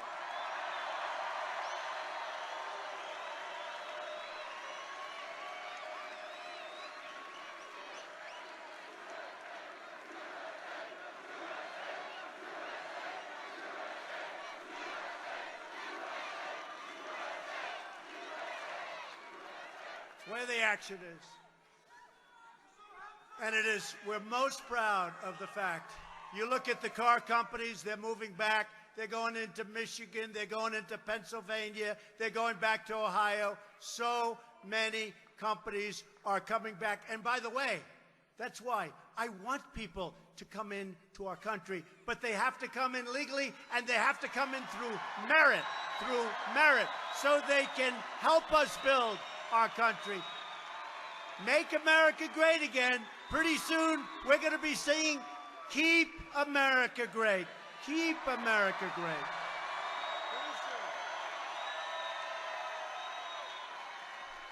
Pretty soon, Congressman. Keep America great. We'll have to switch over. Tell me. Campaign's sort of starting because you have these people that nobody ever heard of. They're all running for office. I said, who is that? Well, that person was a mayor of a city that was defeated. Well, how about Beto? Beto was defeated too, right? But he suffered a great defeat. Watch what the news does tomorrow, though. They won't mention the disparity.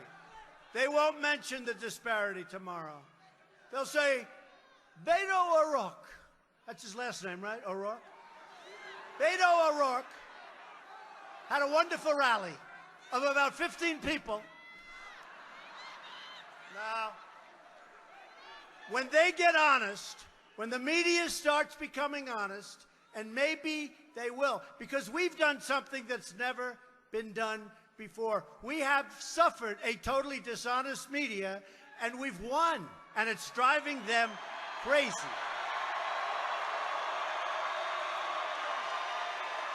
It's driving them crazy.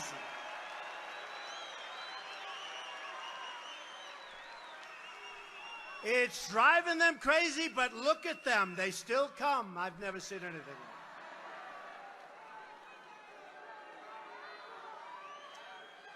But illegal immigration hurts all Americans, including millions of legal immigrants, by driving down wages, draining public resources, and claiming countless innocent lives. You see what's going on, folks. You know what's going on. They give you all of these phony stats. Say, oh, it's the same. It's the same. Not the same. It's a bad situation going on, and we've stopped it. We are taking out thousands and thousands of people from MS-13.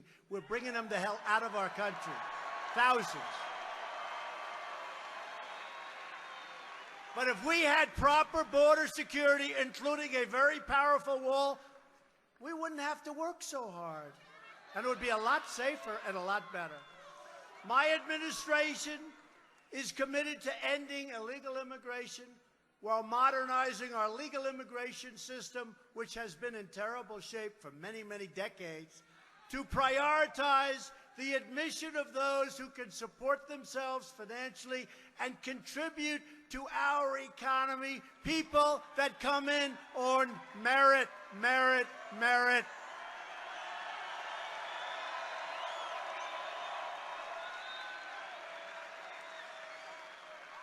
Instead of random lotteries and chain migration, that's another beauty.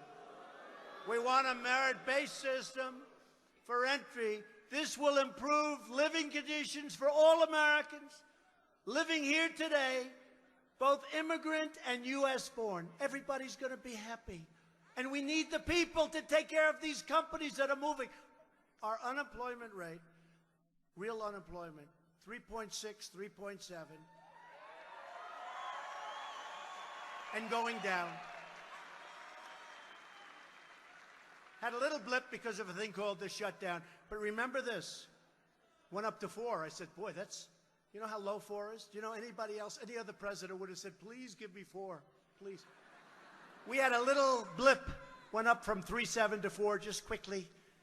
But you know what? If we didn't do that shutdown, we would not have been able to show this country, these politicians, the world, what the hell is happening with the border. That was a very important thing we did.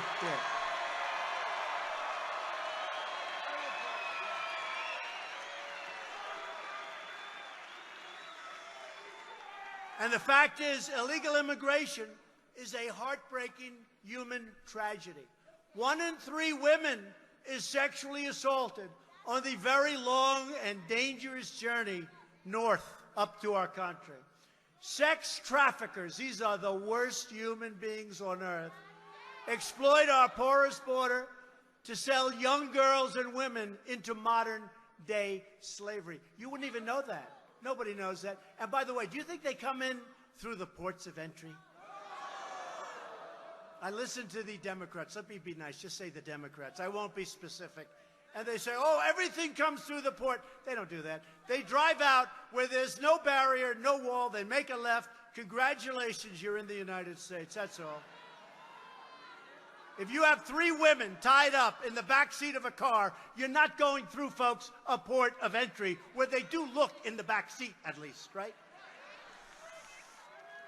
Drugs pouring through the border kills tens of thousands of innocent Americans a year, including heroin, meth, cocaine, fentanyl, so many others.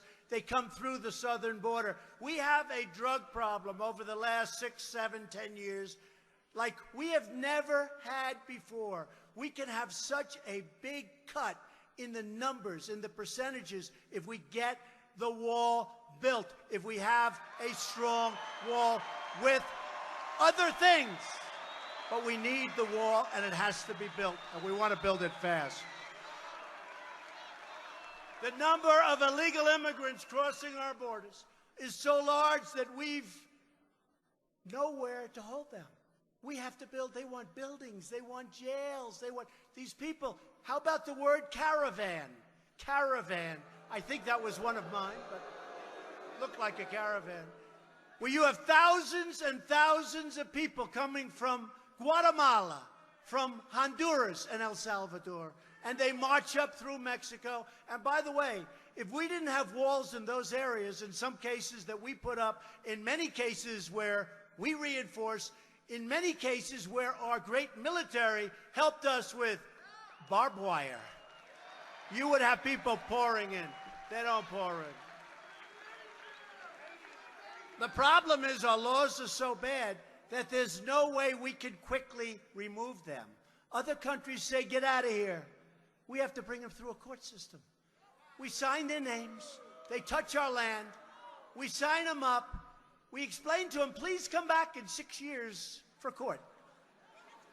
And only the dumbest people show back up. Nobody ever shows. Nobody comes back in. Like 2%. They go in to our country. The good news is we have great law enforcement, and many of these people, we know where they are. And we're going to get them the hell out. But we have to change our laws. So right now, we have a backlog. You won't even believe this. Other countries don't do this. Somebody walks into our country, we bring them to court. We have now a legal, we need Perry Mason. We have a legal case. Nobody else does that. Other countries say, get out. Can't come in. You're not a citizen of whatever country. We bring them in. So listen to this. Right now, we have almost 900,000 cases. 900,000. How many judges are going to take care of? We're going to have to hire tens of thousands of judges to do that. 900,000 cases. How stupid is this? This was a system put in place by really dumb people, or people that did not have the best interests of our country at heart. And there's no place better to talk about border security, whether they like it or not, because I've been hearing a lot of things. Oh, the wall didn't make that much of a difference. You know where it made a big difference? Right here in El Paso.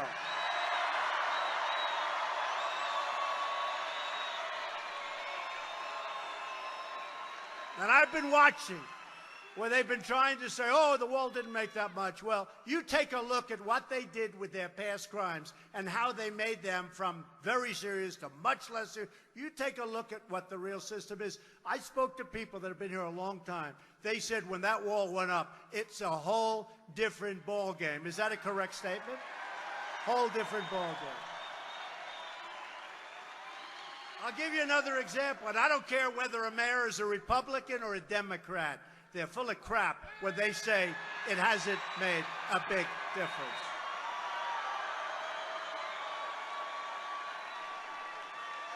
I heard the same thing from the fake news. They said, oh, crime actually stayed the same.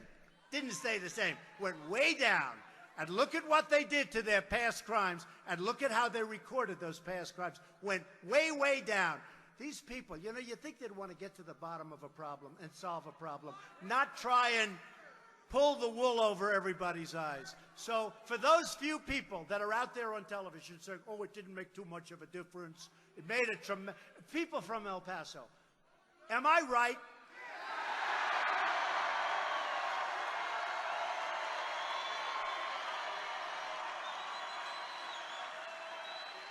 It's fake news. It's fake. I'm telling you, it's just fake news. And you know what?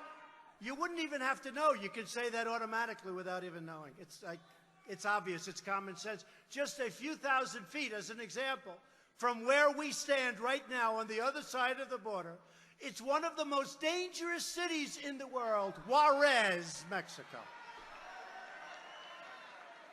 Well, the people at Juarez agree. Yet, thanks to a powerful border wall in El Paso, Texas, it's one of America's safest cities now. Now listen to this. So, you're talking a few feet away, right? A few feet. Got a wall. It's a few feet away. Last year, Juarez had 1,200 murders. El Paso, right next door, a few feet away, had 23 murders. That's not good either. But 23 compared to 1,200. Walls work. Actually, there's nothing like them for what we're talking about. We want to stop drugs. We want to stop traffickers. We want to stop criminals from coming in. Walls save lives. Walls save tremendous numbers of lives. The biggest proponents of open borders are rich liberals and wealthy donors. These are hypocrites who oppose security for you while living their entire lives. I do too, to be honest with you. I'm guilty. I'm guilty. I also live behind walls, okay? They live behind walls and gates and they have guards all over the place. Me too, because I want to be safe and I want to make America safe, if you don't mind.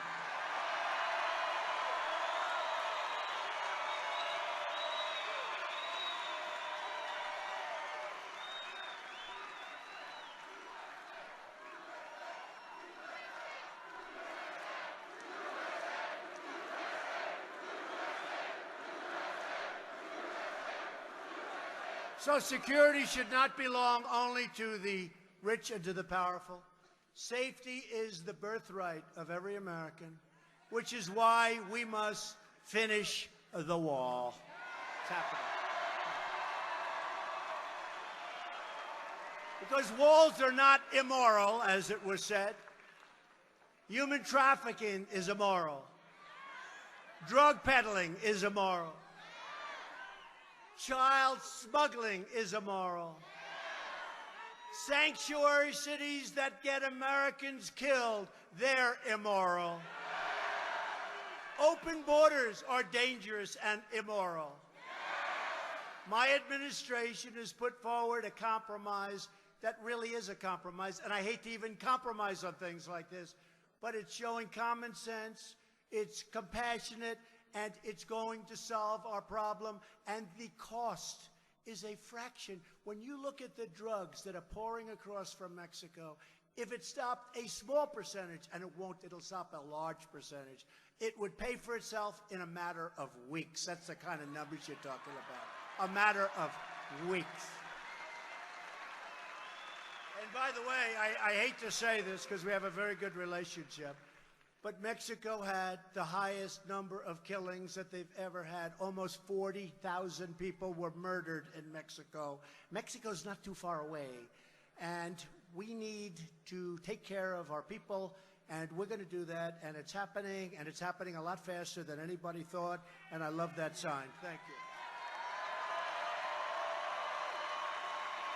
What we're proposing includes humanitarian assistance, drug detection at our ports and everywhere else, closing legal loopholes, which is a big problem, and plans for a smart, strategic, see-through steel barrier or wall. Let's go to wall.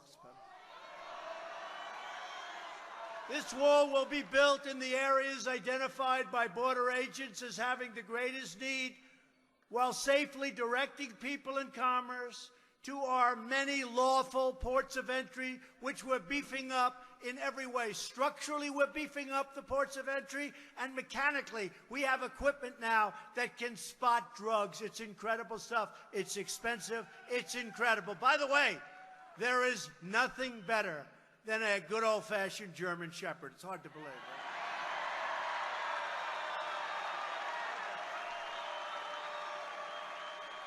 It's true. You know, I was with the people, and they're showing me this incredible computerized stuff and where it goes. I said, could I, because Secret Service took me out to the place and they were showing me these German Shepherds. They're unbelievable. They'll run past all these empty boxes, and one of the boxes has drugs in it deep down in a box. And it comes to a screeching halt, barking at them every time. So I asked the people that sell the machinery at a lot of money. I said, let me ask you a question. This stuff is incredible. I'm really impressed. How does it compare to a German Shepherd? Guy looks at me and goes, sir, honestly, it's not as good. Can you believe it? German Shepherd. Certain types of dogs. Pretty good. You do love your dogs, don't you?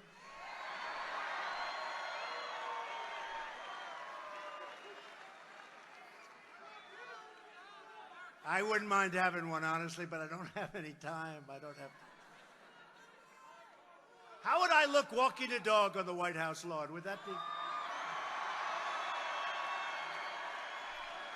Right? Sort of not for, I don't know. It doesn't, I don't feel good. Feels a little phony to me. A lot of people say, oh, you should get a dog. Why? It's good politically. I said, look, that's not the relationship I have with my people. We want to have, yeah. Obama had a dog, you're right. Both parties should come together to finally create a safe and lawful system of immigration. The American people have waited long enough. We must secure the border, pass Kate's Law, end catch and release, shut down sanctuary cities. You know, we need Democrat votes to do that. Deport criminal aliens and keep the coyotes and traffickers and drug dealers the hell out of our country, please.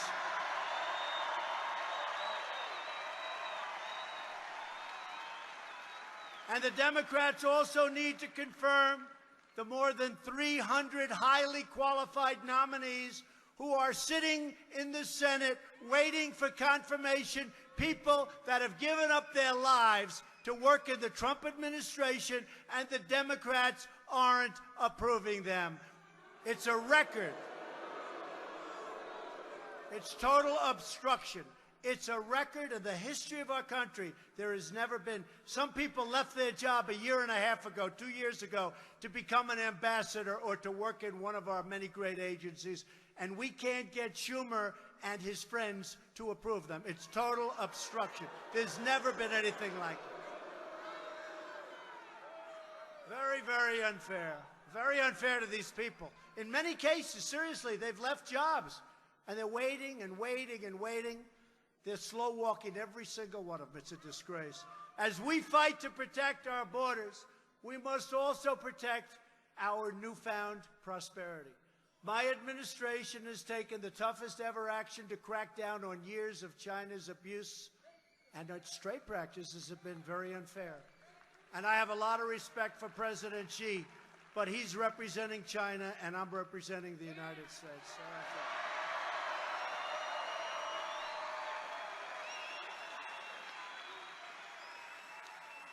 We're also replacing one of the worst deals ever made, probably the worst trade deal ever done, although I happen to think that the WTO is not so good either.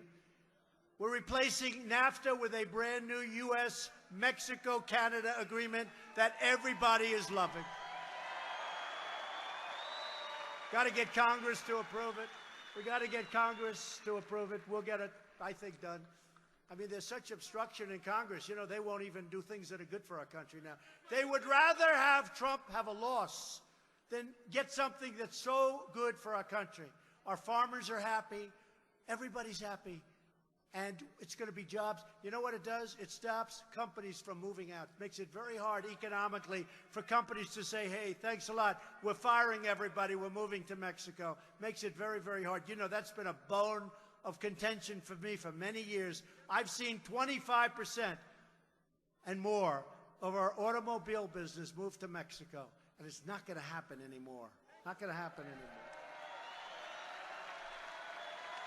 Unless they want to pay nice, big, fat tariffs to send their cars back into this country.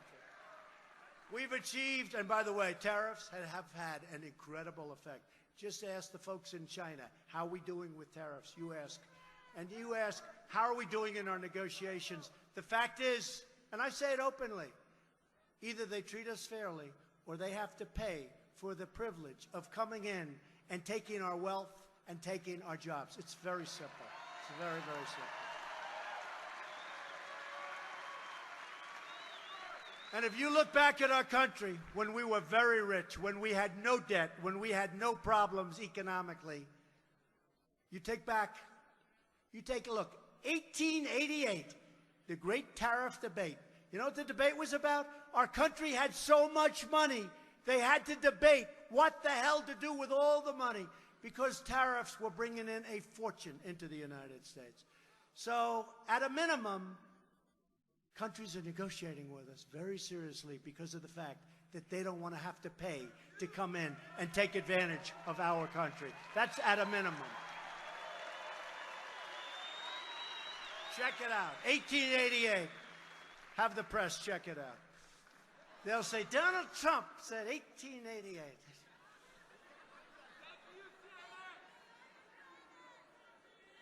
We've achieved the largest decline in drug prices in 46 years, prescription drugs, and I'm asking Congress to work with me to make prescription drugs affordable for every American family. We just got the largest decrease in drug prices. Think of that. And it's not easy. It's not easy. Because we have middlemen that take care of a lot of people for a lot of years, these middlemen. And the drug companies, but even worse, the middlemen. And we're cutting the middlemen out. They're not going to like me very much. They made a lot of money. But think of that. The first time in 46 years, and now we're going to phase 3. We did 1 statutorily. We did 2 statutorily. Now we go to phase 3. We're getting your drug prices down. We're embarking on bold initiatives to defeat AIDS. Who knew that? We have medicines now that work wonders on AIDS. We're looking to be AIDS-free in not many years as a country, and maybe help also the world. The world. So we want to defeat AIDS, and we want to defeat childhood cancer. We've made tremendous strides. Tremendous strides. In the Middle East, our brave warriors have liberated virtually 100% of ISIS in Iraq and Syria. Now, you don't hear that from these people.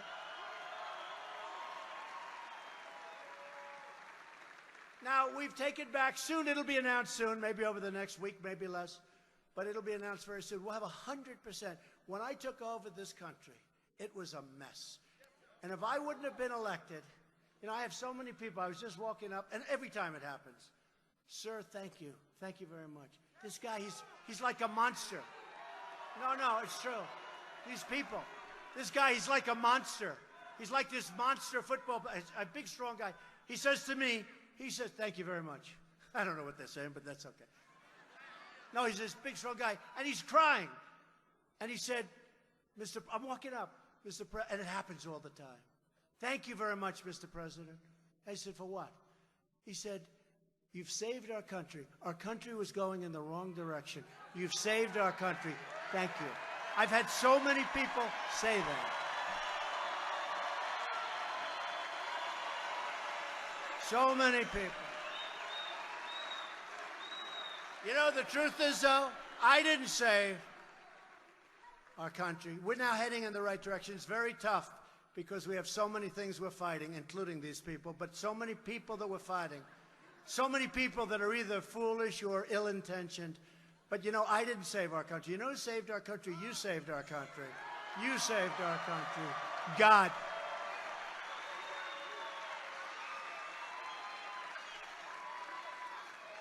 Because it's never, nothing like this has ever happened before. And you know what? The world is watching. And when prime ministers and when presidents and kings and queens, they talk to me, they say, congratulations on what's happened with your economy, Mr. President. It's incredible. They're emulating what we're doing. They can't believe it.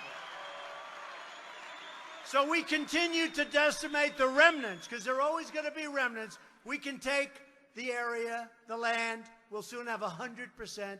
But there are always remnants. They get out. They wrap themselves in bombs. They're crazy. They're lunatics. But you're always going to have that. But we want to bring now, get 100%. It was so bad when I took over. It was going the opposite direction. Syria, we want to bring our troops back home. It's time. It's time.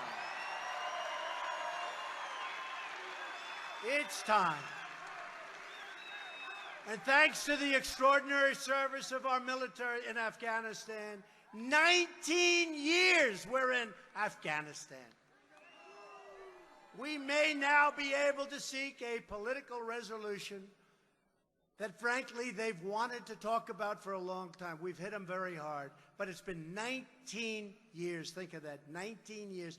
We spend more on military in Afghanistan, $50 billion a year, than most countries spend on their entire country, health care, education, everything. We spend more than they do. It's time to start thinking smart for our country. We want to build our country. We want to spend money in our country. We want to build our roads and highways and bridges and dams.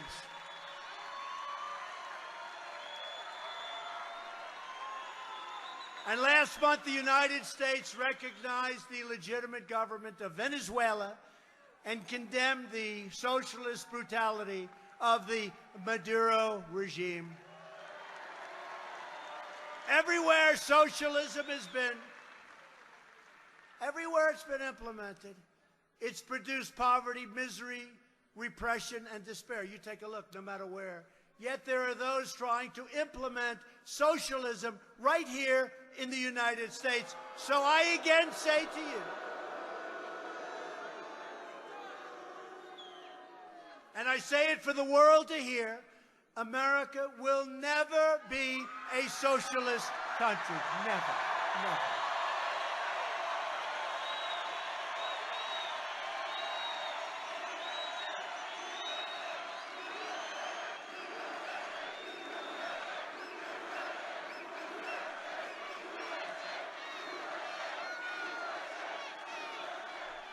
We're born free, we will live free, and we will die free. We will always be free.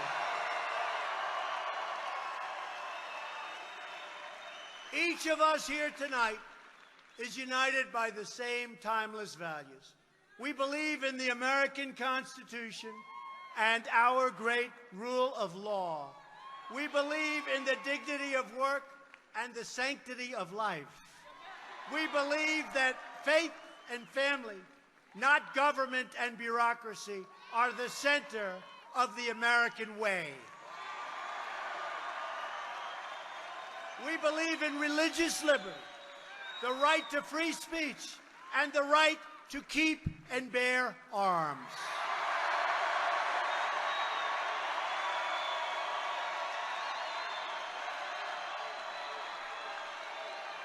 We believe that children should be taught to love our country, honor our incredible history, and always respect our great American flag.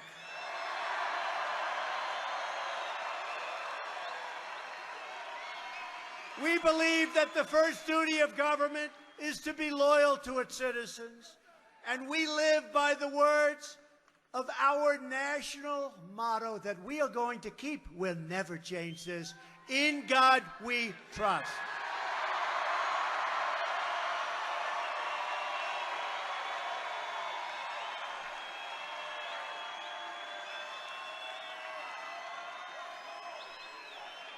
These are the beliefs, traditions, and principles that bind us together as citizens, as neighbors, as great patriots. These are the values that unite people all across the great state of Texas.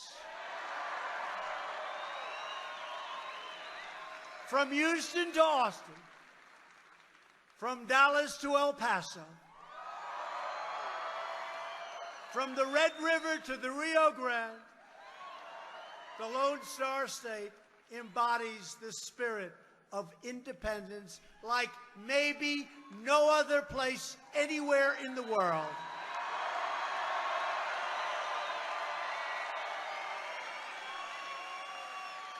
And you have always embraced the cause of American freedom like no one else. This is the state where William Travis, James Bowie, and Davy Crockett made their last stand at the Alamo.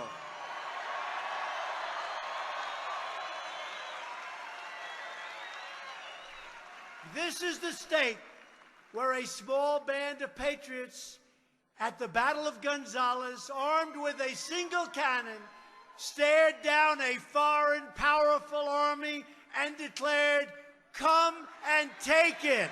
Come and take it. Come on, take it."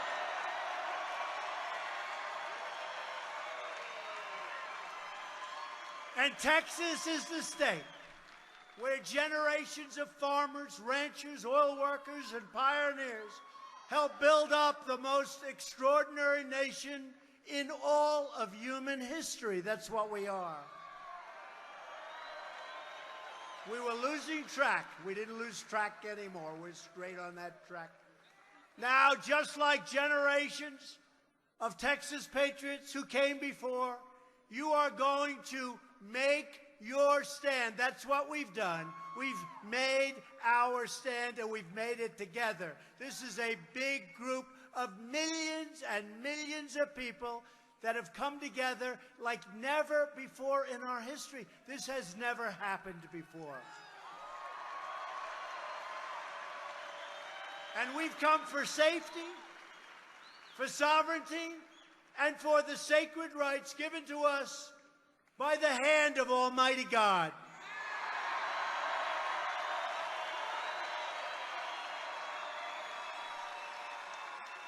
We are one united movement, one united people, and one United States of America. And together, with the proud and incredible and great people of the state of Texas, we will make America wealthy again.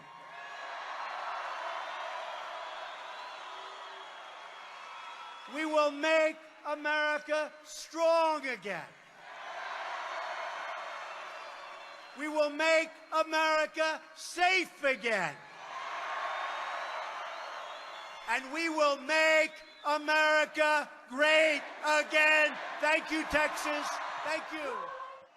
Thank you very much. Thank you, Matt, for that great introduction. And thank you for this big crowd. This is incredible, really incredible. We've all come a long way together. We've come a long way together. I'm thrilled to be back at CPAC with so many of my wonderful friends and amazing supporters and proud conservatives. Remember when I first started running? Because I wasn't a politician, fortunately. But do you remember I started running and people say, "Are you sure he's a conservative?" I think now we've proved that I'm a conservative. Right?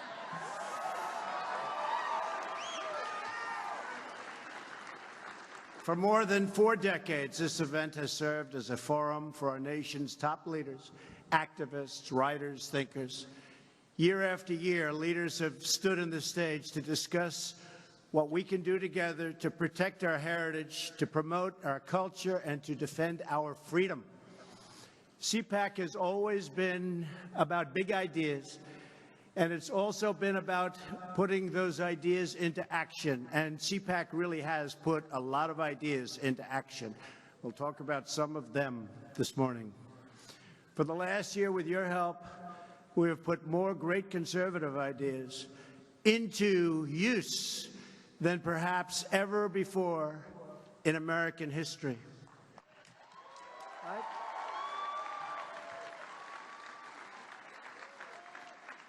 By the way, what a nice picture that is. Look at that. I'd love to watch that guy speak. Oh, boy. Let's see.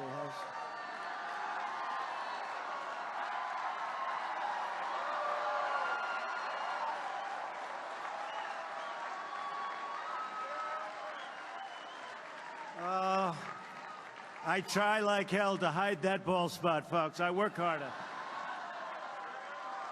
Doesn't look bad. Hey, we're hanging in. We're hanging in. We're hanging in there, right? Together, we're hanging in. We've confirmed a record number, so important, of circuit court judges, and we are going to be putting in a lot more. And they will interpret the law as written. And we've confirmed an incredible new Supreme Court Justice, a great man, Neil Gorsuch. Right?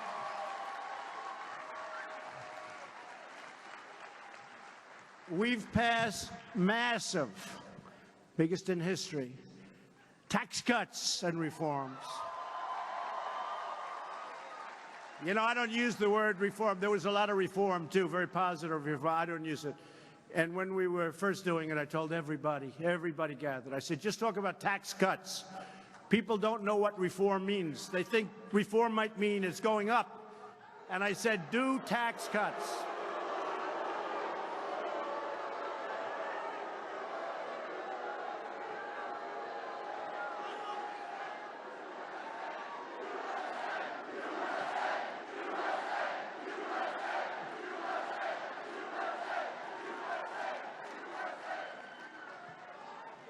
Thank you. How did he get in here, Matt? Why? Okay. Just for the media, the fake news back there. They took very good care of him. They were very gentle. He was very obnoxious. It was only one person. So we have thousands of people here. So listen, tomorrow the headline will be, protesters disturb the Trump. One person, folks, doesn't deserve a mention, doesn't deserve a headline. The headline tomorrow, disruptors of CPAC. One person, and he was very nice. We looked at him, he immediately left. Okay.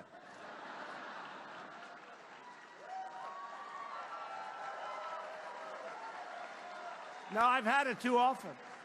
You'll have one person, and you can hardly even hear. In fact, the biggest really disturbance are you people. You know why?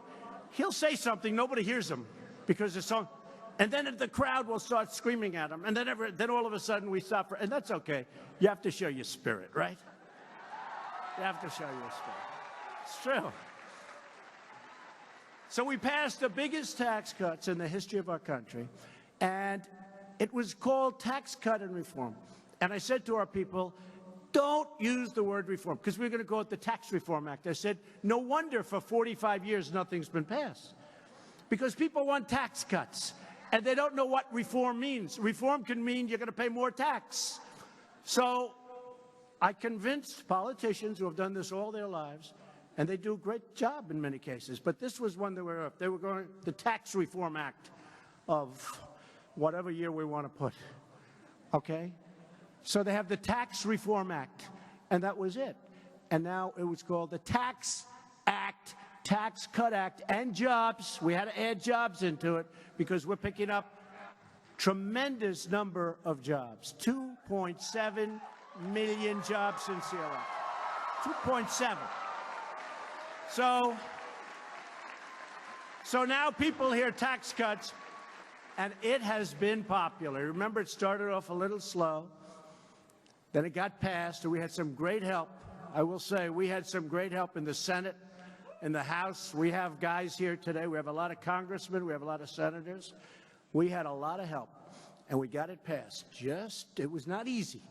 We didn't have one Democrat vote, and I think that's going to cost them in the midterms. I know that whoever wins the presidency has a disadvantage for whatever reason in the midterms.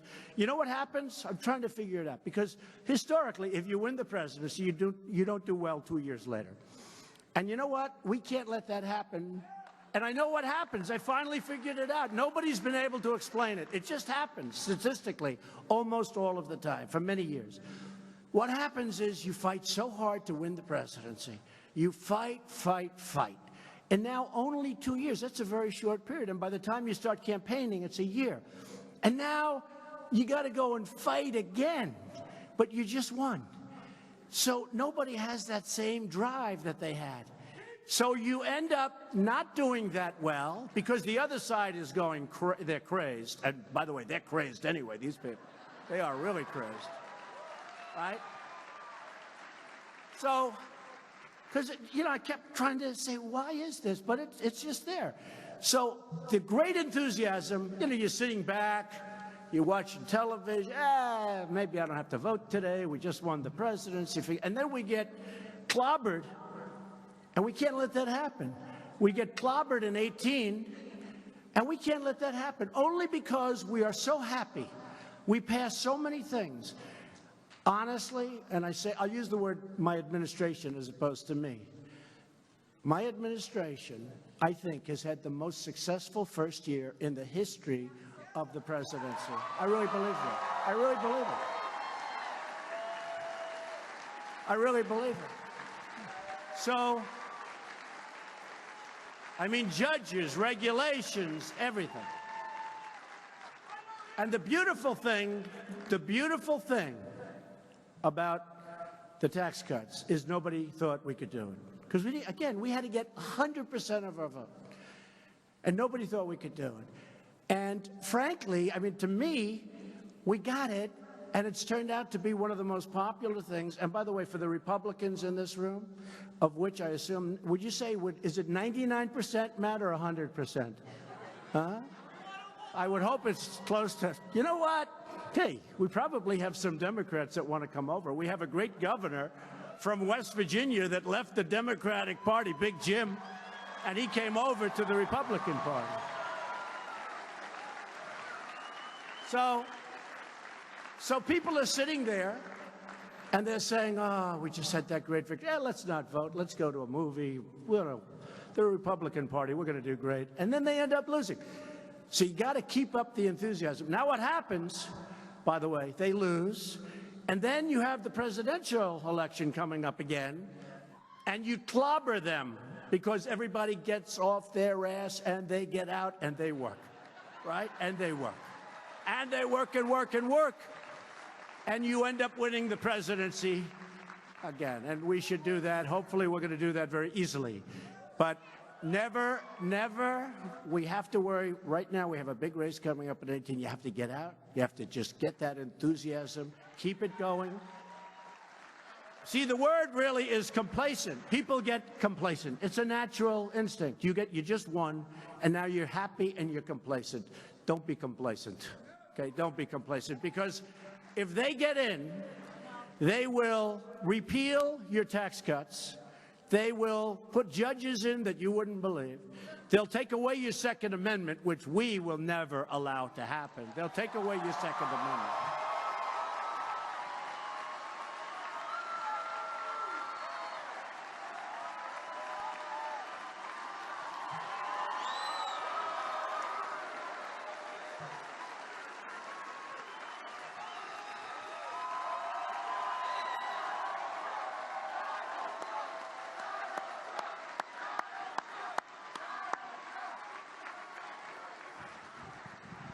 Remember that. They will take away, thank you, they will take away those massive tax cuts, and they will take away your Second Amendment. By the way, if you only had a choice of one, what would you rather have, the Second Amendment or the tax cuts? Go ahead. Second Amendment, tax cuts.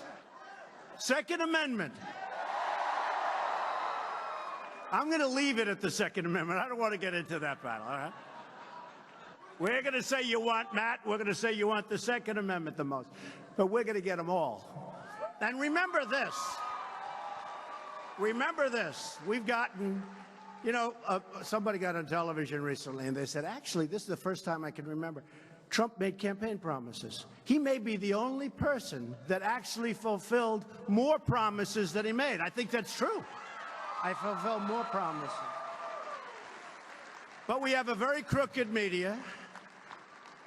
We had a crooked candidate too, by the way. But we have a very crooked media.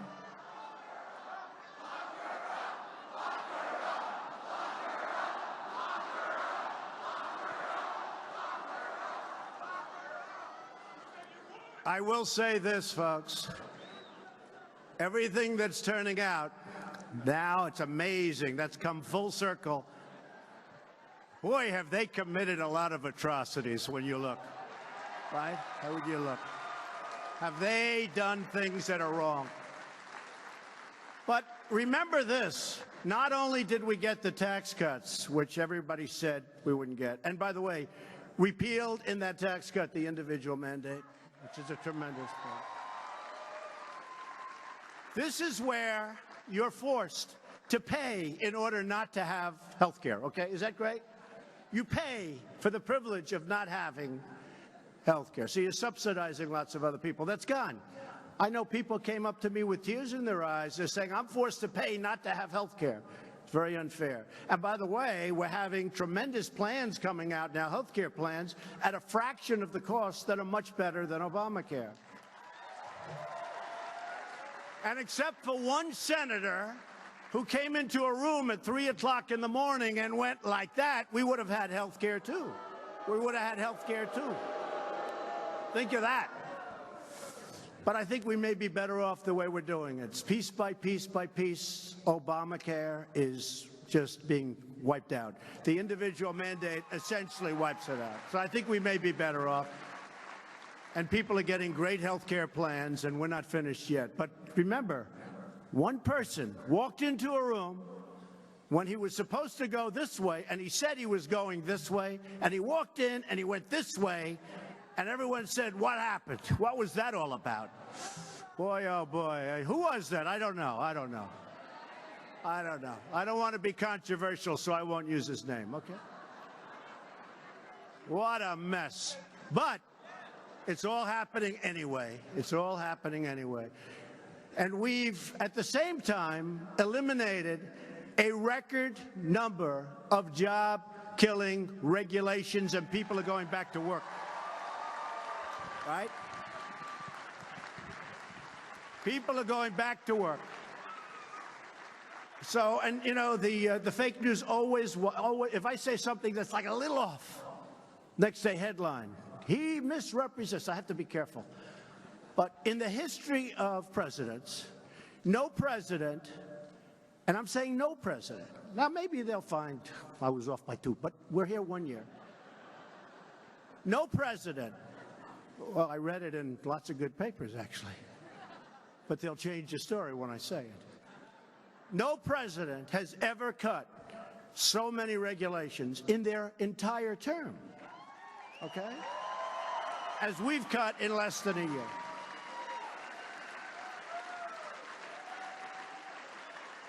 And it's my opinion that the regulations had as big an impact as these massive tax cuts that we've given. So I really believe it. We've ended the war on American energy. We were in war. And we've ended the war on beautiful, clean coal, one of our great natural resources. And very important for our defense, coal. Very important for our defense, because we have it. We don't have to send it through pipes. We don't have to get it from foreign countries. We have more than anybody. And they wanted to end it. And our miners have been mistreated, and they're not being mistreated anymore. We're doing tremendous business. I was in Vietnam, and the Prime Minister and the President of Vietnam were there. And we have a massive deficit with them like we do with everybody else because these presidents have just let it go to hell. We have the worst trade deals you've ever seen. So we're changing it. So I said, we have too big a deficit with Vietnam. I'm not happy. He said, well, but we're going to, I said, buy coal. Buy coal. They use a lot of coal. Buy coal. And he said, you know, we have bought coal from West Virginia and other places, and it's the finest coal we've ever used. It's interesting. And West Virginia now is doing great. You look at what's happening in West Virginia. You look at what's happening in Pennsylvania. You look at what's happening in Ohio.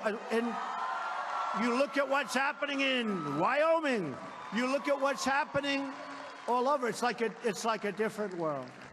And remember this, virtually as soon as I got into office, we approved the Keystone XL pipeline and the Dakota Access pipelines, which would never have been approved. And we announced our withdrawal from the totally disastrous, job-killing, wealth-knocking out, you know, it knocked out our wealth, or it would have. They basically wanted to take our wealth away. They didn't want us to use our wealth power. We knocked out the Paris Climate Accord. Would have been a disaster. Would have been a disaster for our country.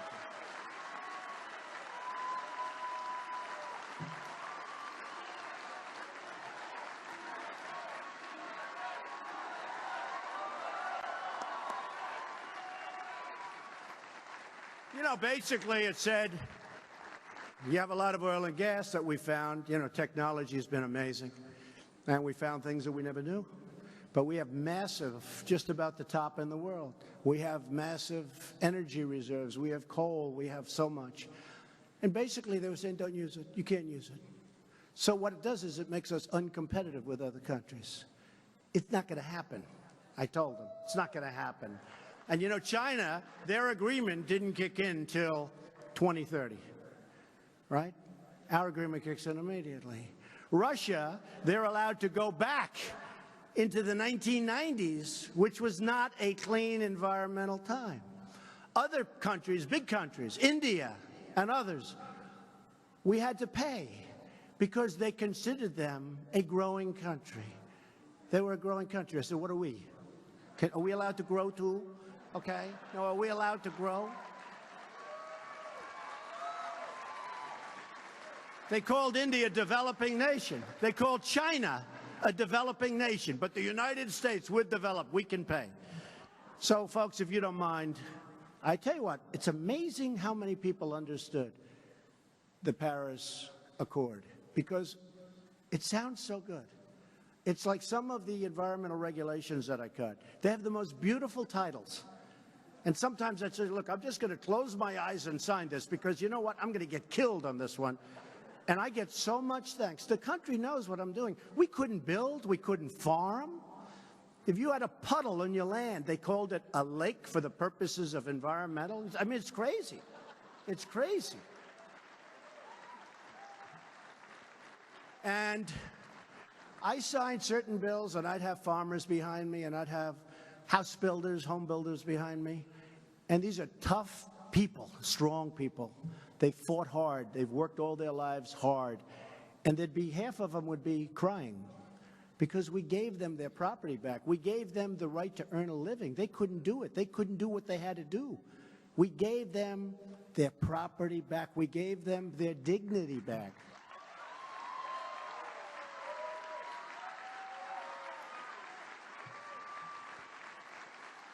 By the way, you don't mind if I go off script a little bit, because, you know, it's sort of boring. It's a little boring.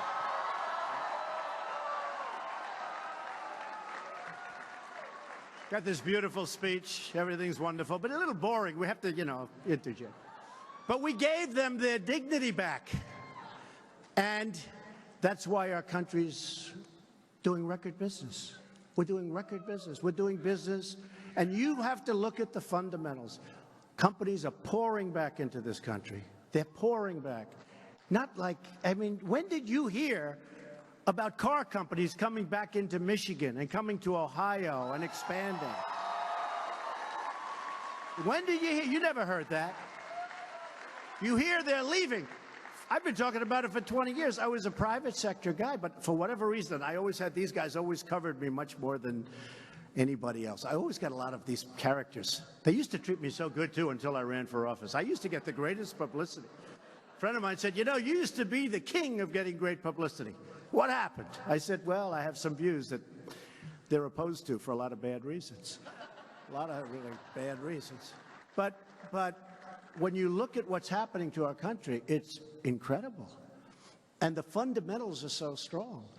The stock market, I just see with all of the ups and downs since Election Day, is up 37% from election. 37%. Now, it did a little bit of a correction. In fact, I started to say, you know, I was in it for like 13, 14 months from election. I say, is this sucker ever going down a little bit? This is a little embarrassing. It was up 100, up 200, up 1,000, up 150, up 90, up 63. I said, good, that's better. You know, hey, we've got 7 years to go, folks. You know, we got a long time to go.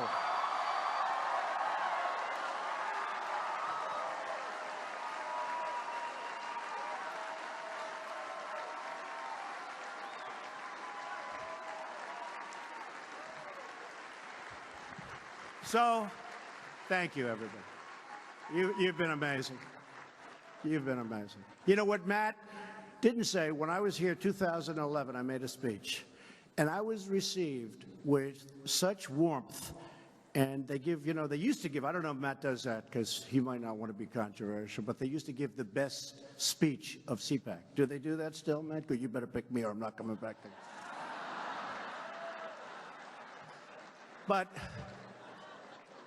And I got these, everybody, they love that speech. And that was, I think, Matt, I would say that might have been the first real political speech that I made. It was a love fest. 2011, I believe, the time was.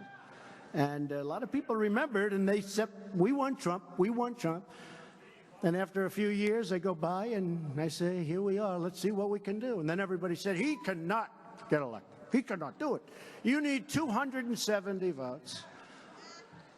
You need electoral college, which, by the way, is much tougher than the popular vote. The popular vote, it would be so much easier. You go to 3 or 4 states and you just go and you just do a great job. Hillary forgot that. You know, she went to these states. I said, what's she doing? Why does she keep going back to California? Crazy. Next time they're going to remember Iowa. They're going to remember Ohio. Remember? They spent a lot of time in Pennsylvania to no avail. They spent a lot of money. They spent a lot of money in North Carolina, the great state of North Carolina. We did very well there. We have a great person in the room, Mark Meadows from North Carolina. He's around. Where's Mark? Where's Mark? And Deb. And we have Jim Jordan, Warriors all.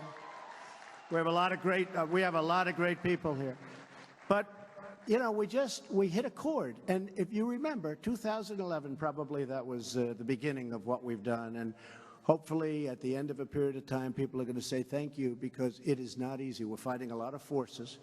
They're forces that are doing the wrong thing. They're just doing the wrong thing. I don't want to talk about what they have in mind, but they do the wrong thing. But we're doing what's good for our country for the long-term viability and survival. Like, for instance, $700 billion got approved for our military. Our military was going to hell.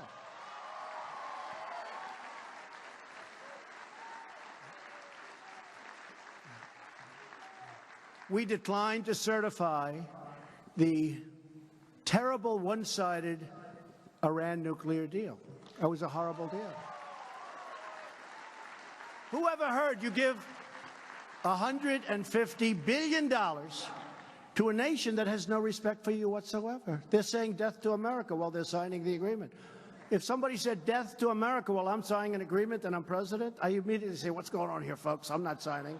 What's going on? They just kept going. Kerry may be the worst negotiator I've ever seen. How about this guy? How about, and Obama, of course, he's the one.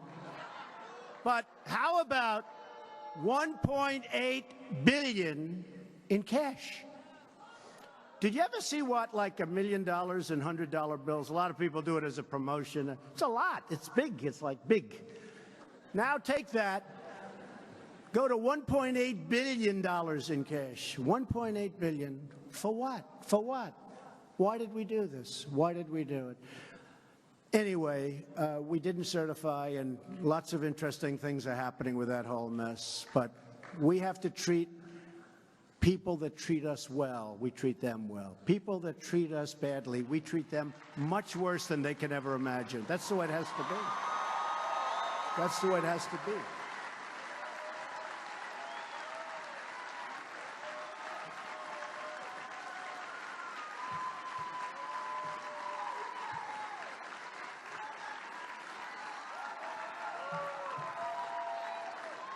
We officially recognized Jerusalem as the capital of Israel.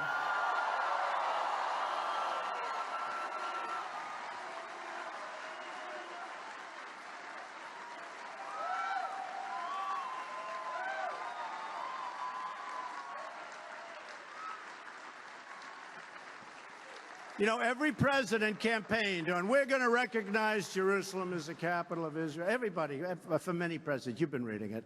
And then they never pulled it off. And I now know why. Because I put the word out that I may do it, right? I said I'd do it in my campaign. So that usually means, unless I find something, I'm going to do it. I was hit by more countries and more pressure and more people calling, begging me, don't do it, don't do it, don't do it. I said, we have to do it. It's the right thing to do. It's the right thing to do. We have to do it. And I did it.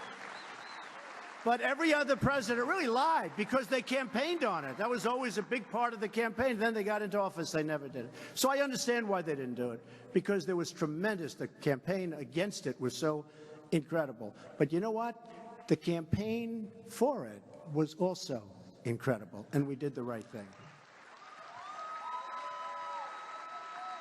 So we've kept our promise, as I said, to rebuild our military, eliminating the defense sequester, which is a disaster. And I don't know if you saw the number, $700 billion. You know, ultimately that comes before everything else. We can talk about lots of things. But if we don't have a strong military, you might not be allowed into this room someday, okay? You may not have your houses, your homes, your beautiful communities. We better take care of our military. These are the greatest people, and we're going to take care of our veterans. We're going to take care of the vets. We've been doing a good job on the vets.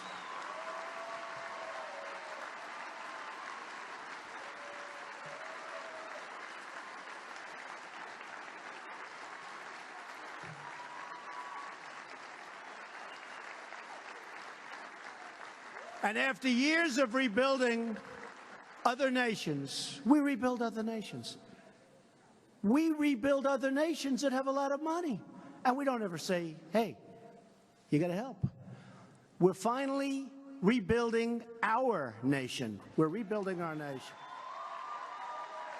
And we're restoring our confidence and our pride. All of us here today are united by the same timeless values. We defend our Constitution, and we believe in the wisdom of our founders. Our Constitution is great. We support the incredible men and women of law enforcement.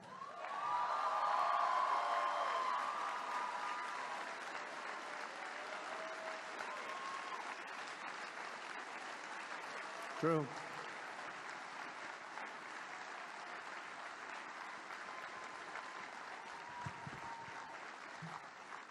We know that a strong nation must have strong borders.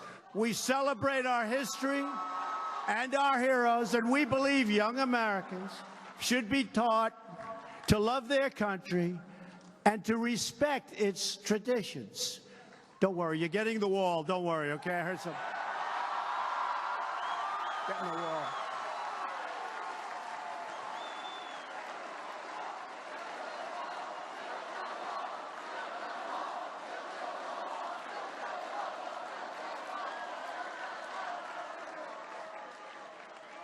I had a couple of these characters in the back say, oh, he really doesn't want the wall. He just used that for campaigning. I said, can you believe it?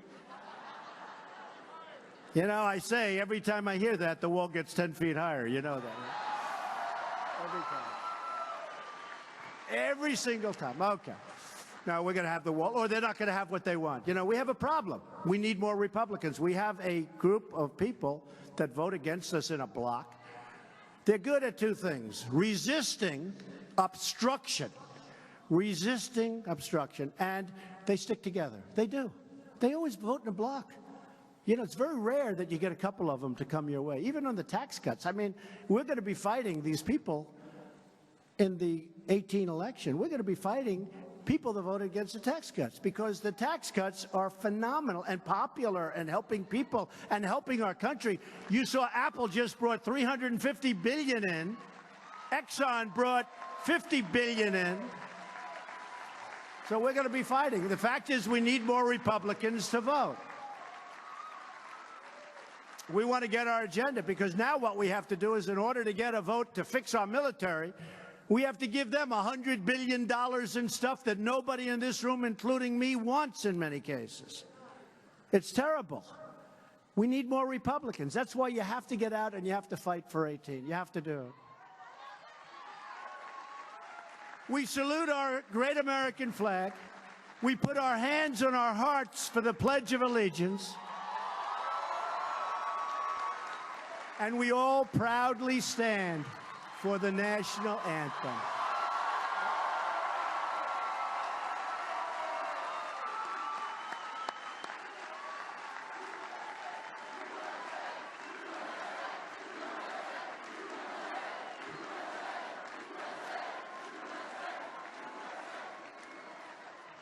Above all else, we know that faith and family, not government and bureaucracy, are at the center of American life. We know that. Because in America, we don't worship government, we worship God.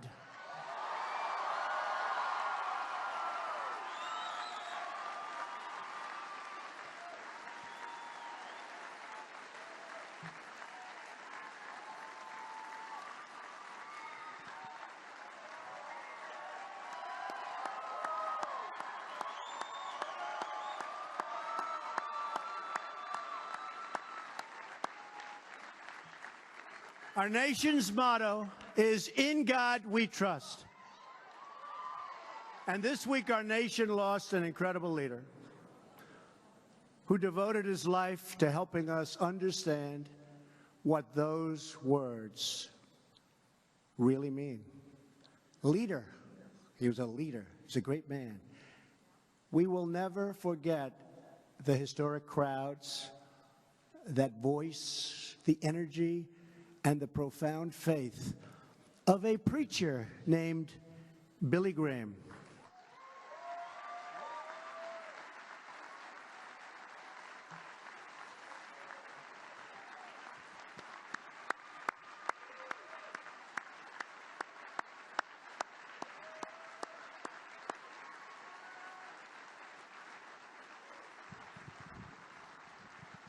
Great man and great family, Franklin Graham, great family.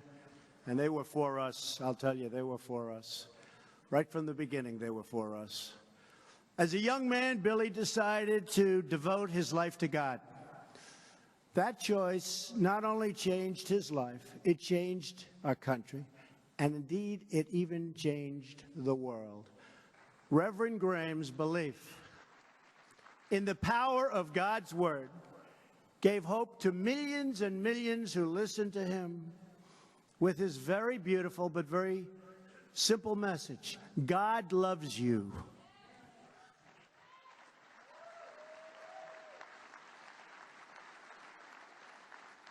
And a very special tribute, because it's almost never done. On Wednesday, we will celebrate Billy Graham's life as he lies in honor in the rotunda of our Capitol. Very rarely.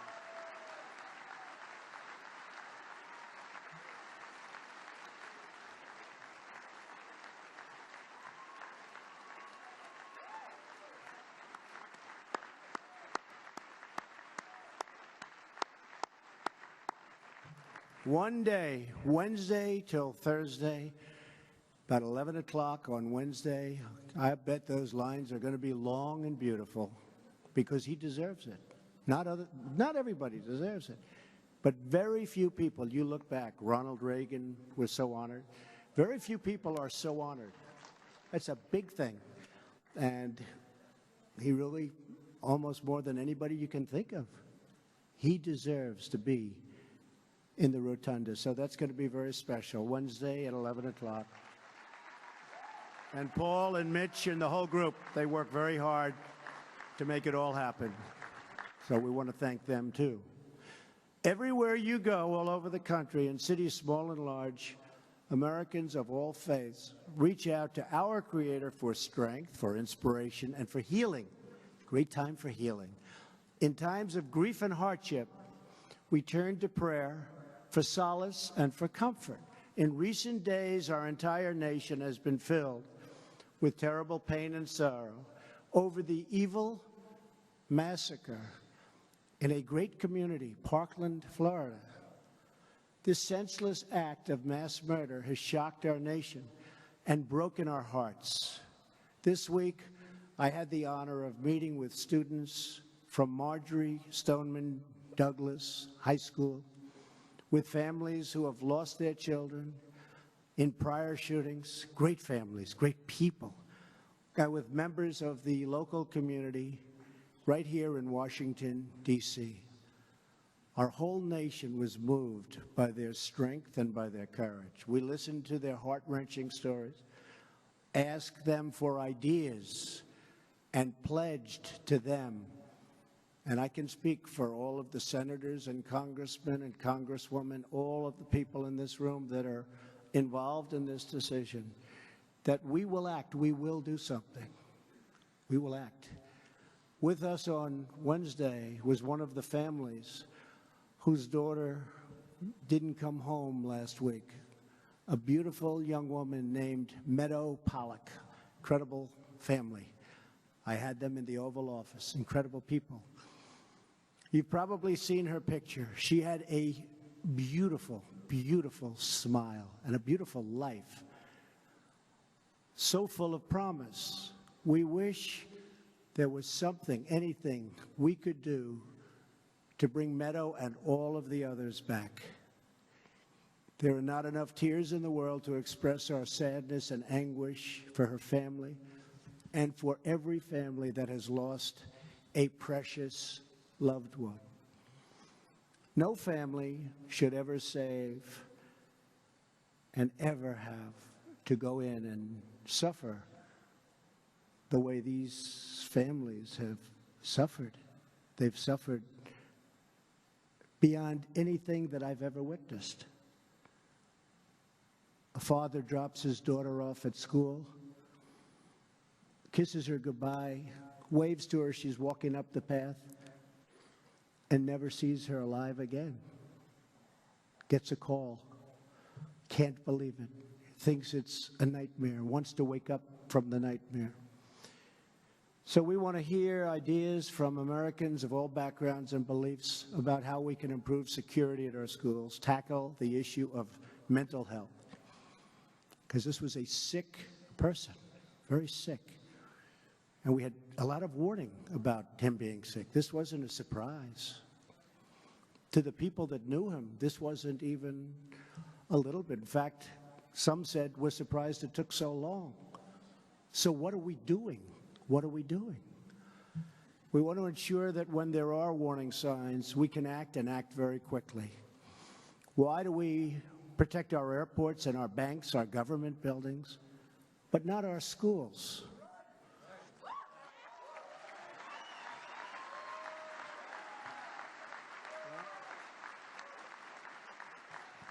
It's time to make our schools a much harder target for attackers. We don't want them in our schools.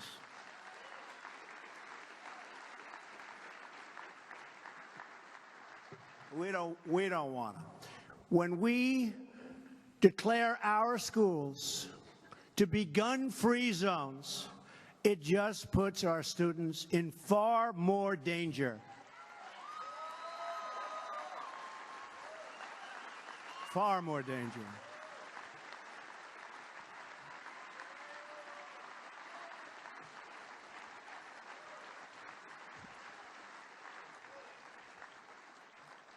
Well-trained, gun-adept teachers and coaches and people that work in those buildings, people that were in the Marines for 20 years and retired, people in the Army, the Navy, the Air Force, the Coast Guard, people that are adept with weaponry and with guns. They teach. I mean, I don't want to have 100 guards standing with rifles all over the school. You do a concealed carry permit.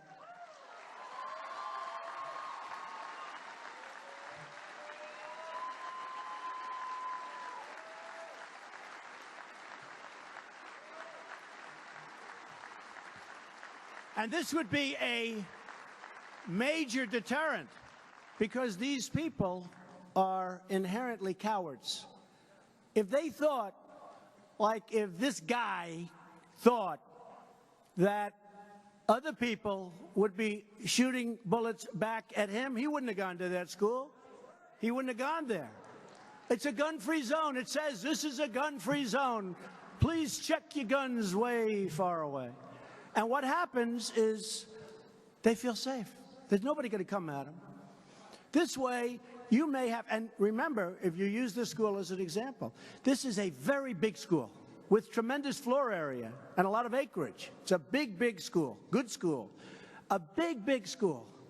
You'd have to have 150 real guards. Look, you had one guard. He didn't turn out to be too good, I will tell you that. He turned out to be not good. He was not a credit to law enforcement, that I can tell you. That I can tell you.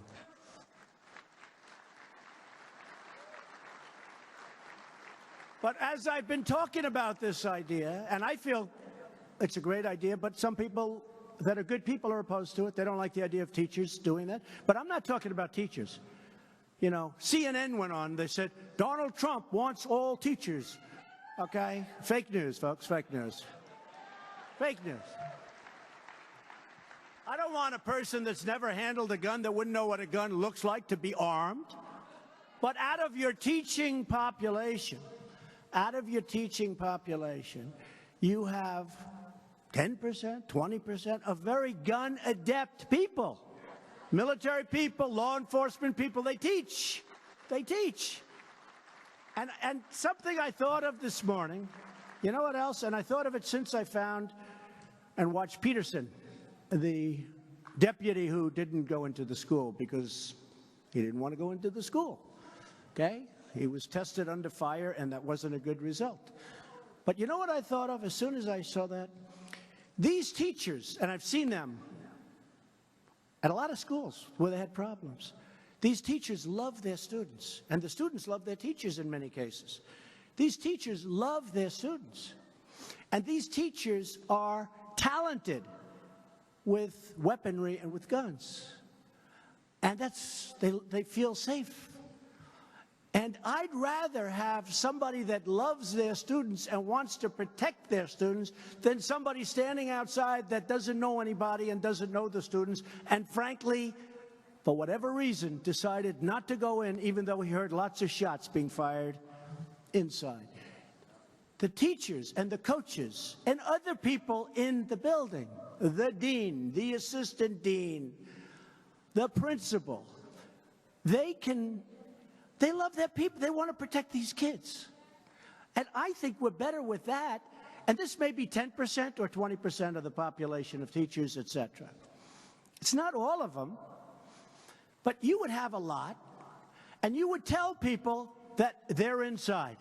And the beauty is it's concealed. Nobody would ever see it unless they needed it.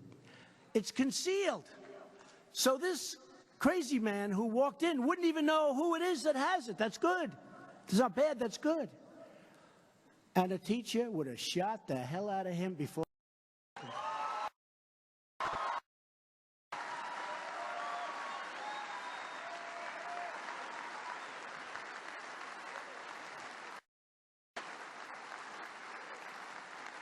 They love their students. They love those students, folks. Remember that. They love their students. And I'm telling you that would work because we need offensive capability. We can't just say, oh, it's a gun-free school, we're going to do it a little bit better. Because then you say, what happens outside? The students now leave school and you got 1,000 students. You got 3,500 at the school we're talking about. But you have 1,000 students standing outside. The teachers are out there also. If a madman comes along, we have the same problem, but it's outside of the school. Or they drive cars. There are a lot of things can happen. I want to stop it. And I know it's a little controversial to say, but I have to say, since I started this 2 days ago, a lot of people that were totally opposed to it are now agreeing. They love their students. They don't want their students to be killed and to be hurt. So we have to do something that works. And one of the big measures that we will do, and everybody in this room, I think, has to agree, and there's nobody that loves the Second Amendment more than I do, and there's nobody that respects the NRA. They're friends of mine. They backed us all. They're great people. They're patriots. But they're great people. But we really do have to strengthen up, really strengthen up background checks. We have to do that.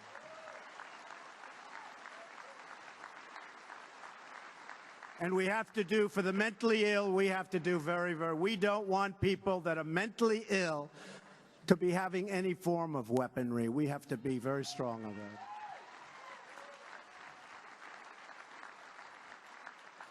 So we're going to do that, and I really believe that Congress is going to get it through this time, and they have a different leader. They have somebody that wants to get it through, not somebody that just all talk, no action, like so many of these folks.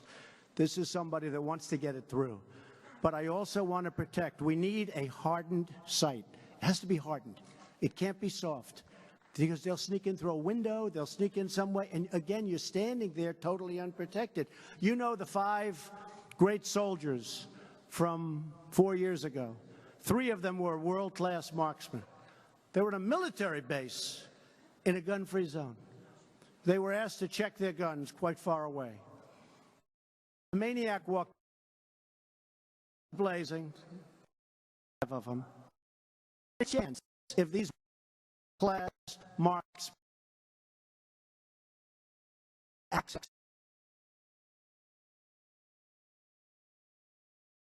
can't have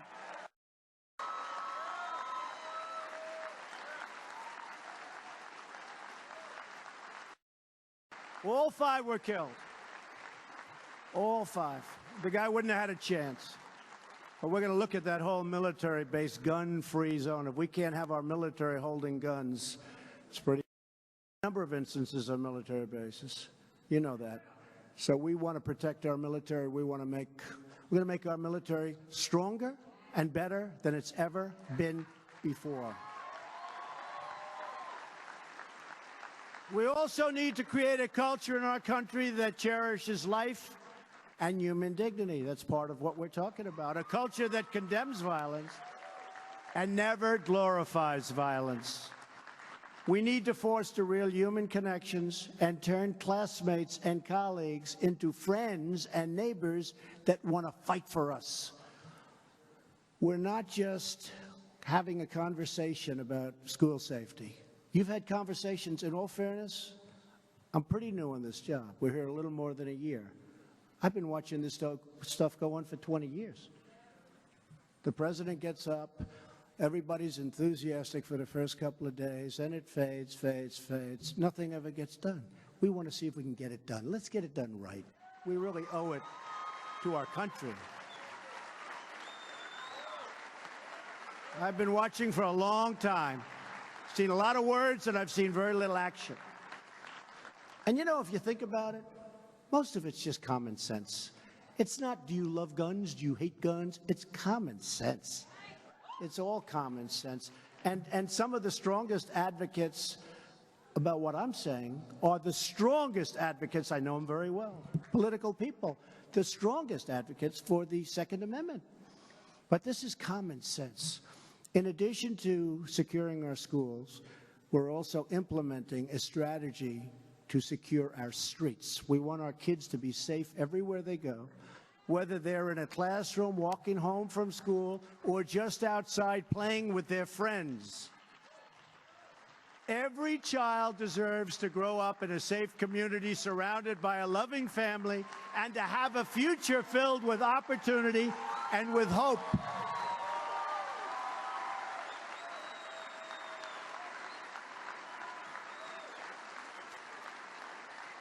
Thank you. Thank you. It's just not fair.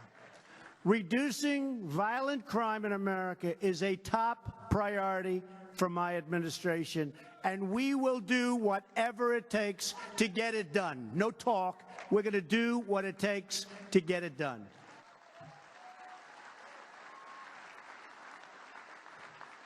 As you've seen, pretty well reported that we're significantly increasing gun prosecutions by tremendous percentages. And we're working to get violent offenders off our streets and behind bars, and get them behind bars quickly for a long time, or get them the hell out of our country. In 2017, we brought cases against more violent offenders than any administration in a quarter of a century, more than any administration, and we're just gearing up. We have tough people. I'll tell you what, when you deal with MS-13, the only thing they understand is toughness. They don't want anything. All they understand is toughness. If that ICE agent or Border Patrol agent is tougher than them, they respect him. We got the toughest guys you've ever seen. We got tough. They don't respect anything else. And they shouldn't be in our country. They were let in for years. They shouldn't be. And we're getting them out. Our administration prosecuted more people for federal firearm charges than has been done in more than a decade. And again, we're just gearing up. We convicted 1,200 gang members and nearly 500 human traffickers. You know what human trafficking, who would think that we have this in this age? And with our foreign partners, we've helped charge or arrest more than 4,000 members of the savage gang that we talked about, MS-13. Now, they don't like guns. You know why? They're not painful enough. These are animals. They cut people. They cut them. They cut them up in little pieces, and they want them to suffer. And we take them into our country because our immigration laws are so bad. And when we catch them, it's called catch and release. We have to, by law, catch them and then release them. Catch and release. And I can't get the Democrats, and nobody has been able to for years, to approve common sense measures that when we catch these animal killers, we can lock them up and throw away the keys.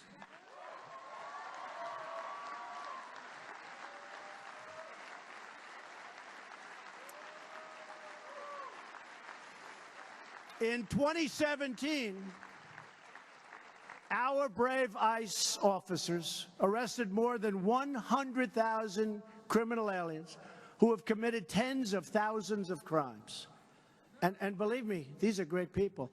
They cannot, the laws are just against us. They're against safety.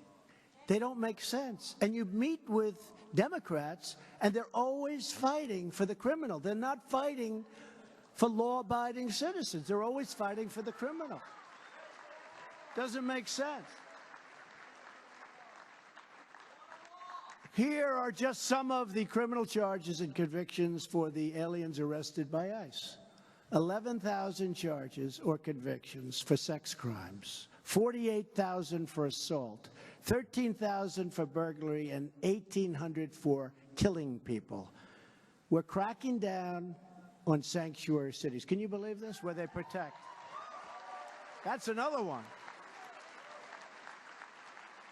Because we want our cities to be sanctuaries for law-abiding Americans, not for criminals.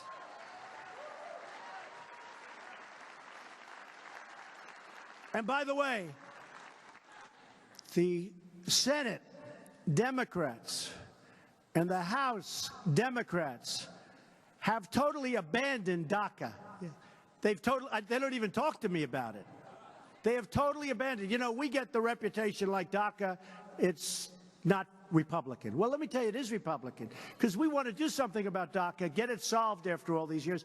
The Democrats are being totally unresponsive. They don't want to do anything about DACA, I'm telling you, and it's very possible that DACA won't happen, and it's not because of the Republicans, it's because of the Democrats, and frankly, you better elect more Republicans, folks, or it'll never happen.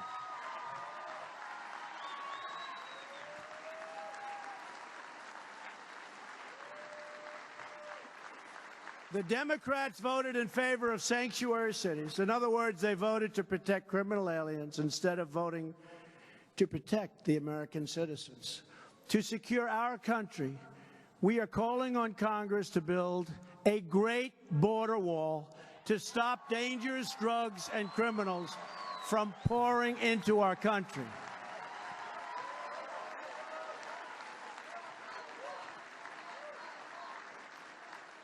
And now they're willing to give us the wall, but they don't want to give us any of the laws to keep these people out.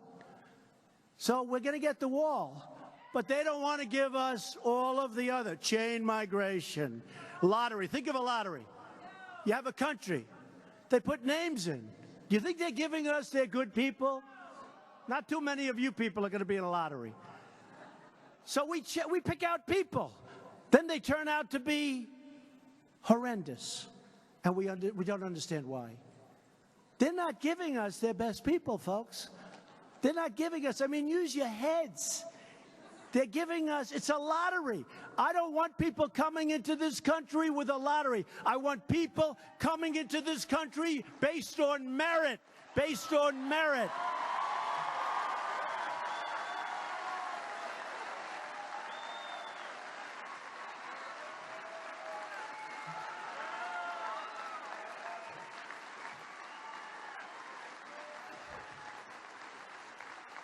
I want people, and we all want to be admitting people who have skills, who can support themselves financially, who can contribute to our economy, who will love our people, and who will share our values, who will love our country.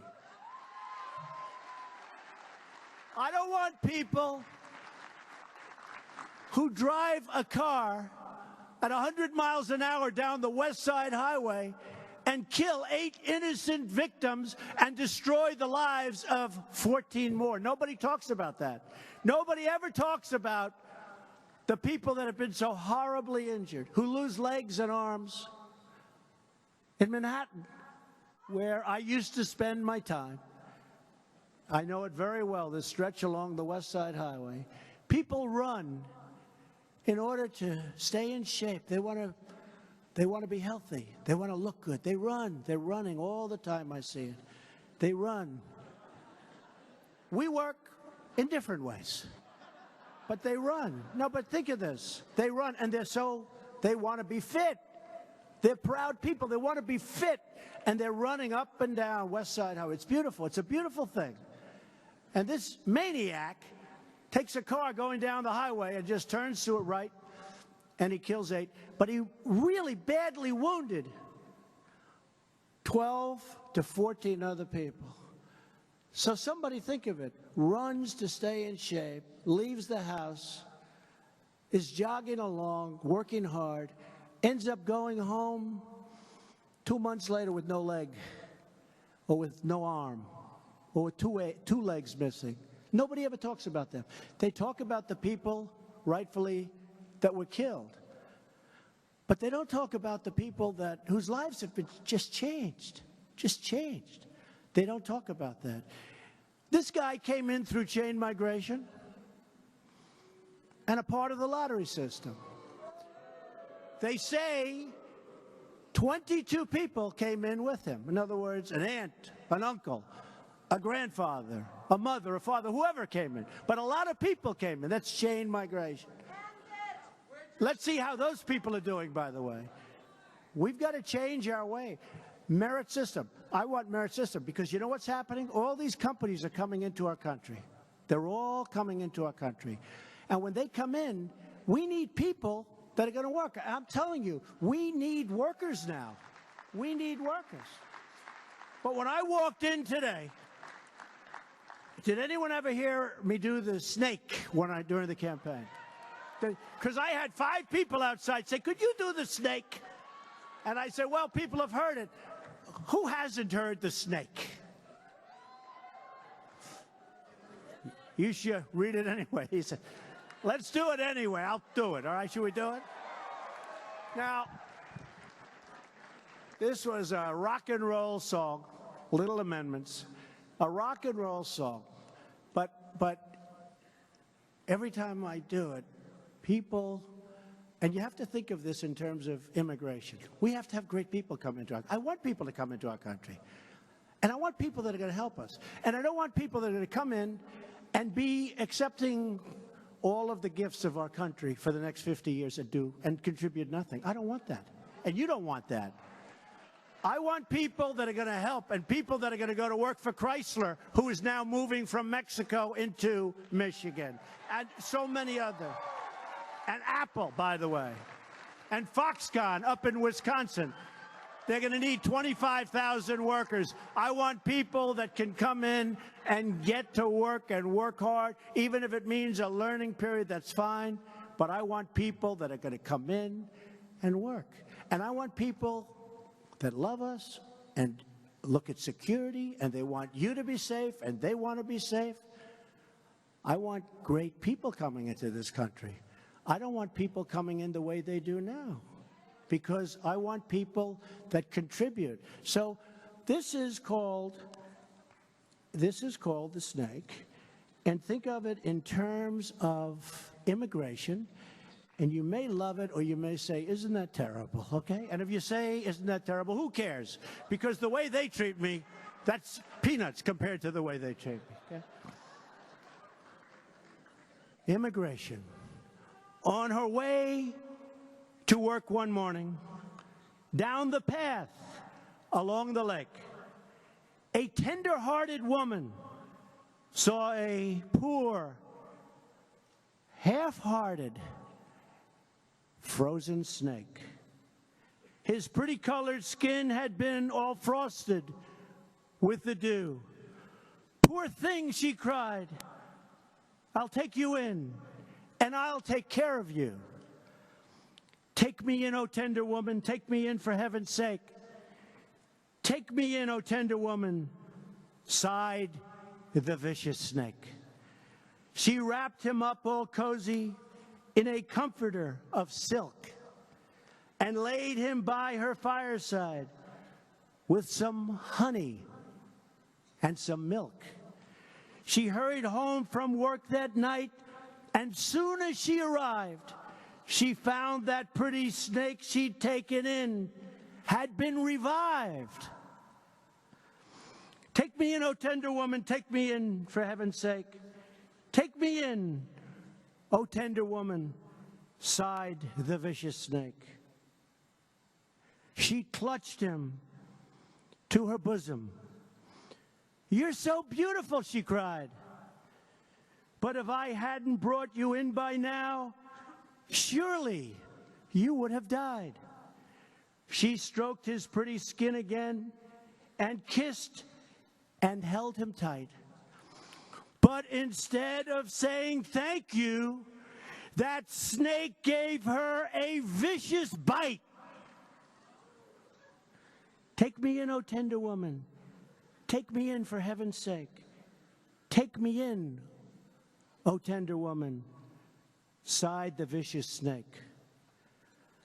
"I saved you," cried the woman, "and you've bitten me. Heavens, why? You know your bite is poisonous, and now I'm going to die." "Oh, shut up, silly woman," said the reptile with a grin. "You knew damn well I was a snake before you took me in."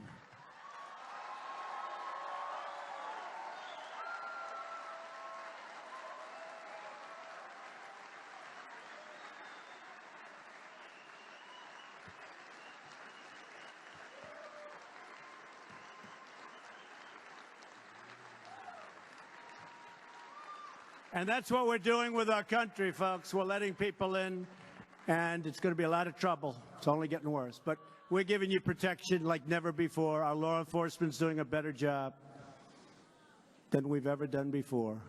And we love our country, and we're going to take care of our country. Okay, we're going to take care of our country.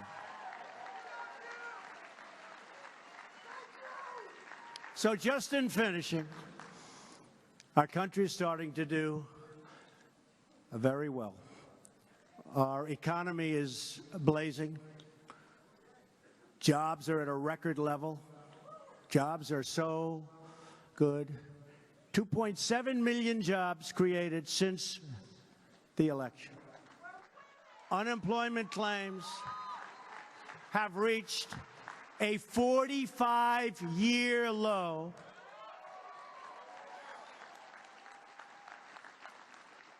African American unemployment has reached the lowest level in our history.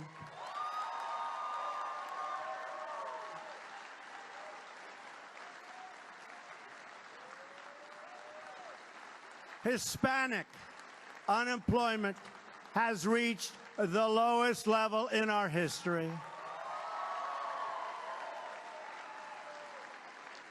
Women unemployment is at the lowest level in 18 years.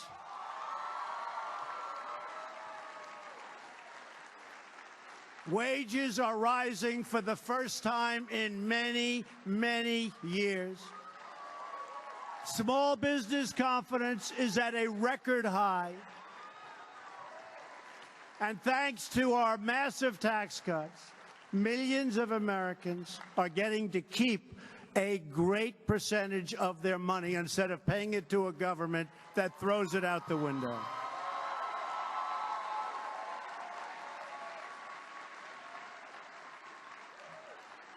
So I just leave you with this. We have to fight Nancy Pelosi. They want to give your money away. They want to give your money away. They want to end your tax cuts. They want to do things that you wouldn't even believe, including taking your Second Amendment rights away. They will do that. They will do that. So we have to get out there, and we have to fight in 18 like never before, just the way you fought with us. Just the way you fought with us. You fought so hard, and you were so tough, and you were so smart. You were so smart. And you know what? I know for a fact you did the right thing because we're looking at the numbers, and the numbers, even they have to give credit for the kind of numbers that we're producing. Nobody has ever seen anything like it. Under my administration, the era of economic surrender is over. We're renegotiating trade deals that are so bad, whether it's NAFTA or whether it's World Trade Organization, which created China.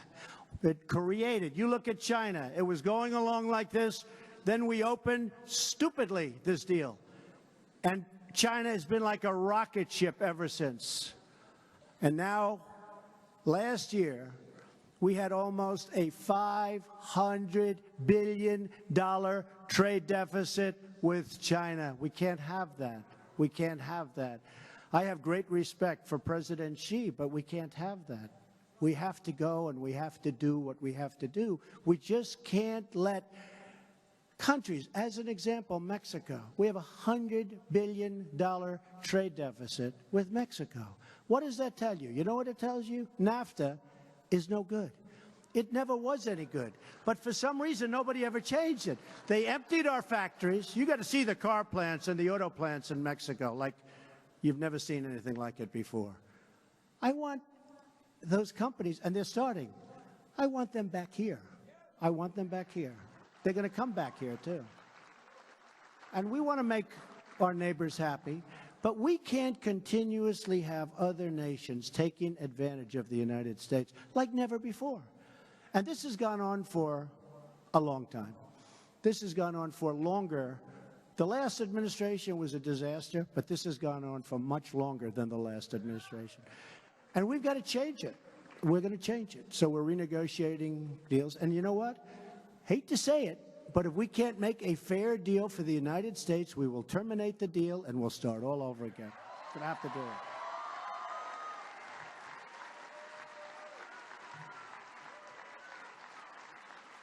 So, under my administration and with your help, don't forget, you, many of you, were the forgotten people. You were the people that when the polls came out, they didn't know that you existed. The Democrats are trying to figure out who you are because they want to get you back. But you were people. We've had people that never voted, but they're great patriots, but they never saw anybody they wanted to vote for. Then they go to the election. They've got Trump, Pence. They got hats. They got all sorts of things. Trump over here. Make America Great Again hats, right?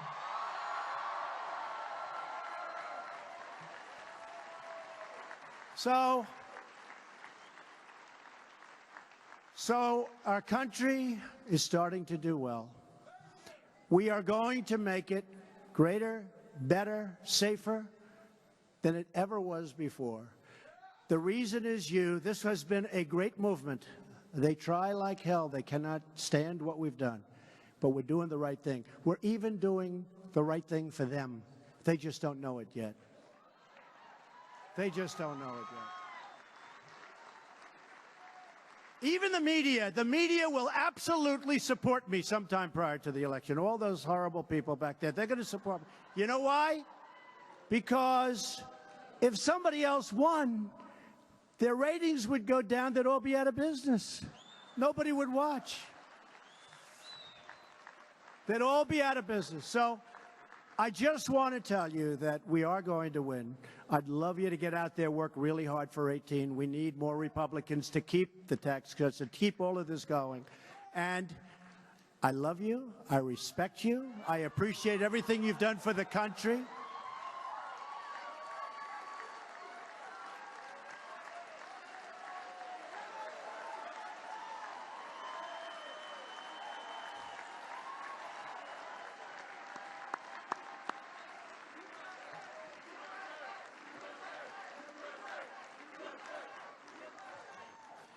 I appreciate everything you've done. I do want to say, because people have asked, North Korea, we imposed today the heaviest sanctions ever imposed on a country before.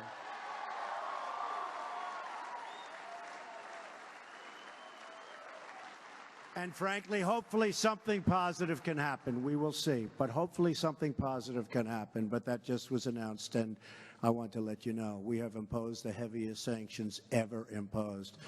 So, ladies and gentlemen, thank you for everything. You have been incredible partners, And I will let you know in the absolute strongest of terms, we're going to make America great again, and I will never, ever, ever let you down. Thank you very much. Thank you.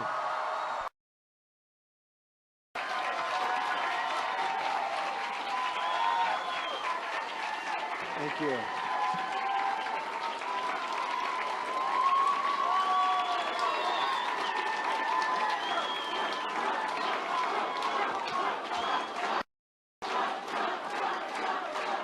Thank you very much. Thank you, ladies and gentlemen. Thank you. Please sit down. Thank you.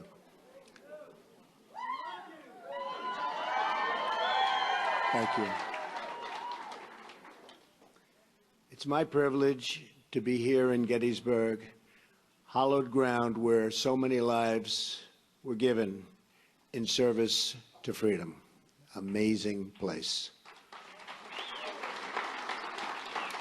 President Lincoln served in a time of division like we've never seen before.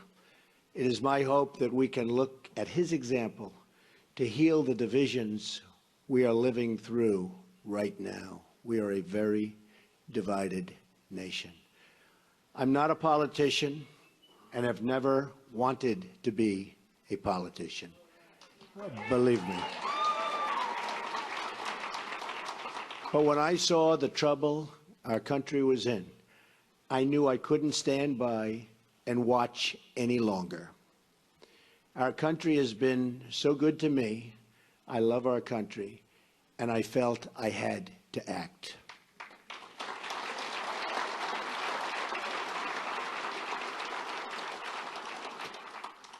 I've seen the system up close and personal for many years. I've been a major part of it. I know how the game works in Washington and on Wall Street, and I know how they've rigged the rules of the game against everyday Americans. The rules are rigged. Nearly 1 in 4 Americans in their prime earning years isn't even working. 1 in 5 households have no one with a job. 45 million Americans are on food stamps, and 47 million are living in poverty. We have failed our inner cities, and in so doing, have failed our African American and Hispanic communities. We've misguided military adventures overseas and wars that go on forever that just cannot be won by the people that are doing it now. They don't know how to win the wars. At home, we have our great veterans dying while waiting for medical care. Change has to come from outside our very broken system. Our system is broken. The fact that Washington and the Washington establishment has tried so hard to stop our campaign is only more proof that our campaign represents the kind of change that only arrives once in a lifetime.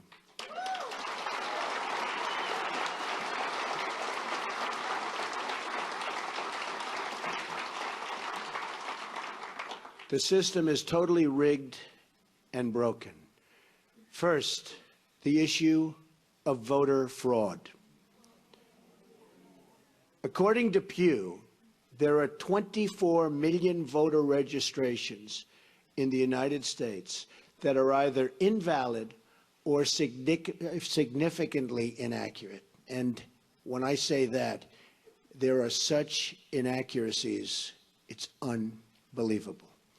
1.8 million dead people are registered to vote, and some of them are voting. I wonder how that happens. 2.8 million people are registered in more than one state. These are numbers, folks. These are numbers. 14% of non-citizens are registered to vote. The system is also rigged because Hillary Clinton should have been precluded from running for the presidency of the United States. But the FBI and the Justice Department covered up her crimes, which included lying to the FBI and Congress on numerous occasions, and included saying, "I do not recall," to the FBI on 39 separate times.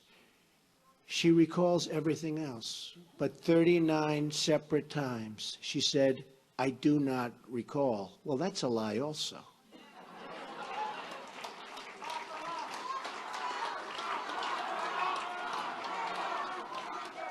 Then there is the deletion of at least 33,000 emails after receiving a subpoena from the United States Congress. That's after receiving the subpoena. As an example, it was announced this week that the highly respected four-star general, James Cartwright, may be sentenced to up to 5 years in prison with a massive fine for lying on one occasion to the FBI. And he said he did that for national security reasons. Highly respected man, a four-star general. This took place 2 days ago. How must he feel?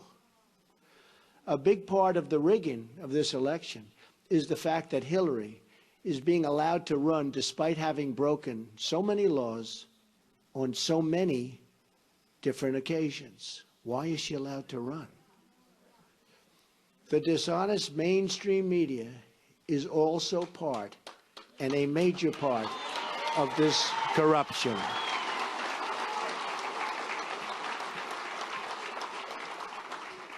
They're corrupt. They lie and fabricate stories to make a candidate that is not their preferred choice look as bad and even dangerous as possible.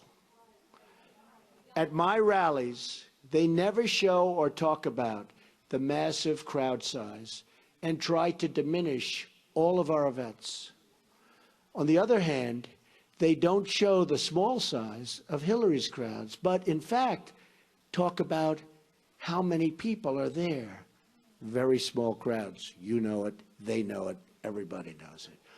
Over the last 2 days, 3 highly respected national polls said we're in first place.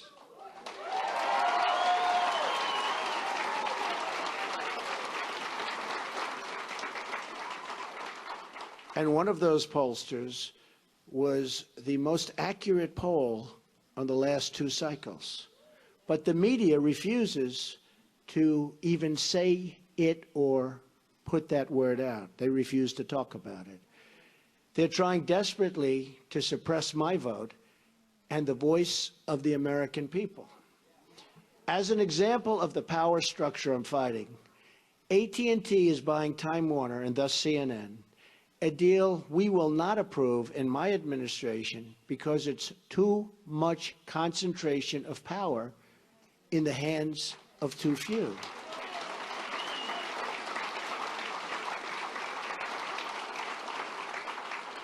Likewise, Amazon, which through its ownership controls the Washington Post, should be paying massive taxes, but it's not paying. And it's a very unfair playing field. And you see what that's happening and what that's doing to department stores all over the country. Very, very unfair. And you're talking about billions and billions of dollars. They should be paying those taxes. Additionally, Comcast's purchase of NBC concentrates far too much power in one massive entity that is trying to tell the voters what to think and what to do. Deals like this destroy democracy. And we'll look at breaking that deal up and other deals like that. This should never, ever have been approved in the first place. They're trying to poison the mind of the American voter. Every woman lied when they came forward to hurt my campaign. Total fabrication. The events never happened, never. All of these liars will be sued after the election is over.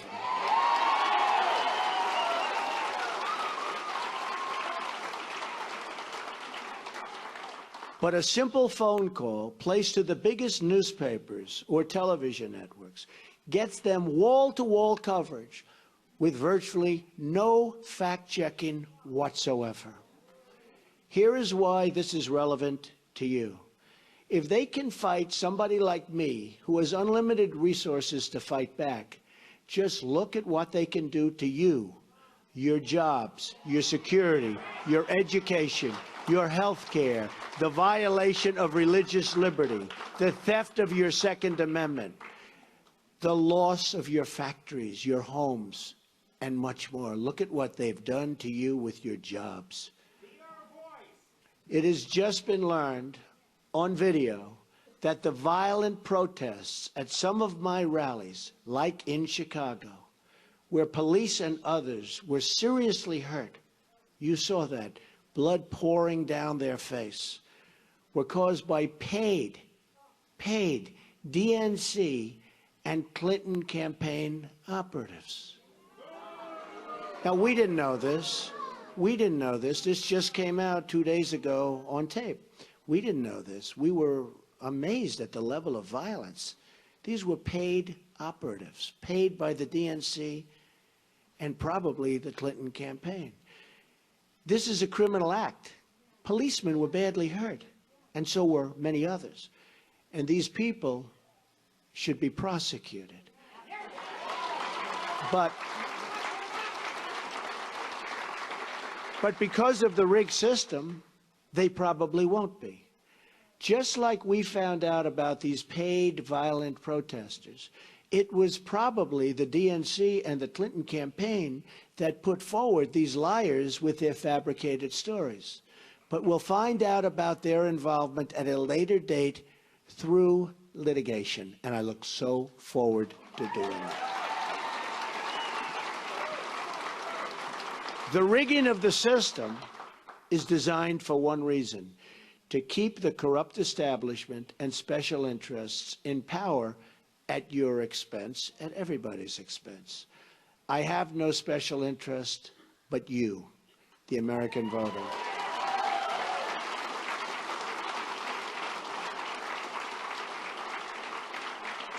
I didn't have to do this, believe me. There's nothing easy about it. But I had to do it. I love our country. I love the people of our country. And I felt I had to do it.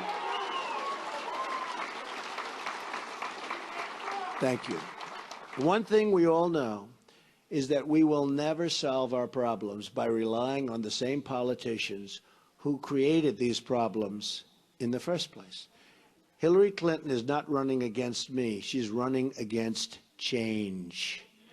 And she's running against all of the American people and all of the American voters.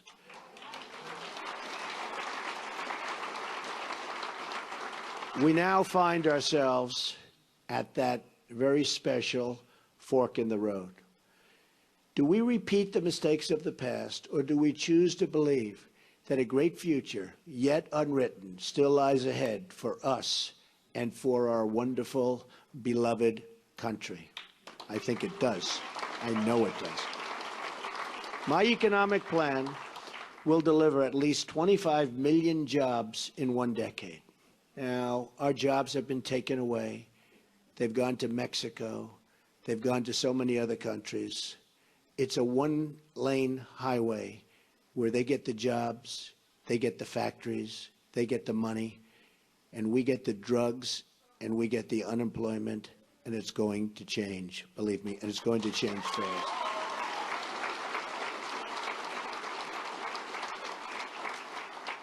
And that goes for all countries. When you look at China, when you look at every country, every trade deal we have is horrible. And we should be ashamed of a people and the people that let those deals happen. They're defective, and they knew they were defective. And they were done for a reason. And believe me, they will be unwound so fast. And we will have trade.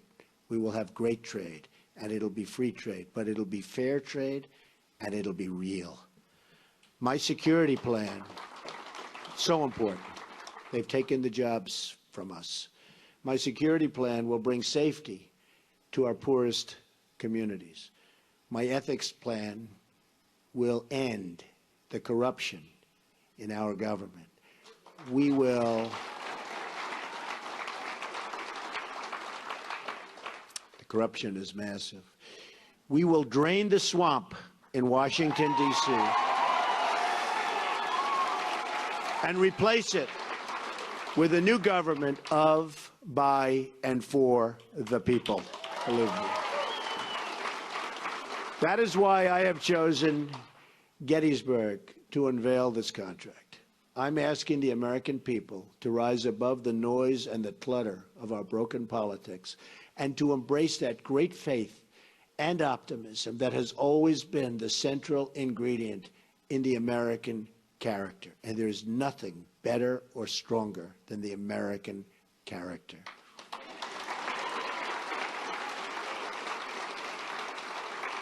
I am asking the American people to dream big once again. What follows is my 100-day action plan to make America great again. It's a contract between Donald J. Trump and the American voter, and it begins with bringing honesty, accountability, and change to Washington, D.C.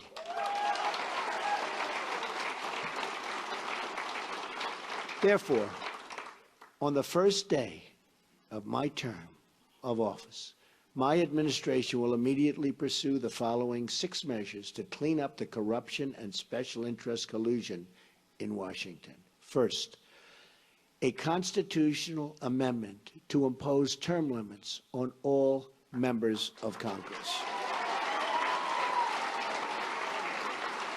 Second, a hiring freeze on all federal employees to reduce federal workforce through attrition, exempting military, public safety, and public health.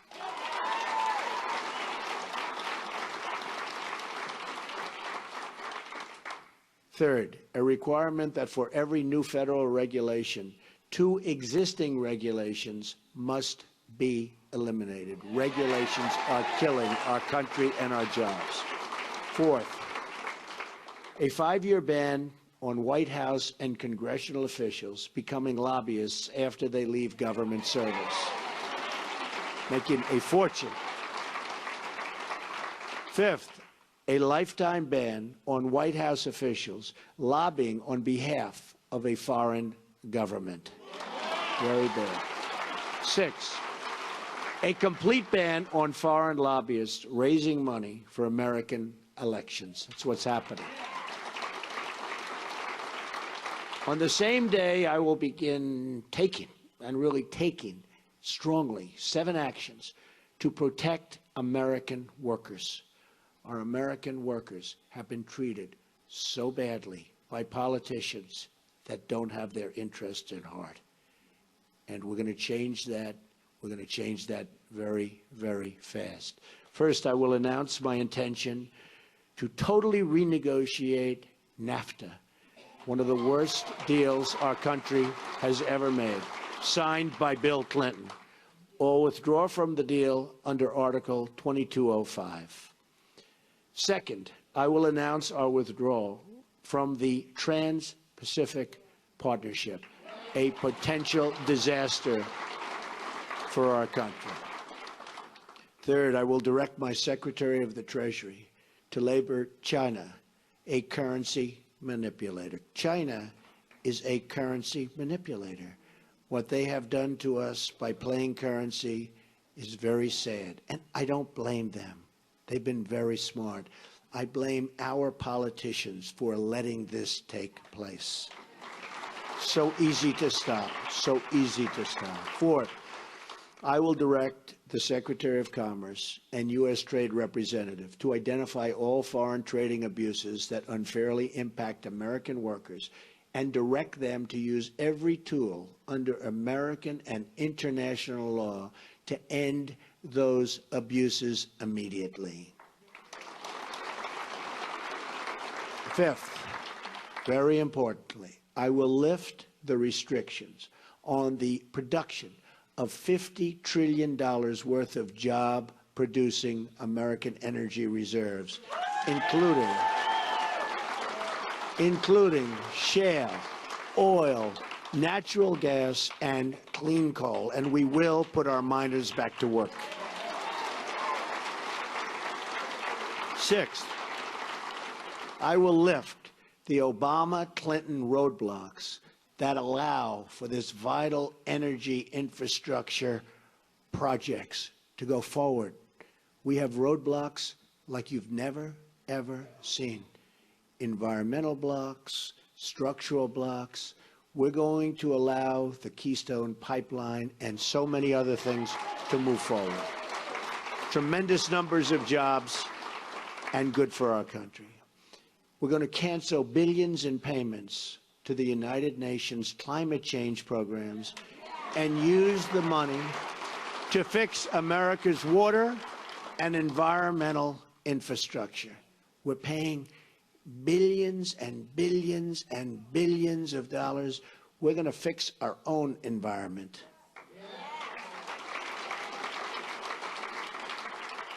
Additionally, on the first day, I will take the following 5 actions to restore security and constitutional rule of law. We have to do that.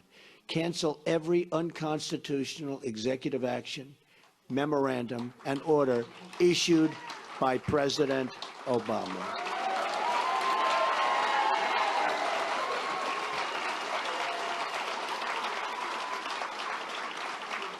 Second, begin the process of selecting a replacement for Justice Scalia, whose wife, by the way, has a Trump sign. His wife is a phenomenal woman. has a Trump sign in her front yard. Isn't that nice? I just found that out this morning. Boom. Isn't that nice? He was great. From one of the 20 judges on my list, you know we're going to make great decisions from 20 outstanding judges on a list that we submitted, who will uphold and defend the Constitution of the United States. Third, we will cancel all federal funding of sanctuary cities.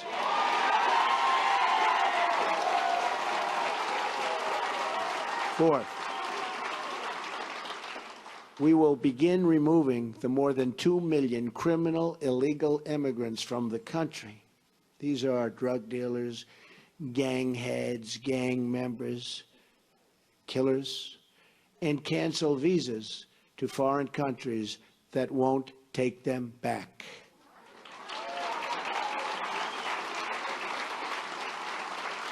And when Hillary Clinton was Secretary of State, and they had someone who was bad, really bad, and they brought him back to the country and the country wouldn't take him, she said, well, bring him back. We don't want to force the country to take him. There won't be one such instance if I become president, believe me. We're going to suspend immigration from terror-prone regions where vetting cannot safely occur.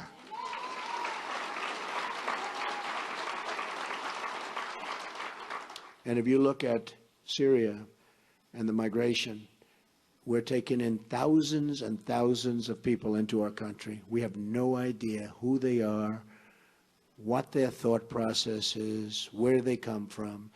And Hillary Clinton wants to increase the number of those thousands and thousands currently pouring in by 550%. Radical Islamic terror is right around the corner. We have to be so tough, so smart, so vigilant. We can't allow that to happen. We have enough problems. All vetting of people coming into our country will be considered extreme vetting. We will be very careful. Next, I will work with Congress to introduce the following broader legislative measures and fight for their passage within the first 100 days of my administration. Middle Class Tax Relief and Simplification Act, an economic plan designed to grow the economy 4% per year and create at least 25 million new jobs through massive tax reduction and simplification in combination with trade reform, regulatory relief, and lifting the restrictions on American energy. Need that so badly. Jobs. We need jobs. Our jobs have left us. Our good jobs have really left us. The largest tax reductions are for the middle class, who have been forgotten. Called the forgotten man and woman. They have been forgotten. The middle class with family of 2 children will get basically approximately a 35% tax cut, and that's what they can use, and that money will go back into the economy.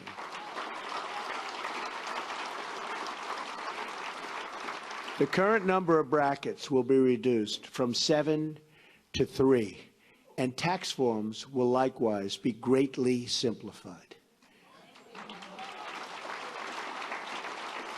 The business rate will be lowered from 35% to 15%, and the trillions of dollars of American corporate money overseas can now be brought back at a 10% rate. It's stuck. We can't bring it back. $2.5 to $5 trillion. Companies can't get it back into the country. Some companies are actually leaving, not only because taxes are so high, but because they can't get their money, and they are actually leaving to get their money. We are going to simplify that. We're going to have them bring the money back into our country and use the money and spend the money on building our country.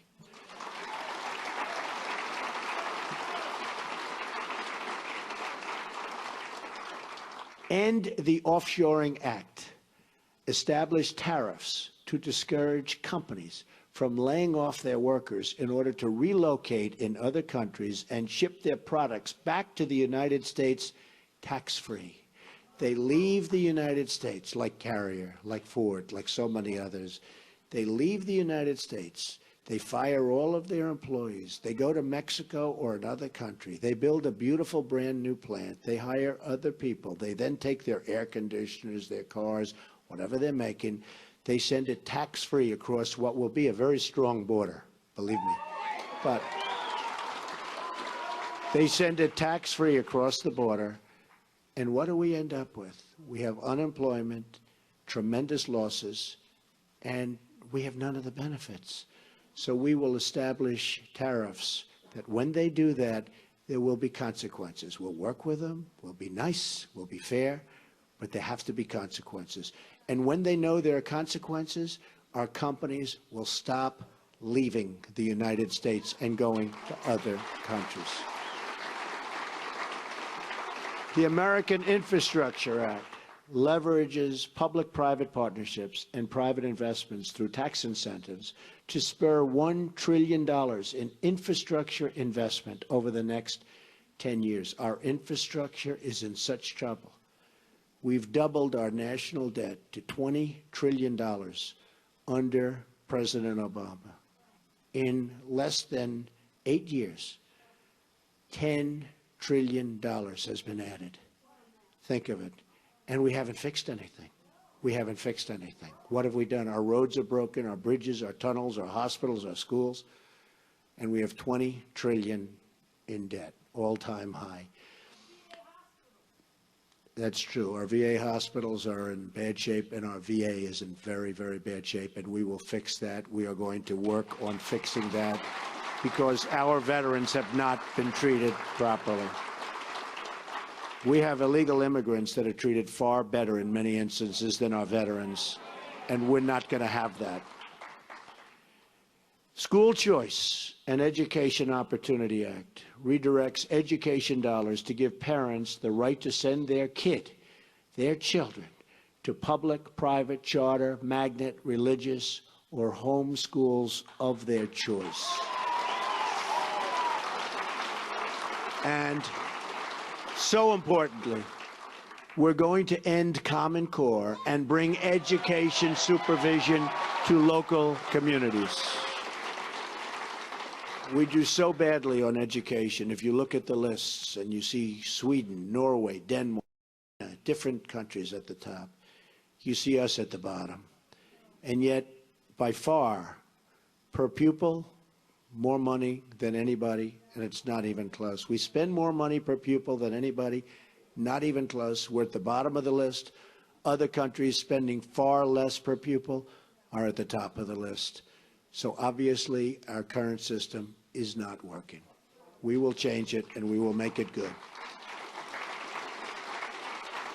It expands vocational and technical education, which we've totally forgotten about in this country, and make 2- and 4-year colleges more affordable. Have you ever gone to school and you've been with people that aren't good students, but they can fix an engine, or they can build a wall, or they can do things that you wouldn't even think about? Because we can use some of the ones that build the wall. We're going to need them. We're going to need them. We're going to need them. But did you ever see that? How they're genius at fixing a car. They can do anything. But history, not so good. Physics, not so good. I mean, we have to open vocational again. Those are the people. These are great people. The Repeal and Replace Obamacare Act.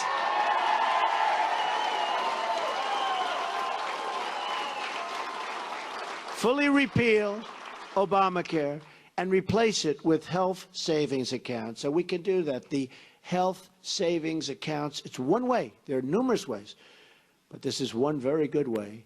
The ability to purchase health insurance across state lines, which we have to do because that's competition. The politicians won't let go of it because the insurance companies, they don't want competition. but we'll open it up. Believe me, we'll get rid of that. I've been saying it for years. And let states manage Medicaid funds. It will be so good. Reforms will also include cutting the red tape at the FDA. There are over 4,000 drugs awaiting approval, and we especially want to speed the approval of life-saving medications.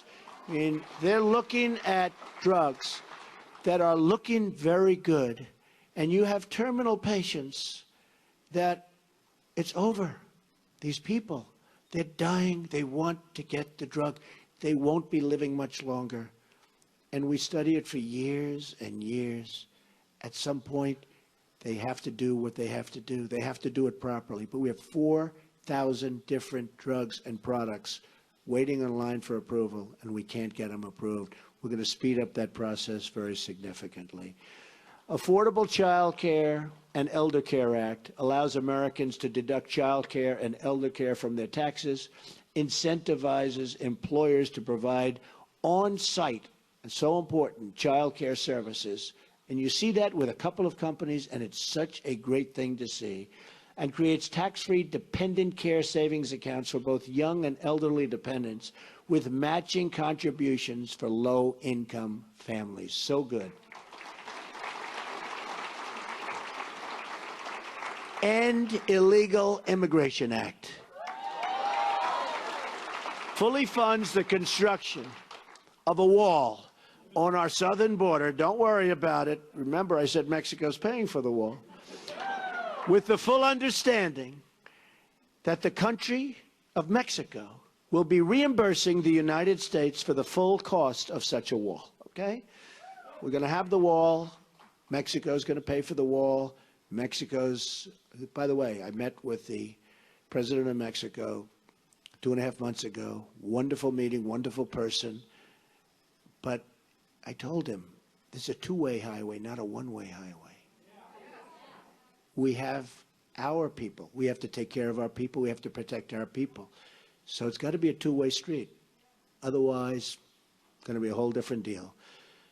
But it establishes a 2-year mandatory minimum federal prison sentence. This is people coming in illegally for illegally re-entering the United States after a previous deportation, and a 5-year mandatory minimum for illegally re-entering for those with felony convictions, multiple misdemeanor convictions, or 2 or more prior deportations. So when somebody comes in, we send them out. They come back in, they go to prison for quite a while.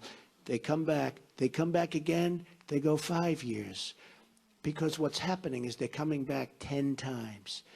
And I could go case after case. They come back, look at what happened in San Francisco. 5 times he came back. On the 5th time, he killed Kate. 5 times. But so many others. 1 10 times came back, killed somebody after 10 times. When they get deported, they stay out. Otherwise, they have very serious prison terms. They will stay out. Once you do that, they will stay out. Right now, they have no consequence. They have no consequences. Also, reforms on visa rules to enhance penalties for overstaying and to ensure open jobs are offered to American workers first. Number 8, Restoring Community Safety Act reduces surging crime, drugs, and violence by creating a task force on violent crime and increasing funding for programs that train and assist your local police who are doing such a great job, believe me. We increased the resources for federal law enforcement agencies and federal prosecutors to dismantle criminal gangs and put violent offenders behind bars or out of our country and into the country where they came from. Restoring National Security Act, which rebuilds our military by eliminating the defense sequester, which has been very tough on our military, and expanding military investment. Now, at no time, practically, do we need a military like right now. We don't want to use it, but it's peace through strength. We need a strong military. Our military is so terribly depleted. It also provides our great veterans with the ability to receive public VA treatment or attend a private doctor of their choice. If they're waiting online, and I have the plan up, and we've gotten, as you know, tremendous support from veterans, from law enforcement, from veterans, from the military, tremendous support. But if they're waiting online, and you see it, 22 suicides a day, people don't even believe it, 22 a day. But if they're waiting in line for 7 days, 6 days, 9 days, they can't get to see a doctor, and a simple procedure or a simple prescription can solve their problem, and they become very sick, and they die. They die waiting in line. We're going to give them the power to go across the street to a local doctor, a private public hospital, or a private hospital, all looking to help and all looking to do business. And we'll pay the bill. So much cheaper, but much more importantly, the veterans will finally be taken care of properly, because what they're going through now is unacceptable.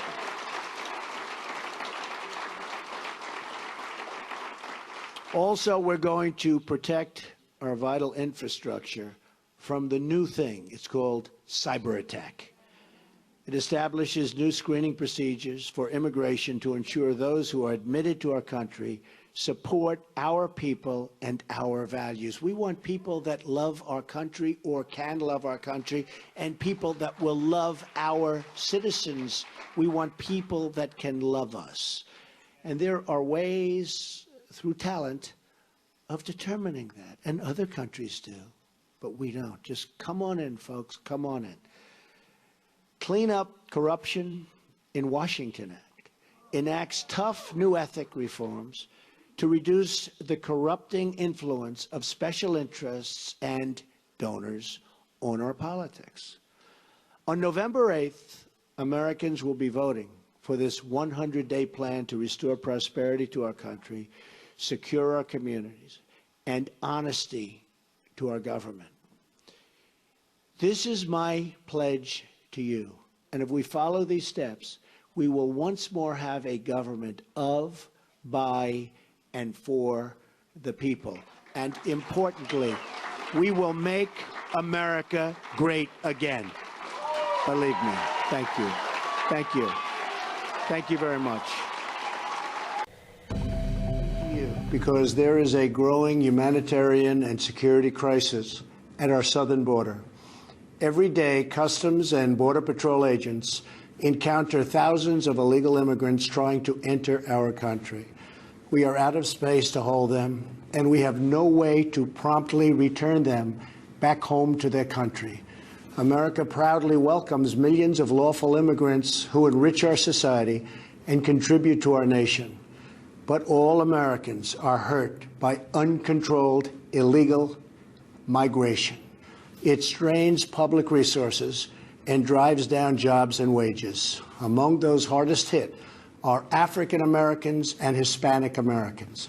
Our southern border is a pipeline for vast quantities of illegal drugs, including meth, heroin, cocaine, and fentanyl.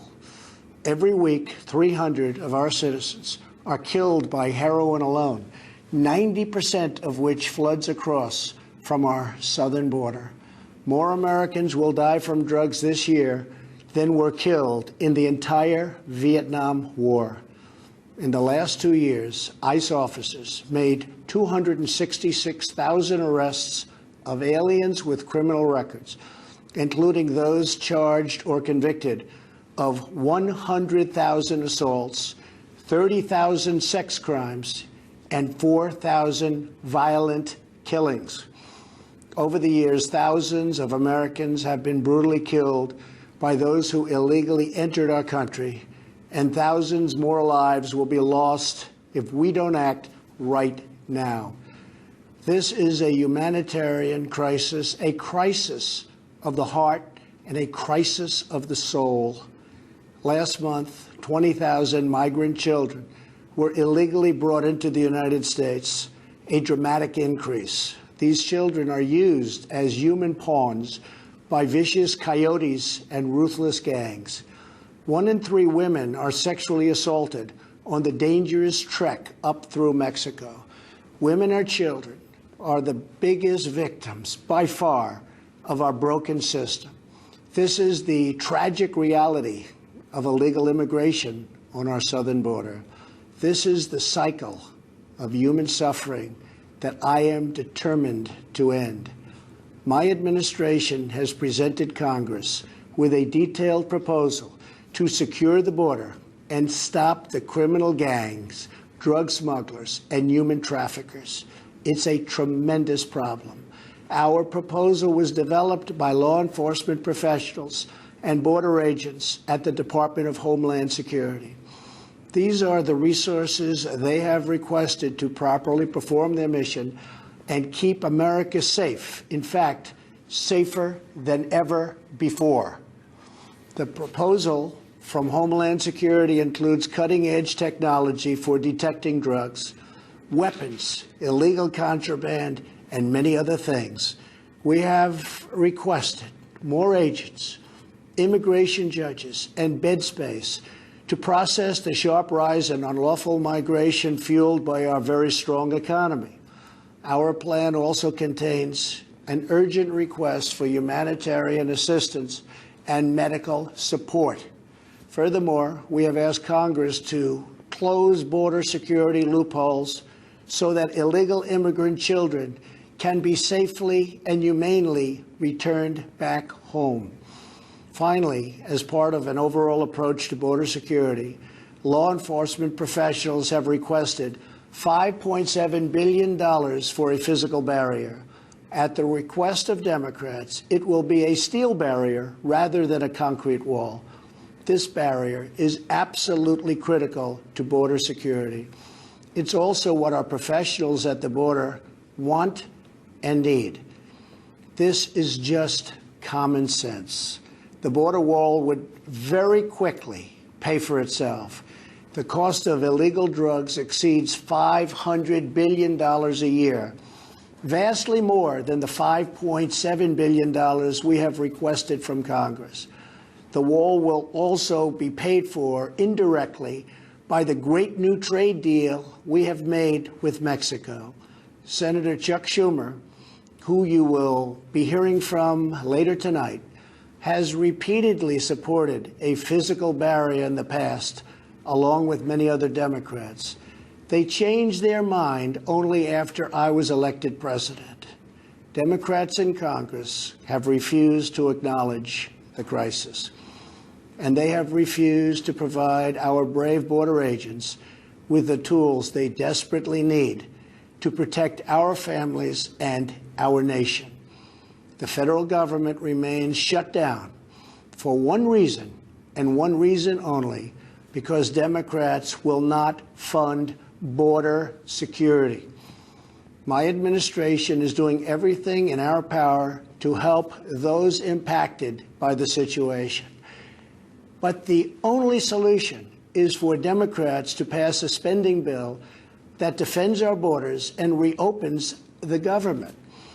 This situation could be solved in a 45-minute meeting. I have invited congressional leadership to the White House tomorrow to get this done. Hopefully, we can rise above partisan politics in order to support national security. Some have suggested a barrier is immoral. Then why do wealthy politicians build walls, fences, and gates around their homes? They don't build walls because they hate the people on the outside, but because they love the people on the inside.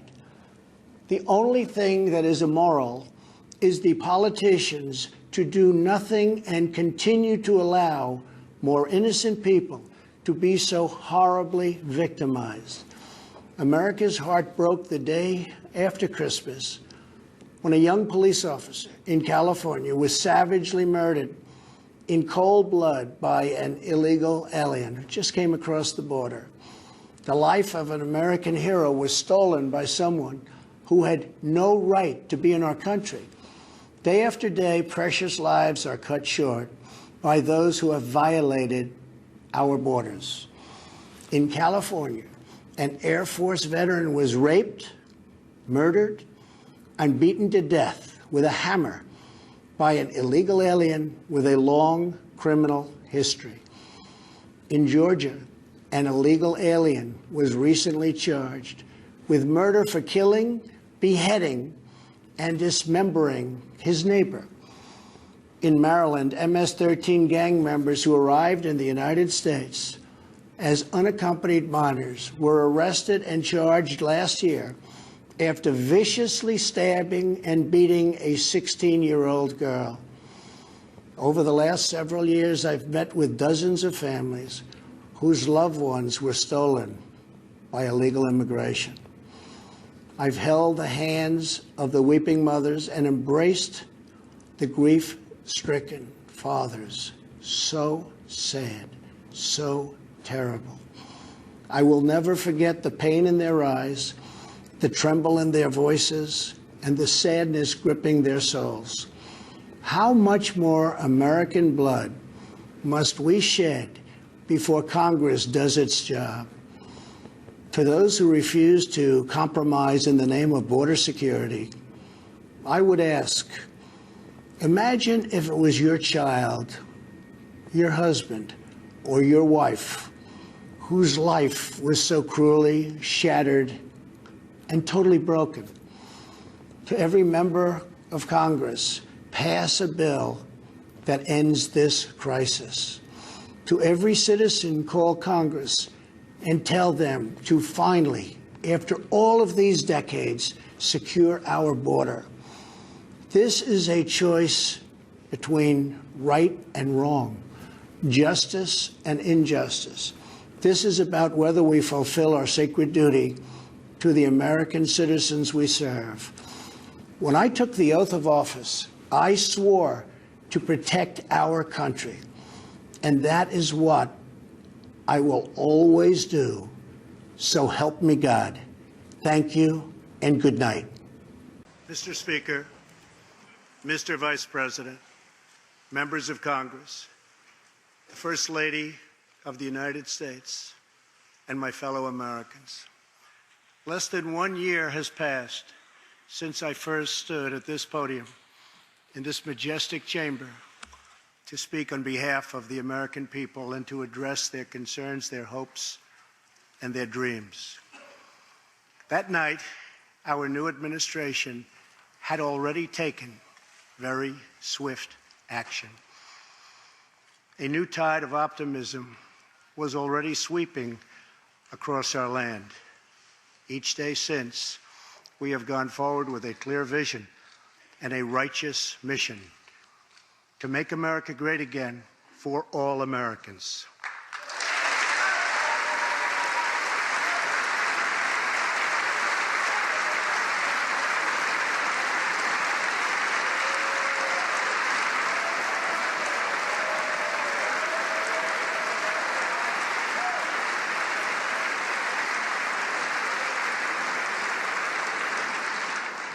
Over the last year, we have made incredible progress and achieved extraordinary success. We have faced challenges we expected and others we could never have imagined. We have shared in the heights of victory and the pains of hardship. We have endured floods and fires and storms. But through it all, we have seen the beauty of America's soul and the steel in America's spine. Each test has forged new American heroes to remind us who we are and show us what we can be. We saw the volunteers of the Cajun Navy racing to the rescue with their fishing boats to save people in the aftermath of a totally devastating hurricane. We saw strangers shielding strangers from a hail of gunfire on the Las Vegas Strip. We heard tales of Americans like Coast Guard Petty Officer Ashley Leopard, who is here tonight in the gallery with Melania.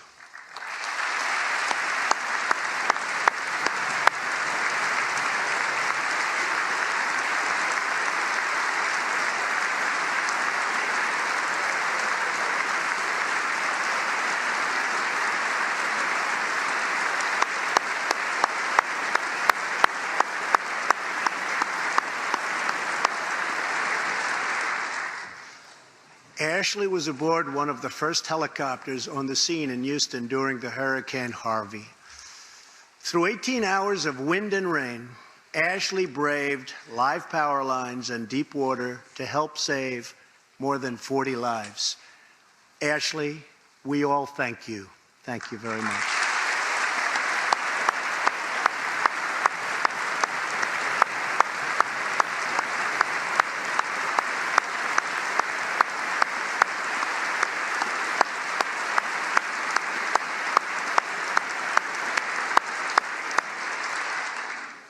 We heard about Americans like firefighter David Dahlberg. He's here with us also. David faced down walls of flame to rescue almost 60 children trapped at a California summer camp threatened by those devastating wildfires. To everyone still recovering in Texas, Florida, Louisiana, Puerto Rico, and the Virgin Islands, everywhere, we are with you. We love you, and we always will pull through together, always.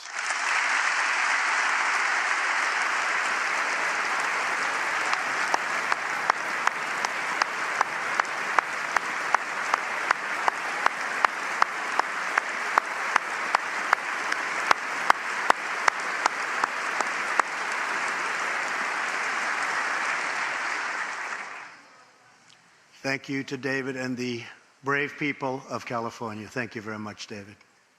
Great job. Some trials over the past year touched this chamber very personally. With us tonight is one of the toughest people ever to serve in this House. A guy who took a bullet, almost died, and was back to work 3.5 months later. The legend from Louisiana, Congressman Steve Scalise.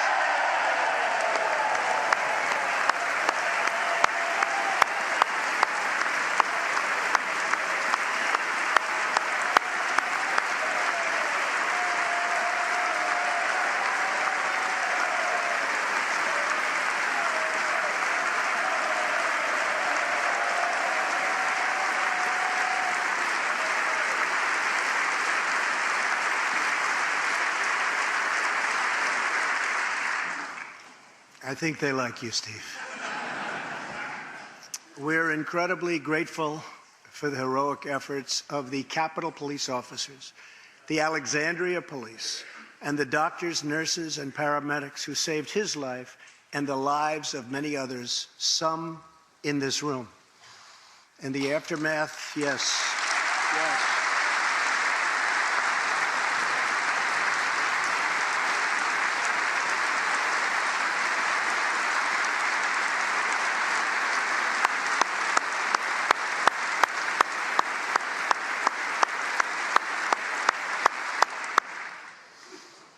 In the aftermath of that terrible shooting, we came together, not as Republicans or Democrats, but as representatives of the people. But it is not enough to come together only in times of tragedy. Tonight, I call upon all of us to set aside our differences, to seek out common ground, and to summon the unity we need to deliver for the people. This is really the key. These are the people we were elected to serve.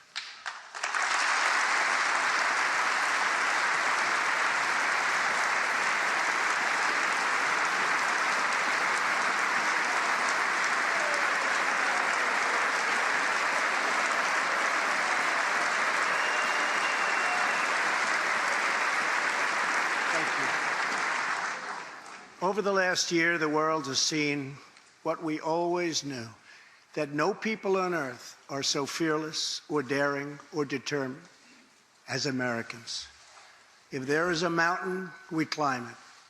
If there's a frontier, we cross it. If there's a challenge, we tame it. If there's an opportunity, we seize it. So let's begin tonight by recognizing that the state of our union is strong, because our people are strong.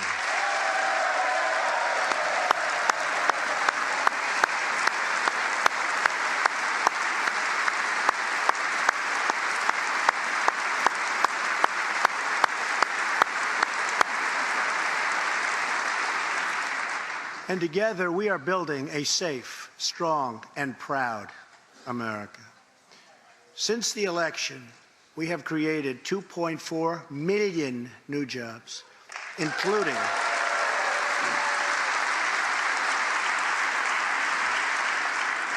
including 200,000 new jobs in manufacturing alone. Tremendous numbers. After years and years of wage stagnation, we are finally seeing rising wages.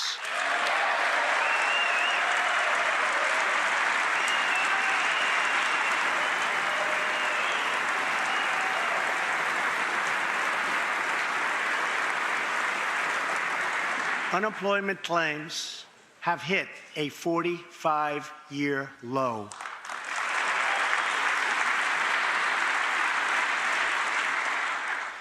And something I'm very proud of, African American unemployment stands at the lowest rate ever recorded.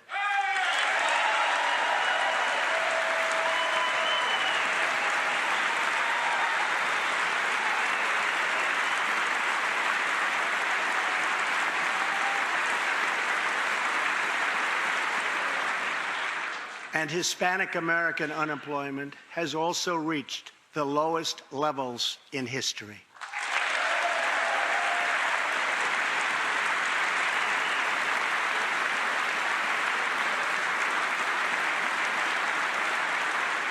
Small business confidence is at an all-time high.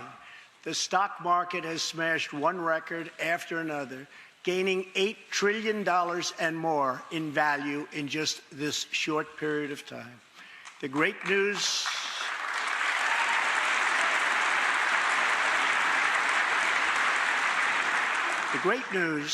for Americans, 401k, retirement pension, and college savings accounts have gone through the roof. And just as I promised the American people from this podium 11 months ago, we enacted the biggest tax cuts and reforms in American history.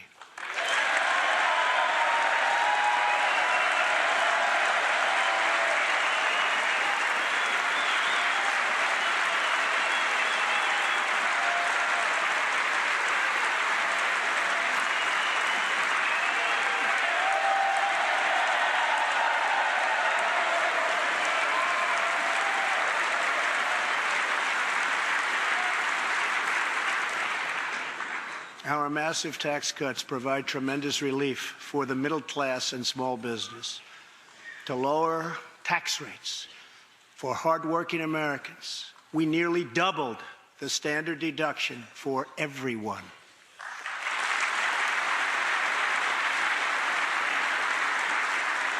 Now the first $24,000 earned by a married couple is completely tax-free.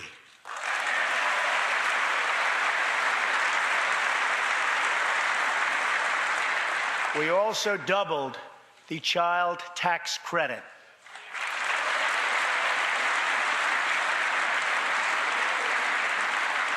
A typical family of four making $75,000 will see their tax bill reduced by $2,000, slashing their tax bill in half.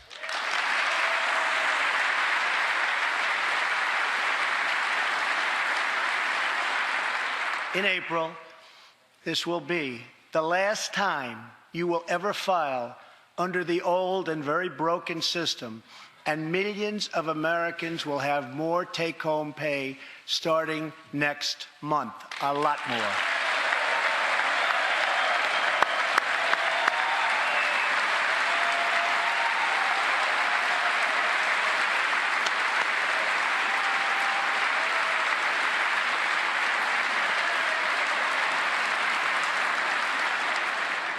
We eliminated an especially cruel tax that fell mostly on Americans making less than $50,000 a year, forcing them to pay tremendous penalties simply because they couldn't afford government-ordered health plans.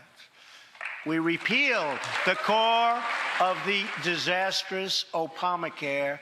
The individual mandate is now gone. Thank you.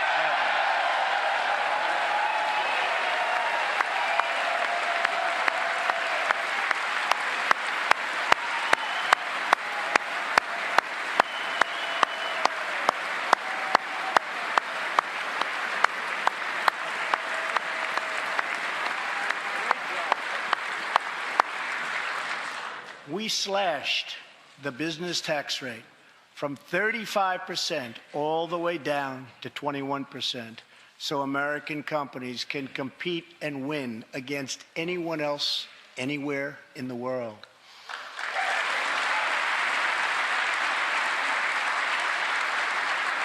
These changes alone are estimated to increase average family income by more than $4,000.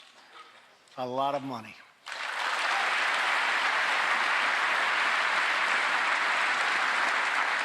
Small businesses have also received a massive tax cut and can now deduct 20% of their business income. Here tonight are Steve Staub and Sandy Keplinger of Staub Manufacturing, a small, beautiful business in Ohio. They've just finished the best year in their 20-year history.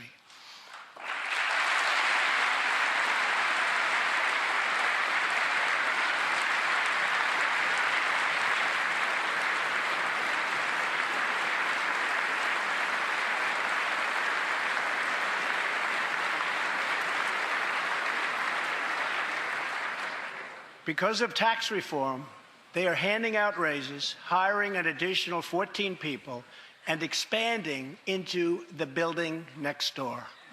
Good feeling.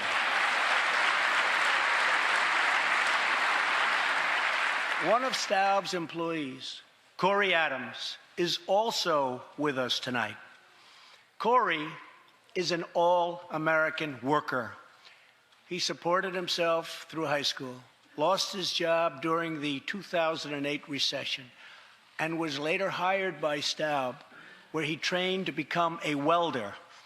Like many hardworking Americans, Corey plans to invest his tax cut raise into his new home and his two daughters' education. Corey, please stand.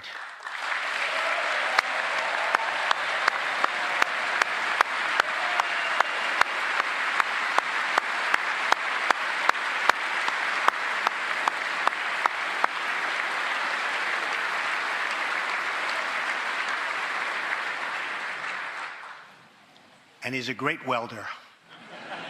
I was told that by the man that owns that company that's doing so well. So congratulations, Corey.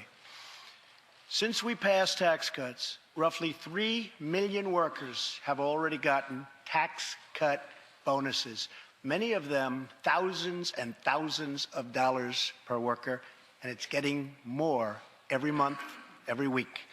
Apple has just announced it plans to invest a total of $350 billion in America and hire another 20,000 workers.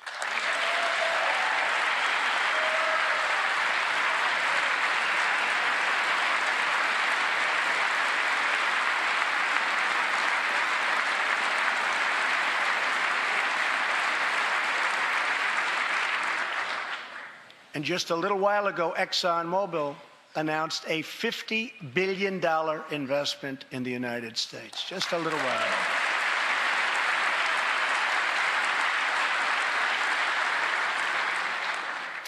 This, in fact, is our new American moment. There has never been a better time to start living the American dream. So to every citizen watching at home tonight, no matter where you've been or where you've come from, this is your time. If you work hard, if you believe in yourself, if you believe in America, then you can dream anything. You can be anything. And together, we can achieve absolutely anything.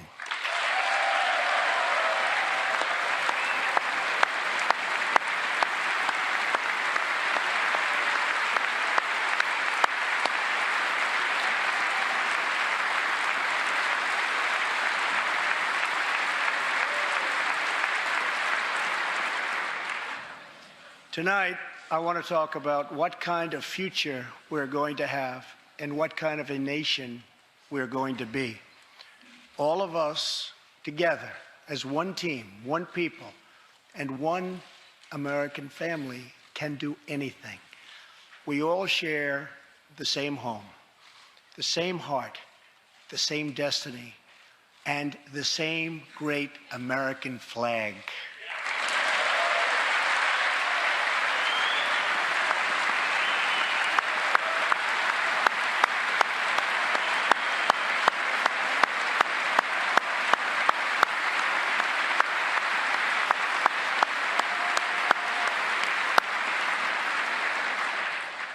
Together, we are rediscovering the American way.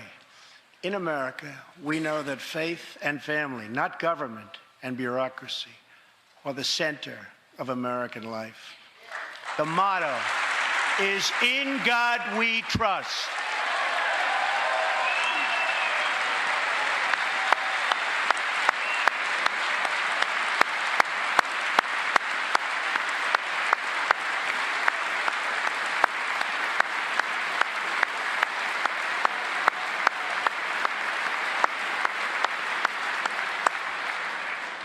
And we celebrate our police, our military, and our amazing veterans as heroes who deserve our total and unwavering support.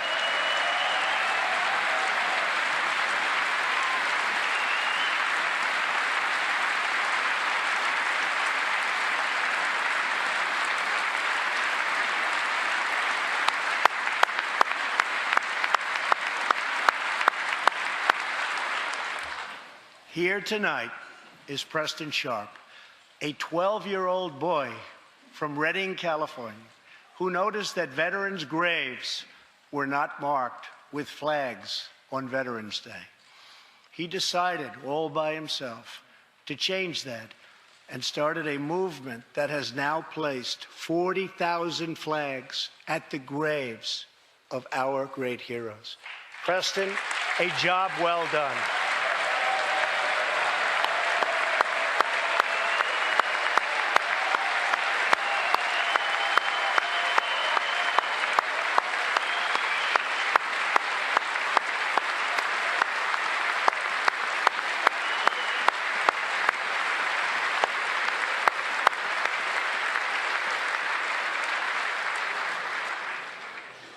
Young patriots like Preston teach all of us about our civic duty as Americans. And I met Preston a little while ago, and he is something very special that I can tell you. Great future. Thank you very much for all you've done, Preston. Thank you very much. Preston's reverence for those who have served our nation reminds us of why we salute our flag, why we put our hands on our hearts for the Pledge of Allegiance, and why we proudly stand for the national anthem.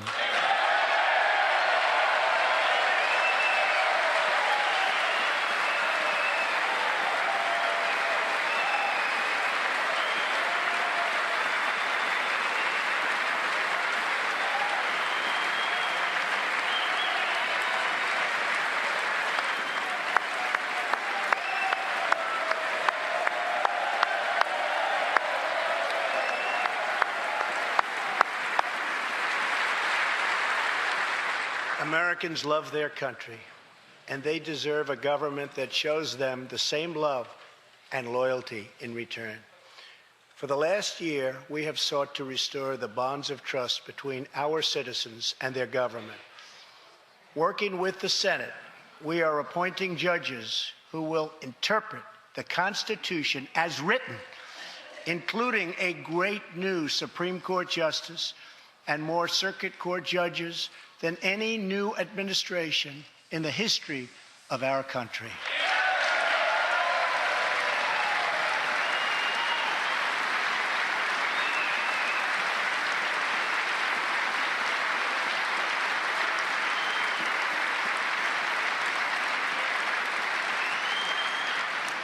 We are totally defending our Second Amendment and have taken historic actions to protect religious liberty.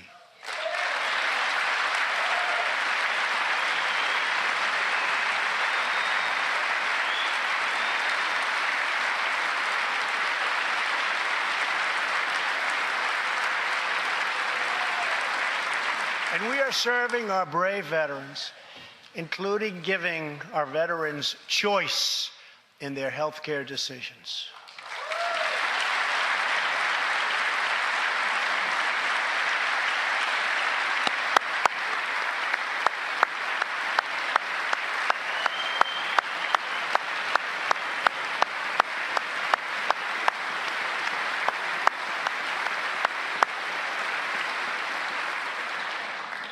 Last year, Congress also passed, and I signed, the landmark VA Accountability Act.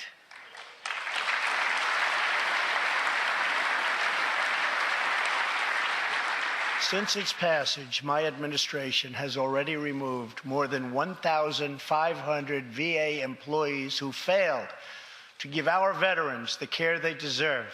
And we are hiring talented people who love our vets as much as we do.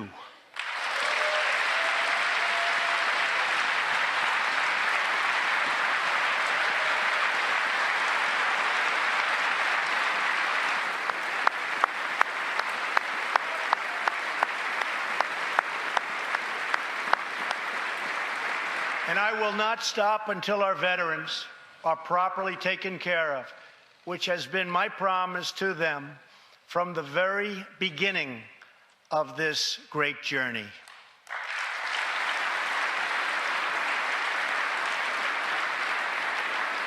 All Americans deserve accountability and respect, and that's what we are giving to our wonderful heroes, our veterans. Thank you.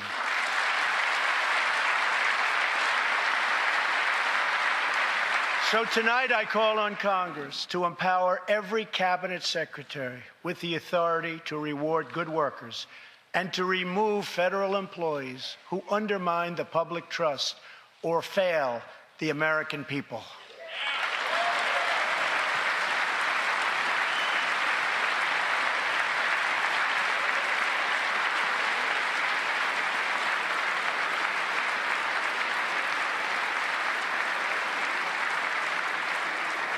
In our drive to make Washington accountable, we have eliminated more regulations in our first year than any administration in the history of our country.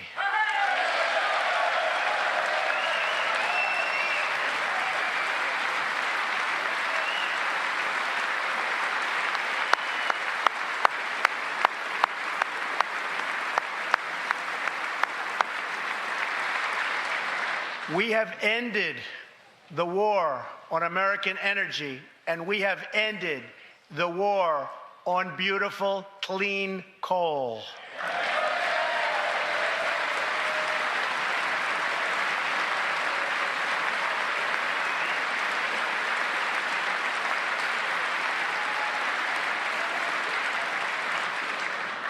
We are now very proudly an exporter of energy to the world.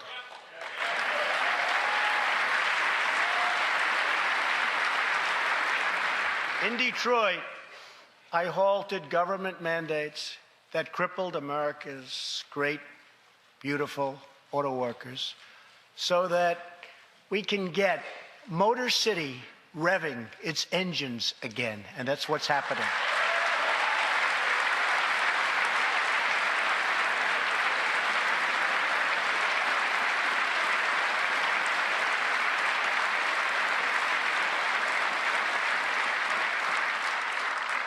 Many car companies are now building and expanding plants in the United States, something we haven't seen for decades.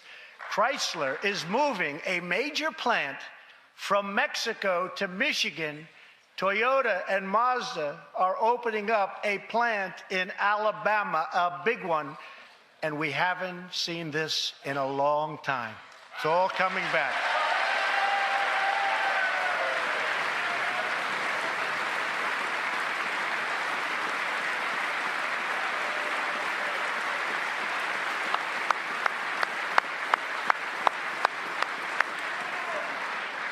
Very soon, auto plants and other plants will be opening up all over our country. This is all news Americans are totally unaccustomed to hearing. For many years, companies and jobs were only leaving us. But now they are roaring back. They're coming back. They want to be where the action is. They want to be in the United States of America. That's where they want to be.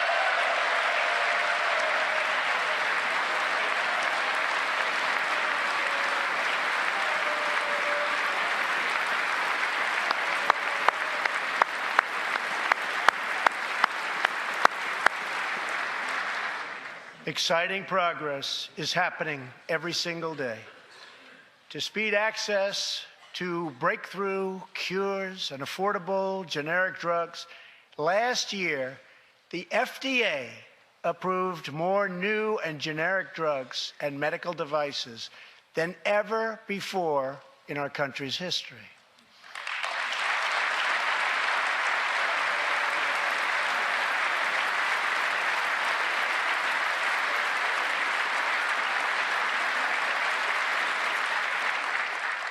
We also believe that patients with terminal conditions, terminal illness, should have access to experimental treatment immediately that could potentially save their lives. People who are terminally ill should not have to go from country to seek a cure. I want to give them a chance right here at home. It's time for Congress to give these wonderful, incredible Americans the right to try.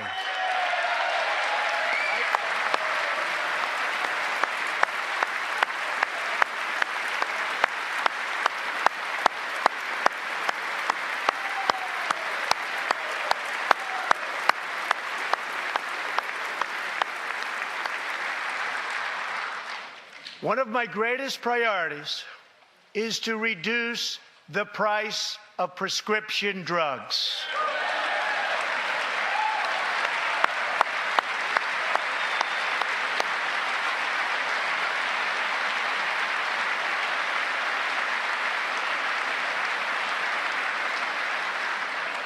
In many other countries, these drugs cost far less than what we pay in the United States, and it's very, very unfair. That is why I've directed my administration to make fixing the injustice of high drug prices one of my top priorities for the year.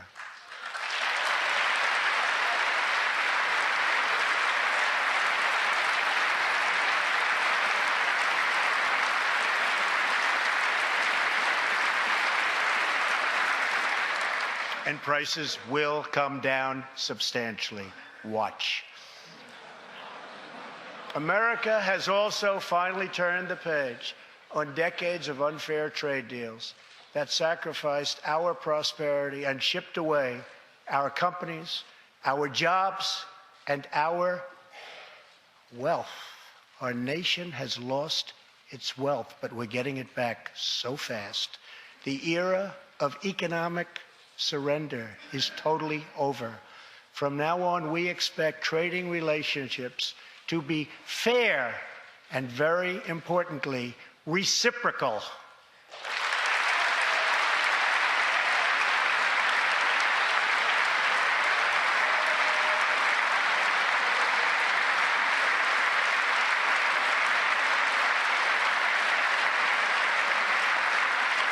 We will work to fix bad trade deals and negotiate new ones, and they'll be good ones, but they'll be fair.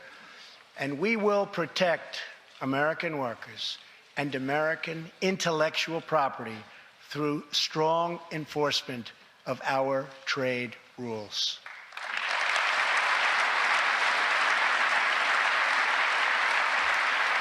As we rebuild our industries, it is also time to rebuild our crumbling infrastructure.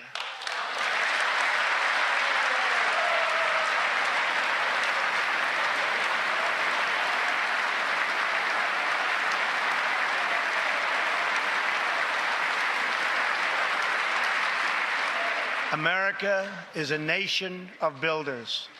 We built the Empire State Building in just 1 year. Isn't it a disgrace that it can now take 10 years just to get a minor permit approved for the building of a simple road?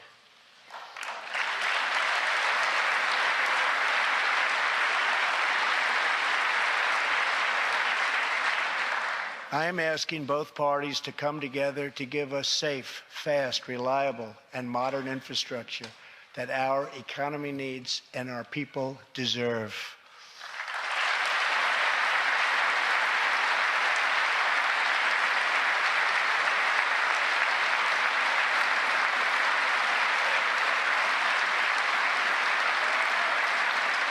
Tonight, I'm calling on Congress to produce a bill that generates at least $1.5 trillion for the new infrastructure investment that our country so desperately needs.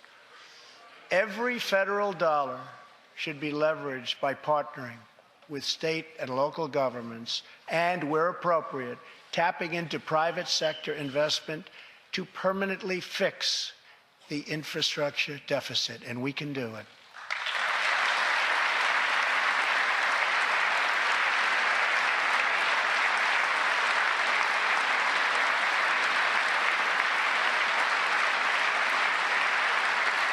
Any bill must also streamline the permitting and approval process, getting it down to no more than 2 years and perhaps even 1. Together, we can reclaim our great building heritage.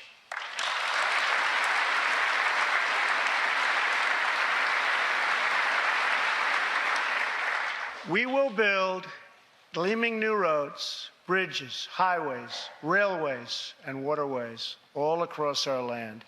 And we will do it with American heart, American hands, and American grit.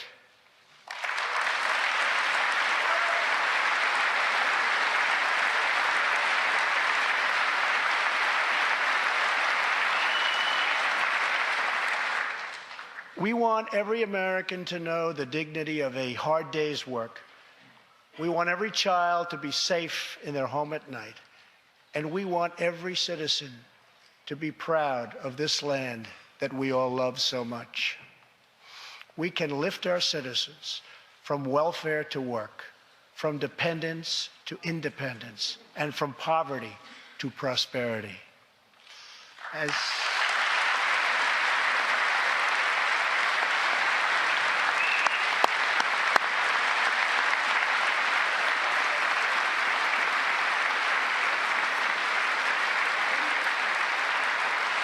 As tax cuts create new jobs, let's invest in workforce development and let's invest in job training, which we need so badly.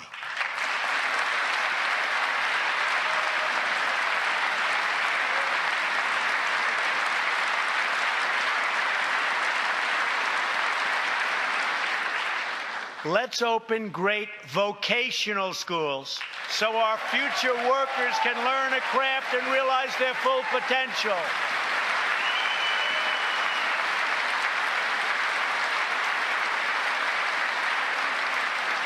And let's support working families by supporting paid family leave.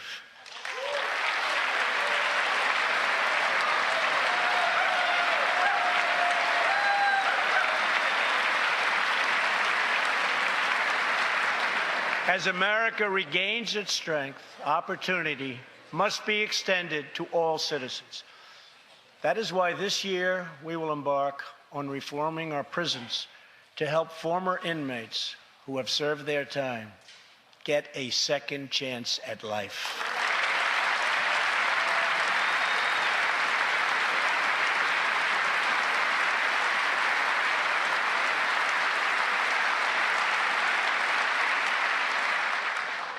Struggling communities, especially immigrant communities, will also be helped by immigration policies that focus on the best interests of American workers and American families. For decades, open borders have allowed drugs and gangs to pour into our most vulnerable communities. They've allowed millions of low-wage workers to compete for jobs and wages against the poorest Americans. Most tragically, they have caused the loss of many innocent lives. Here tonight are two fathers and two mothers, Evelyn Rodriguez, Freddie Cuevas, Elizabeth Alvarado, and Robert Mickens. Their two teenage daughters, Kayla Cuevas and Nisa Mickens, were close friends on Long Island.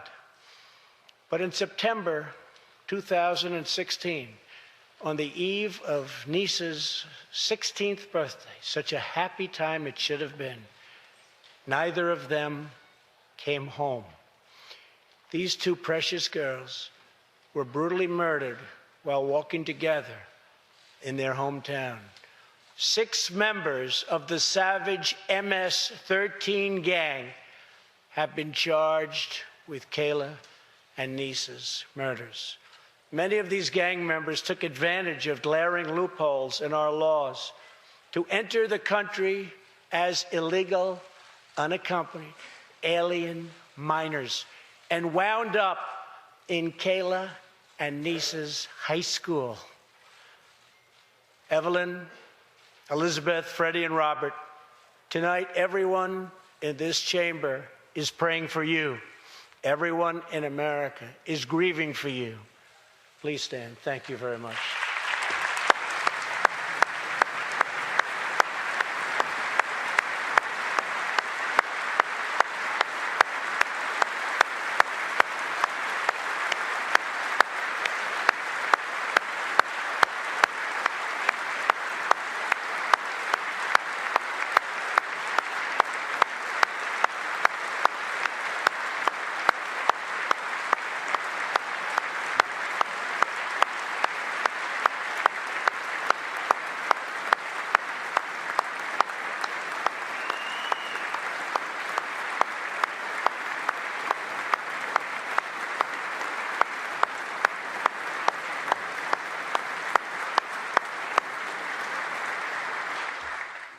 I want you to know that 320 million hearts are right now breaking for you. We love you. Thank you.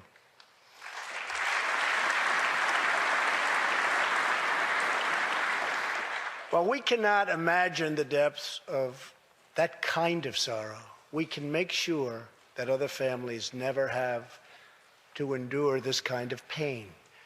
Tonight I am calling on Congress to finally close the deadly loopholes that have allowed MS-13 and other criminal gangs to break into our country.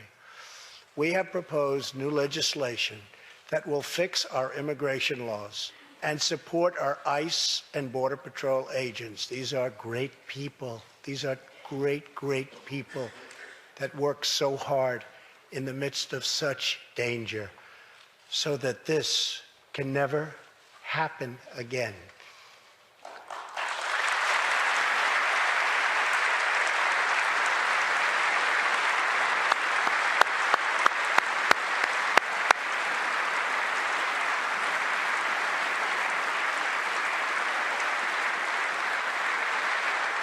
The United States is a compassionate nation.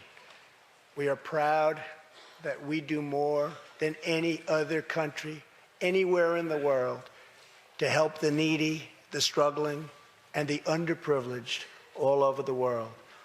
But as President of the United States, my highest loyalty, my greatest compassion, my constant concern is for America's children, America's struggling workers, and America's forgotten communities.